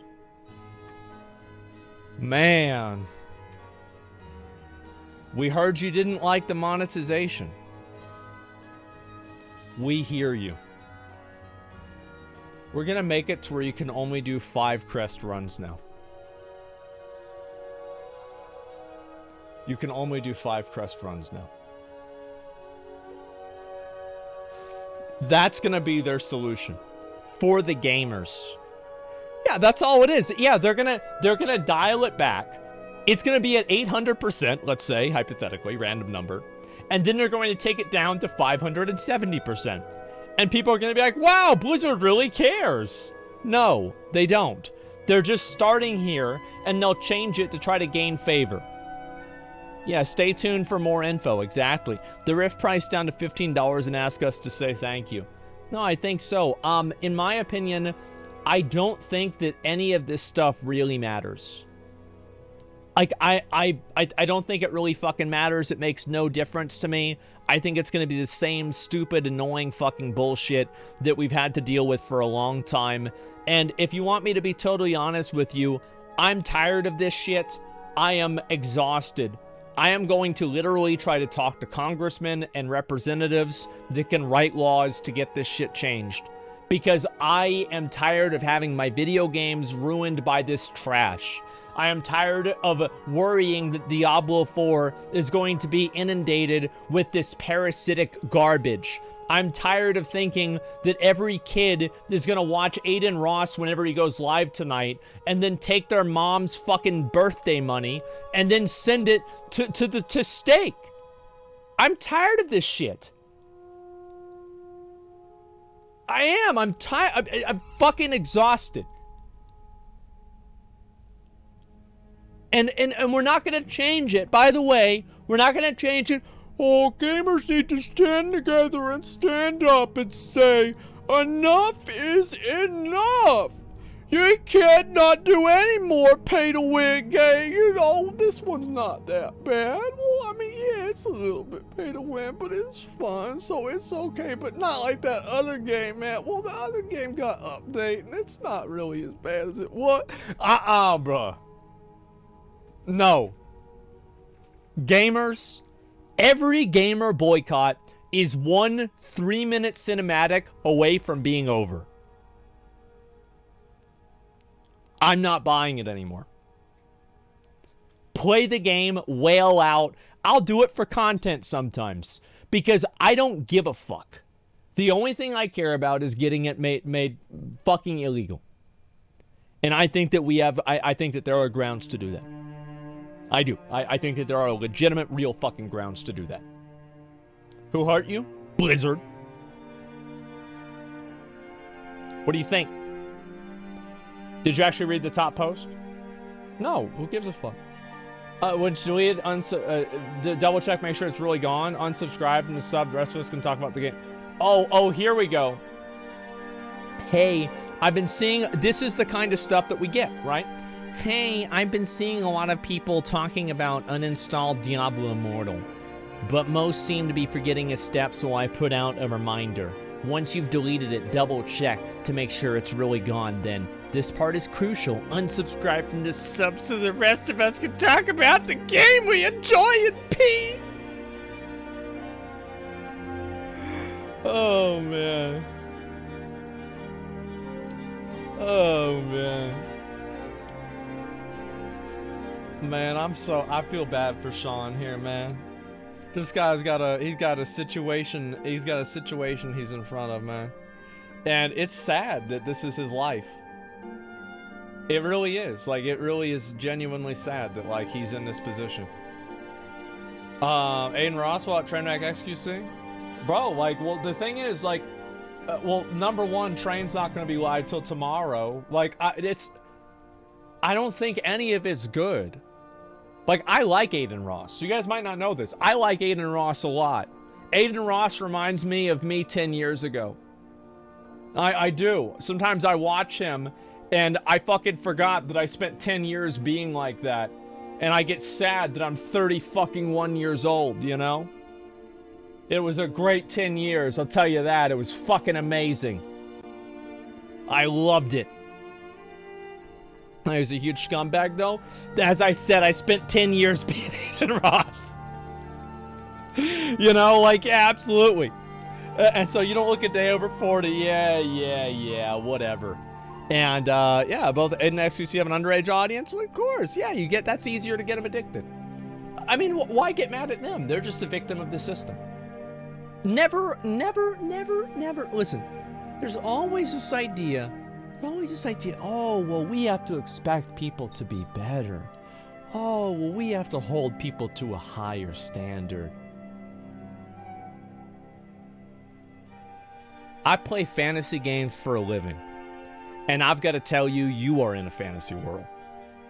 That's not going to happen. It's not going to happen. It's just not. It's not. Like, oh no, but we can try. No, it's not going to happen. It's not going to happen. That's all there is to it. So, it's Ultimate Fantasy. Doomer take? Bro, I spent 10 years. It's not a doomer take, it's reality. That's all there is to it. Nothing matters with that attitude? No.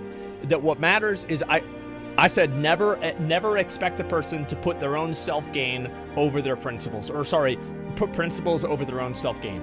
Never expect a person to put their own principles over their own self-gain. They will always let you down, and every once in a while they won't, but you won't remember that because the other fucking 100 times they do. And you can tell yourself, oh, that's not what it's going to be like, and yes, it will be. And it's a hard reality to live in, but I do think that it's the truth. I genuinely believe this is the truth. So I think that if you expect people to uphold what they say are their ideals, you will only be disappointed and fucking disillusioned. That's how people are. You can say that you disagree, and that's fine. You can think whatever you want. But that's not the approach that I'm going to go with because I don't think it's going to work. Because it hasn't worked. That's all there is to it. Yeah, that's all there is to it.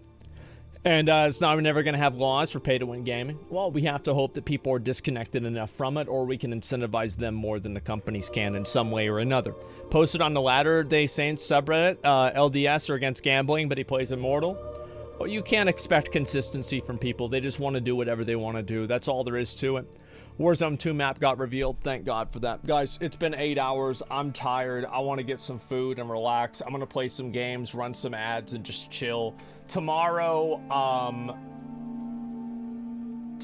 like, I don't know. So, basically, let me tell you guys something. Tomorrow, just stay tuned on my Twitter. Okay, just stay tuned on my Twitter, twitter.com/Asmongold. Stay tuned on my Twitter. I'm waiting to clarify one thing, and whenever I do, then I will let you guys know what's going on. I just need to make sure. Tomorrow we get to see Bitcoin crash. That's incredible. I can't wait. And yes, Final Fantasy 14 will begin once again in the year 2055. Who's excited? So yes, you good? I am completely good. I'm totally fine. Everything is okay with me. So yes, obviously I took a day off on Sunday. I might take another day off sometime soon. I've had a lot of real life stuff going on, some stress and bullshit, but overall I'm okay. I'm not like trying to take a break from streaming or some bullshit. To be honest, I feel a little bit disconnected from gaming. There's not a lot of games that I want to play right now, and I'm feeling some kind of a way about it. You know what I mean? Am I weird? We've got a lot of stuff to talk about that I didn't even get to today. We didn't even talk about Wrath Fresh. We didn't even talk about fucking the bot problems with Stoops and everything, right? We've got a lot more to go through, okay, guys? So keep it in mind. Elden Ring with McConnell. Maybe I might do that tomorrow or something. I thought about doing Metal Gear Rising Revengeance. I might try that or start that, you know, maybe on the weekend if it's a 2-day game or something. I haven't really decided. It's not something I want to make a big plan for. It's a short game, so I could just do that. Vampire Survivors update? Yeah, I played a little bit of it. I want to say, guys, we had an incredible fucking stream. It is always a shock to me that so many people tune in just to watch me go on an 8-hour rant. I appreciate every single one of you. I thank you all very much, and I will repay you by doing the same thing tomorrow morning. Thank you guys all so much for watching. I appreciate it. I'm going to chill out and just do some games and have some fun. Yeah, only 8 hours? Well, it's 8 hours and then I do some other... It's Vampire Survivors clone and it's really good. Maybe I'll try it out. I don't know. Yeah, I have no idea. Great fucking stream. I appreciate it, man. Thank you so much. Thank you, thank you, thank you. And people say hold people to a higher standard. You also make the exact same argument towards the developers. Why would you argue holding kids to be victims of gambling to higher standard instead of adults making them? Oh, no. I do. Yeah, obviously the developers are the ones that are bad. Yeah, for sure. All right, let's run some ads. Talk to V Rising. So we're gonna probably have the developers of V Rising on Allcraft, not this week, but we're thinking about next week. We might do a Diablo Immortal, a Diablo Immortal Allcraft this week. And the Notorious thing, we'll probably do that in like a week or two. It's just a scheduling conflict. There's no problem. Just a scheduling thing. And we want to make sure that, you know, everybody's on point to do that. Try Darkest Dungeon 1 of 2. Sponsored? Not sponsored. Rich and I have played the game. We like the game. I had a sponsor for V Rising for a tremendous amount of money. I am lazy. And I didn't get back to my agent about it, and I just didn't do it. So yeah, you're gonna get my actual feelings about the game. Yeah, it's a lot of money, I just didn't do it. I should have done it. It's a great game. I'm an idiot for not doing it. So yeah, let's see over here. Do the fuck? It's whatever. Who cares? I was actually gonna buy a house, and apparently somebody else bought it before me. I was not happy about that, but it is what it is. I was gonna buy a second one. I probably wasn't even gonna live there. I got sniped. Yeah, there's a lot. You keeping your current house? Yeah, of course. I probably like the only time I'll ever move out of this house realistically is if I have like a serious girlfriend and I move out to like start a family with her, because like I would want. Like, it's that this house, like, isn't really big enough to do that in, really.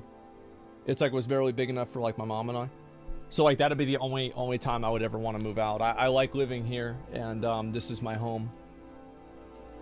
And so, yeah, that's about it. Hope you never leave Texas. I don't really ever want to. Like, I really, like, if I would leave, like, I would go to 4 different places. I would go to, like, Florida, because I have a lot of family in Florida. I would go to New York.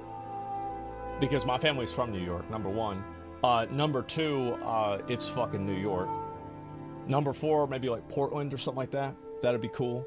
And number 5, I'd go to like LA or Los Angeles, or, you know, that's the same thing. LA or California or something like that. I like California a lot.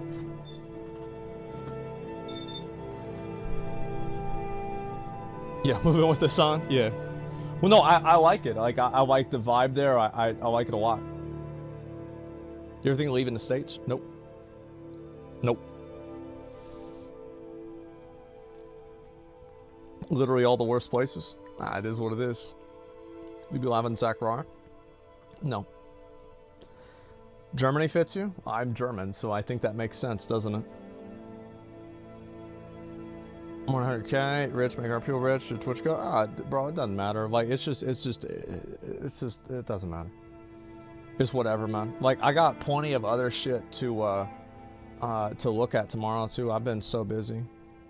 I try not to get, like, too stressed about, like, the thing is, like, whenever you start worrying about, like, it's good to have big numbers. It is. And, like, of course I care about that. Everybody cares about big numbers. Bigger number, better person, right? Like, all that shit. Yeah, for sure. But, like, the numbers are not the content. Like, for example, I think, like, the Elden Ring streams that McConnell and I did, the co-op streams, were actually really, really good. They weren't the highest viewership we ever had, but they were really, really good. I would say they were probably better than the Diablo Immortal streams. But Diablo Immortal had more viewers. Does that mean Diablo Immortal's better? No. It just means more people are interested in that content. So that's it. So, like, view count, there's a correlation. There's absolutely a correlation between content quality and view count. Absolutely. But it's not one-to-one. There are exceptions. Yeah, yeah, I was surprised. Like, I remember I played Fortnite, and, like, everybody pretty much stayed and watched me play Fortnite. That was a shock. So, yeah.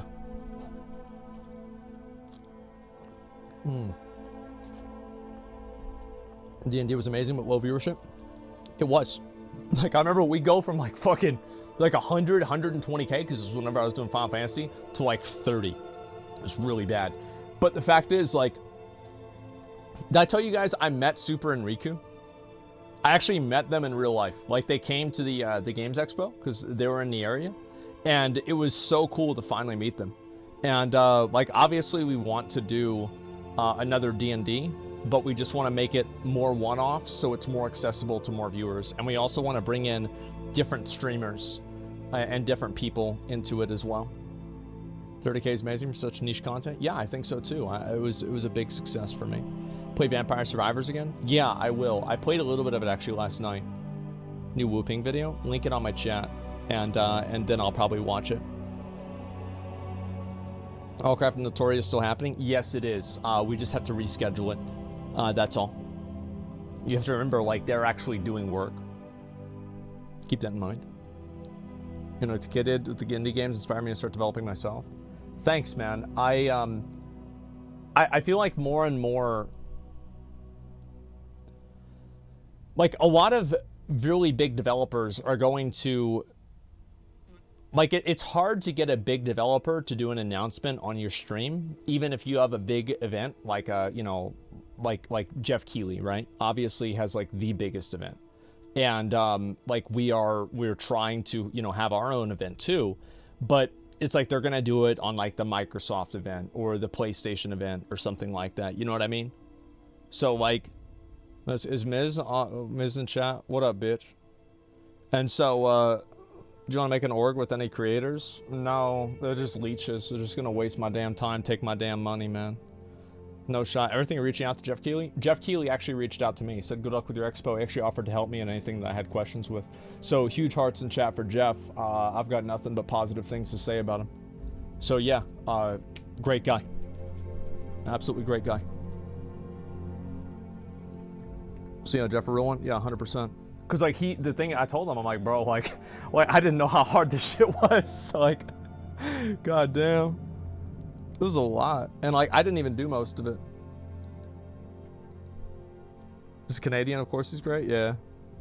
Pent was great. It felt authentic. Yeah, I mean, like, I think that next time what we might do is, like, so there's, like, a number of things, like, obviously, like, we talk about it a lot.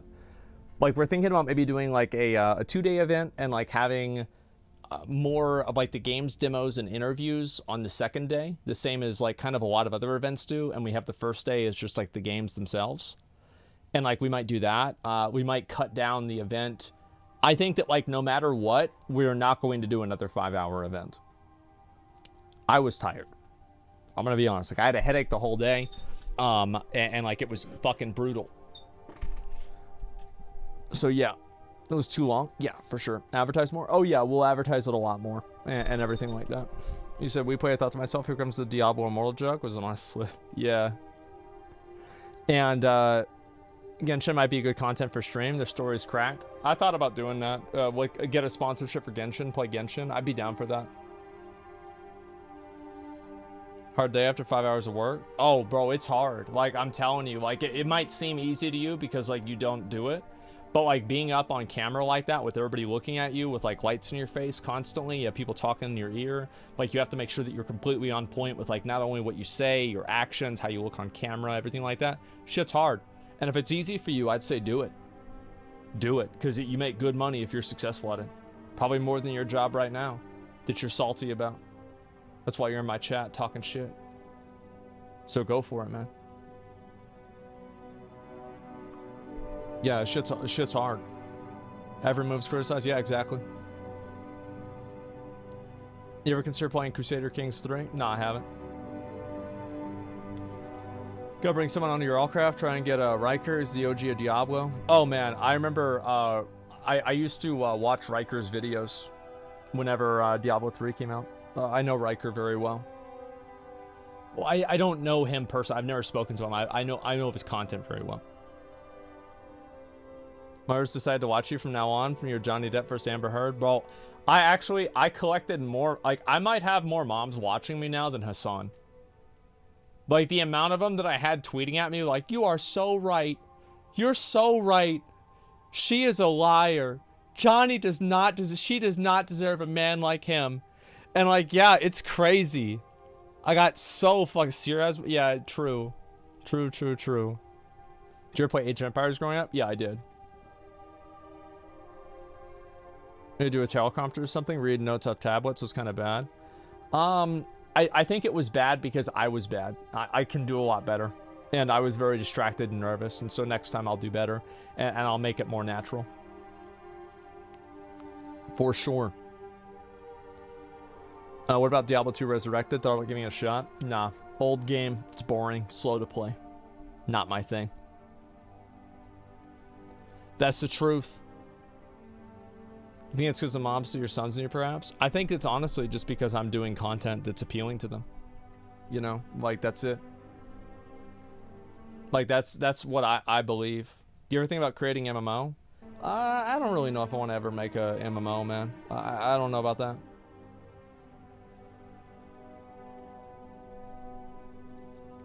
What's this here? Why did you decide to bring a table game at the event? Add scope to the event. Like, to take it, be like, this event is so broad, we're even, like, having tabletop games in there. And also, like, we know that we have a big audience of people, and like, why not?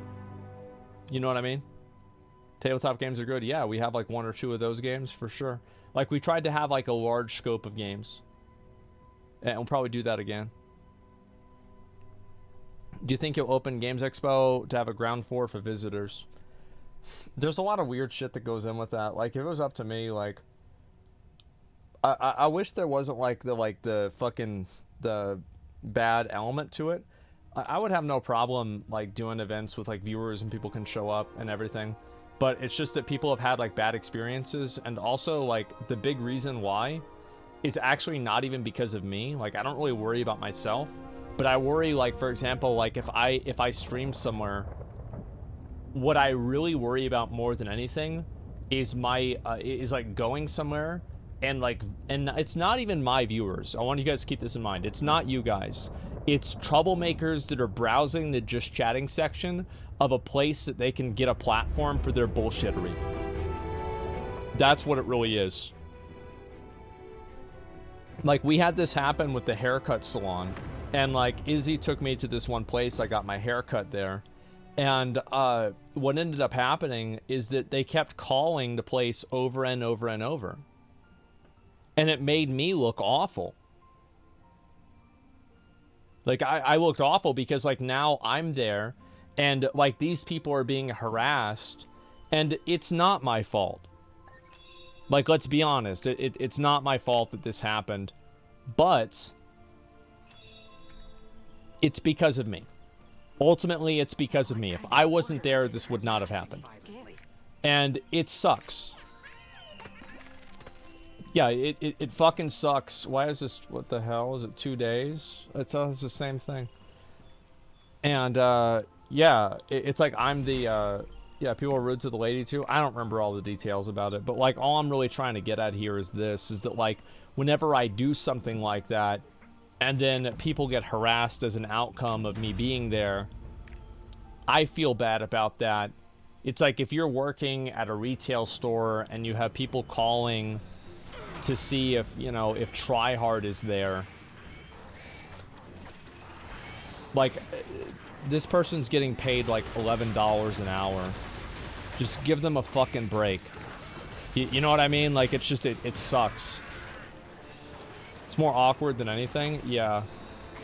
Well, people do it because it gets attention, right? It gets the chat mad, and, you know, like, people getting mad at them is, that's why they're doing it. Thing that happened, Slick went for Mrs. Pool Table. Yeah, and it's just like, I don't want to deal with that, and I don't want to put other people in the crossfire for that. So that's why I don't do a lot of IRL streams without like a pretty good amount of control over it. Like, I remember, like, I went to a Wendy's and people saw behind me like the store number for the Wendy's, and they were calling the Wendy's. It's like, oh fuck, man. One tap my 23. I'll do one honing attempt, okay? Maybe I'll do a honing stream tomorrow. I don't know, it depends. They want to make an impact or change the course of the stream. Yeah, they want to be part of it. That's what it is. They want to be part of it. Well, I understand it completely. It's not like I don't, like, oh, why are they doing this? I know why they're doing it. That's what makes me even more annoyed. But yeah, I can't let that happen. Because, like, I mean, I'm not even talking about, like, you know, something worse happening. Like, or, like, escalation. I'm just saying, like, just on a basic level, you're just signing people up to get harassed. It sucks. I might do whale interviews tomorrow, to be honest. I don't know. I'll see what's possible.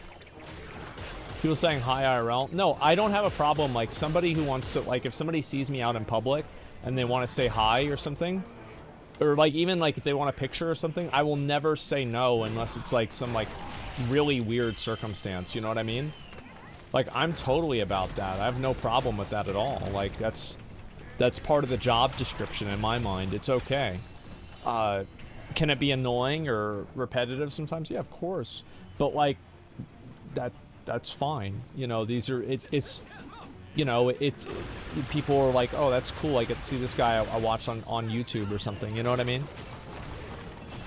Yeah, people are always nice. It's never anything weird. It's fine. There's no problem harassing people involved in the stream. Yeah, and that's like, I just don't want to have that. I don't want to have that happen. And it's like, once your stream gets to like a certain size, you have people that, like, people are looking for an audience. They're not really looking for an individual. They're looking for an audience that they can kind of like, they can be obnoxious and then have that audience see them, right? They're looking to be, you know, witness me, right? Look how stupid and annoying I am. That's what it is. They're attention seekers. Yeah. Can be great content barring again. Yeah, I mean, I think that really, like, what I'd wanted to do before, and like this is an idea that I'm like, I've had this idea for years and I've just never really been able to capitalize on it, is I've always wanted to like go to different restaurants and like eat food there and like talk to the people that work there, and you know, just go different places and like try the food there, right? Just try it out. The same as like Parts Unknown or something like that. And I'd love to do that with and like bring other streamers with me, right? Of course. Like, imagine like me, S-Fan, I don't know, like Miz and Train. Like, I'm sure, like, Train was the first person I talked to about doing this, and like we were gonna do it, and then like there's a whole like caller situation and it didn't happen. But yeah, like, I'd love doing that. The magic around the lake has stabilized. In a paint? Yeah, of course, bring Nick, 100%. Let's see here. 333, that's garbage.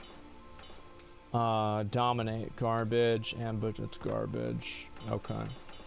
Too bad. Alright, so let's go ahead and we'll do one honing attempt. Where is it? It's over there. Yeah, we'll do one honing attempt. Nick's so picky with food. Yeah, I am too. Why don't you keep your tripod stuff or just don't care?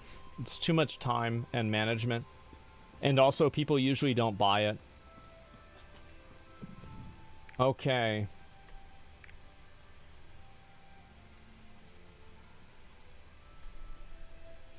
Yeah, maybe I'll do a honing stream tomorrow. That could be fun.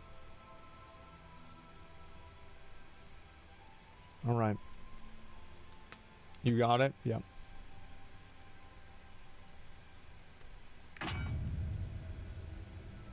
Predict? No, you're not going to be able to predict. No predicts.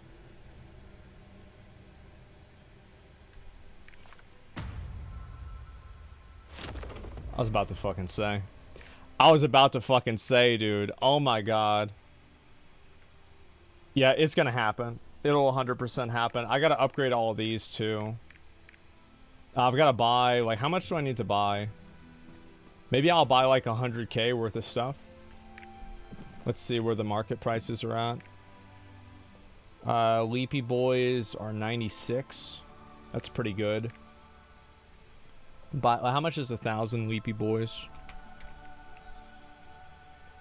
Maybe I spend 200k. Yeah, I think 200k. And like if I buy Destruction Stones, let's see, what's this here? 20,000. So yeah, I'd probably buy like 5 stacks. Yeah, like 200k seems reasonable. Yeah, I think that'd be good. Why cosmetic microtransactions Path of Exile is okay, but not in WoW? Because you pay for expansions and also a monthly fee for World of Warcraft, and you don't pay a monthly fee or expansions in Path of Exile. That's why it's different, and it's okay. Dude, these have gone up by a lot. Like, these used to be like 40 or something.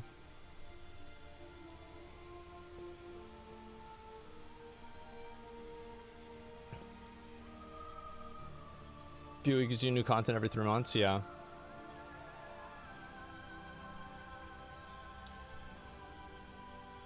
Is FOMO for Vicus? I mean, maybe, yeah.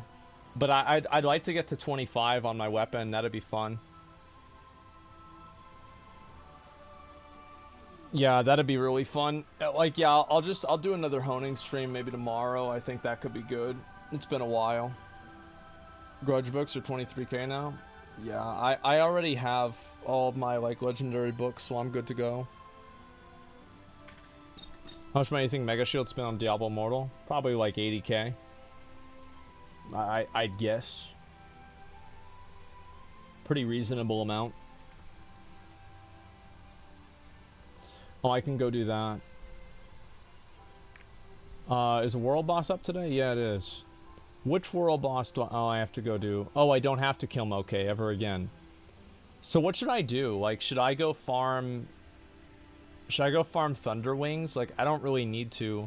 I should probably farm these other ones for the island souls, right? Like, I feel like I should farm them for the island souls.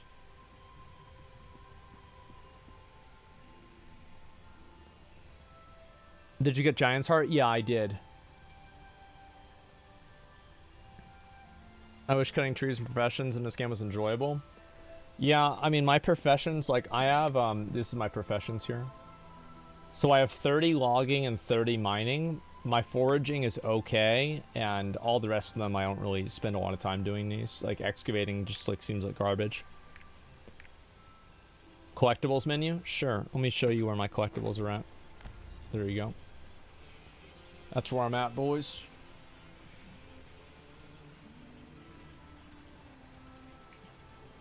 It's good. It's good. What do y'all think about that? Holy milk coat? Yeah, actually, gamer, I've been putting in time, man. Been putting in work. 100% Omnium. I know. I got lucky. I'm okay. I'm done with that bitch. Yeah. So do you agree? Is ugly or microtransactions and force you to pay to look good, bro? Like, I don't want to, like, bro. I don't. Like, I'm gonna ban you if you're gonna try to do this thing where you, like, you're trying to like make some argument against what I'm saying. I don't want to hear it. I don't want to hear it. Yeah, I'm starting to see this is the foundation of one of these like gotcha things, but no, man. Like, yes, I think microtransactions are okay in Path of Exile. I don't think they're okay in WoW. Because you pay a subscription fee. There you go.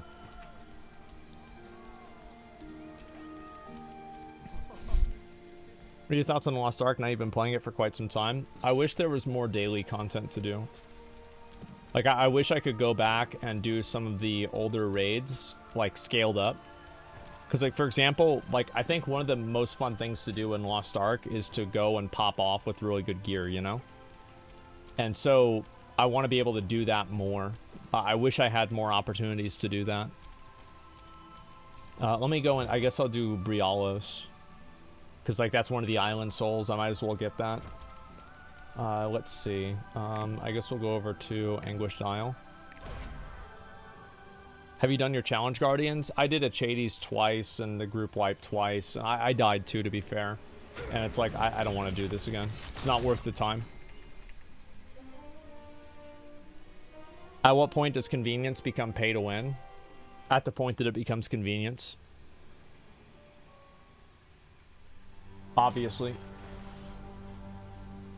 Convenience and pay to win are pretty much the same thing in my mind. Pay for conveniences.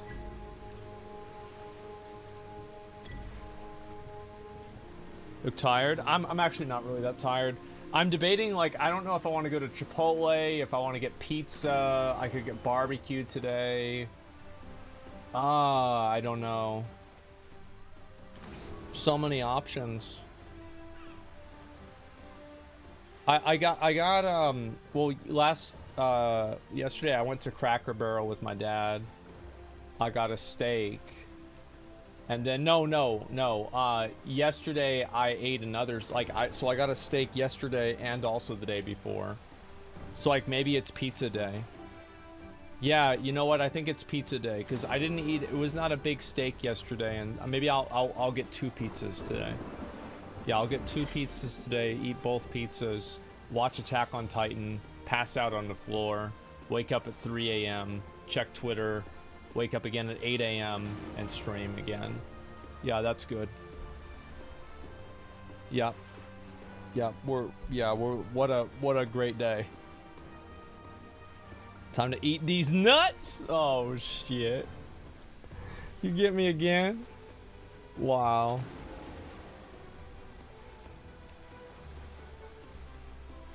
I thought you quit this game. I never quit this game. I love Lost Ark. I think it's a great game. I have a lot of fun playing it. I wish I could do more stuff in the game. If you want to see for yourself, this is my completion rate for all of the collectibles. Also, I'm combat level 58. I'm going to hit 60 probably in 3 weeks, maybe 4 weeks or so. How close am I to a stray? So I could have gotten it by now, but I haven't because if you look at my completions for all the continents, I've completed this. I also only need Azina for Rohandel, and then I can get her done, and then also Phaeton. I've already completed one of those. This one's super easy, and I'm going to complete these guys. So I think that I'm probably going to have my... I might have my horse by the end of the month. I don't know. Why don't you finish Giant's Hearts? I have to go to Ulrich Sanctuary. Do you guys want to do that real quick? I could make a group and we could do that. I could get my last Giant's Heart. Yeah, alright, cool. Yeah, we'll do that. Let me do this first though.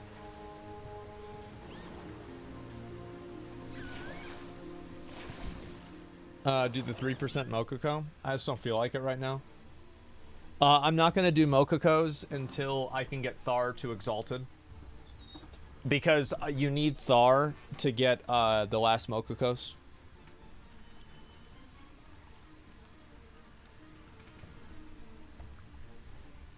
And before wipe. Yeah, that would be funny. Throw away your ethics and soul by making this your game. No, I don't really think so. I don't feel like this game is any more or less manipulative than WoW is. Like, WoW is also pay to win. Also, like, I don't want to make content for people that are constantly looking for a reason for me not to be authentic. It's very exhausting to try to, like, make content and appeal to people like that. So I don't want to do it anymore. Yeah, it's not my thing.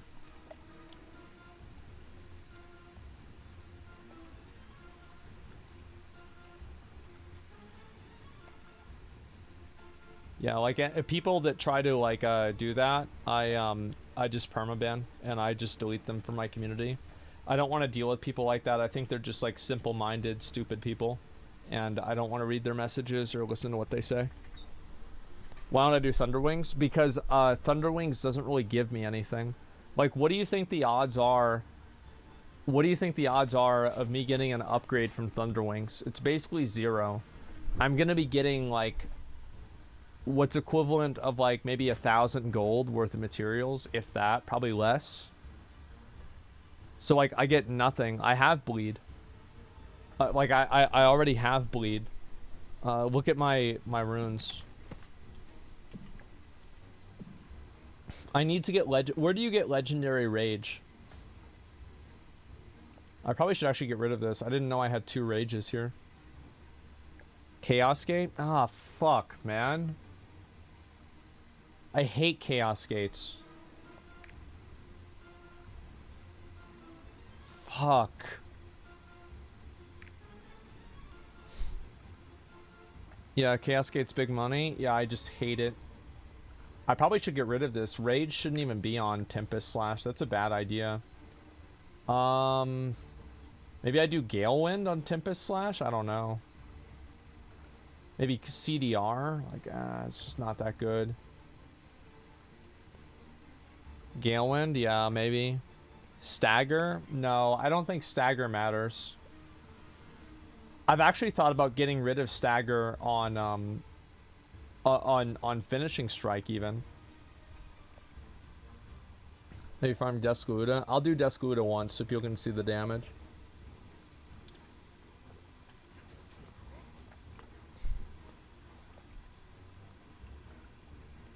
You don't need Stagger at all? Yeah. All Galewind, everything. I don't have my legendary one yet. This doesn't matter. I don't know. Like, it's just like I have 2 epic Galewinds, which is great, but I don't have any more. I don't have the legendary Galewind. I think what I'll do is I will maybe I'll change Overwhelm to the legendary Galewind whenever I get it. What's time rate on this? 2 minutes. Okay. Finishing Strikes feels super good. Yeah. Galewind on Swordstorm, Strike Wave, Chainsword, and Hellblade. You think Galewind on Chainsword? Dude, I don't think that at all. I don't think that's a good idea. Like, from my perspective, like, Chainsword should be like quick recharge or like attack speed or something. Yeah, like Rage, like, yeah, so like legendary Rage is from fucking, oh man, Chaos Game. I need to get rid of this. Like, Red Dust actually does a pretty good amount of damage, but it's like, actually Rage, maybe Rage is still the better option. Like, Bleed, maybe on, no, it's just like, I mean, Bleed doesn't really do that much.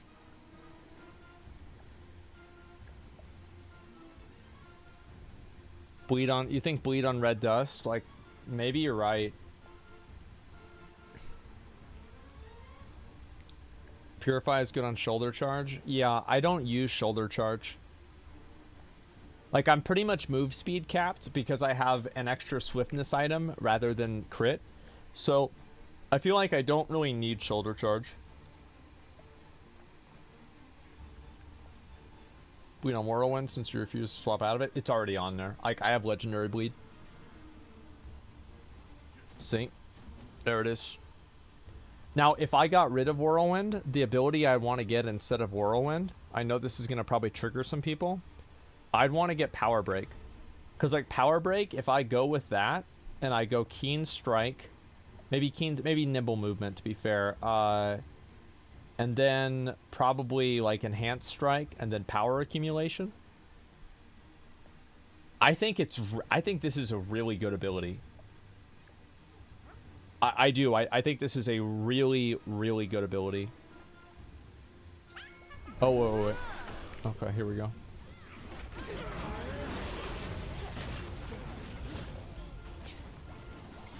I'm just gonna wait until his shit's over.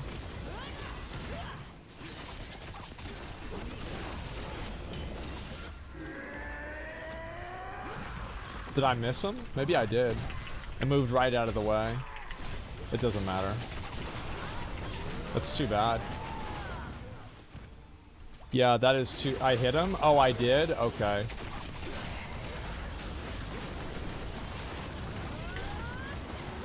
Kill him right there. There we go. Get out of it that time. Yeah, maybe a boost to the speed on that would be really good. Fuck, man. I keep getting hit by that. Holy shit. Oops. Fucking distracted me, man. Alright, let's go.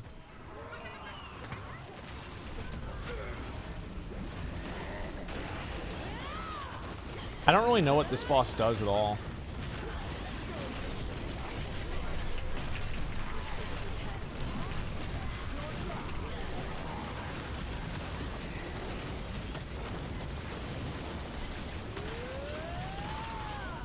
Fuck, man. God damn. Boss is such a pain in the ass.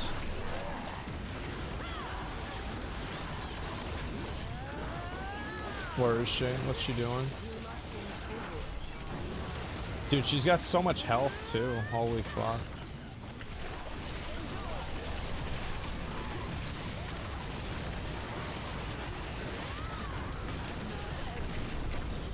Shit. Okay. I just hope I get the island soul. I don't like doing this boss. Bosses always piss me off. She moved out of the way. I didn't hit her. What? Oh my god. Okay.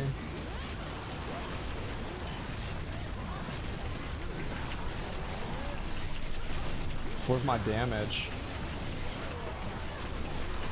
Fuck. 5 mil, dude. It should be way more than that. Should be way more. Why she got so much armor or some shit? God damn.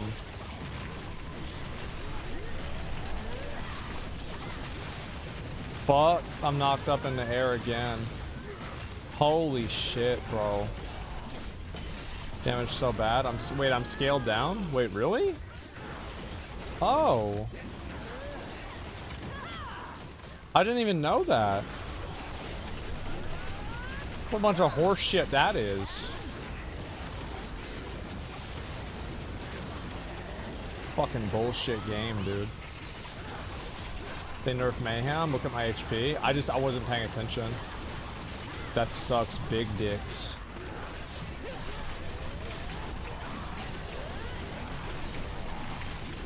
Alright, give it to me. Come on. Come on, please. I didn't get it, did I? No, I didn't get it. Fuck, man. Fuck. Fuck, I didn't get it. That's too bad. Not today. I know, dog shit ass game. True. True, true, true. So I have to do Ulrich Sanctuary in order to get the 15th heart. How's that work? Thunderwing can drop bleed too. Yeah, but I only need one, really.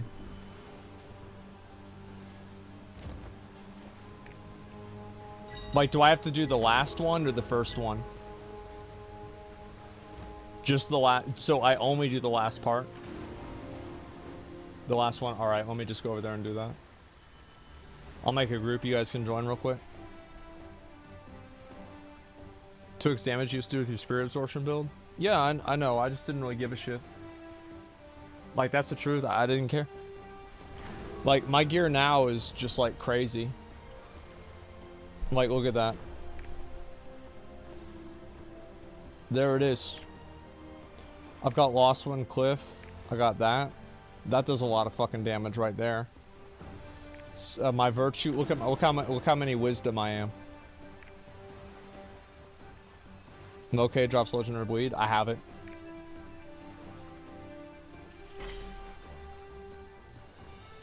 You make a group from your ship. Wait, really? I don't know. When's Chocobo racing? We'll see. Why Lost Wind instead of We'll Meet Again? Because Lost Wind makes me do more damage. We'll Meet Again only gives me 7% crit. So, oops. So, let me show you. This one here, like, what does this do for me? Quickly restores your HP whenever you're attacked below 20%. Who cares about this? Want to awaken on salvation? I just haven't done them. I have like 7 or 8.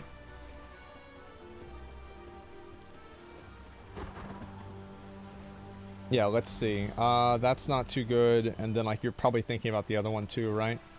This one here. These are also garbage. So that's why I don't use them.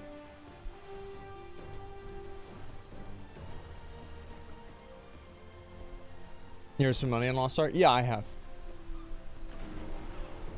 Bum, you won't play Diablo Immortal anymore because mobile-only player is my only chance to party up and play a game with you. It's okay, man. Maybe I'll play Genshin. You can play with me there. All right, let's see here. I should buy one of these Tears of the Abyss, huh?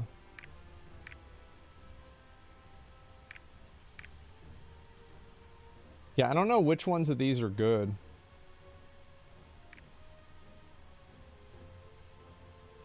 I've got to get the crew ready.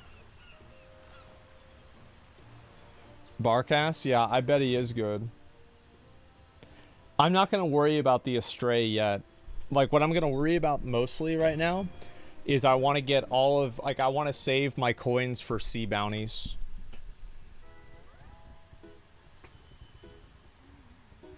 Make sure you get access across all content. Alt Q. No. Wait, what? I missed a signature. Abyss Raid. Oh. Oh, wow. Okay. I didn't even know that. Alright. Find party. Create party.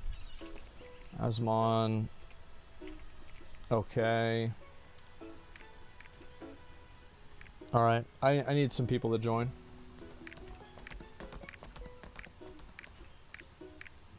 Alright, we're good. Let's do it. Let's try it. 1400 for Ulrich. Yeah. Should watch this video, comment why everybody should stop playing Diablo Immortal. Why? Why would I tell people that they should stop playing Diablo Immortal? Like, what's the goal of that? Like, the people that need to hear that aren't going to listen to me. It's not like, oh man, they're going to listen to what I say. They're going to hear me say, stop playing video game, and they're just going to, okay, they're going to stop doing it. For some reason, some people don't have audio on Amber Heard interview video. That's weird.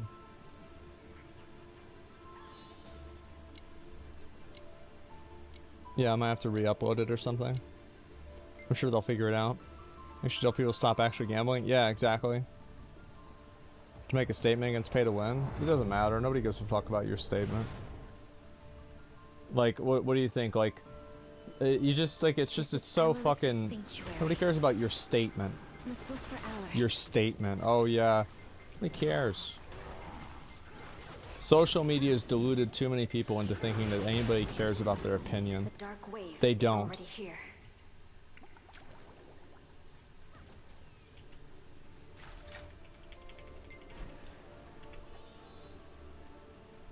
Okay.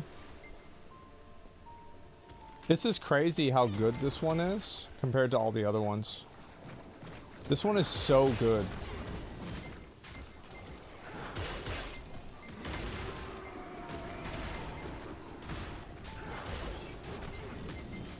Why do you say a set bonus was bad? Because I don't like.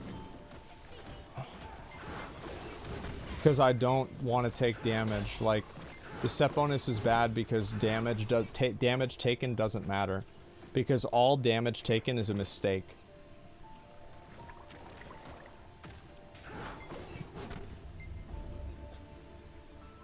Ready? Okay, good.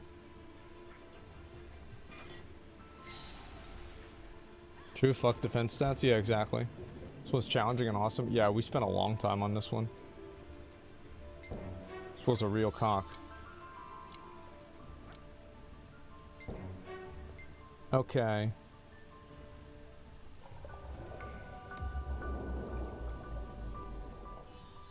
Quest for Final Dinosaur. Yeah, I gotta do this. Investigate a sanctuary.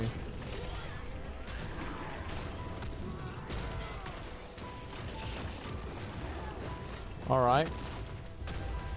Well, that's that. Why is he still alive?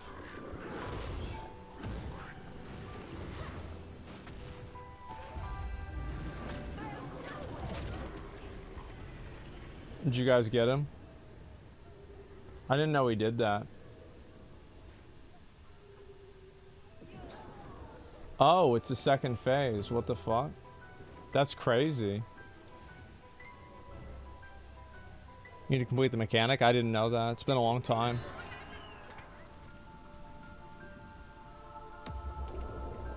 Okay. Let's see. Now what? I guess I just have to keep completing it? Okay.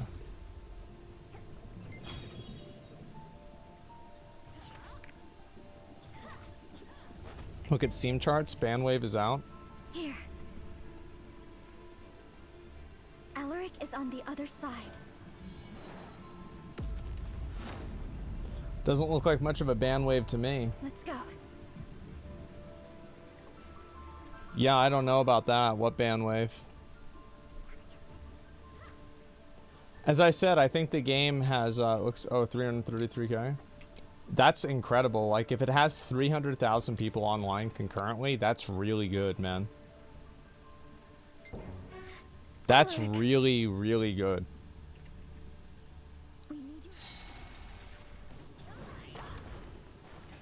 Yeah, I actually think Lost Ark will continue to, like, fake numbers.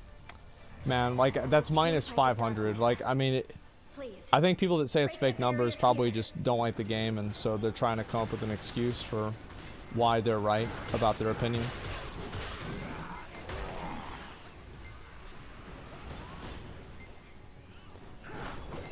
I don't think it's fake numbers, yeah. 300k players is also really good. I'm gonna do Vicus Blind. I'm gonna watch a guide. I don't want to waste people's time.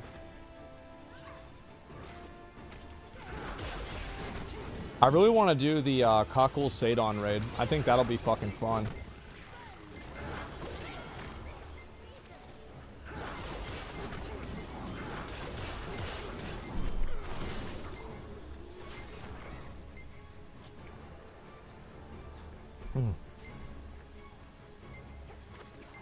It's showtime? Yeah. Something like that. Bro, Andy's coping. Well, the thing is, like, I've been very unsatisfied with, like, where WoW has gone recently. And the reason why I'm unsatisfied is because I feel like WoW has been holding on to a lot of things that are not fun. Like, it's like they're fixated on these ideas that are, like, old and bad for the game. This was a really cool boss, too. Why am I doing this? I have to do it. There he is. What?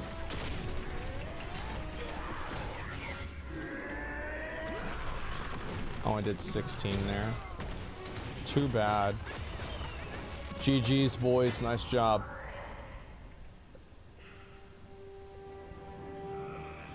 They're fixated on the non-fun parts of previous fun systems. Well, it's like things like, oh fuck, I gotta throw away all these. That's annoying. Okay, View bonus reward? Oh, I can't. Okay. Thank you guys. I really appreciate it. Thank you so much. Let me throw away some of this stuff.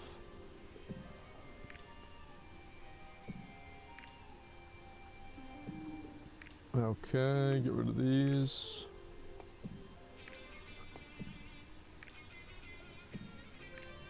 I don't think anybody's ever going to buy this stuff, so I'm just going to throw it away. It's not worth it. Just disenchant? No, because then I have the materials, the tier 2 materials. I don't want tier 2 materials. Okay, so is this quest done or what? Let me see. Should be Wisdom Isle, right? Completed? Okay. So I'm assuming that I just turn this in, right? Let me just leave this area.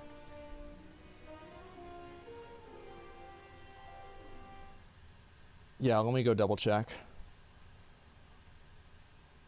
Has been putting out half ideas. Yeah, it's like a fucking like the idea that you have to. Thanks to the group, guys. I appreciate it. The idea that you have to like run back to a boss fight. Like for example, oh, it just completes on its own. Oh shit. Here we go. Fuck yeah. Oh, look at that, dude. Look at that, dude. Let's go get it. Let's go get it. I'm ready. Alright, go to Terra, and then fly over, or swim over. There's a quest on the islands you get too. That's big, dude. I'm finished. Lost our player numbers? Yeah, I know, I saw that. It's a great thing. It's a great thing that the bots are banned.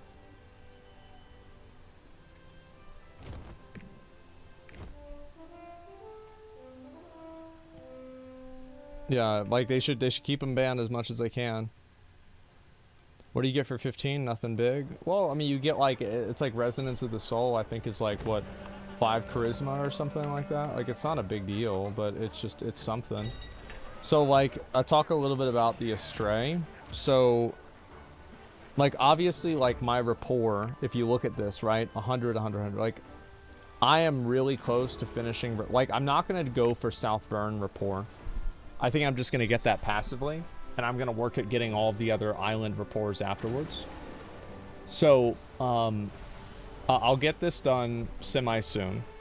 And then after that... Oh, just a second. I'll call my dad.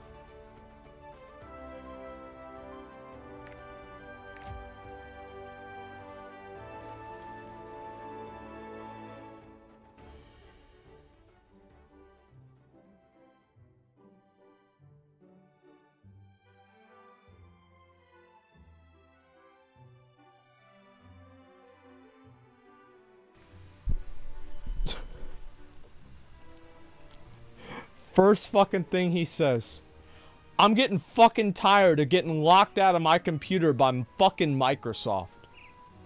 And so now I've got to go over there in a few minutes and help him figure out his PC thing.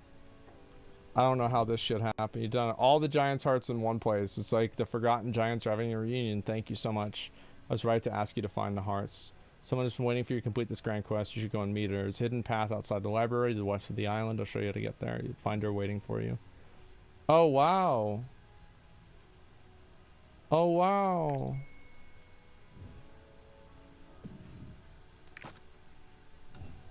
Fuck yeah. +5 wisdom. And I get the structure as well. Nice. Nice. Oh. Oh. Is it over here?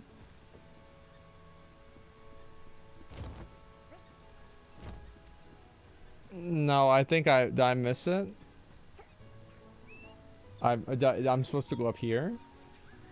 I don't know. Oh, it's a Xena. What the fuck?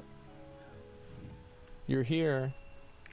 Seekers are bound to wisdom read this island. And among those who are fascinated by giants, Aspen was here, the residents collect all the roots.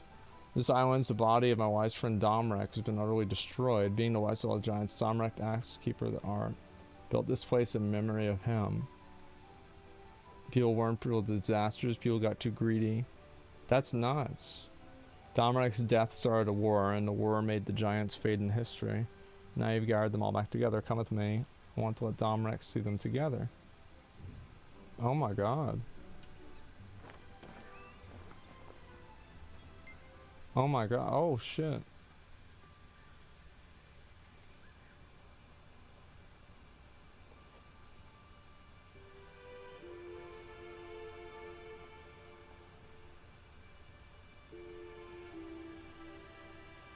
For a long time, I did not like humans very much. Their lust for power inevitably led to obsession over the arcs. And their misguided desires led to a massive war.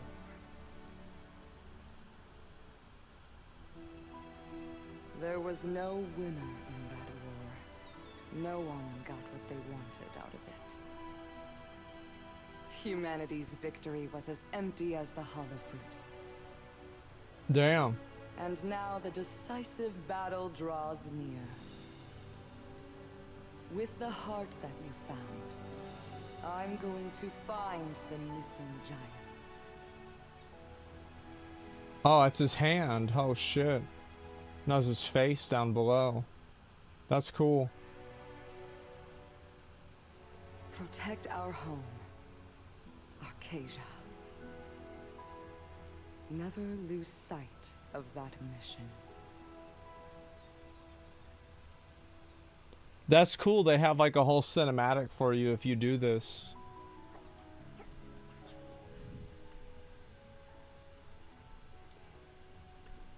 Damn. Too emotional when I'm here. Do what you have to do. Let's go by ordinary day. Holy shit, man. I got 30,000 silver out of there too. That's his face. God damn. No nice bonus for the hard work. Yeah, I like how they have things like that. I think that's super cool. I'm a big fan. Lots of stories locked behind rapport. Yeah, I know. It's unfortunate. There we go. Now I've got that one done too. So we got everything from the Giant's Hearts. We completed every single one of those bitches. Look at that, dude. There it is, boys. There it is. Holy shit. What's this? Is this worth anything? Let me see. Search market. So yeah, maybe I spend like 200k. And yeah, I think 200k seems reasonable. And I do a honing stream and I try to go to like 24 or 25, at least 23. Watch Saint Owen's video, pretty good catch up on the story. I mean, I've done, like, I know a lot of this story. Like, I've looked at a lot. You have a quest? Wait, a quest? No, I don't have a quest here, do I? No, I don't. I'm good. I'm chilling. I was about to say. Uh, 25 gives you less when you transfer to Belshazzar. 25. Oh, that, yeah, it doesn't matter. Go to Strongfall, put the new statue in. Okay, let me do that. Sure, why not? Finish these ads, I gotta go over to my dad's house. So it isn't too shabby after you look it up. Got me a bit surprised. I think it's okay. Like the problem, I think that half of the problem with the story with the with WoW, or not WoW, Lost Ark, is the fucking, it's the voice acting. I think the voice acting's garbage in this game. I was waiting for you. Like it makes the game look stupid. You can go check them in the office. Yeah, it's just bad. Lili, great weather today. Yeah, see. Oh, fuck you, man.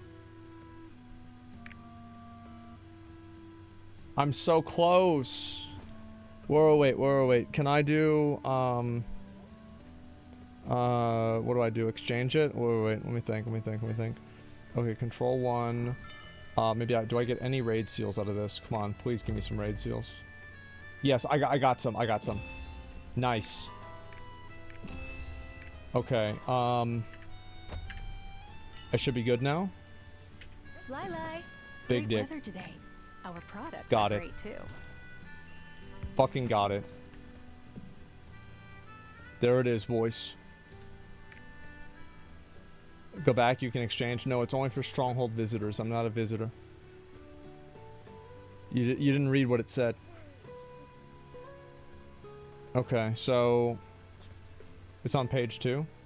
Lili, great weather today. Yo, oh, you're right. You're right. I'm wrong. Well, I'm not gonna do it now, but thank you. I didn't know that.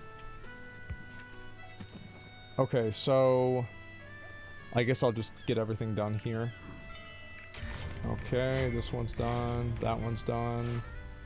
Crafting edition, manor level 4. Just get that shit done. Farm development. Let's get that shit done.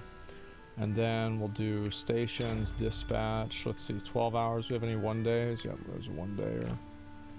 Okay, and let's see here. 12 hours. We'll go ahead and do this one. Got it. Alrighty. And let's see, is there anything else I gotta do? Knowledge, I'm still working on that. Okay, or the training camp, that's good. Alright, I think we're good. Let me get the fuck out of here. Alright, guys.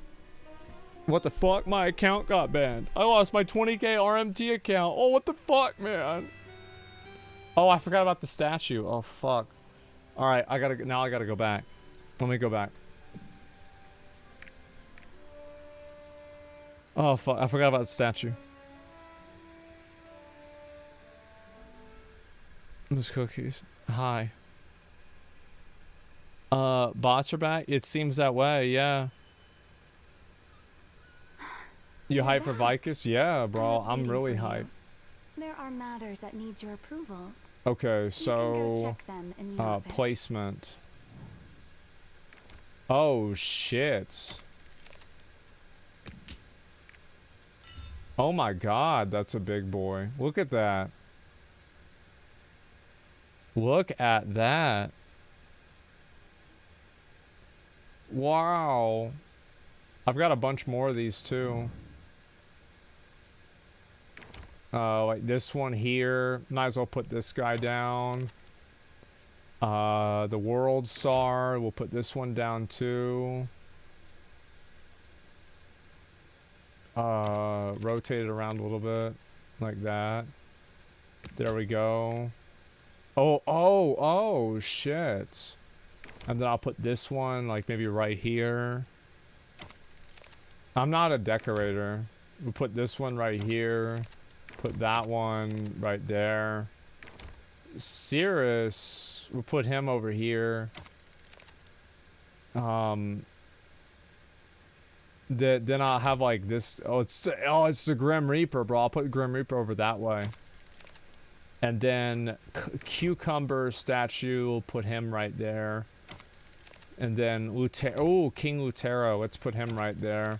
And then Albion! Wow, look at that. Rethrimus style, let's put that over there. Okay. Alright. Looking good. Looking very, very good, guys. Wow. Okay, I gotta go. I'll see y'all later. I'll be on tomorrow, and we'll keep going. I'll see y'all later. Peace!